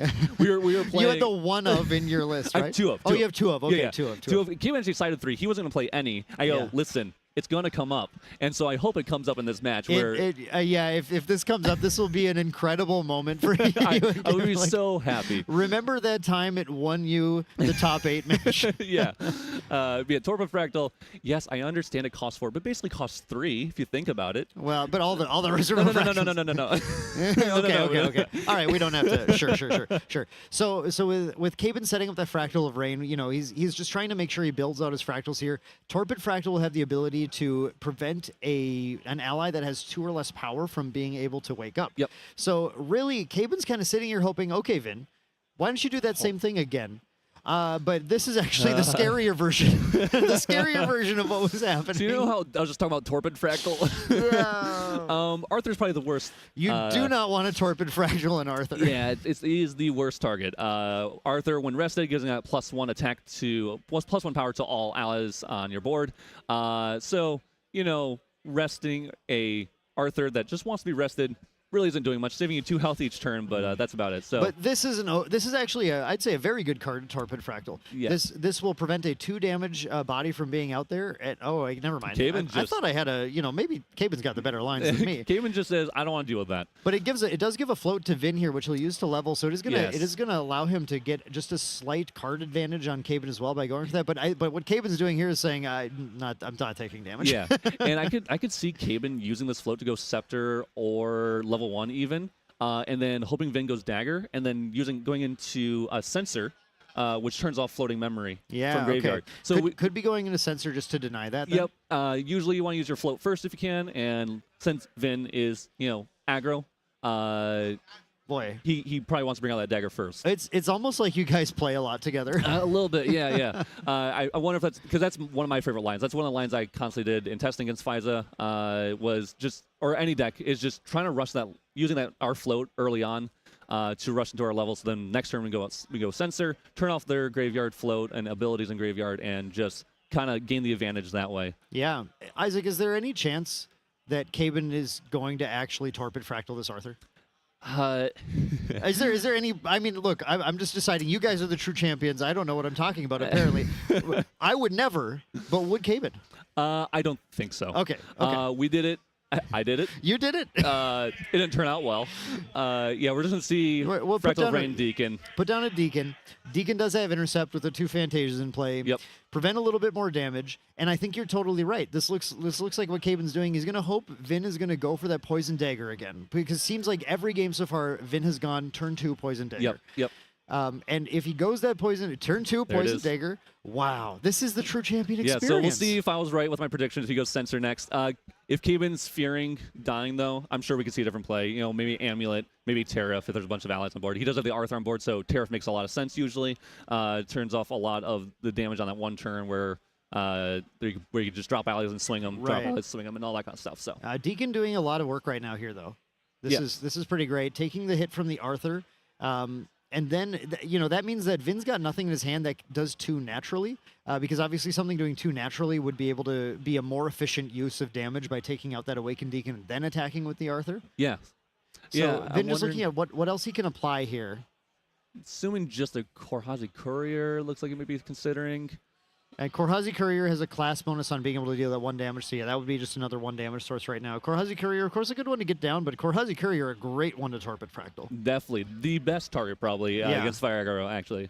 And I'm sure one thing that Caben's doing, and you can confirm this, if this is correct from your guys' experience, but he's sitting here, when he's got this Torpid Fractal in hand, he's got a mental image of his opponent's deck list, and he's probably already highlighted which are the best units to use this on. Definitely. Because I don't want to throw this out like main deck Dan might have. I don't want to throw this out on whatever random Sable Remnant comes out first. I want to make sure this is applied on the most optimal target. Yep, and we do see that Korhazi Courier come down. He is going to Shimmer Refraction. But he's going to actually Shimmering it. Okay. Shimmering Refraction. We've seen it before. It's hard to deal with that. The Korhazi. Makes sense. Just doesn't want to have to deal with it ever. Caben wants to cycle a card, I'm sure, and just find more fractals. He does see. I think the only fractal he had was Torpid, and so that takes quite a bit of his turn. Yeah. But if he can find just a couple more fractals, again, set up board, and he also might just be trying to save the Awakened Deacon. I think he was hoping Vin did not have the follow-up 2-drop ally, having dealt with one already. Which, you know, if Caben took this risk and saved the Awakened Deacon, that actually saves a crazy amount of damage. Yes. That Deacon would be putting in overtime work, but in this case, Vin goes for the Clumsy Apprentice, takes the 2 damage, does draw a card to replace it, and then uses it to finish off the Deacon, which is, I think Vin is overall feeling pretty good about his trades that turn. Yeah, definitely. I could see Caven might be considering Scepter here now that he has that extra float in the drop. Awakened Deacon. Yeah. Try to get the value right now. Like I was mentioning, he could go Sensor, try to turn off. He is just going to GCR. He's going to go just for a straight jaw after. Foil GCR again. Yep. It's so pretty. So Caben must be digging then. Yep.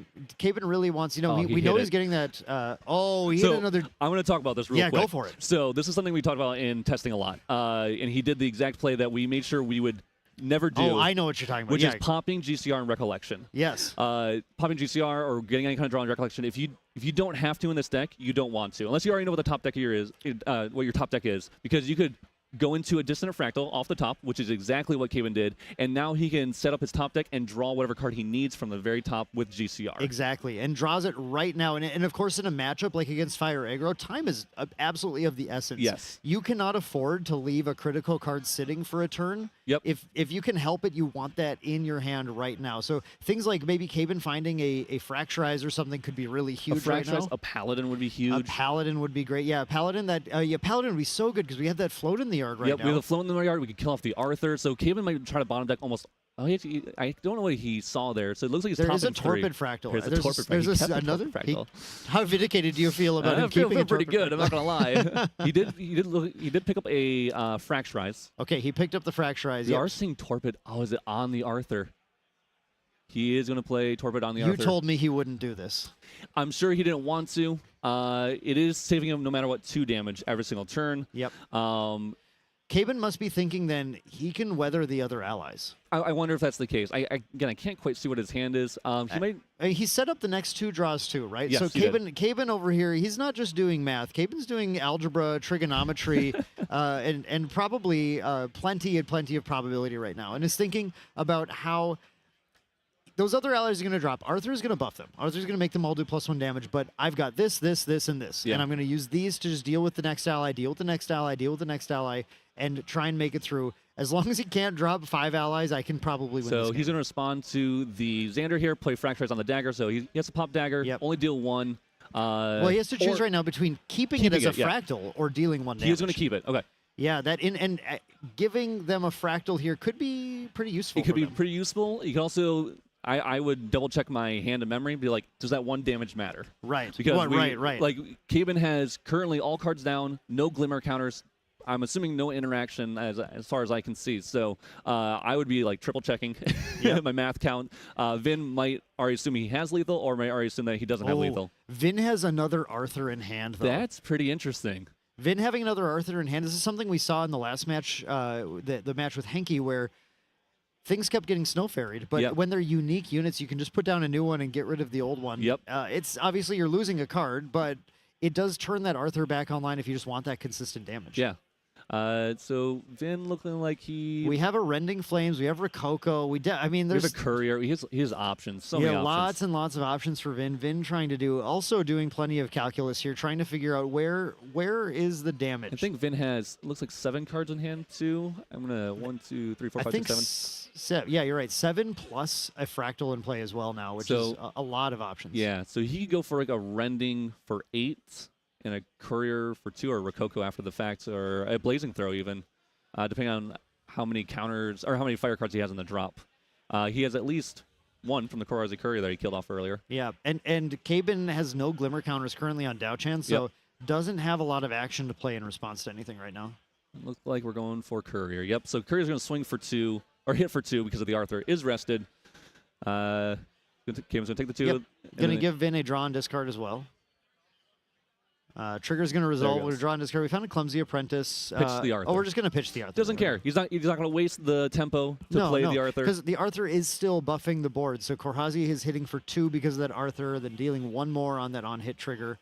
And that's fine. We got 4 cards in hand. We got a Blazing Throw and a Rococo. So we could see. In this game, at least, Caben has 4 fractals out. Caben does have four fractals, and Caben having 4 fractals out is pretty big for him being able to still potentially win the game. it definitely is. And we did see him top. Or again, he does have, I believe, it's second from the top is another Torpid. So Yeah. he could play that on the Courier here. I don't know what the rest of his hand looks like if he has like any other kind of defense. I can't remember what he put down in memory. We can only assume, at least when I see Caben playing or when I play Caben, I can only assume that if he put these cards on top, he's got a line. He Yeah. knows what he's doing. If these cards weren't the next cards he needed, he would have put them on the bottom. Yep. We're going to look for a Tempered Steel on the dagger, give it a durability, and then And then, swing with it for 1, and then Blazing and Throw then it. blazing throw it. Yep. So 1, and then another 4 from that. Yeah. Put a really, float on the drop, too. But yep, and Vin just over here trying to do as much damage as he can while Caben has given him this opening. Caben might be doing some mental math, it looked like there. I don't know if he has a line or not. Vin's taken 2. 17. We have currently without playing more fractals, a 10 damage burst, and then up to a 5 damage refracting. Yep. Which 17. is close, but so it means we're just one like a dissonant fractal off of having a kill line here. Yeah. So Caben could be considering Amulet. He could be considering Scepter.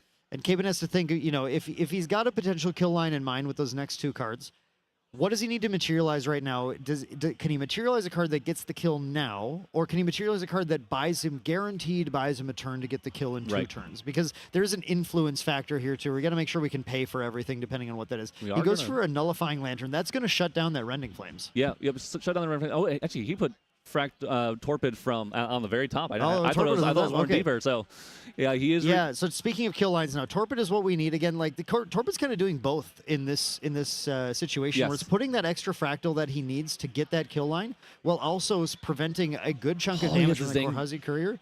And then he's going to Zhang Zhao using that second mode, having 2 influence in order to recover 4. Yeah, that's huge. Yeah, putting himself well out of harm's way here. And this just highlights how good this card is, especially in a deck like this. Zhang Zhao, Way of Peace, is so insane for having no class bonus on it anywhere. Yeah. It can do multiple things with it. You can draw 2 cards, you can gain that influence, really dig deep into your deck, or you can heal 4 against the aggro decks. And so it is definitely a 4 of auto include in this deck. It's so good. It's one of the best. It probably is the best card. Yeah. Maybe in the set. Now there's the respect right there. Yep. Safeguard Amulet. So Vin going, 5 is a lot of fractals. Yep.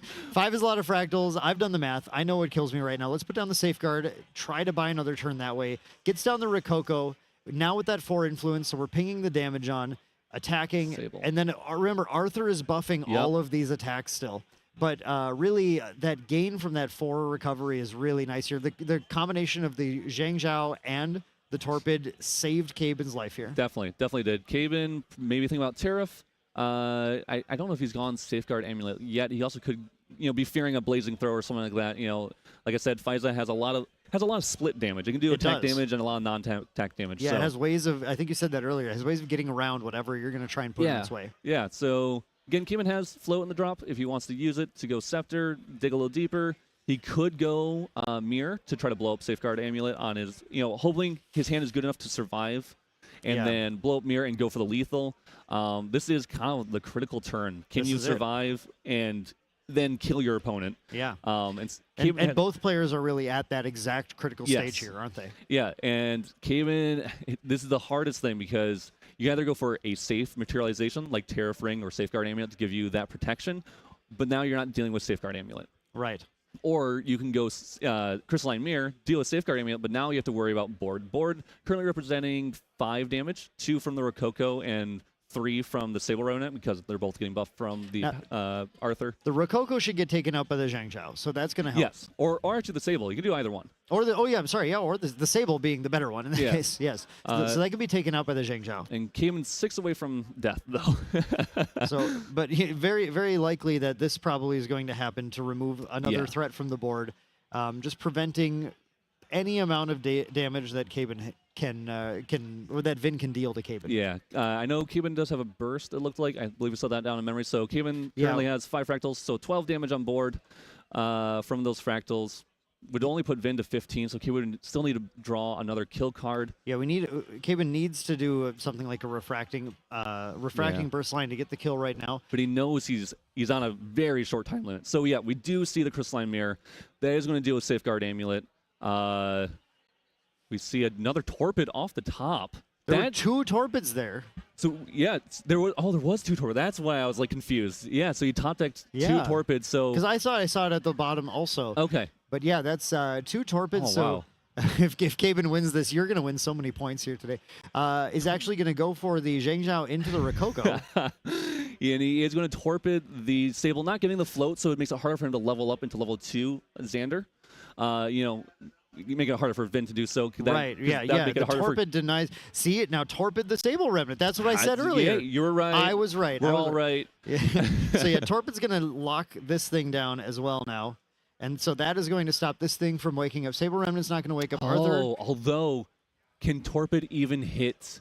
Oh, yeah, no. Arthur's wording gives it +1 attack. +1 attack always, probably. Yep, I believe it's +1 always. So Caven's face is... So this is not going to be a play. Because of this Arthur that got Torpid, it's going to add +1 attack, +1/+0 over to this Sable Remnant. And that means that Torpid can only stop something that has less than or 2 or less attack, and that is very unfortunate. That is unfortunate. Yep. So it was taken to the Sable and tapped down the Rococo. That is unfortunate. Caben having looks like a dissonant and a burst in hand. That is a potentially game-altering line. Yes, definitely. Very, very unfortunate. Caben going with the dissonant fractal. Caben now at this point 7 fractals, 14, 15, 16. 16 is lethal. Caben is, if Caben has Bursts Under in hand, that's still lethal, but the Safeguard Amulet is in play is the problem. And Vin only needs 3 damage. He could bring out, I believe, the Verucan Soul Knife, so he'd only need 2 damage after that. Well, yeah, this is an extremely close game for Caben, and something that is Caben wishing that Torpid Fractal could have kind of done anything different than what happened there. That was really unfortunate. Really unfortunate. That is a bummer. And Caben, look at this. Caben seeing a fast cure on top as well. Like, how badly does he wish that could just appear in his hand right now? Yeah, I wouldn't be surprised if he just bottom decks those. It doesn't, like, I'm sure he's thinking it doesn't matter. Yeah, I assume you know his internal thoughts right now pretty intimately. Yeah, he's just going to keep them all on top. And sure, and then pass the turn, and Caben, I would say, is feels pretty confident that Vin is going to have it on his next turn. Vin still has to have it, of course. He's going to do this line where he's going to pop the Safeguard and see if Vin forgets to pop it in response. But it looked like Vin declared that he was going to use it in response. Yep. I mean, but you got to go for it, right? Because if you pop it and your opponent just forgets to say it. Super smart line. Honestly, very smart line. And I don't even. I definitely wouldn't have thought about that. Yeah. Just like popping it, see if they pop it in response. You got to make him do it. Yep. And he's going to kill off the Sable Remnant. Oh, here you go. Because he top-decked a Burst Asunder. Oh, my goodness. True champion gaming happening right now, where Burst Asunder being used instead to deal with the 1 threat on board, and says, okay, Vin, you still have to deal 6 damage. You have to have 6 damage with an influence of 4. I don't know if we've seen GCR now, that's already. Like a double Rococo line is exactly that. And we have seen 1 Rococo. We do still have the GCR. Impact Hammer has not been brought out either. And the Impact Hammer, unfortunately, having a card that represents 2 damage out of the material deck like that really lowers the threshold. Might just level up too. Cayman has 0 influence. He has nothing to do, yeah. Cayman having 0 influence is also wild. Something that's kind of like a just Fractal Decks thing. Yep, definitely. It's so weird to see that happen. Yeah, Vin, considering his lines, Vin really, just like making sure, okay, do I have the damage line here? Yep. Which is the damage line? If he finds Blazing Throw off the top, that's, you just go Impact, Blazing Throw. Looks like he doesn't have a Blazing Throw, because I'm assuming he's thinking about it. Doing math right now also on so if Caben looked at those top cards, if he found another Burst Asunder, which would be why he used that Burst Asunder on my turn, feel like safely, he's going to be lethal on me in the next turn. Also, I think Vin might just need a single ally. Vin being in the tank right now, it does mean that maybe he's not super confident about that hand and its ability to get to 6 damage. Because that's going to be a tough line. If Vin goes Impact Hammer here and he has Well, we are seeing level 2. We're so going to see level 2. he is going to respect the lethal Yep. that Cayman could present. We're going to see, because Cayman presenting 2, 4, 6, 8, 10, 12, 14, 16 damage. Deft so, Executor is going to come in, put 2 preparation counters on, and let him get back. He got back. Did you see what card he grabbed back?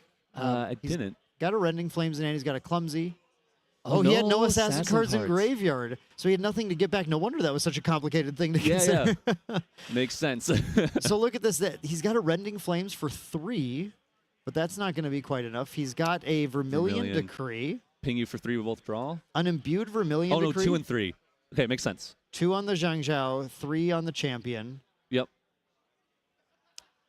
But that's it, isn't that? That's all he can do Yeah. on his turn. That was during. And Cayman got to see his hand, so he knows. That was a main phase Vermilion Decree. He's basically Vin just says, Caben, there's no way that you have had the second versus see under. almost a Terrafring here, or what do we see? Just Scepter? Okay, because He's got the float. He's gonna make sure he's just gonna draw these cards. he said Using the Fractals. he set up a Shimmering Refraction on the top after the Burst Asunder You're such a prophet. He's just gonna go for the Shimmering Refraction. for 7. This is unbelievable to me. This is unbelievable to the me what's Burst happening right Asunder. now. Unbelievable that he managed to squeak out of that game. was insane. Well done by Cayman. After messing up a little bit on the Torpid, I'm going to go talk to him about this Torpid after this match. And Now, to be fair, that was a tricky line. How often do you have an Arthur that has been frozen down by a Torpid Fractal that is just like secretly impacting the game in those ways like that? That's so insane. That was one of the craziest games I think that I've seen in a long time. That was a really good match. Really cool to see. The power of Torpid Fractal has been seen. Yeah, I feel so seen. I'm so glad that that's what happened on camera. Well, we had you casting here, so you could rub it in Caven's face as well. Yeah, Congratulations to both players. Again, I said it earlier, and I'll say it again. What a masterclass. Yes. What an absolute, you want to know why these teams are called True Champion Gaming and True Cactus. Dude, Cactus. Yeah, Cactus. But this is, incredible players, both of them. Yes. And of course, Caben, we talked about it early on right away, but one of the most consistent players, Yes. able to find lines that I could only dream of finding. Same here. It bewilders me. I'm his teammate. I play with him and against him, and it's just like, dude, I don't know how you do it. Like I feel like I'm missing just that that niche thing that he has. But congrats to him making it to semifinals. Yes. Which is awesome. Proud of him as always. So Yeah, of course. Now this could be for Caben as we push forward. We're gonna do a little bit. I think we may be grabbing another player interview here with Caben shortly. I am not 100% confident, but I think maybe an interview will be on its way. And in the meantime, I just want to talk a little bit about then. Caben is potentially on the way to a third win, of Ascent win. Third Ascent win, which is insane. The consistency is beyond crazy. The amounts that he performs consistently at high levels after long days too. Yes. I mean, and I said this yesterday. I said it today. The day 2 crew, the amount of people that are in there, exceptional players. Like every single game felt like you're playing against someone who's been playing the game forever and just has ultimate card knowledge, and it's just like every game feels like a real match against someone who's just been studying the decks and the gameplay and the cards and just knows what they're doing. It's very impressive how far Green Eye card players have become into this game and their skill level. And wasn't it crazy that in this event we actually had a day 2 that was 60 players instead, and still it was 60 of some of the best of the best, and it felt like you had to fight tooth and nail for every single win that you got. And speaking of which, with that change that allowed more people to get in instead of top 32, Caben squeaked in. Yeah. Right? With like you said right away, 6-3. 6-3. Had some this deck, as we saw, doesn't always draw everything it needs. Game 2, great example. Just not quite getting the stuff, not quite getting the juice there. Yeah. So take a few losses, but still 6-3 squeaks in, and then Caben wins out. Yeah. Beating what I will say is some of the absolute best opponents in the game. Especially in rounds 12 and 13. Yeah. those had to be some Is always a slog once you get up to like you're winning in is always just like a main deck team member. It's always a main deck team member It every always- single time. it I don't know what it's always about. is. I don't know why, but yeah, he had to fight some of the best, then goes here and shows us, man, like beats first seed Vin, Yep. who's playing some of the tightest Xander But I play. believe only lost once in the entire event. I I think he went X1-1. Yeah, what a champion. What a I mean, And congrats to Vin, first of all. He is a fire aggro Xander player.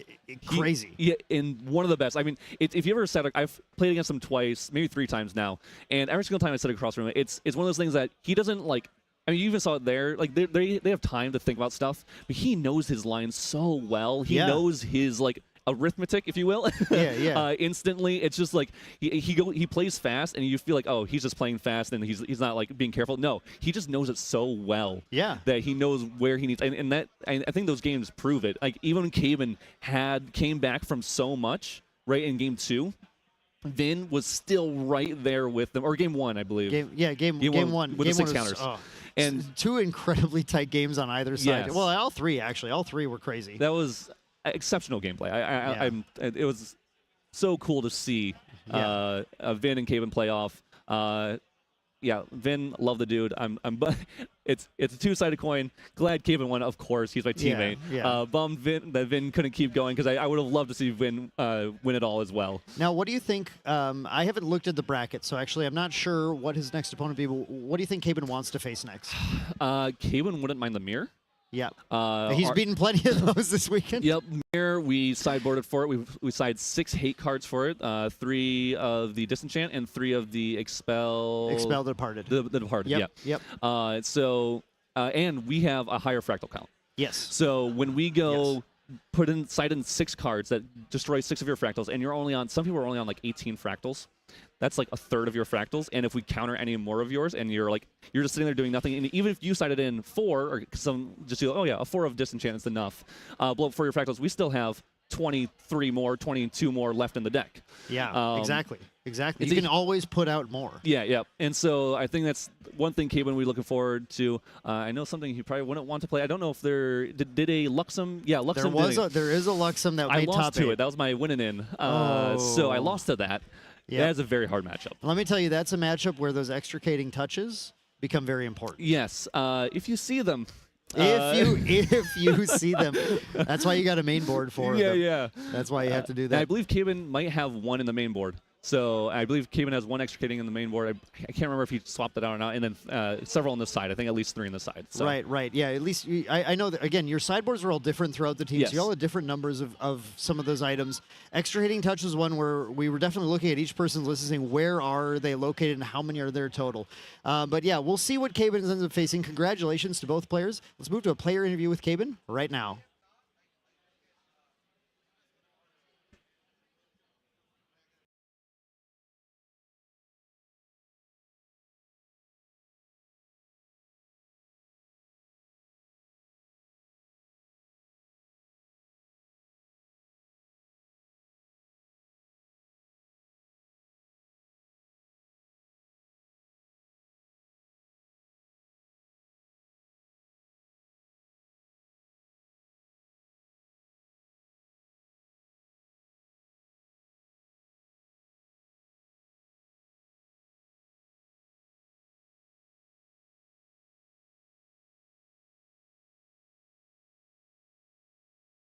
Going up against competition. Sure.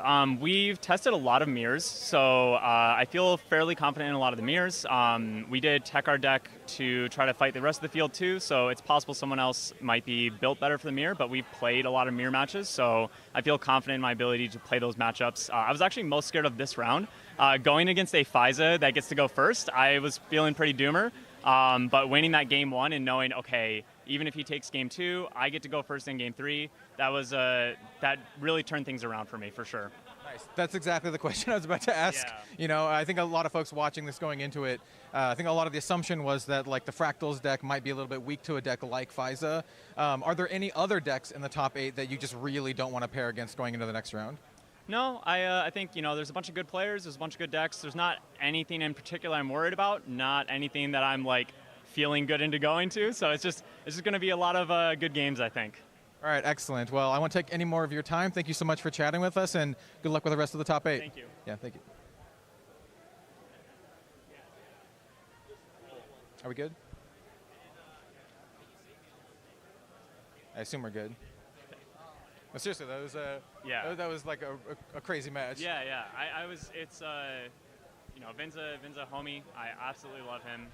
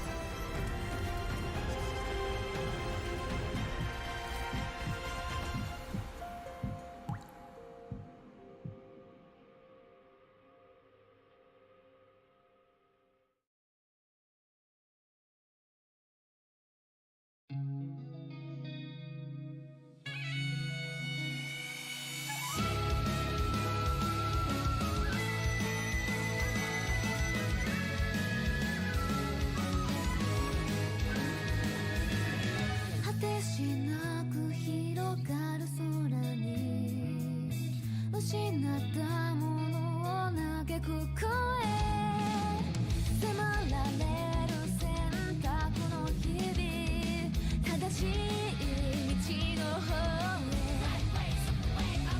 へ間違ってなかったと証明しよう行き詰まって邪魔されても席を読むさこの頭で全て手に入れる高く高く飛べどこまでも行こう不可能と思い込んでたものがなぜか小さく感じた見てる景色がそう先になったから叶うまで近い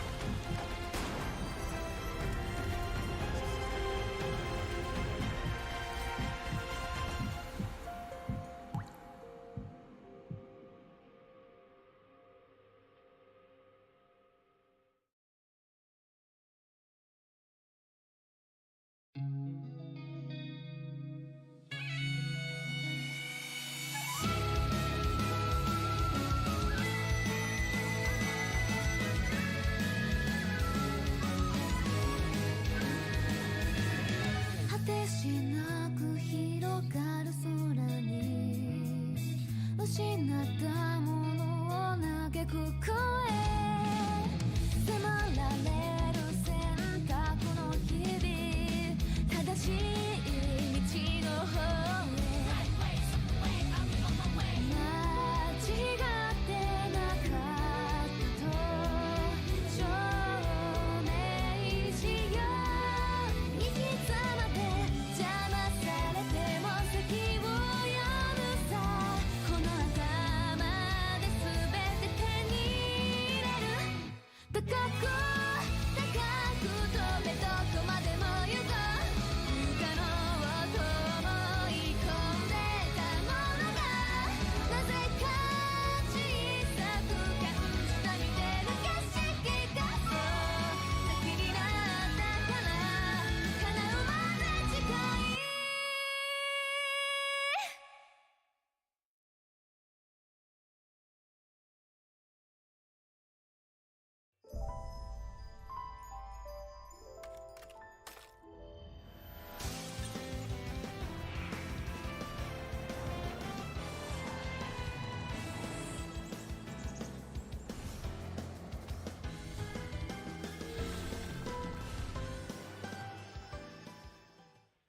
Welcome, everyone, back to Ascent Seattle. We are currently setting up our top 4 feature match. My name is Kel, also known as Red Zone Rogue, and I am joined once again in the booth by none other than Valkyrie. Welcome. How are you doing? I'm doing well. That last top 8 match really took a lot out of me. Yeah. It was amazing to see. Very close gameplay. Both players had a chance to take it there. But Kaben ended up coming up on top with that amazing glimpse that we saw. Yeah, an absolute nail biter. Valk and I were just kind of like standing around watching it and kind of doing our own little personal cast to each other, and it was an insane match. And we have another absolute fantastic match in the works. Like I said, we're just kind of setting it up right now and getting the folks ready, and it's going to be a really interesting match. We do have another Fractals deck. Yes. And our opponent is someone playing, well, a deck that we saw actually yesterday, right? This is going to be a Wind Luxom Xander list. Yes, and this is actually a list that we've seen take down Fractals already. Yep. So no stranger to this matchup. And it's going to just come down to, are they going to be able to stabilize the game and maintain the board state, keeping the opponent off the Fractals that will be needed for the combination? Or are the Fractals going to just be too fast and take them out with a burst asunder? Yeah, in fact, I do believe they actually took down a Fractals list in the first round of the top 8. Yes. So they're going to be fighting their way through a horde of Fractals here, and I think they definitely have a game plan for it. I think it's one of the things that you had to, just coming into this event in general, have a good game plan versus Fractals, and I think the way that Luxom plays lends itself to that. Exactly, and for those of you unfamiliar with the actual Luxom playstyle or gameplay, is they are a level 3 deck, where a majority of it is going to be based off the mechanic the level 3 has himself on Xander, where he reveals your memory. And then Luxom cards gain a benefit when revealed from the memory. Yep. You have the cards like Luxom Sight, which goes ahead and recovers 3. Lightweaver Assault is your main win condition, which deals 2 damage whenever it is revealed from your memory. And then you have the Gleaming Cut, which is your card advantage. When it's revealed, you are able to banish it and draw 2. So that is Luxom's main game plan. But they also have early game strategies as well to help them get them there, or they can completely turn it 180 and be aggressive. Yeah, we know this particular list also runs Slice and Dice, for example, right? Which, as we know, can do a nice little casual burst of 9. We'll have to see if that comes into play in this particular matchup, if we can get that early pressure. But definitely, it's the kind of deck that lends itself to playing into the long game, into controlling the board. And since this is a wind variant of it, it is running a lot of removal for cards like Fractals. And so True Cactus is the higher seed. They're going to go ahead and be able to choose to see if they go first. Yeah. And what an amazing opening we have here. Fractal Snow into Fractal of Insight into a Fractal of Insight hindered being able to glimpse to. Yeah, I mean, we've talked about this a lot this weekend, but the 3 Fractal start is one of the more optimal starts. Obviously, you can go into the 4 Fractal starts with the Nuts hand, but 3 Fractals is a very, very good start. Indeed here. And we see both players actually representing a top 8 spirit as well. We have Sabrina, Right. and then now we have Brissa as well. So a battle of bling. Battle of the Bling. Bling in full force here. Absolutely beautiful cards. Oh, and speaking of some of that Fractal removal, we have it on first turn. This is kind of what you want to see here, the Scatter Essence. This is going to, kind of double as floating memory later. We definitely going to make use of that floating memory since this is a deck that does want to get to level 3, so this is just kind of a nice little, almost not really a 2-for-1, but it's a nice little 1-for-1, and you can kind of make use of that floating memory later. Indeed, and it's one of those things that this deck excels at. Why this Luxom Xander is able to go ahead and beat this Fractal deck is because you can just main board cards as they just get you to your game plan of leveling up anyways. Yeah, one of these cards that we're going to have to keep an eye on to see how many times it's played is that Purifier, right? Yes. The ally that comes into play and has the ability to pay an extra couple memory or reserve to destroy some Fractals, and that can actually be returned to hand multiple times through various ways and replayed, which is one of the big strengths that this Luxom deck has versus the Fractals. Indeed here, and Cactus with a Dissonance Fractal went ahead and Glimpsing, and we went ahead and had 2 to the top and then 2 to the bottom there. So Cactus knows exactly what the next 2 draws are going to be, and we saw how impactful and important that's going to be. And here's a card that has been talked a lot on stream, especially by Dan. Yeah, but Dan's a huge fan of this card. Extricating Touch. This is one of those cards that against Luxom that is really good because you could go ahead and rip out the Luxom cards that they'll be needing. But we see the memory is chosen 2 turbocharges, a DG, and a Sirocco operative. Cactus opting for the dungeon guide to slow down the level 3. Yeah. And having to read Sirocco a little bit Right, there. yeah. It's not a card you see all that often, even in like other like Wind Assassin decks. There's a Recollection deck card that a lot of people have cut out, but it sees a lot of nice utility here as a card that you can keep playing over and over the more you return it back to your hand because it has that on-enter draw card effect. So I imagine we'll end up seeing that at some point here, though, with you know, activating this backup charger and then cracking it immediately. We can actually make use of that power cell token as well. And I wonder if going through Cactus's mind right now with that touch to the memory, did EMP just keep everything in hand that he wanted to, like the Luxom general? Because we saw no Luxom whatsoever That's put true. down. Yeah. And that's usually one of those things you do is you put it down and you don't worry about it because if you banish it, okay, but that's all right because you need to get there in the first place. Right. And we do see that turbocharge coming down, making immediate use of that power cell and drawing those 2 cards. And this is kind of going to be the general cadence of this matchup, right? The Luxom deck is going to want to, you know, do as much as they can to control the Fractals and then just build their influence as much as they can. So when they finally get to that level 3, they can have those really, really nice reveal turns. But as you mentioned, not very many Luxom cards so far. And it's just turbocharge or backup charger into turbocharge generates value. You said it exactly how it is it just generates so much value. And now EMP is 1 to 2 cards ahead of Cactus, thanks to this sort of play. Cactus, though, attempting to go ahead and activate a Zhao to draw 2 of his own, but quickly met by a Stifling Trap. Yeah, I mean, that's a very timely Stifling Trap there, you know, negating that effect and then actually dealing some damage and finishing off the ally. And brings us to Stifling Traps are a good win card. Very, very strong. Oh, yeah, but for sure. even stronger in Assassin when you're able to get that alternative activation from memory as well. Oh, yeah. With paying the prep counters instead. So not only do you have to worry about it if it's in hand, but if Xander sort of decides to do one big turn, put everything down into memory, but has the preparation counters, that is also a way to stop the Zhaos from drawing too. Oh, yeah, for sure. And those prep counters can also come into play, you know, a little bit later. We mentioned with the slice and dice, and you need at least 3 on there to make good use of your slice and dice. So, you know, keep an eye on those prep counters as we go forward. And we have possibly 3 down in the tank a little bit. Are we going to see a Operative? This is the Sirocco operative we were just talking about that on enter draws you a card. Draws a card into memory, and if you have an automaton ally, you also get a preparation counter on your champion. It itself is an automaton, so if you play another one, you can get that.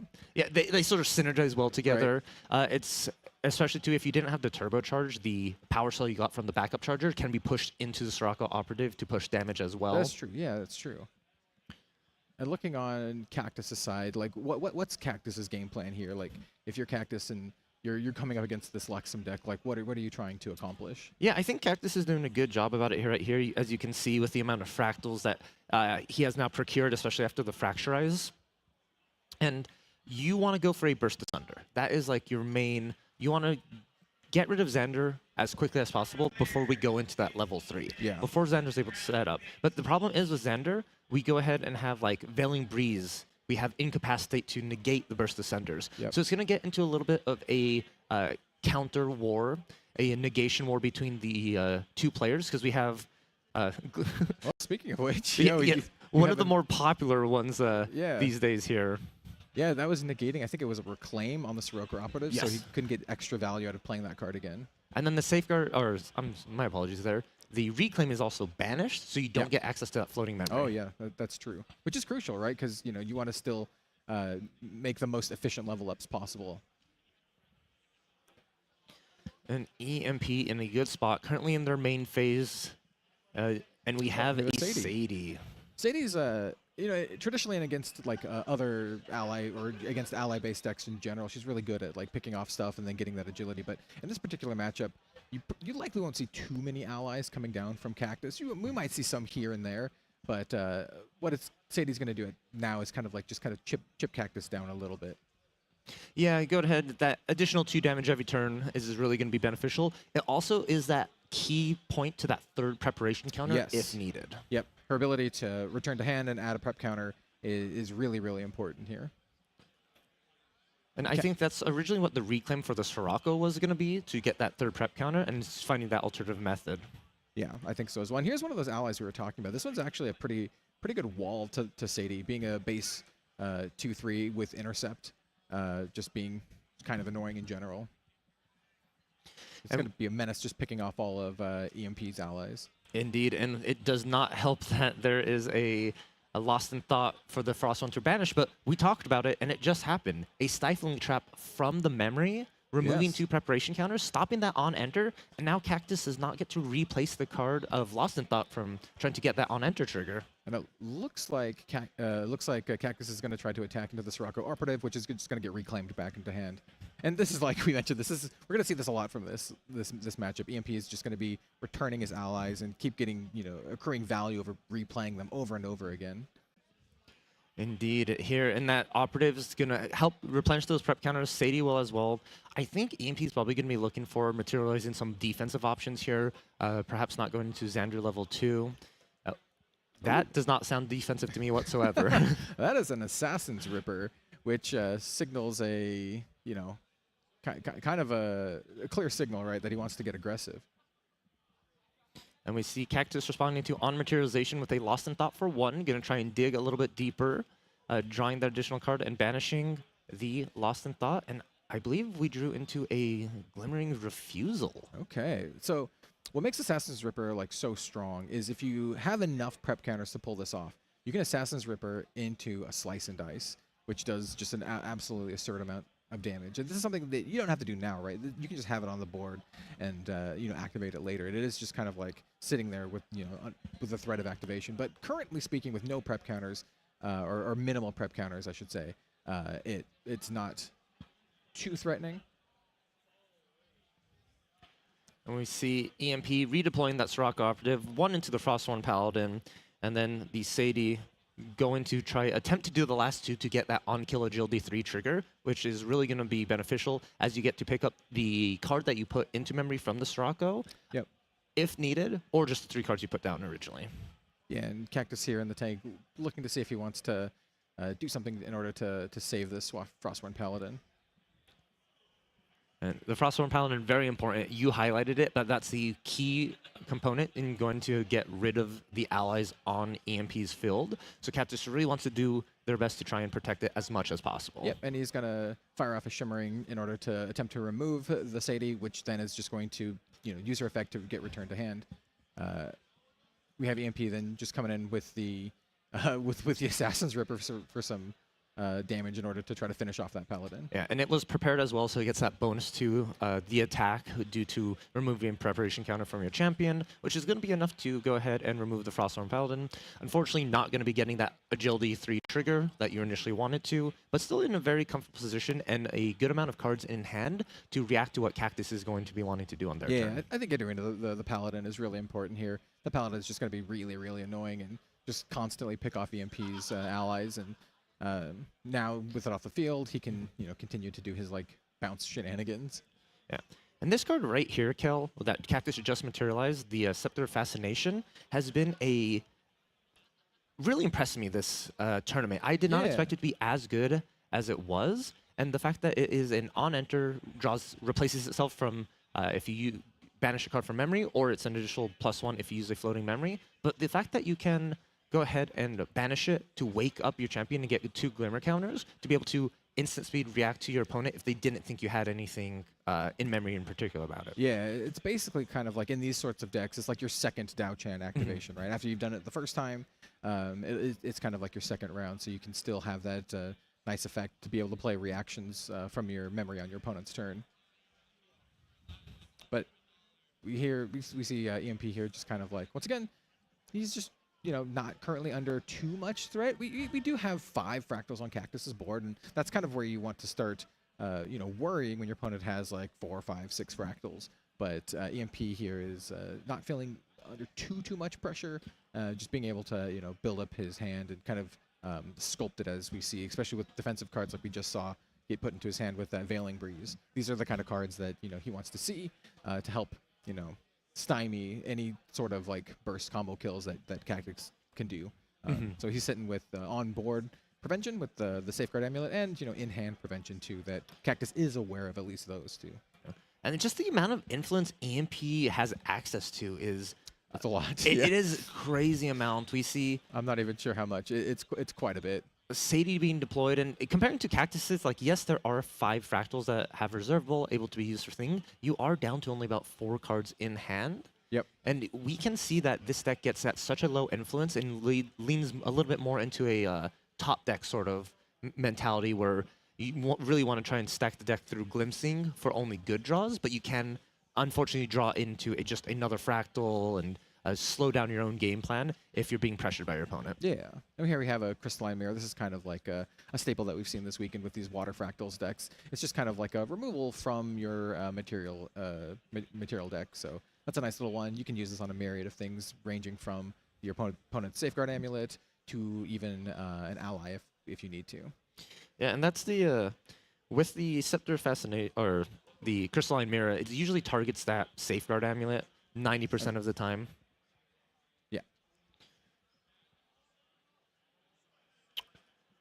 EMP still going for the value chain, going to be reclaiming the Sirocco Operative. I think I just said ally on the mirror. I take that back. It's only items. It's only items. Anyway, we have Reclaim coming in.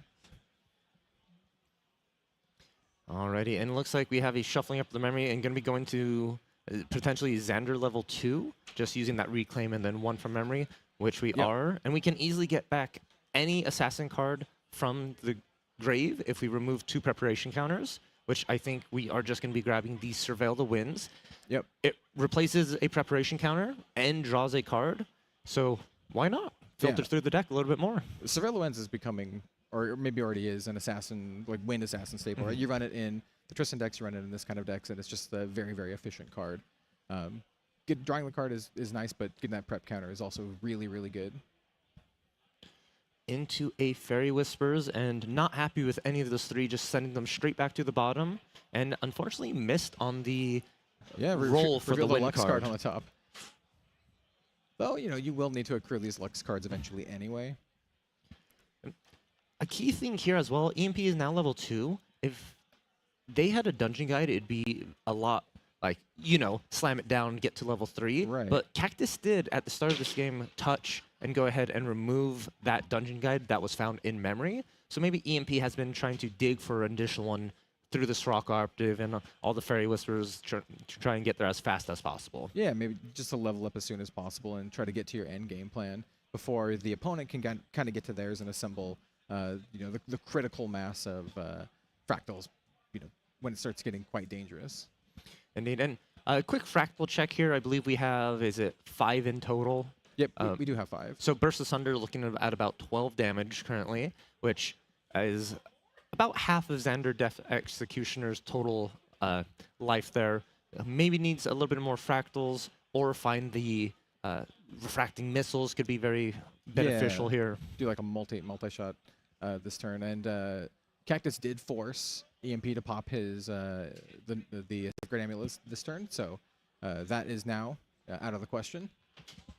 Yeah, and so with that to me reads that Cactus is going to be looking for a lethal line.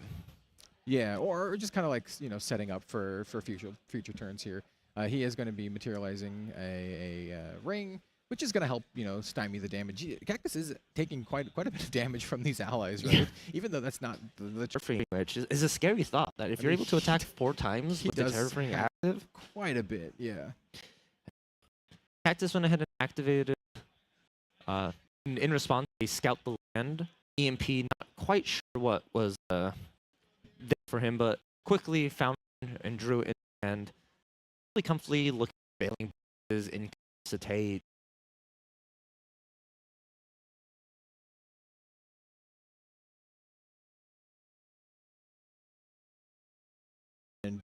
And your interaction that you try. I think you just kind of want the critical mass of interaction to get to your eventuality, your game plan. EMP materializing effective trinket, pretty much saying that you're only respond with 1 card turn. Yeah. influence Cactus has. All cards an additional 2.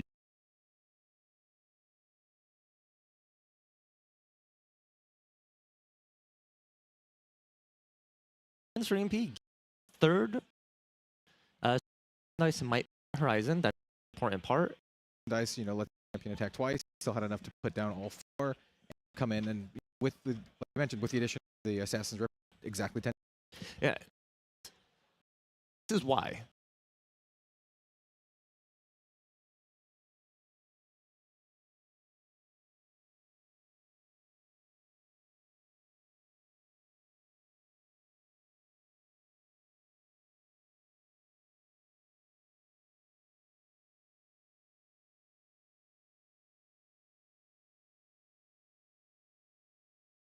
Cactus side of the board and drawing an additional card due to the turbocharge, EMP is in a great spot right now.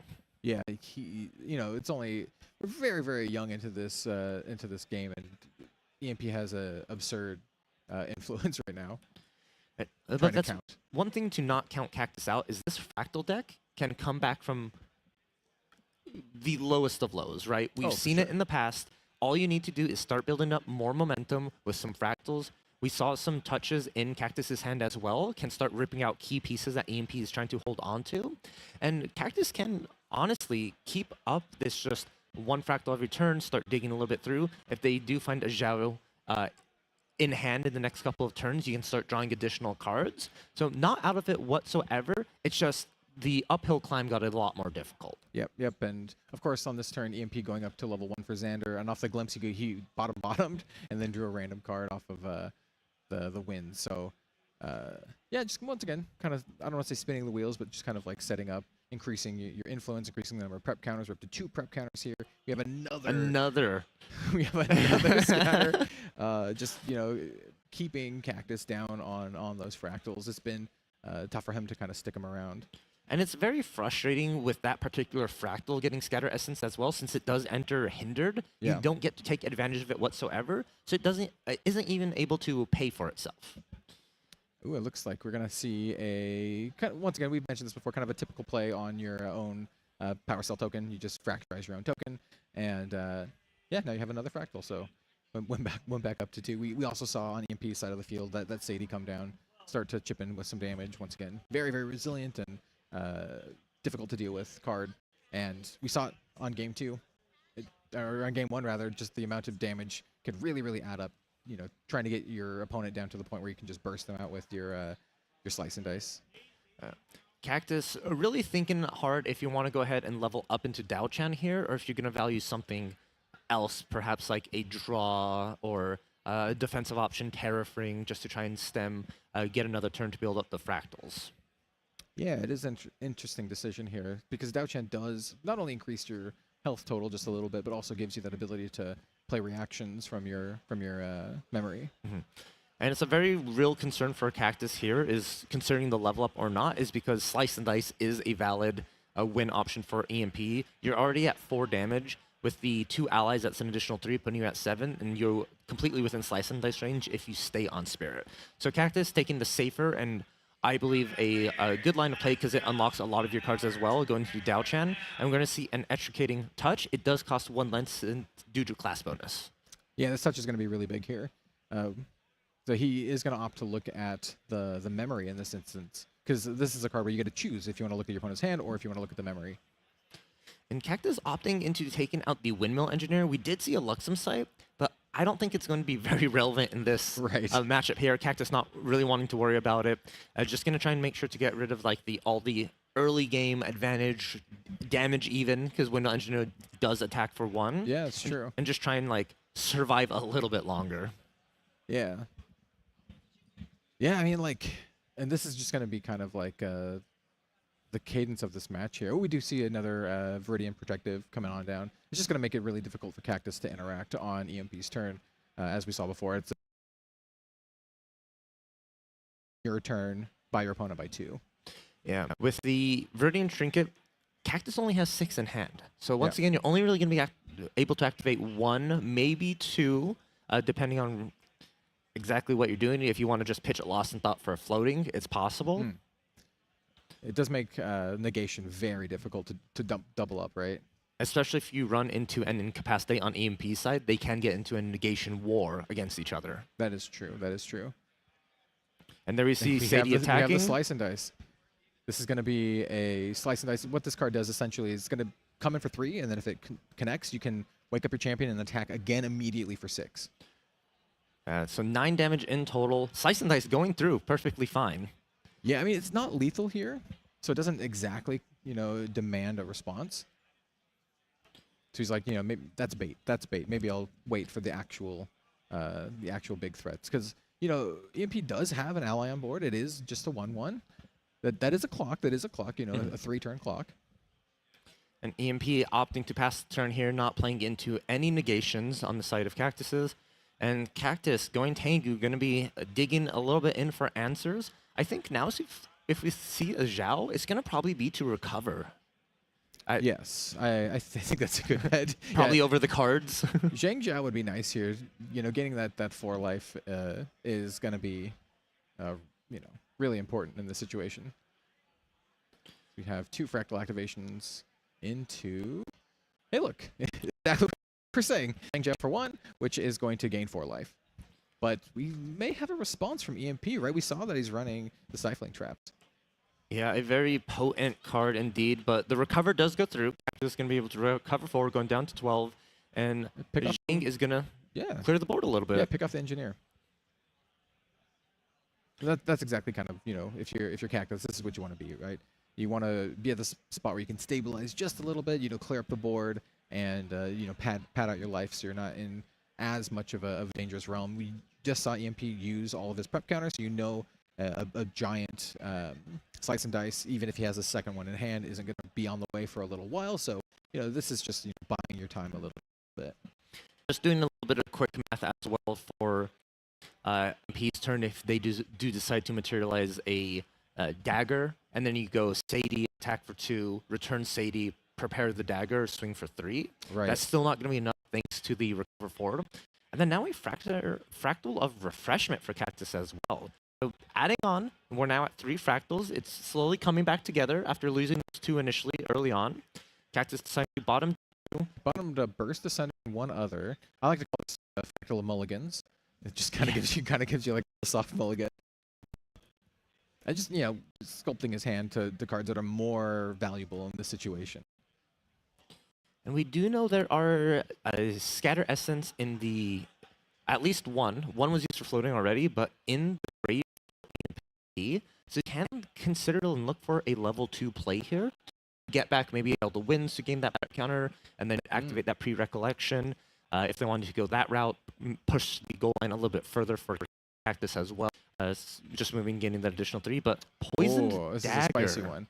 Poison Dagger is a pretty big signal that you want to be aggressive, right? That's what this card does.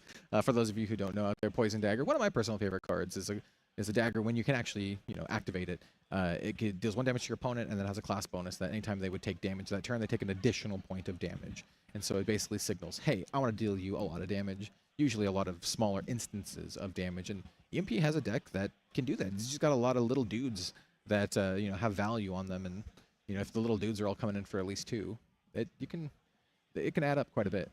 It does indeed, and it's materializing that here means you're going for the kill next turn, right? Your opponent's already at a hefty amount of damage counters on their champion, and if you're able to really just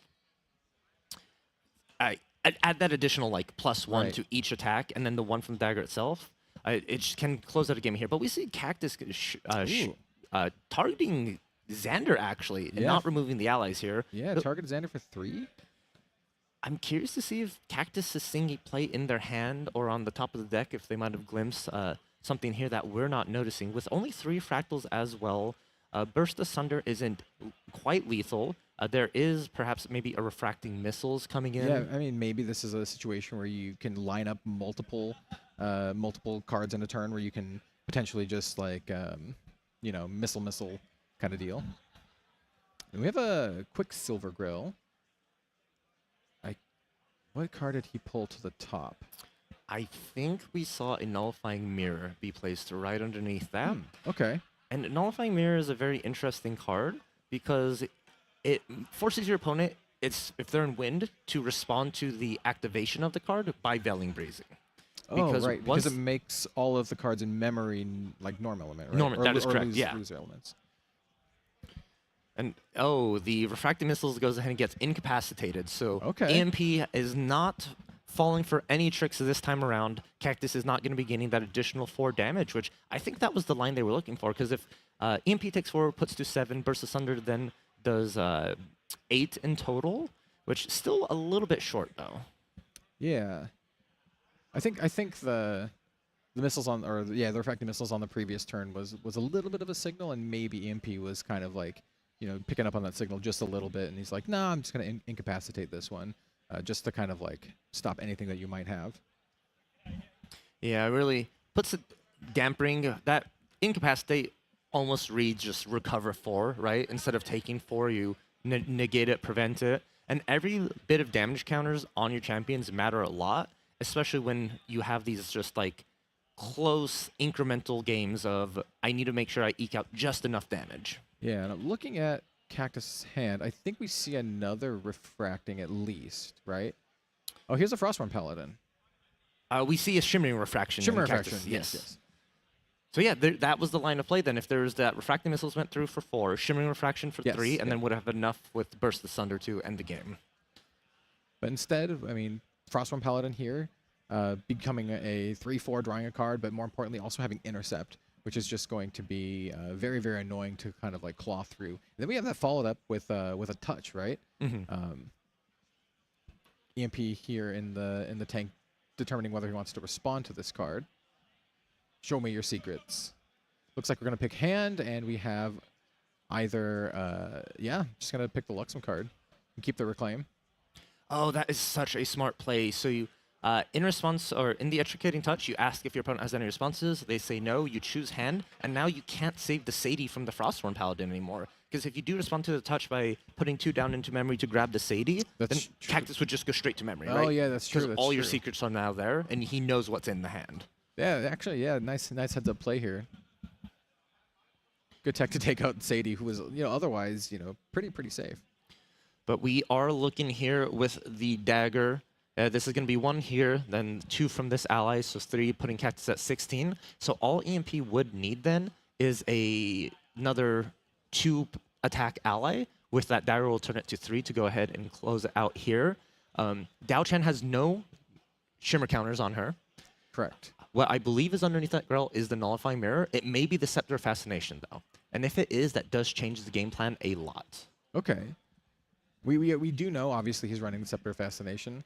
I think there might be a good chance it's the Scepter. I wasn't able to catch too much of a glimpse as to what it is, but we'll have to wait and see if it comes into play here. We have another Sadie, okay. You finished off 1 Sadie. Hey, look, I have another one. And with that Paladin, already rested, unable to actually intercept here, and we're going to see an activation of the Poison Dagger. And there it is. That's just going to be game. That's just going to be game. Poison Dagger coming in, doing enough damage to finish it off. EMP going on to the finals. Just like that. The deck that no one was expecting on the radar to be sneaking into the grand finals of Ascent Seattle. And what a line from EMP. We saw it there. The Frostborn Paladin cleared the Sadie, no more intercept, and all EMP needed was another ally, that two attack to be able to get through, had that additional Sadie, and it worked out so well. Cactus, I think, was maybe playing a fake out with that Nullifying Mirror as well, or I'm sorry, the Grill as well. Because if it was the Scepter, there was that shimmering in the memory. Oh, so you right. could have gone into Scepter, gotten your counters, drawing a card, and then activating Dal to go ahead and remove that Sadie. But the fact that it went Nullifying Mirror instead to prevent that Veiling, and I think it all stems to that Incapacitate on that Refracting Missiles on the turn. I believe Cactus had exactly enough to pre-recollection, Refracting, dealing 4, putting EMP to 7, Shimmering Refraction, dealing another 3 to 10.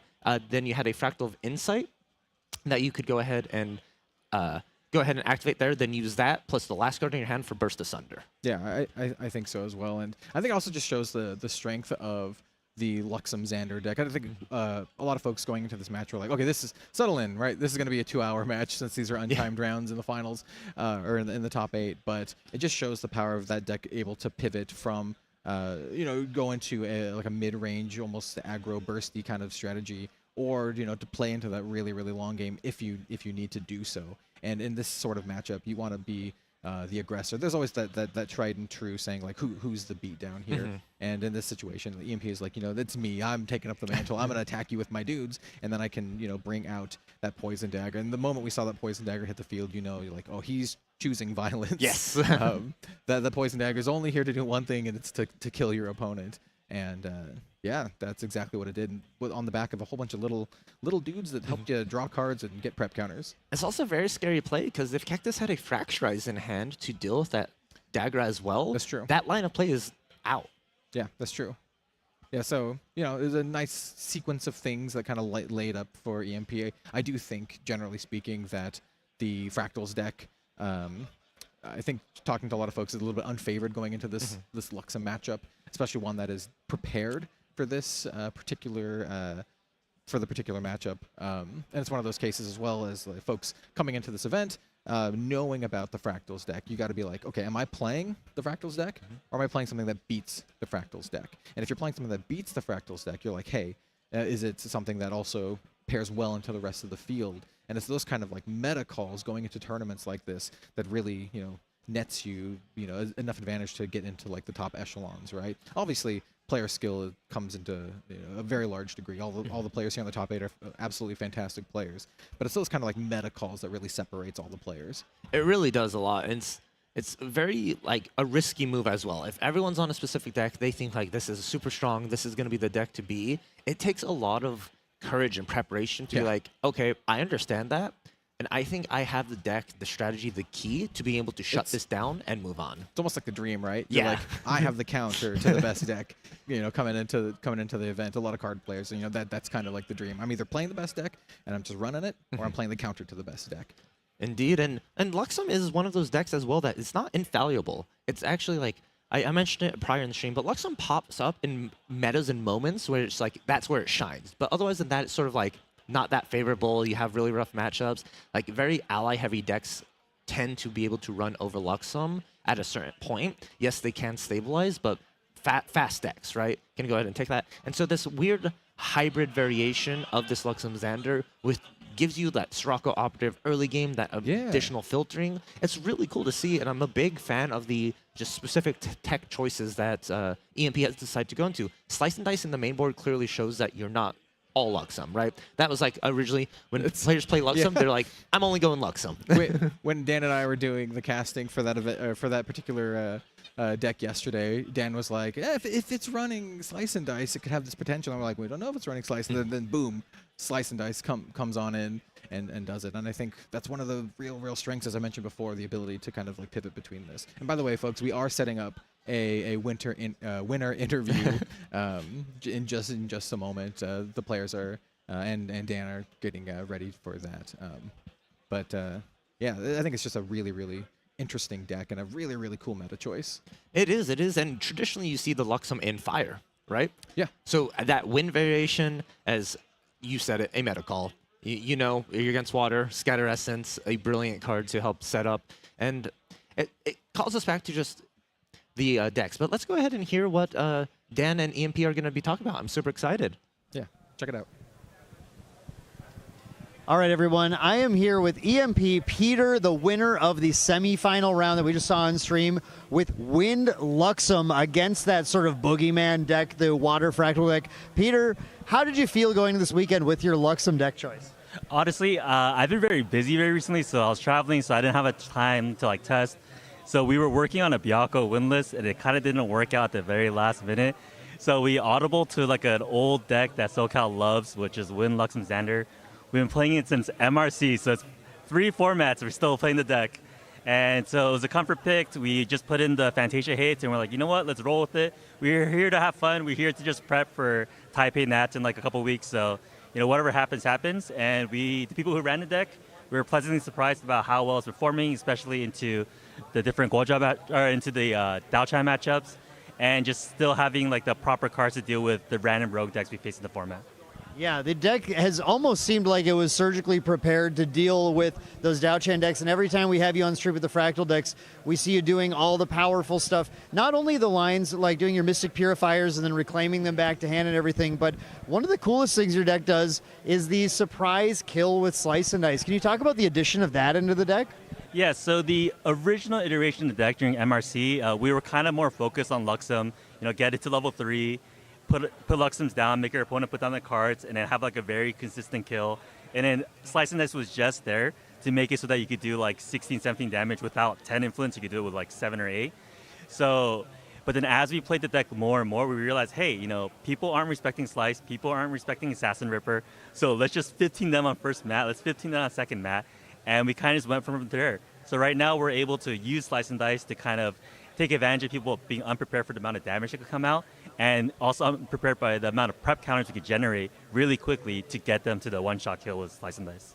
Yeah, it's an incredible deck and incredible combos, and just like such a robust deck that can play early, play late, and play a lot of interaction in the format. So well done with the deck build. Congratulations on the performance. Now you're moving on to finals. Yep. And you're going to be playing it out now to get that incredible first place prize and that first place wind spirit, which is very, very perfect. It would be nice. Yep. Yeah. Thank you so much, though, for doing this interview. Congratulations. We'll see you in the final round here very, very soon. Why don't we get you a little break here, and viewers at home, stick around.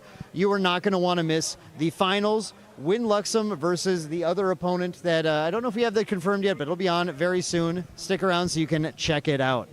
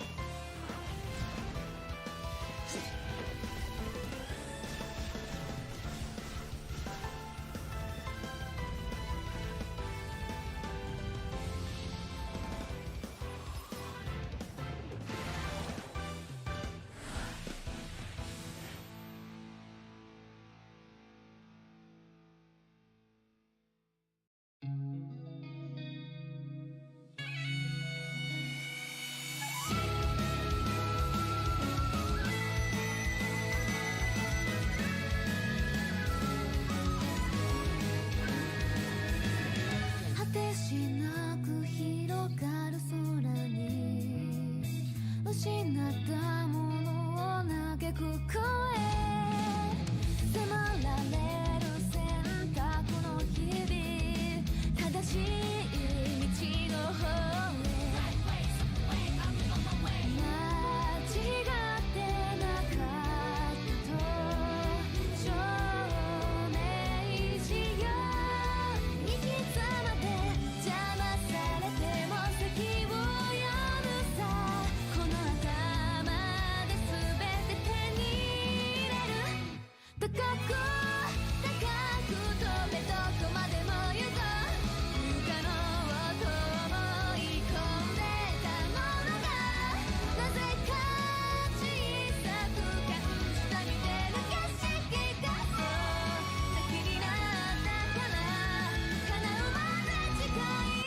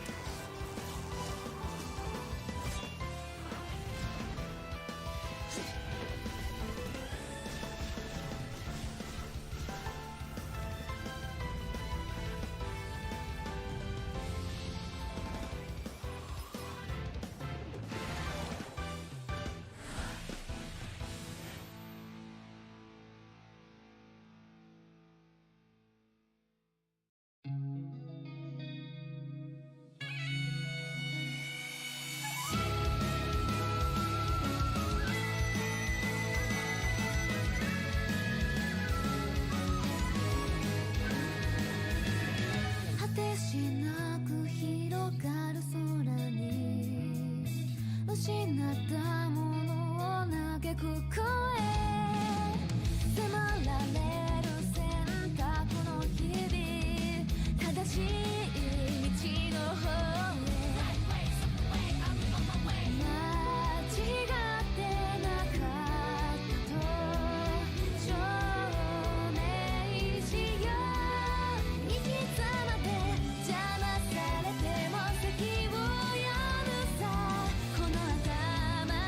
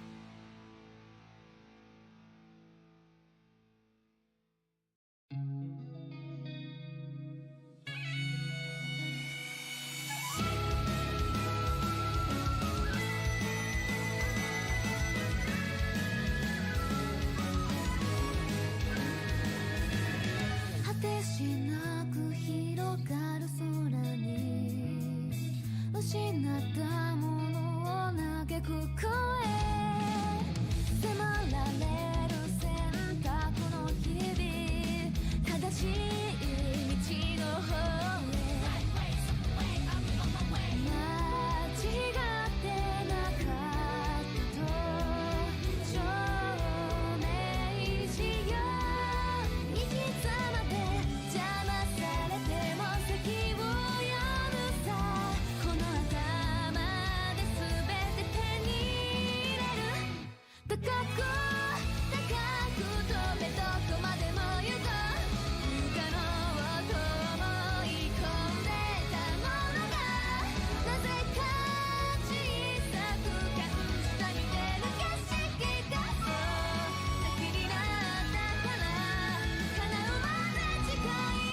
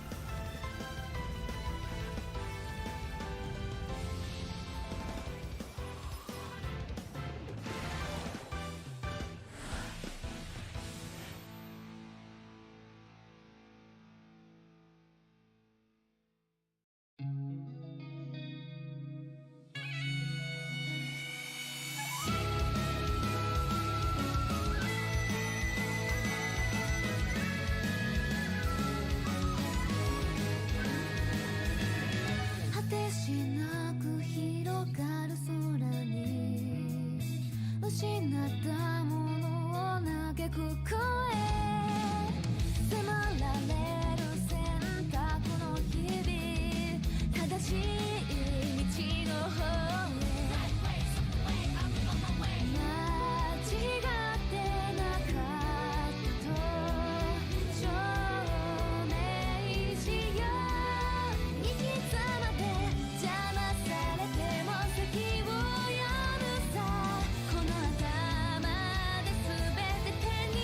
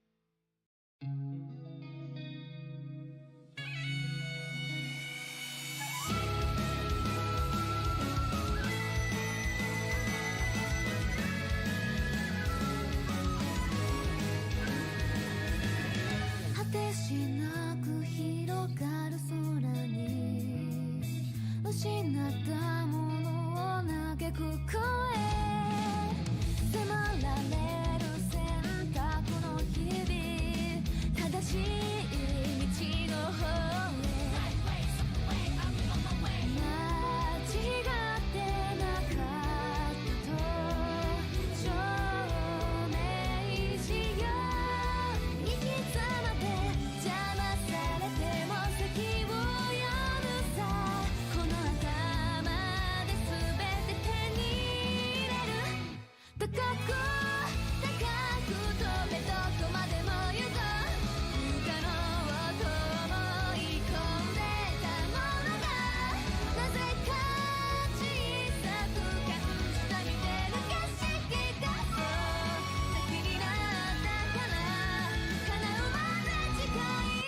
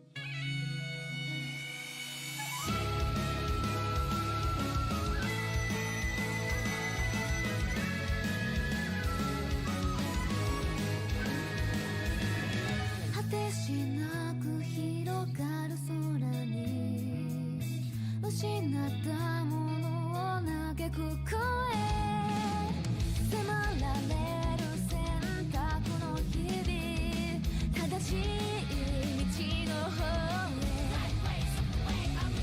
間違ってなかったと証明しよう生き様で邪魔されても席を呼ぶさこの頭で全て手に入れる高く高く飛べどこまでも行こう不可能と思い込んでたものがなぜか小さく感じた見てる景色がそう先になったから叶うまで近い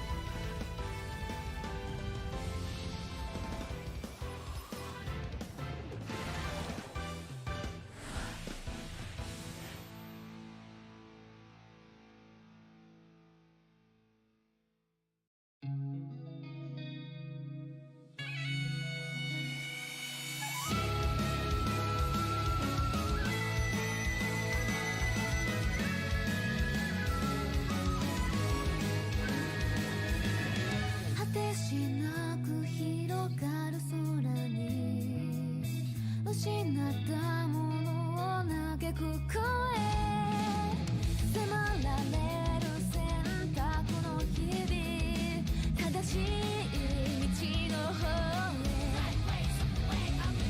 間違ってなかったと証明しよう行き詰まって邪魔されても席を読むさこの頭で全て手に入れる高く高く飛べどこまでも行こう不可能と思い込んでたものがなぜか小さく感じた見てる景色がそう先になったから叶うまで近い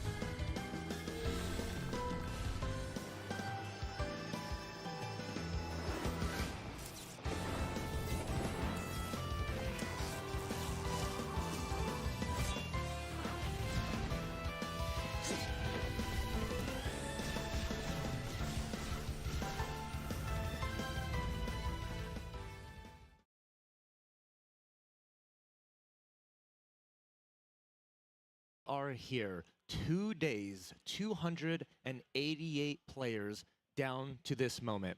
I am Valkyrie, and I'm joined here in the commentator booth with none other than Main Deck Dan for this exciting conclusion to Ascent Seattle. Yeah, so exciting.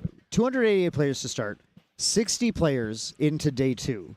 60 players converted all the way down now to 8, and now finally to 2. And these 2 players, top of their game, incredible players, some of the best players in the world, none other than true champion Cabin and EMP, or Peter, on the 2 incredible decks. The breakout deck of the event, Water, Fractal, Daochan, versus what a wild little deck that we saw here, Wind, Luxom, Xander, making it all the way to top the finals, of grand finals. And if you asked me at the start of this event on Seattle if Luxom Xander was going to be in the finals, I would have maybe joked about top 32, but the fact that we're sitting here now, this deck is teched in, knows exactly what it's doing, and it shows. And super excited to see these 2 decks clash. These are the best 2 players today on those specific decks, meeting one last time to determine who is actually going to take the title of Ascent Seattle champion. And now, on one side, we have a player who's known for their top finishes, known for 2 Ascent first place finishes in true champion Cabin. Clearly the favorite player here in just accolades itself. But Peter, EMP, underdog, coming in a deck no one was aware of, no one really decided to bring in, and looking hungry for their first ever Ascent win. Yeah, and this deck, I mean, you talk about Luxom showing up. but Wind Luxom. It's on a totally different sort of echelon of deck that no one would have even predicted at all. But showing the power, multiple streams that we had, multiple rounds streamed with EMP Peter played throughout this weekend, and every time showing the deck's adaptability. The deck is so robust. Its ability to play early, its ability to play late, its ability to play interactive. At the same time, true champion Kaben came in a field of so many other players playing Fractal decks, but this is the one that made it all the way to the top. So we're going to be transitioning over to the game now. Let's head over there and let's see as our players are getting ready to start this final match to Ascent determine Seattle, the victor. if you are excited for this matchup in these finals, go ahead and make some noise. Put your hands together as we get into declaring the winner of this event. Yeah, there we go. Players are getting riled up and ready to go because we have the game starting with EMP at the higher seed taking the first turn, going with Brissa, Spirit of Wind. Spirit of Wind drawing 7 cards, and EMP is looking at his hand now. He's looking for a lot of stuff. We've seen, like I've said before, we've seen this deck at play several times, and there's several lines that EMP could start with here that would all be pretty destructive to TCG Kaben. One of them is the Sadie line. Yes. Sadie into gaining prep counters, into that notorious slice and dice. The potential for a turn 2 kill is actually real. It really is. Sadie is such a powerful card for this Assassin deck in itself, and the fact that you're able to open it in the first game in this best of 3, it shows that like you are already on the fast track to putting in a roadblock for Kaben to try and figure out how to navigate around the Sadie, because as you said, it can lead up to a turn 2 kill. This can already be the start of the downfall. Kaben is going to have to really play around it and consider all the options. We do see a Fractal of Refreshment in response. It's probably not the best Fractal being a 3-cost activated when you want to slam as many as you possibly can down, like the Distance Fractals or Fractals Insights to go ahead and glimpse a little bit further into the deck and find your answers. But what do you think so far about this start for Kaben? Is this a healthy Fractal start? Yeah, is this a healthy Fractal start as Kaben is playing his 3rd Fractal? What is going on here is EMP no longer with the turn 2 kill because we did not see the follow-up of the Surveil the Win, so the prep counter generation won't be there exactly for that slice and dice, but instead Kaben getting what would be considered, I mean, it's not the like magical Christmas land ultimate start of like 4+ Fractals, but this is the extremely solid. We're very happy with a 3 Fractal start here because one thing Kaben has to be aware of is if he's not going to end up just getting destroyed by that slice and dice right away, EMP is going to be able to play through Scatter Essence or Mystic Purifier, various ways of deleting the Fantasias that Kaben is playing. And EMP has to play a very careful game to keep Kaben off of those Fantasias. Otherwise, he's at risk of the sort of the namesake card of the deck, the Burst Asunder, coming down and just crushing EMP before he can even really get started. Indeed. EMP has to be very careful, keeping those defensive options in hand, making sure to trying to play around all possible options. And just EMP once again showing with the turbocharge, this consistently coming up, running more than 1 copy, being able to have multiples in there to generate that value off that power cell. You're not really going to be expending that into the Strako Operative Automaton. You want to be able to gain additional cards, and it's going to help so much as well, especially competing with a Fractal deck that has tons of reservable objects on the field that continues their generation of influence. Yeah, here we see also EMP putting down 2 win cards. We have a Scout the Land and a Surveil the Wind, putting them down for a Windmill Engineer to be able to start doing that sort of just like accrual of advantage, still holding cards back in hand. We can only assume it's that a Reclaim is in there to take that Windmill back to continue to generate advantage. EMP has, without having that early kill and without having that immediate Fantasia removal that we see him not necessarily opening, EMP just has to play a game now of trying to accrue advantage while keeping as much pressure up on Kaben as he can, because as we've said multiple times, this Fractal deck does have a weakness. This Fractal deck is weak to just being pressured out of the game if it can't secure the kill before it ends up going. Indeed, here we see Kaben materialize a GCR using those 3 Fractals into a Zhang Zhao. Going to be able to draw 2, a great filling, especially since you did set that up on your turn 1 play. Now, a very interesting thing is Kaben opted into the Grand Crusader's Ring to go ahead and draw the additional card instead of leveling up into Dao Chan, not really fearing a slice and dice, which the angle is still there with that Sadie, and we saw the Surveil wins in memory. If we go into Xander, Sadie, Surveil, and the slice and dice is operable, Caven is probably valuing more of a defensive, reactive hand and gameplay style, so you're probably going to see very minimal cards coming down and being able to keep up options. Yeah, and this Zhang Zhao, this has really been, again, another breakout card of this weekend. If you're just tuning into this and you haven't seen some of the other stream games, we have this extreme power that this deck has in this ability to accrue card advantage by using its fractals to pay for Zhang Zhao to get that 2-card draw, something that very few other cards in the game, like we look at Windmill Engineer, that's only putting 1 card into memory, and instead Caben in return is playing Zhang Zhao and drawing 2 into hand. Yes, and it's just memory to hand comparison and drawing is very differential and huge between these two decks. Just because in hand, you're immediately able to use the resources right away. Well, memories, you have to wait that additional turn. And it's a game of turns. You may be 1 turn too short, and if you drew a card into memory hoping to recollect with it, you may not have that opportunity. Exactly. And there's a lot that Caben really has to be aware of as he's playing this matchup. You can see he's reserving all of his fractals here just to pay for everything and keeping as much up in his hand as he can to try and stay as reactive and versatile as possible. So he really does respect what EMP is doing. And we could see in a lot of these matchups, we got a lot of nice insight from Isaac in a previous match that Caben had on stream about Caben's, like you had mentioned, his reluctance to level. Caben likes to play this deck staying at this low level as much as possible. So you're going to see Caben staying on this Spirit of Water as much as he possibly can before he has to actually finally expend whatever resources are needed to take that level, which is hopefully going to be a floating memory for him when he can. Yes, indeed here. And EMP going ahead, opting into that Xander level 1, getting that glimpse and the preparation counter. And with a lot of influence here, maybe looking for a filling up the board a little bit more. No, the Surveil the Winds, going to draw a card to get a prep counter. And this is where it's starting to get scary now. The Sadie already attacked in. It is going to be able to be returned to hand to get that 3rd prep counter. And then there's that Slice and Dice. If it was drawn the past turn, that is a very viable route. And if Caben didn't leave any defensive option against that, that may just be it. Caben almost certainly has defensive options. This deck has drawn plenty, so I would bet that he's ready to defend, but is he ready to defend against a Slice and Dice backed up by an Incapacitate? That's going to be the big question that he has to deal with. If EMP has both a Slice and an Incapacitate, there is a very real dive with a very real result coming in the near future. But Caben is going to get another turn here with those surveils just taking place and starting to get EMP a little bit more advantage, a little bit more prep, but EMP not quite ready to take the dive. Yes, and this is a very interesting call out by Caben here with the materialization. Nullifying Mirror, this is one of those cards, when you see it, you feel like your opponent is going to try and kill you this turn. So in response to this materialization, you are going to have to Veiling Breeze to just try and prevent any damage coming through to you here.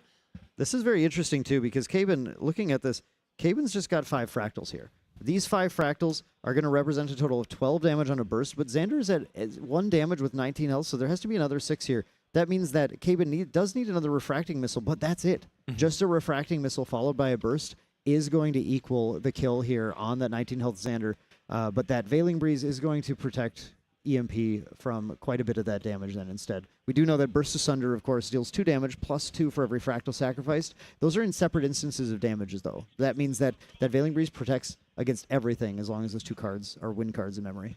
Indeed, it does here. So EMP with a 2 prevention for the turn at this current moment. And Caben just going a little bit more of the value route then. Not going to really be able to deal damage, so why not draw cards, dig further in, and just have more potential to combo your opponent on your next turn. Yeah, this highlight, again, this Nullifying Mirror is such a powerful play. A lot of what this deck is trying to do, a lot of the time, is just play cards to get the interaction out of your opponent's hand. And anytime you can just materialize a card and force a play of an opponent's interaction is a huge advantage for Caben. If the game goes long enough for him to break through each piece of interaction, then he'll be able to secure the win through that route.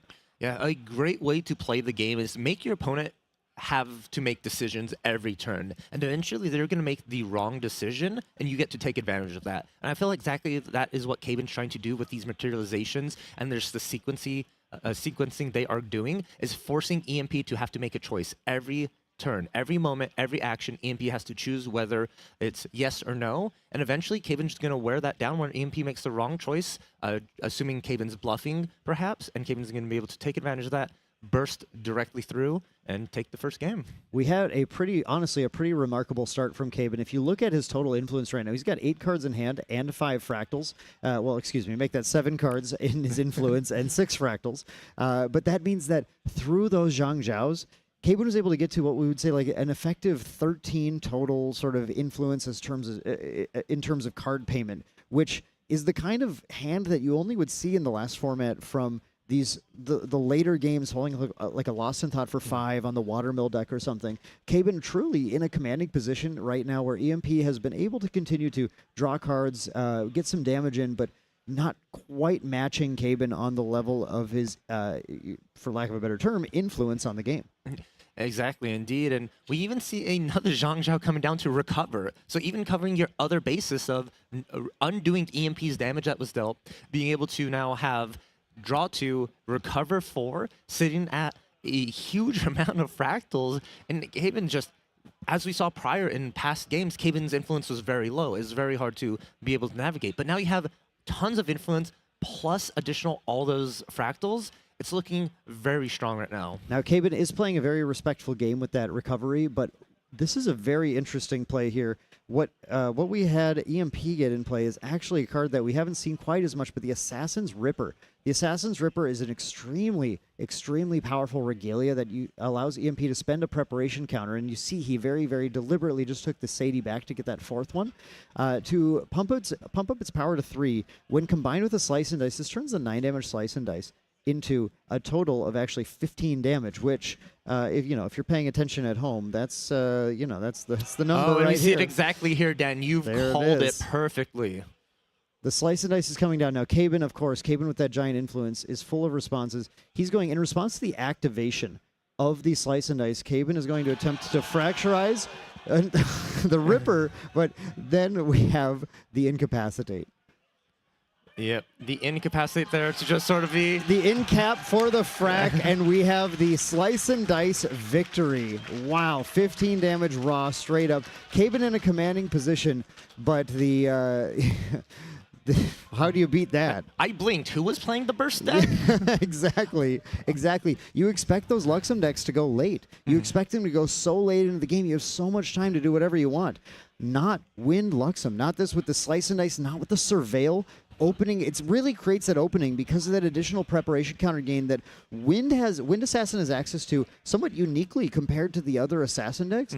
That preparation counter gain while keeping your influence high is what opens up these early lines to be able to get those Slice and Dice kills. And Caben was playing a great game, was drawing a lot of cards, was using some of the strongest cards from Abyssal Heaven, and it wasn't enough. Exactly. You got one shot. It was 0 damage counters directly to 15. Caben even had interaction, making sure just in case something like this would happen. But EMP prepared for it all, keeping that Incapacitate, keeping the Slice and Dice, maintaining that prep counter, balancing it perfectly. And it is such an amazing thing to see that these two players, high caliber action happening right now in this game. They are going to be going to sideboards and really considering the options. A lot of times it's like, okay, I know exactly what to put in, but it's frazzling with how fast that first game went.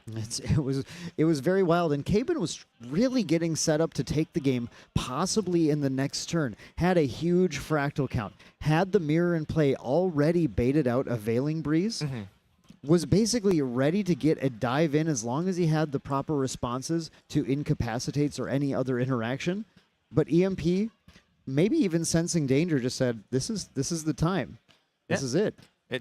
Why not go for the game? If you have the chance to win the game and you have a way to stop your opponent from letting you win the game, then I think you might as well. What's the worst that can happen is you try and win the game, your opponent has everything they need, and then they just win on their turn automatically anyways, because it's not like that's going to change your outcome. Right, and that is some of the high caliber kind of high risk gameplay that we've seen throughout this weekend, especially something that you have to have a very good sense for going into this matchup against decks like Burst Asunder, where there is going to be a massive amount of damage being dealt to you in the very near future, and you have to kind of know when is that coming, like doing the math, counting the fractals, trying to figure out what they have in hand, and figuring out, is this it? Is this when I need to take this risk? Indeed, exactly, that is it. And What's the feeling like being in the grand finals and then you're already one game up? Do you think that's going to be more nerve-wracking for EMP, or are you going to get a little sense of closure knowing that it's just one more? I always, at least for me, once I get that first win, that second game, usually the nerves are off a little bit more. You have a little bit more room for something to not go your way, and another chance is in your future. I always feel like the person who takes the first game here is going to feel like a little bit of the pressure's off, but at the same time, your opponent now is fighting for their life, right? Yes. They're cornered. They're the cornered prey, and it's time for them to fight back even harder. So I'm sure what we're going to see here is TCG Caben locking in, right? We get the lock in, and now it's time to bear the fangs and try and push through and secure his third title, first place. That's what he's fighting for. Yeah, the third title for Caben or the first title for EMP here? There's a lot on the line either way, and both players are certainly ready to try and secure it for themselves. Do you think there'll be a little bit more respect for that combination now? Do you think Caben is going to take a more aggressive level-up route into Dao Chan after seeing what exactly happened there? It's interesting because I feel like Caben was taking that aggressive route to try and close it. I believe, knowing Caben's play, seeing Caben's play before, if he had more interaction than that Fractalize to potentially stop that in-cap, there was no way those additional Fractals were being played that turn. But Caben, I think, was keeping up what he could, knowing that, well, if I can't interact with the in-cap, then I can't interact with the in-cap, so I might as well build out for a victory next turn. And so I think that was that was the fairly aggressive route, knowing that a Burst Asunder right now isn't going to do it anyway. Either way, he either has the in-cap to stop me here or the in-cap to stop me from stopping him, so I'll just pass the turn and hope he doesn't have the slice. Yeah, you didn't want to try and double bluff your opponent. If you're holding up 8 cards and you're like, you only have the Fractalize, you now set yourself that turn behind without being able to develop your board. Exactly. He needs to set up to be able to win next turn, and while a double bluff could have been tried, I think knowing EMP's play, he would have just taken the game anyway. Gotcha, exactly there. And I know this is a very silly question, but it is something players always do have to consider in these moments, is you get to choose when you lose if you go first or second. Yes. This deck particularly, I believe, really wants to go first. Is that correct? I would be very shocked if Caben chose to go second. Yeah, you want to go first. You want to build those fractals out. Like we saw here, if Caben was on the play that game, it might have been a reverse scenario. That being able to burst asunder maybe a turn before EMP is able to get that attack off. That is true. And the reason EMP got to go first was because of seeding. Exactly. Caben did come into this. Caben came into this 6-3 day 1, meaning sneaking into day 2 on the new rules. The 18-point rules getting into day 2 rather than a cut to top 32. And furthermore, then Caben wins out, defeats some of the strongest opponents in the game to get here, and then sneaks into top 8 on that record. Indeed, on that 8th place. And it even shows that going into top 8 as 8th place does not put you... We know what we're seeing here. Isaac, True Champion Isaac told us all about this. If you see Caben imbuing Fractal of Rain on the first turn, we have a Dissonant Fractal coming, and the Dissonant Fractal is going to come in here and allow him to glimpse 4 and set this up. Oh, maybe not. Maybe oh, Fractal of Insight. Very similar. Baby gray Dissonant Fractal is what we have here. Dissonant Fractal at home. And you're right, because it allows you to set up that floating memory if needed. Yes. He's going to set that float up. Now, this deck doesn't actually care. The version that Caben is playing here is not actually that interested in milling to get floating memory. It doesn't have that many in the deck. But, oh, we do have the Dissonant Fractal as well. Caben starts off with a Fractal of Insight to glimpse 2, because if they're both bad, he puts them on the bottom.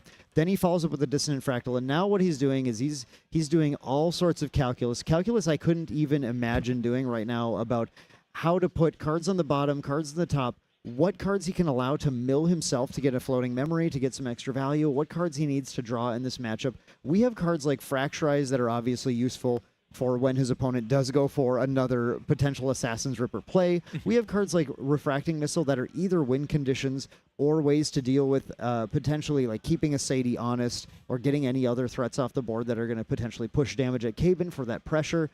He's got a lot of cards that have float that he wants in the yard, and he has to think about how to set that up. Indeed here, and I did catch a little bit of a peek at that glimpse there, and we saw the sideboarded Fast Cure in that top far as well. So it looks like Caben is going to have that guaranteed floating memory, if so chosen, on that glimpse. Not sure the exact order that was put back in. So very great start. Probably one of the best start for this Fractal decks without going to like 4 Fractals on turn 1. Let's see how EMP responds in kind in that setup. EMP is going to start with the Surveil the Winds, which is a great start because, you know, those prep counters are the key to getting those early slice and dice kills. He loves seeing this, drawing more, and we'll see what he has set up. It does look to me like a Veiling Breeze in hand, which is pretty much bog standard for EMP, always seeming to have one available to use. And we're going with the Scout the Land, which is going to let him look at the top 4 cards, put them back in any order, and then draw one. So actually both players knowing what a lot of their upcoming draws are at this point. Caben with a little more selection over it, but it shouldn't be understated that Caben did get a second 3 Fractal start in a row. And if Caben's going to end up taking a game in this match against a deck that is pretty well teched out against him, starting with 3 Fractals is what he needs to do. Indeed, it does. And I'm actually curious about this Scout the Land, if it was actually drawn off to Surveil the Winds, because you could have combined it before Surveil to Scout and then draw that additional card to get further deep. So now you're just sort of stuck with the top 3 on your deck. You can't do anything. A Scout's not a glimpse, it's a look. Yeah. We have the Windmill following that up. So there we have exactly what we're talking about, where he's going to see exactly what's coming, set that up. Hopefully that was a useful play for him to be able to put something into memory that he doesn't want to draw now and draw something now that he wants to draw now. And passing the turn over to Caben. Now, Caben's going to go to a Materialize here. And as we know, Caben, especially with that setup float, is not looking to level this turn. Is potentially, if he's looking to dig any deeper a little faster, he's going to go for, yes, this is it. The foil Grand Crusaders Ring First Edition. What a beautiful card. Caben, of course, has been in the game for a long time and is well known for having an excellent collection of beautiful cards, and he loves to play with them. Indeed, and Caben actually has knowledge about EMP's memory right now. That's very important. Yes. A Veiling Breeze was imbued with that Windmill Engineer. So Caben is aware that there is one in memory. Currently, EMP does not have it in hand. So it is a great way to know that that is something you now have to play around with. We may see another Nullifying Mirror being materialized next turn to try and get that Veiling Breeze out of the way. Or Caben might be playing it a little bit slower here, going to be building up and making sure just to have... Oh, here we have the Extricating Touch. This is a fantastic new card from Abyssal Heaven as well, and this might be a clutch moment for Caben here with so many cards that EMP has in memory that Caben might want to swipe. This allows him to pick any one of them, get rid of it. Caben's going to quick take some notes. He wants to make sure he remembers. Now, speaking of memory knowledge, he had a little bit before. He has a lot now. Seeing a lot of powerful cards. We see a Lightweaver's Assault. We see a Sadie, another Windmill Engineer. We have a Veiling Breeze. Is that a Dungeon Guide? A Dungeon Guide next to the Veiling. Yep, Dungeon Guide next to the Veiling. Sirocco Operative, I believe, and a Reclaim. So we have a lot of card sort of influence gaining cards. 1 Veiling Breeze, 1 Lightweavers, and then that Dungeon Guide. And I think if you're looking at this memory, Val, as Caben, how are you feeling about this? It is actually... If you don't have the combo in your hand with Burst Asunder and another way to deal damage, it's actually very scary looking in. There's card draw, there's card filtration, there's quick level up with the Dungeon Guide, and then also protection with the Veiling Breeze. So it's really hard to choose what you really want to get out of EMP's way. Do you want to stop EMP from able to protect themselves? You take the Veiling. Or do you want to stop EMP from even getting to that Luxom? You take the Dungeon Guide. We're actually... I'm not quite sure what was opted in there, leaving both the Dungeon Guide and the Veiling. Yeah, we took we took Sadie. The Sadie, yes, that was it. We took the Sadie, and the Sadie is actually a very key card for EMP just to be able to generate those prep counters, and it's the highest pressure card that EMP had in hand. So Caben is opting for a very, very, very safe route here. He wants to take as little damage as possible, and he wants to make sure that Slice and Dice is not online. Obviously, once burned, twice shy for Caben. Yes. Not going to be falling for that again. No, exactly. Get rid of that Sadie, stops that additional prep counter generation. Going to prevent Xander from being able to just go to level 1 after the Sadie to get 3 in total. So now EMP is going to have to slightly play around the fact that there is no Sadie anymore in that memory. And Caben does have 6-card knowledge as well. So any move EMP makes, you'll see Caben reaching over to that his notes, crossing that off, making sure it's like, oh, you don't have that anymore. And it's now just the game of what can EMP do to throw Caben off?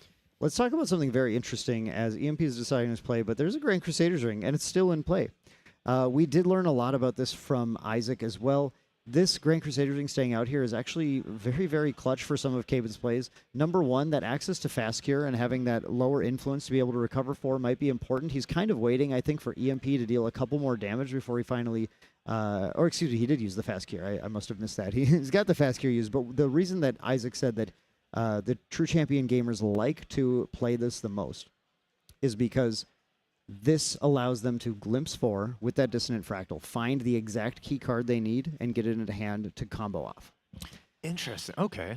So you can pop it at any point. There's no reason that you have to use it immediately, and especially if Caben knows what's on his deck right now, if he knows it's not, like a lot of time we'll pop that ring and go, oh, maybe we'll find something that we need to use right now. But if Caben has glimpsed enough and knows what's on top of his deck, he doesn't need to use it. And otherwise, if he knows that he can find another source of glimpsing, that ring might win him the game by staying in play.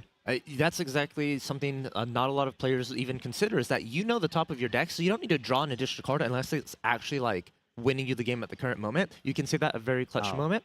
And He here we does see have the Fast Cure. He still has the Fast Cure in hand. That first one was milled from the Fractal of Rain. He still has the Fast Cure in hand. And there is the Dissonant Fractal, exactly why that ring stays in play. So now Caben is going to take that glimpse. We did see some powerful stuff here. We saw a Glimmering Refusal. There is a Fracturize. There is a Shimmering Refraction. I believe it might be a Fractal or something. There's a fourth card that he's flicking very, very rapidly. They are a lot of thinking, just thought process going on. And this is a glimpse. So you get to decide if they stay on the top, stay on the bottom, how much you actually need these cards. And that Grand Crusader Ring can grab any one of them at any moment for you. And again, with that imbued Fractal of Rain in play, so much calculus happening. He says, 4 to the bottom. I want absolutely none of these. Not what I'm looking for right now. Caben might just be digging for the Burst Asunder to win. Oh, and the GCR immediately getting activated there, just trying to get even further in. He's finally used up that Dissonant Fractal. He has no glimpse ahead of him. He's going to try it. And what I assume he wanted the most to see there with that Grand Crusaders ring, another Dissonant Fractal. Yes. Or a Zhang Zhao. I think both of those would have been very, very exciting for him just to try and either build that influence or find the card he needs to combo off. He has this Lantern in play, and he knows because of all that knowledge he had from the extricating touch, he knows until EMP draws a lot more cards, the chances of EMP having Incapacitate or more Veiling Breezes are pretty low. It is indeed, and EMP does draw a lot, but those are only 8 cards in a full deck of 60, and you're not going to be able to see them as often as you would like. And it's just both players sort of looking for exactly what they need. As you said, Caben's missing that Burst Asunder in hand. EMP probably looking for some more defensive options just to try and stay alive and stay the thing. If Caben's probably wanting off the top of the deck, a Zhang Zhao, I think would probably be the best top deck choice here. Caben is going to go, actually, he's got enough Fractals in play. He's going to just start pushing for it. He said, okay, I can't wait forever to find a Burst Asunder. Yes. Let me just start punching damage. And actually, the Refracting Missile is already a 6 damage source, which is going to do almost a third of Xander's life total. And this is scary, seeing that Dao Chan materialization by Caben using that floating memory.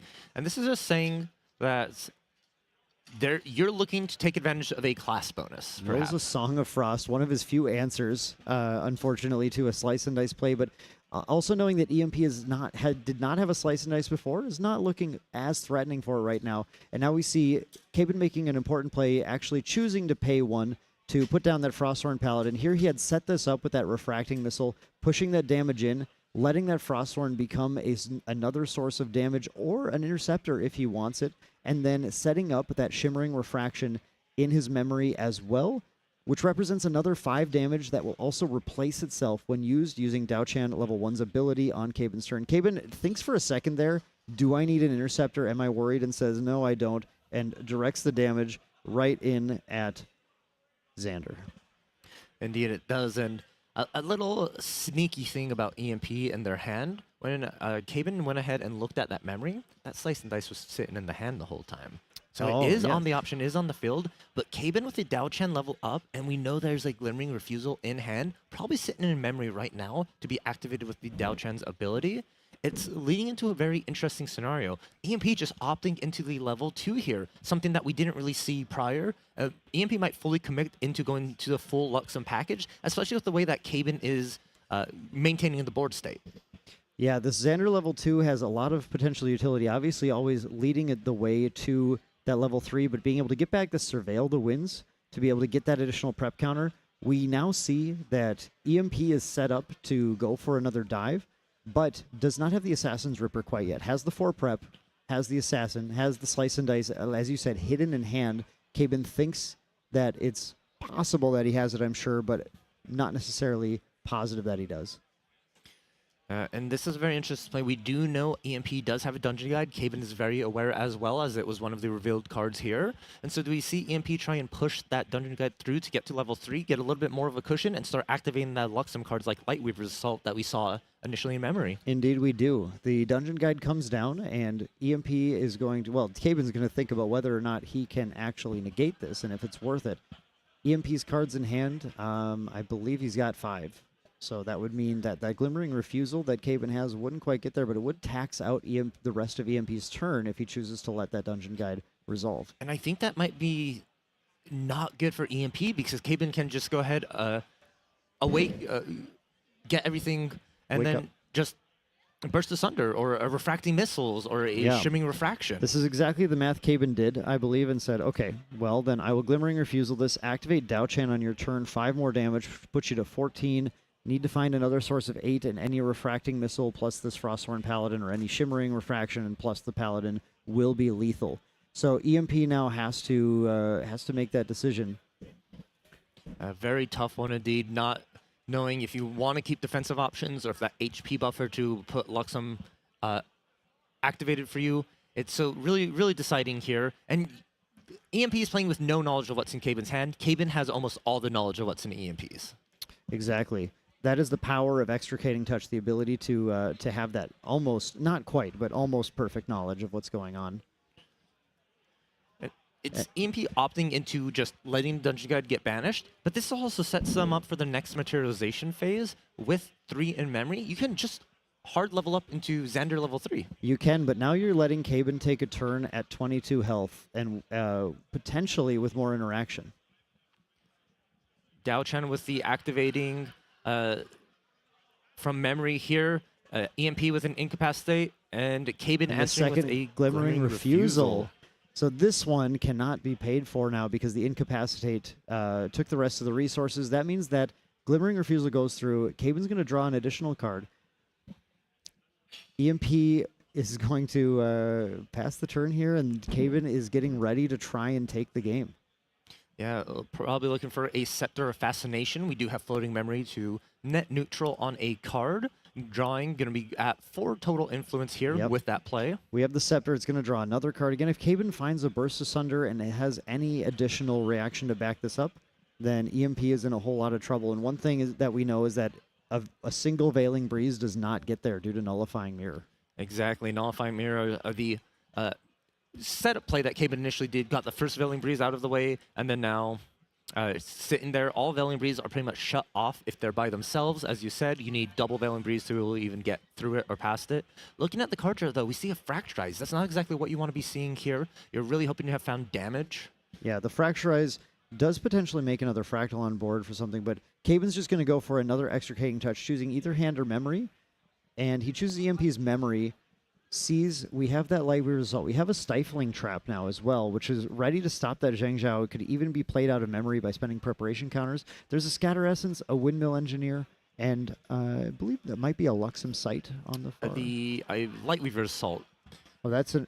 Are they different arts? That is the Assault? Invite Lightweavers. Okay. Yes. Okay, so there's a couple of Luxom cards here. And that Slice and Dice we talked about a little bit earlier, now sitting in memory. Does not look like the complete route you're going. Ah, yes, that's the Slice and Dice. I see. Yes. He goes for the Slice and Dice in memory. Interesting. Maybe expecting Caben might touch his hand if he finds a second touch. Caben does side in some of his touches in this matchup as well. Importantly, they only run, I believe, 1 in the main board. Gotcha here. So getting that additional, be able to rip cards out of the memory or hand and really help stabilize your gameplay, not having to worry about as much. And once again, Caben with almost full knowledge of what EMP is working with and can masterfully play around any reactions. Yeah, by getting rid of that Slice and Dice, Caben feels very, very comfortable attacking in with the Frosthorn Paladin, dealing that additional damage. Knows that 5 damage wins the game, but either assumes, I believe, he just doesn't have it, Has the Scepter to potentially activate something, though, on EMP's turn, even if he ends up going hands down for something else. But looking at that hand, we're just looking at a Fractal of Rain, a Fast Cure, as well as a Fracturize. Yeah. The materialization of Safeguard Amulet is very interesting to me here because, yes, it's protection against Cabin and any damage that will be coming through, but Cabin can just materialize the Crystalline Mirror on their materialization phase. Plenty of Fractals to be able to activate the ability and remove that Safeguard Amulet. So maybe it's just forcing Cabin to have to do that materialization, making sure that he's not going to be getting like a backup charger, an additional card. I think it's twofold. It's going to force a materialization, but it's also going to stop Cabin from playing Burst Asunder on his next turn. Yes. Burst Asunder is a slow speed action, and that means as long as you can have that safeguard going into Cabin's turn, even if he forces you to get rid of it, that is one more turn of not getting Burst Asundered. And that is actually a very important thing here, especially when you're hanging on with only 5 available damage counters left on your champion. Yeah, very, very close. And we did note, too, that EMP, we had talked about maybe EMP setting up to go to that level 3, but then opting not to, opting to do that Safeguard Amulet instead, which is certainly very interesting. But we do know as far as Luxom cards, in his memory, we only had access to a single Light Weaver's Assault. So it wasn't looking like this Luxom was going to get a lot of actual advantage from the reveals quite yet until he finds more of those Luxom cards. Yeah, if there's like a couple of Luxom sites in there, it would have been maybe more beneficial to be able to start getting out of this range and recover from there and then start that stabilization process. But a really good back and forth game between both these players. That Frostborn Paladin is starting to become a really big problem. Already has dealt 6 damage with it being on the field, and it's looking to be the one to close out this game for Cabin. It does. EMP is failing to find a way to get rid of it, and I'm sure he's wishing he did have one. Cabin's going to go for a Materialize of a backup charger and immediately just use this in order to get another card, dig a little deeper, try and find, like you said earlier, the Zhang Zhaos would be very nice. Of course, that Burst Asunder that he wants to get. Cabin is, in response to the activation of the backup charger,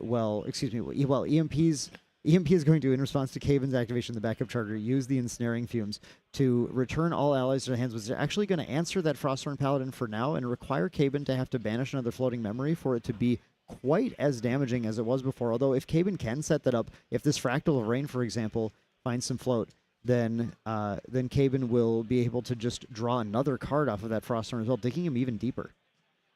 And there is another float. Yeah, and that Fracturized Milled. Just what you said, Frostborn Paladin's already found its treat if it goes ahead and gets activated here. And now the thing is, Frostborn Paladin, like, returning it to hand, you're just like, okay, maybe we could slow down Cabin, make them commit to the Frostborn Paladin again, but you have 5 Fractals on the field. Yeah, a lot of play potential. You're actually going to start off, not with the Frostborn, but what he finally found a copy of Zhang Zhao, and is going to use this to draw 2 more cards. Cabin's starting to really go for it. He's starting to find the cards he needs to be able to pull this game off because he's got to dig. He's got to get to more of his kill spells. He did find another Glimmering Refusal, so he is looking at plenty of capability of kind of stopping what his opponent is trying to do, but still needs to just find that close before it gets too late. Now, notably, unlike a lot of other Luxom lists, EMP is not on a Serene Spirit. We often talk about 31 being the number to hit on Luxom, but EMP is a flat 25, and Cabin is already going to be very close, even if EMP gets to that level 3. And here we see that Frostborn Paladin looking to put more pressure on EMP, banishing that Fracturize, drawing that additional card. And Cabin just has to find a little bit more damage from hand here, and that Frostborn Paladin is more than enough to close out the game, sitting at 21. A little more damage. 1 damage is all that's needed. A second Zhang Zhao would actually be potentially lethal for EMP. And we've seen before in EMP's play, EMP is one of the most conservative players when it comes to actually spending his interaction on things. He usually does not like to spend it unless it is very, very vital to him surviving the game. Now, it's obviously very difficult with that Nullifying Mirror because the first Veiling Breeze he would play would be knocked out, but many players might have tried, if he has holding 2 Veiling Breeze, might have tried to Veiling Breeze as soon as that Zhang Zhao started attacking in to prevent damage for the turn, but not EMP. He says, I'm not dead yet, so I don't need to use it. Yes, hanging on to that till the very last moment. You don't want to squander any of your resources here. You want to make sure and maintain as much advantage as you possibly can. Now let's talk about this very powerful play here. This card does not seem like it's always super powerful, but as Caben has been drawing effectively not what he needs to see a lot of the game, this Fractal Refreshment allowed him to take some of those less useful cards, put on the bottom, and get a whole new set of cards. And EMP has to be a little bit shaken by that because suddenly your opponent's seeing, starting with their draw next turn, 4 new cards from the last time they started playing their turn. There's so much lethal potential available for Caben, and EMP has no idea whether he has it or not. And I think it's even a little bit more in-depth of that Fractal Refreshment of exactly what you said, because it puts the cards into your memory. We have the Scepter Fascination on the field as well. That can provide 2 Glimmer counters to Dao-Chan, which then you can activate any of those new cards that were put in your memory if they are reactions. Exactly. If there was a Shimmering Refraction placed into memory from that Fractal Refreshment, Caben only has to activate that Scepter of Fascination to force EMP to try to use the safe card, but with 1 damage left to take him out, that's not enough. And it looks like EMP is just going to go ahead and pick up the cards here. We're going to here. scoop it up here because EMP knows, yep, I didn't find what I need, I can't close it, and it's just not happening, Chief. Sometimes you just get put in a position where it is probably better to just call it, go next, and prepare for a refresh game. Because you could be fighting through that, but that's a lot of mental taxation. You don't want to have to sit there doing that into the end of just losing anyways. So save yourself some of that stress, call it here, go in, reevaluate your sideboard process. Maybe a couple of cards you brought in weren't doing as much as you thought they would. Maybe you accidentally took out a card that you realized that, okay, seeing how my opponent's playing, I'm going to have to add that back in. How exciting is it, Valk? We are going into Game 3 of the Grand Finals. We love a good best of 3 actually happening. Both players playing very expertly, maneuvering, doing the lines that they need to do to finish the game. Caben in that game did an excellent job of just kind of cranking up pressure. EMP not really finding what he needed to do to end up closing the game. And we saw a lot of Caben's sideboarded cards being absolutely clutch in that game. We saw the second extricating touch coming into action. We saw the Frostsworn Paladin, which in Caben's lists are not in the main. They're in the sideboard. And all of this was really set up by that very powerful start that involved the Fractal of Rain imbued into the Fractal of Insight, into the Dissonant Fractal, for Caben to really set up a lot of his next turn and some mills for some value, and he used every single float he was finding there. He did indeed, and it is such a, as you said, we love a best of 3 in the Grand Finals, both players fighting for their tournament life. It's like the last 2 games did not matter at this point. It is a best of 1, winner takes all. And these players aren't just playing for a fame, for glory, or for a cool Spirit prize card. There's actual cash money on the line for these players, and it is a lot to be fighting for. Yeah, and we have EMP going to be taking the play on this round, starting with the first turn of the game. And what do you think, Valk? Is that going to be, what's the impact going to be of EMP getting the play here versus Caben? So far, it's been EMP won when he took the play, and then Caben won when he took the first turn. Yeah, so it's clearly showing that going first has its advantages because the deck that does gets to go for their kill turn that 1 turn sooner than your opponent. You get that 1 turn of setup that your opponent then has to spend to match your setup. And EMP, if we see an opening with Sadie once again, I think that is going to be telling us the route of Sadie into Slice and Dice into a total control of the game. A very high possibility of that. It does depend on the 7 you draw, though, because there is no glimpsing for EMP. You mentioned it in Game 2. There's no Serene Spirit. You just draw the 7, and that's what you're stuck with. And sometimes your deck does not cooperate. You draw things you did not want to see, like your Luxom cards, or maybe your later tech cards, your control cards. And so it really just depends what EMP sees in their opening hands, how they go for a plan, and what they're going to deviate once they see what Caben's doing. Yeah, EMP has, like we said, there's a very real potential of a turn 2 kill available. It does require that Sadie. It does require that Surveil the Winds. And then it does require finding that Slice and Dice. But EMP, I think, hoping for that the most, while TCG, Caben just wants to get a lot of Fractals. Honestly, I think Caben wants exactly the start he had last game. Except he would love to see a Zhang Zhao a little bit sooner. You want to be able to draw that 2 as fast as possible, especially with the setup. And I think the turn 1 for both these players is really going to determine exactly what kind of game we're going to be in for. Exactly. EMP is starting with a Fairy Whispers, allowing him to dig a little bit. Puts, I believe that was 2 on the top, 1 on bottom. Reveals. Have you ever seen this one before, Valak? Another Fairy Whispers. I have, and you know what happens after the first Fairy Whispers? The second Fairy Whispers. That is correct, Dan. And there's a potential for a third Fairy Whispers as well, and this chain can continue to go. There is. We do see a Reclaim in there. 1 card on top, I believe 2 on bottom. Is that the Reclaim? There it is. So, unfortunately, going to be ending the Fairy Whisper chains here, but EMP not too mad at what you've seen. You got to glimpse 6 additional cards, and then you're guaranteed that Reclaim for the floating memory. We don't see an ally being stuck on the board, though. No. EMP is just having drawn a couple Fairy Whispers cards, has a Reclaim, no Windmill, though. I mean, I think this is where EMP would have loved to have a Windmill Engineer, as long as Influence supports having a Reclaim up as well. But we see just a pass. Caben going to Sabrina, Spirit of Water, draws 7 + 1 for turn, and is now evaluating what line do I need to take. Indeed, and we do see a couple of Fractals in that hand as well. Mostly this deck, you have options of things you could do, but more than likely you're just going to be committing to Fractals for your first. 2 to 3 is where you want to be at, that optimal amount, that line. We also see some very key cards in Caben's hand as well. Unlike the last game, I believe there's 2 Burst Asunders in his hand. Start with a Dissonant Fractal, Glimpsing 4. Let's set up. Let's make sure we're going to get what we need here. We see some powerful Norm cards. We're going to make some decision. We're going to pick up the hand and just do a little looking here and make sure what order we need to see this. There is a Fast Cure. We might see a Shimmering Refraction here as well. A lot of cards angle, a little tough to see. Fractal of Snow is going to the bottom. I did see it was one of the very bottom there for Caben. Fractal of Snow going to the bottom means Caben doesn't feel too bad about needing to find Fractals. He must have a little bit in here that he's willing to use. I do see an Unstable Fractal and a Fractal of Intrusion. And as long as he can get a good float down, that Intrusion can be powerful, but he might just play the Intrusion raw without it anyway. Oh, a Fractal Refreshment, perfect. This is going to be a really excellent way to take, he doesn't want that Intrusion, and you see 1 Burst Asunder going to the bottom. Caben, planning to just play Burst Asunder when it is guaranteed to be lethal, says, I don't need a second copy. Instead, let me find some more things that are useful, and then we have that Unstable Fractal. So, honestly, a pretty powerful start here. Caben, we know Caben has a Burst Asunder.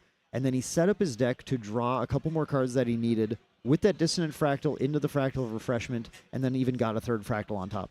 Indeed. A very unique way. Usually you see Distant Fractals a little bit later, but Caben opening directly up with it here. EMP always has that Turbocharge whenever you go Backup Charger. Yeah, Turbocharge, powerful card. Great to start a game with. A lot of games get turned around just by having that card advantage. It's a lot like Caben finding Zhang Zhao's, to be honest. It is indeed. Although, with the Zhang Zhao's, you get to do that multiple times. Yes. Turbocharge, you're limited to just the one, as long as you have a power cell. Well, you could find other ways to make power cells, but of course that's not going to happen here in EMP. In EMP's list, we have a Windmill Engineer finally imbued with the Sirocco and a Swift Recruit being revealed to Caben. Not things he's like super concerned about exactly. Caben obviously doesn't want EMP to draw a million cards, but also none of these are Veiling Breeze. None of these are some of the scary cards, although Caben does know that the Reclaim is in the future. He's certainly going to largely ignore the existence of that Windmill Engineer as long as that Reclaim is viable, unless he has a plan to potentially negate a Reclaim that gets played. Caben still does have another Fractal of Intrusion in his hand, by the way, but he's going for the Zhang Zhao to start to draw the cards. And EMP just says, yeah, right now. I mean, I know you're not going to attack it anyway because I have the Reclaim, so I'll just Reclaim it before you draw potentially a negation or something to be able to stop my Reclaim. Yeah, you want to make sure you guarantee that floating memory to be able to level up, and that Windmill Engineer is going back to that hand, can probably be used to pay some costs later on. The combination of Zhang Zhao with the materialization of Grand Crusaders during this turn is putting Caben at, again, a very high influence, lots of options, more Fractals in hand to play. Again, that Burst Asunder is still in there, ready to go at some point. Caben starting off, I would say, in the stronger position compared to EMP. And we see an Extricating Touch in hand for Caben right now as well. Yes. So it has the potential to fully look at that memory, as EMP is almost every card down. I believe it is just the Windmill Engineer plus 1 unknown. Almost every card, but last game, that last card was a pretty spicy one for a little while, and it took 2 extricating touches to get rid of it. Yes, that is true. The hidden slice and dice, where will it be? We're going to start with the Fractal of Insight, and it looks like Caben is choosing not to rest it, not to get that glimpse to, or maybe he's still doing math. There's no, he was doing math, and now he's ready. No, he chose not to. Okay, 3 down, and then he's going to play that Fractal of Intrusion as well. Getting no value from it, no on enter, unless it's in response. Okay, nope, just fractal, fractal, fractal, fractal, fractal, fractal. That is the way to start your game. This is a very key component, what Caben's doing here. We know what's in the hand. We know what Caben's aiming for. And we have 6 fractals on the field currently. That is looking like 14. And then Xander has already taken 1 prior to this, but we're materializing into Xander level 1, actually. Prior to that, it was going to be lethal with that. What Caben's trying to do is just give EMP 0 time right now. He says, I will be lethal. You need to be playing reactive to me. I'm the problem in this match. You cannot sit there, generate your prep counters, draw cards, and think everything is fine. You have to actually start making proactive plays, and Caben is going to continue this pressure. As soon as everything wakes up on Caben's side, it's just going to be more. Perhaps an additional fractal, a Zhang Zhao if that was drawn into here. Just more and more pressure, and EMP is going to have to figure out a way to deal with all this. The Burst Asunder being already at 14 damage means any single additional copy of a Shimmering Refraction or a Refracting Missile is already very lethal, very, very lethal to EMP. Indeed, we are here. I wonder if EMP is saving some defensive options in has as well. We may even see that Extricating Touch come down from Caben next turn to try and see what's in the hand and get rid of any defensive option that EMP may be holding on to. This is a very powerful play, too. Now, the Sadie actually did get the kill right here on our friend, the Zhang Zhao, and that means that this is going to cause an Agility 3 to happen at end of turn, which is going to put a lot of these cards back in EMP's hand. So EMP is actually getting an aggressive play here that's getting something down on the board while keeping fairly reactive to whatever Caben is doing, which is, not exactly what Caben wants. Caben would prefer if EMP would commit more cards down so there were fewer potential interaction points. And by going to this level 1 Xander this turn, he's doing things like opening up class bonus for Incapacitate to make that cheaper to play, and just generally trying to put more roadblocks in the way of Caben winning the game. Caben might go Nullifying Mirror here. Again, yeah, there it is. There's the Nullifying Mirror saying, this is the time if you want a Veiling Breeze. And looks like EMP is just allowing that Nullifying Mirror to be activated. No response to that. Caben now in the main phase, looking to try and close out this game as quickly as possible here. We do see core components, a Frostwarn, a Shimmering Refraction, a Burst Asunder. There is damage in that hand. Dan, do you think Caben's going to pull the trigger on this turn? Caben pulling the trigger with EMP having such a stocked hand with the potential to play Incapacitate is a little tough here, but Caben's influence is pretty huge. He can actually activate a lot of these and push through a lot, so it's the kind of math that I'm not a fan of doing. At some point, you just have to go, I don't know. We'll see if you have it. But Caben is the better player than me, so in this case, no, this is the much safer play. We're going to take the Extricating Touch and now force EMP to make a really interesting decision, because Caben can choose hand or memory. Obviously, right now, he doesn't want to choose memory. There's nothing in there.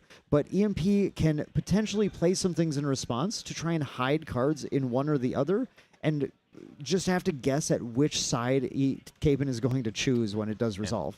If I may here, Dan, Caben has, I believe, 5 cards in hand here. This Extricating Touch is looking at EMP's hand and is going to win the game. And the reason I'm saying that right here is Shimmering Refraction is 2 to activate. Is that correct? That's correct. You deal damage equal to the amount of fractals you have. That is going to be 6. That is correct. There's then a Burst Asunder. You are not a mage or a cleric, so you don't get the class bonus, but you'll be left with 2 cards in hand and 3 fractals. That is more than enough to activate that Burst Asunder to close out the game here. Caben is afraid of one thing, though. Double Incapacitate.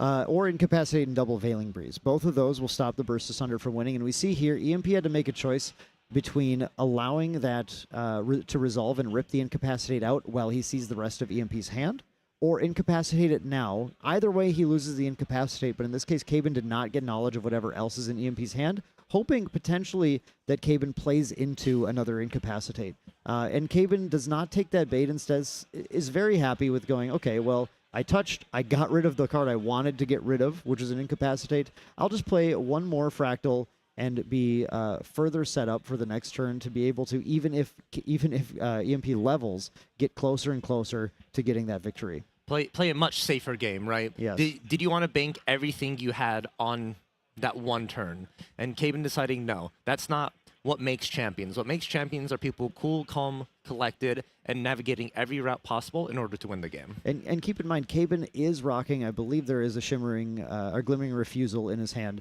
So he is going to be quite ready to be able to respond to things. But here's the power of Xander Deft Executor. Xander Deft Executor gets to take an assassin action card back into hand, and EMP just goes ahead and re-grabs that Incapacitate. Yeah, it's almost... Xander's let me draw a card, but any card I choose from my grave. And some of the most powerful cards in the assassin class. Pretty much a 5th Incapacitate for EMP this game. And Caben now has to figure a way through this. Going to have to maybe play around with another Extricating Touch, dig for that a little bit, maybe hopefully draw a Zhang Zhao on your next turn, and get that to scout that Incapacitate once more. Exactly. EMP doing a little bit of math here. We saw him crunching some numbers, deciding how much he can commit, again, to playing out on this turn. EMP is really, or I should say Caben has really forced EMP to play as reactively, exactly like that plan we said he wanted to do. He's the problem. EMP needs to make sure that EMP is never overextending by playing, but he is going to go for that dungeon guide right here and have Caben make a choice. Now, the Glimmering Refusal in hand is going to be a negation unless EMP pays 7. And, well, EMP has a big hand. I don't know if 7 is in the cards. I don't think it's as big as 7. Yes, that is a very key thing to consider here. Is Caben going to allow this, though? You have enough Fractals, and if you keep this pace, you may be able to just reach that threshold on Xander level 3. But yeah, Caben not taking any chance with this. Gonna Glimmering Refusal, and that's gonna try and bait out an Incapacitate here as well. It is indeed going to try to bait out the Incapacitate, and if not, it at least got rid of a Glimmering Refusal from Caben. Caben, while having a lot of Fractals, has a very low hand size overall. Eventually, those 3 cards can't be more than 3 cards, and Caben currently needs 2 cards to win the game, and possibly a 3rd card to negate something to stop him from winning the game. And so EMP kind of banking on Caben's last cards not being the exact set of cards that is needed. Yeah, I'm just finding all the routes that are so risky for Caben here, but it's always something interesting to talk about. You can still burst, if you hard level into Dao Chan level 1 on Caben's next turn, you then have a Shimmering Refraction and a Burst Asunder. You put the Shimmering Refraction down into memory to go ahead and activate Burst Asunder, and then in response to the activation of Burst Asunder, you can use Dao, Shimmering Refraction. Only on your opponent's turn. Only on your opponent's turn. Only That is on your correct. opponent's turn with Dao Chan. Dao Chan is great at being able to play things from memory, only when it's your opponent's turn. So can't exactly go for that here. Looking for then Refracting Missiles on your own turn here then to be able to take advantage. And that's 9 damage from Fractals here. Let's see, Caben counts them out here for us. 1, 2, 3, 4, 5, 6, 7. Yeah, still at 7. EMP does, by the way, let that dungeon guide get negated and banished. Has a lot to think about, I would say, from when with Caben going for that Glimmering, instead of saving the Glimmering to stop something like the Incapacitate that Caben knows that EMP just took back, that 3 health or that access to Luxom, I think Caben is really banking on being important in this case. Really does indeed. I'm very curious on the materialization here for Caben as well. Only sitting at 3 total cards in hand. Of course, the Fractals really help with that. But are you going to be valuing here some additional card draw for influence? Or are you going to start setting up into more of like a Scepter to dig further, a Crystalline Mirror to stop the Safeguard Amulet that might be materialized next turn as well? The problem is that Caben's found no floating memory so far. So Caben has to banish that card if he's going to actually try and do anything like a level or a scepter. And instead he goes for the backup charger, opting to say, I'm just going to use a fractal to pay for this cost because I really need to just get more cards into my hand right now. Yes, going to go ahead and commit to the influence here. I believe, Song of Frost was drawn now, so Caben is now perfectly ready if that Slice and Dice comes out, although I believe we're past the stage in the game where that scary Slice and Dice turn was the thing foremost on Caben's mind, although it certainly is there. Yeah, it's one of those nagging feelings in the back of your head. It's always going to be an option in case EMP ever sees a line. Caben always has to be prepared. I'll probably keep that around just in case. Yeah, and to be fair, that Sadie clocks in 2 more damage, and that puts Caben just 1 damage away from losing to that Slice and Dice turn. Although we are missing that additional prep counter, the Sadie in play with the huge influence that EMP has could pop it right back in. So on the other hand, that Song of Frost might be just what Caben needs right now to make sure he's not going to lose the game. And Caben's actually going to go for an aggressive Shimmering Refraction in main right now. Let's see what you have. Interesting here. This is going to be a total of 7 to Xander if EMP allows that to go through. And as we've seen before, EMP, if it's not lethal, I'm not going to stop it. And a And burst Caben's going to go asunder. for the Burst Asunder now. That means we have to have a Glimmering Refusal. Caben saying you don't have 2 in-caps. Here's the Glimmering. You, in fact, don't have 2 in-caps. We have a Veiling Breeze into a mirror, and Caben wins the game with Burst Asunder. What a play, an interaction between. Congratulations to TCG Caben for their 3rd Ascent first place victory. What an amazing feeling. And you saw the relief on Caben's face there after all that interaction went through. He was stressing out about everything going on. It was tough. They were in the think tank, constantly going back and forth. And luckily that line of play, he saw exactly enough for that lethal out. I have to give it to you, Valk. That was the line of play you were counting on happening this whole time. Burst Asunder into Shimmering Refraction. We just didn't need to do it on the opponent's turn. Let's just do it right now. If he hasn't taken a chance to put the Safeguard Amulet out right now, all he has is what he has in hand. And Caben did the math. Caben did the math on it and said, I don't think you can have 2 in-caps. I don't think that you can stop me right now. And went for it. He did. I was getting a little bit cheeky with the Dao Chen ability, but not even needed. It's just those 2 cards. We called it. We added it up. And that Nullifying Mirror, that early activation of that came into clutch because there was still that Veiling Breeze in hand. EMP was maybe hoping Caben missed it, sat down, but you still have to try. You can't just roll over, especially in the grand finals here at Ascent Seattle. Absolutely not. And we saw some grand finals level play as Caben was very methodically, very slowly advancing his board state with those fractals, playing around every piece of interaction he can, using cards like Extricating Touch just to try and bait out more and more of that interaction, while EMP, on the flip side, was going into defensive mode and still just trying to play around everything he could, trying to slowly get to that level 3, knowing, okay, I don't know if the Slice and Dice is going to happen. My opponent's putting a little too much pressure on me. I'll level, I'll get there, and maybe I'll get there eventually, but Caben smelled the blood. Caben went in. 100% he did there. And EMP's deck really succeeded when you had that early aggressive start. And notice both those games when EMP tried to go to level 3 and sort of like stall out, that is when Caben really took advantage of that Dungeon Guide activation turn and just had those Glimmering Refusals every time when needed. Came in so clutch against that. And it is a wild thing to think that it came down to, do you have it or not? Yeah, I think that both games that Caben won really were from Glimmering Refusal, the Dungeon Guide, and then see what happens. So we do have here Caben and his wife embracing, and of course True Champion Isaac in there as well. This is, again, the 3rd title, the 3rd Ascent win for True Champion Caben. Really a powerhouse in the game. One of the best players. Yeah, indeed. Clearly one of the best players here.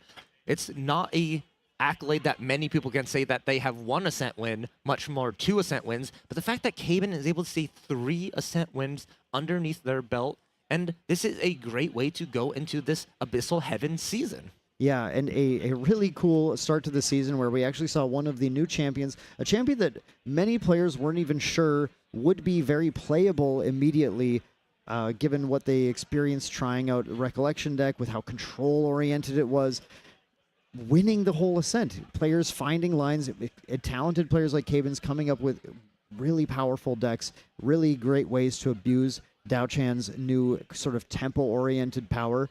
And it's great to see now Dao Chan is on the scoreboard, is having an Ascent win with all the other ones, powered by some just incredible play that we saw this entire weekend. Yeah, and this Ascent actually means a lot as well for going to go ahead on like champions, because either Xander or Dao Chan winning the Ascent would mean this is the first time one of those champions would have won an Ascent anyways. So still monumental. any of those ways. Yeah, it was either going to be the first Ascent win for Xander or the first Ascent win for Dao Chan. It was the first possible Ascent win for Dao Chan, but we're going to count that still. We're going to count that still. Now it's left up to Guoja from the new Recollection decks to find her own Ascent win in the future.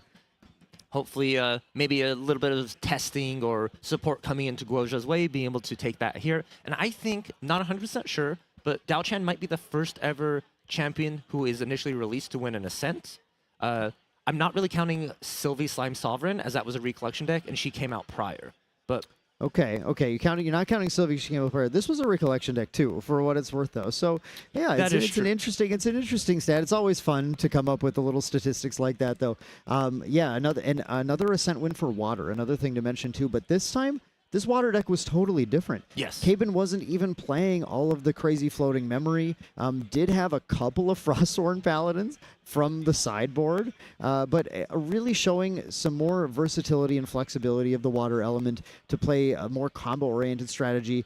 And let's not forget cards like Extricating Touch from Abyssal Heaven. Extricating Touch clearly showing its value during those matches as one of the best cards to come out of that new set. It really has. It's the amount of power that being able to gain information and remove an option from your opponent is so strong, and it allows these kind of decks to make those plays knowing you're completely safe. Yeah, I mean, the amount of information Caben gained from those matchups with that touch was really what let him dive in and go for those kills, or at least force out the Incapacitate like we saw in that final game. Indeed it does, and we're setting up the interview right now. I'm very curious to hear what Caben has to say after this Ascent win. It's very monumental, very large, and it's such a good feeling to have another win, especially one that was very hard fought. You mentioned Caben's route. Like, looking at it, you bubble into day 2 barely, that point minimum, just because of it. But without further ado, let's go ahead and listen to what Caben has to say. Absolutely. Caben, my dude, long time no see. First, I gotta ask. I mean, how are you feeling? I was not expecting this one, honestly. This is probably the Ascent that I felt the most defeated at, even more than Ascent Chicago, which is the only Ascent that I did in day 2. In day 1 Swiss, I went 2-0 to start the day, and then immediately lost 2 back-to-back. And taking losses that early is really concerning for like win percentages and stuff, or tiebreakers. And I was like super doomer mode, but I want to shout out the community, honestly, because a ton of people like saw that I was kind of like struggling with my mental, and were like giving me just tons of emotional support. And so yeah, just the community and the opponents and just like everything here today has just been like really amazing, and really speaks to how awesome Grand Archive is. I agree 100%. I think the community is absolutely one of the best parts about this game. Like for sure. And then, you know, going into this matchup, I talked to you a little bit after the previous match as well, and we knew that this was kind of like a unfavorable matchup for your deck. So what did you do in those, you know, moments between that match and this match to prepare for this? My game plan in this matchup was always just go for it. I am at a disadvantage in the matchup, and so I figured if I try to play safe, if I try to value trade and all this kind of stuff, you know, like I'm just going to lose in the long term. So I had to just basically pretend that my opponent just always had nothing, and you know, just go for it. And it did get there. So yeah, it was a wild top 8. I was 8th seed, so I never got to choose first, which is a big disadvantage for this deck. And every single matchup was really tough, and I thought I was going to lose everyone, honestly. So, yeah. And like going into this event, with all the hindsight, would you have done anything differently, change anything about your deck or preparation or anything like that? I would have put more Frostthorns in the side. Frostthorn Paladin was a card that we changed the counts between the main board and sideboard like 10 times during testing, and I settled on 2 in the side, which like is just so weird. I definitely should have been playing more. I didn't see any of them in either of my top 8 aggro matchups, so shocked at how I got there. But yeah, honestly, the deck felt really smooth. We obviously didn't have a ton of time to test with the set release so close, but the deck's strength was really apparent when we started playing it, and so we were able to just spend time and focus on refining the list as quickly as we could. Yeah, excellent. And you know, you mentioned this, the set just came out about a week ago, right? How do you foresee the meta shaping as we go forward, as we get closer to the Nationals? with this meta and what you've learned from this event? Can't leak. I'm going to all That's fair. That's fair. Gotta keep those thoughts That's fair. Do you think this Dao-Chan deck has legs? Sure. I mean, we have seen multiple decks today that were really geared at specifically countering this deck, and they were taking L's for sure. Like I said, I didn't expect to win top 8. I definitely got a lot of luck in a lot of my matches. So I think as we continue to see people counter this deck, since it just won the Ascent, I think its power level will definitely go down a lot. I think we saw Vanitas at Ascent Toronto. That was a whole nother show. People built counters to it, didn't really work out that well. But yeah, I think that this deck is going to be in the meta, but is not anywhere near like tier 0 Vanitas level or anything like that. Excellent. I won't keep you too much longer. So, thank you so much for joining us. Congratulations again. And we're going to jump back to the booth and yeah.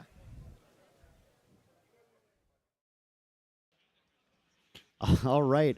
That was a wonderful little interview with Caben talking about his experiences and some of his expectations now, especially going forward following his Ascent win. As always, Valk, when we have a new deck winning at an Ascent, there's going to be a couple things that happen. Number one, a lot of players are going to go ahead and try and copy this deck and copy its results, and a lot of other players are going to go ahead and try and start countering it. Now, what are you looking forward to in the metagame now that we've had this first decisive result? Yeah, so this deck, people were aware of, people already sort of voicing their opinions about the deck itself, making some bold statements about it. Now, the Ascent win here may or may not solidify people's opinions, but there's a glimmer of hope for everyone as we saw decks able to kind of shut down or have a chance against this Fractal variant. And I think with a little bit more time and the development of the metagame, as we have more than 1 week of testing and brewing, there might be a possibility this deck is one of the strongest, but there's other contenders up there that's going to be able to help push it down. Yeah, exactly. And as Caben's actually said multiple times throughout the weekend, too, he had so many difficult matchups that were, frankly, not favored for this deck. Through some luck, through some pure player skill, he's able to make it through. We go back to that Xander matchup that was just so difficult in the quarterfinals, all the way to this deck, which this Wind Luxom deck had torn through so many Fractal decks throughout the weekend, but only just fell short with the monolith that is Caben standing in front of it. Yes, indeed, here. And Caben didn't even have to play mirror matches through this top 8. You had to go against Fire Xander, then into Fire Guoja, into Luxom Xander. So not even having to say, I'm the best on this deck. It's just you're fighting through other decks that were meant to beat you. Yes, absolutely. But Caben, of course, did it. He got there. He is proving himself again as one of the best players in the game. A great result to a great Ascent. Now, I want you folks out there to stay tuned, because what we're going to show you next is going to be a wonderful Ascent Day recap. You're going to go ahead and see some of the sights and sounds of the Ascent.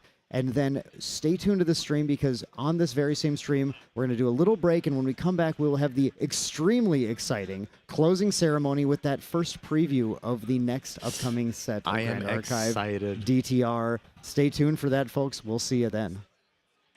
I've been Main Deck Dan. And I'm Valkyrie. And thank you all very much for joining us for Ascent Seattle.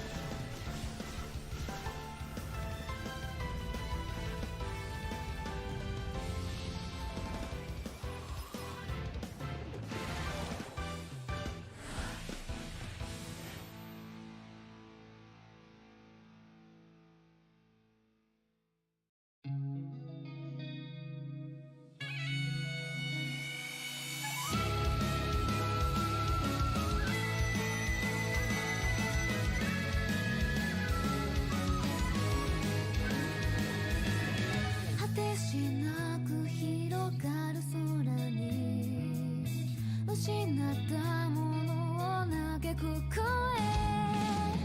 迫られる選択の日々正しい道の方へ間違ってなかったと証明しよう生き様で邪魔されても先を読むさこの頭で全て手に入れる高く高く飛べどこまでも行こう不可能と思い込んでたものがなぜか小さく感じた見てる景色がそう先になったから叶うまで近い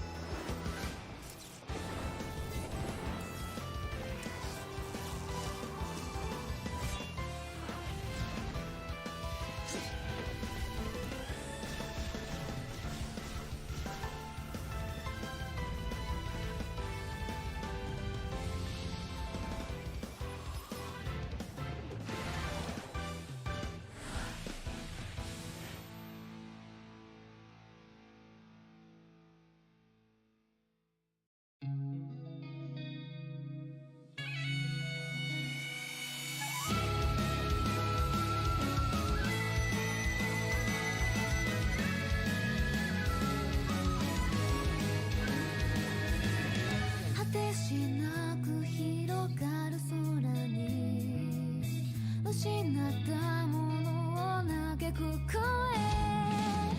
迫られる選択の日々正しい道の方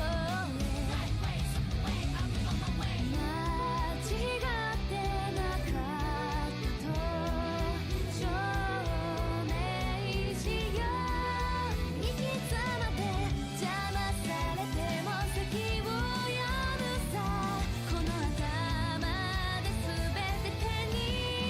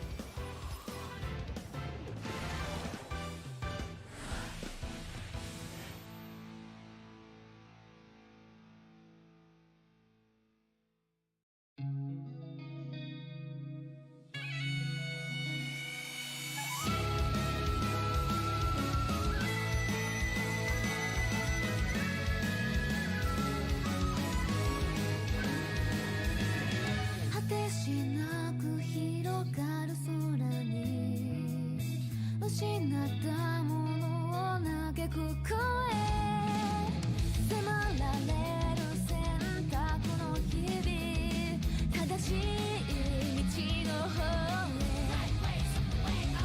へ間違ってなかったと証明しよう生き様で邪魔されても席を呼ぶさこの頭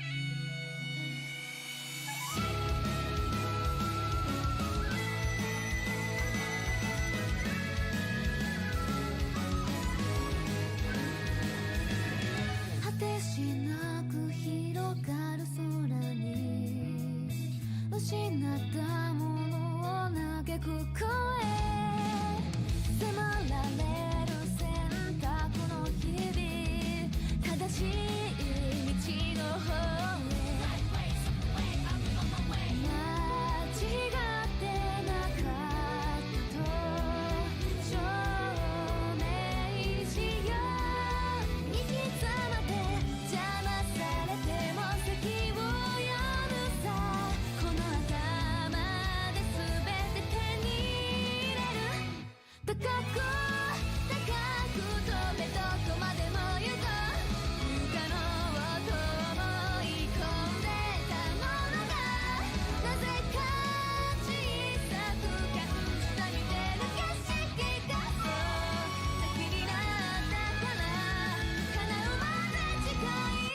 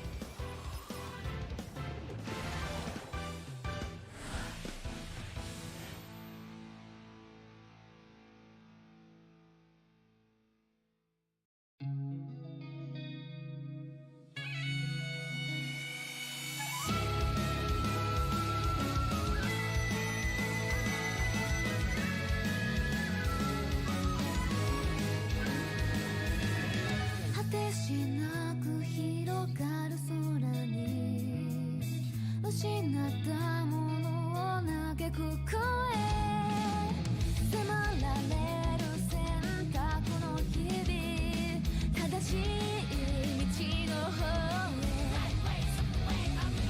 間違ってなかったと証明しよう生き様で邪魔されても席を読むさこの頭で全て手に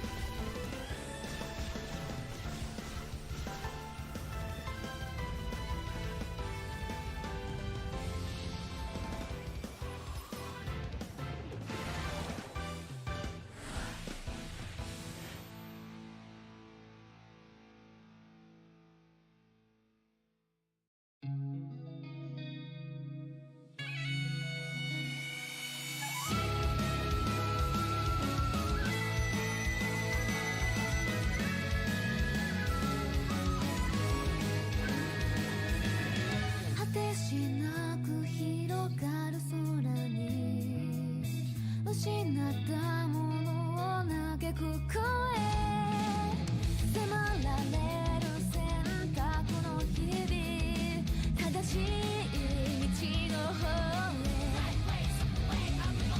間違ってなかったと証明しよう行き詰まって邪魔されても席を読むさこの頭で全て手に入れる高く高く飛べどこまでも行こう不可能と思い込んでたものがなぜか小さく感じた見てる景色がそう先になったから叶うまで近い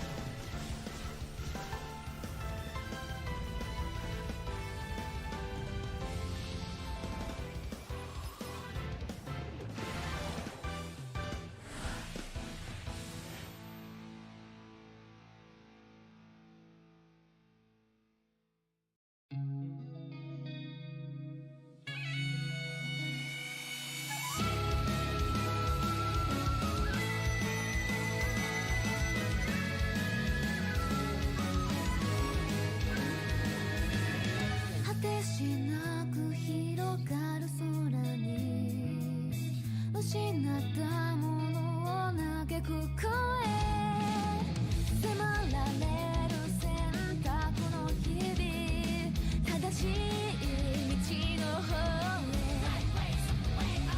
へ間違ってなかったと証明しよう行き詰まって邪魔されても席を読むさこの頭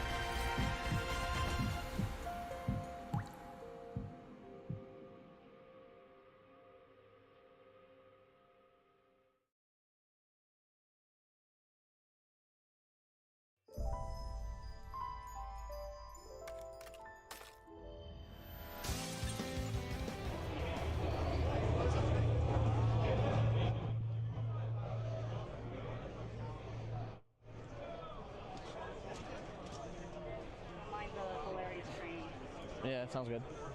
All right, test. Test,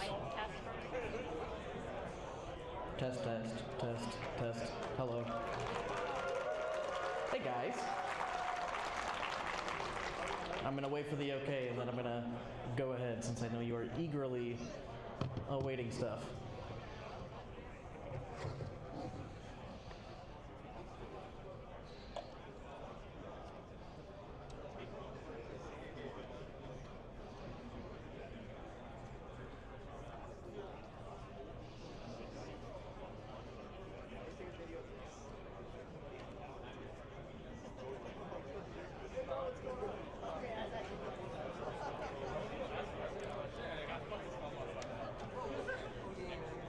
All right. Hello, everybody, and thank you so much for coming to Ascent Seattle. If you don't know who I am, my name's Steo. I am the head of organized play here at Weaves of the Shore, and I do want to say thank you to everyone who attended this event. I see waiting. Go ahead. So yes, I want to thank players, everyone who played through all of day one, 9 rounds to play through, so good job to everyone who qualified for day 2, congratulations. I want to say thank you to all of our staff, our volunteers, our judges, everyone who helped make the event work, and of course our production team and our casters. None of this would be possible without them, so thank you to everyone who was involved.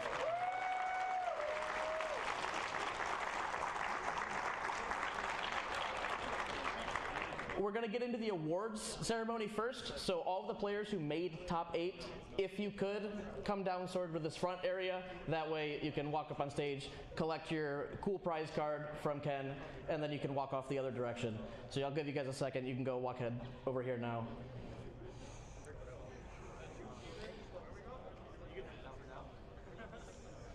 All right, starting in 8th place, we had Jonathan C.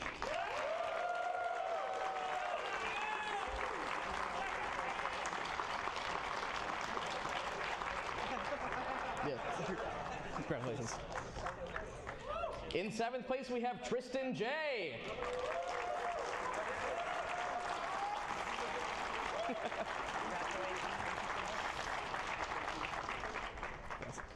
In 6th place, Stephen D.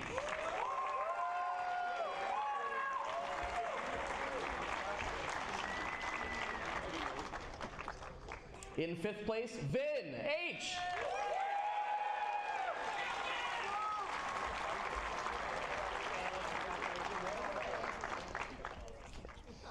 In 4th place, we have Easton H.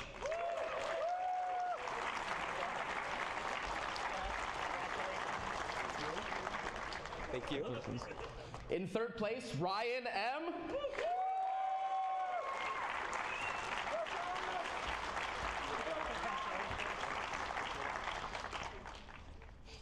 In 2nd place, Peter A.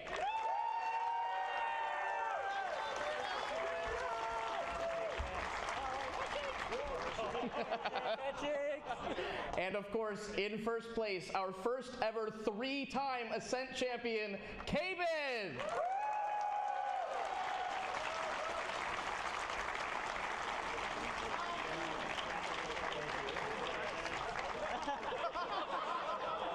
All right, man.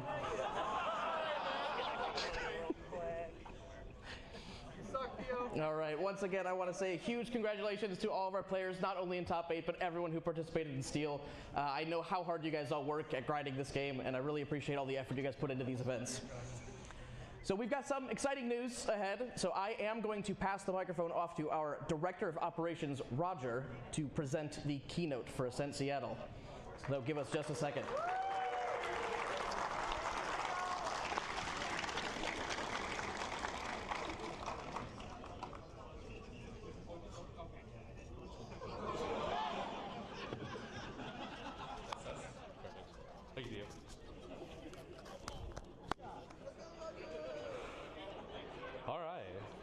Thank you everyone so much. Ascent Seattle, hello Cam up front. Hello to the viewers on the stream. I think this is the largest streamed event we've had, so thank you to all 900 of you watching.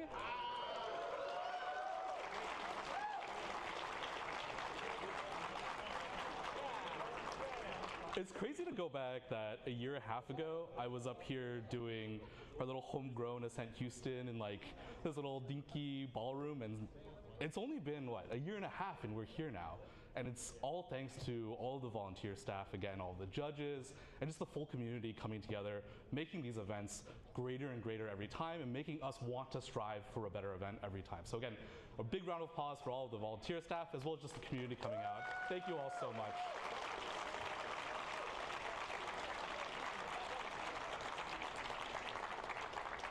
Now, so diving into this, we'll keep the slides. Yeah, we'll go right into the summary, because just as we split through all of the Swiss rounds today, we'll try and save you guys some time. So first off, just some event reminders. We'll be going through quite a bit, so I'll try and keep the pace up. And then following, of course, with all the fun speculation that's been going on this week, we'll talk about DTR a bit. Finally, about any future events and announcements there. So jumping right in. We have nationals coming up. This is national season, so all 4 events are live. Pre-registrations are open. Make sure to pre-register because you'll sign yourself up for a cool nationals backpack. But if you don't, you're still free to attend the event in person, provided as long as you bring the prerequisite prize cards for redemption. So keep on an eye for that, with the first nationals coming up in Taipei in April 5th to 6th. So next slide. We move on to Ascent Kuala Lumpur, which I think I'm starting to say this every time, but this may be our biggest Ascent yet. And so looking towards April 26th, 27th, tickets are on sale now, so make sure if you're thinking about attending the event, you please buy a ticket now, because I think we're less than 5% of tickets left until cap.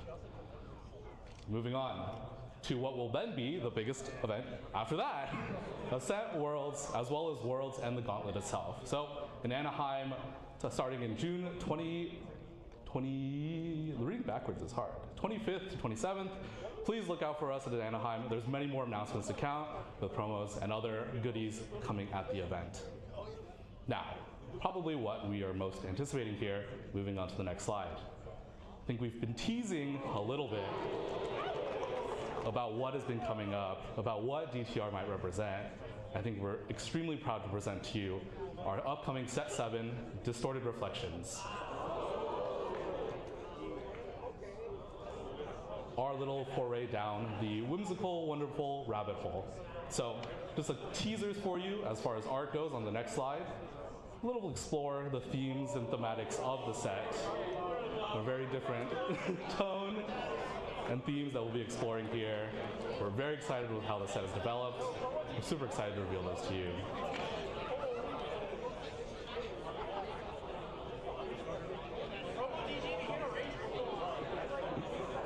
Now, of course, we wonder what are the 2 classes coming up, and so this set will focus on the Guardian and Ranger class.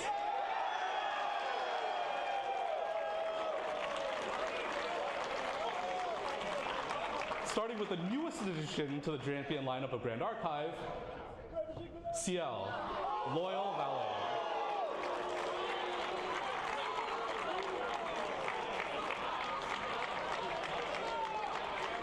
Who will be our first Umbra Guardian.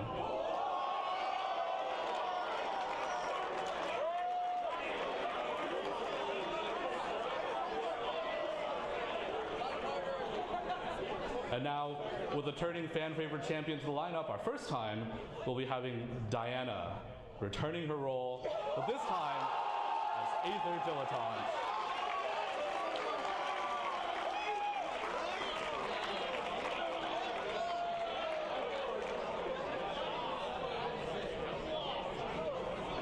Again, we're super excited to bring this set to you. And of course, Diana in this role will be an Astra Ranger.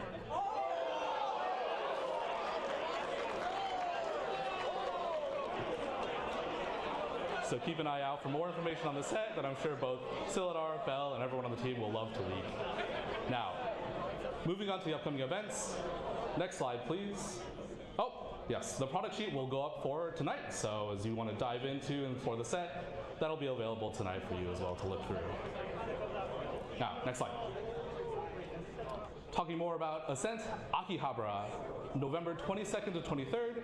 Tickets will go on sale April 4th. And we have a little video teaser here for you to compile together.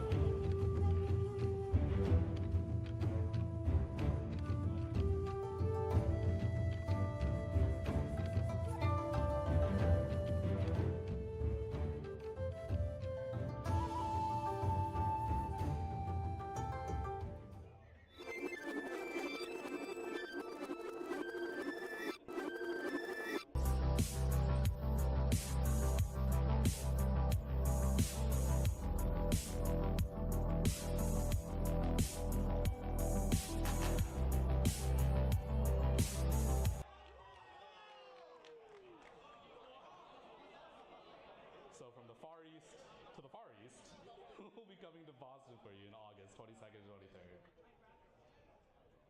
Now, next slide. I think this has been one of the more exciting collaborations for us to work on with a talent that I truly love and have watched a lot of. Now it's a collaboration with Hoshikawa Sara from Niji Sanji in order to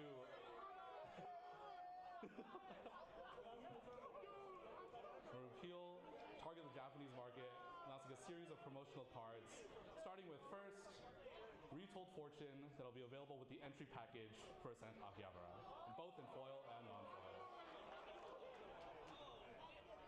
And next, for the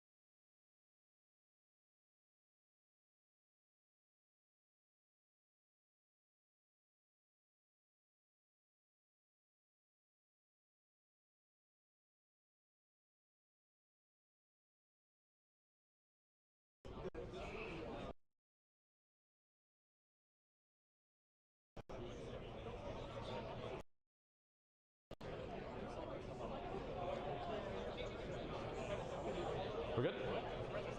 All right, so next slide. I'll be reliving my sweaty intern days in the beautiful summer Boston thunderstorm heat, humidity, and so tickets will go on sale March 28th for Boston, and that'll be August 22nd to 23rd. And now, finally, next slide, please. Wrapping up a partnership, we're pleased to announce our partnership and attendance with a circuit of fighting game events, starting with Combo Breaker, Steo, and Evo. We'll be showcasing Grand Archive in partnership with those circuits. Super excited to announce this partnership of two passion-drilled communities, and hopefully we can build this into something cool over the coming years to come.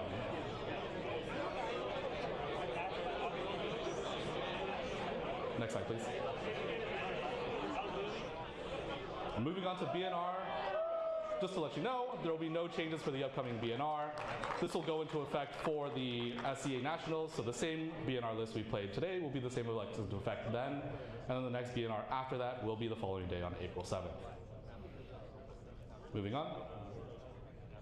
Thank you so much to those who participated in the silent auction. If you haven't already, please attend to your winnings at the what used to be the Ascent store there. Now, just to wrap up, again, last slide here. Thank you guys so much for attending Ascent Seattle. I'm super glad for this event to have happened. This event has by far been the smoothest and, dare I say, best Ascent so far, but ultimately we hope to keep topping and meeting your expectations for every Ascent going forward still. Your enthusiasm and passion for the game inspires us to continue to make a better and more amazing product. So thank you guys all again so much for attending this event and for watching on the stream, and going to everyone here. So big round of applause for everyone here. Congratulations to the winner, and thank you all so much for this amazing day.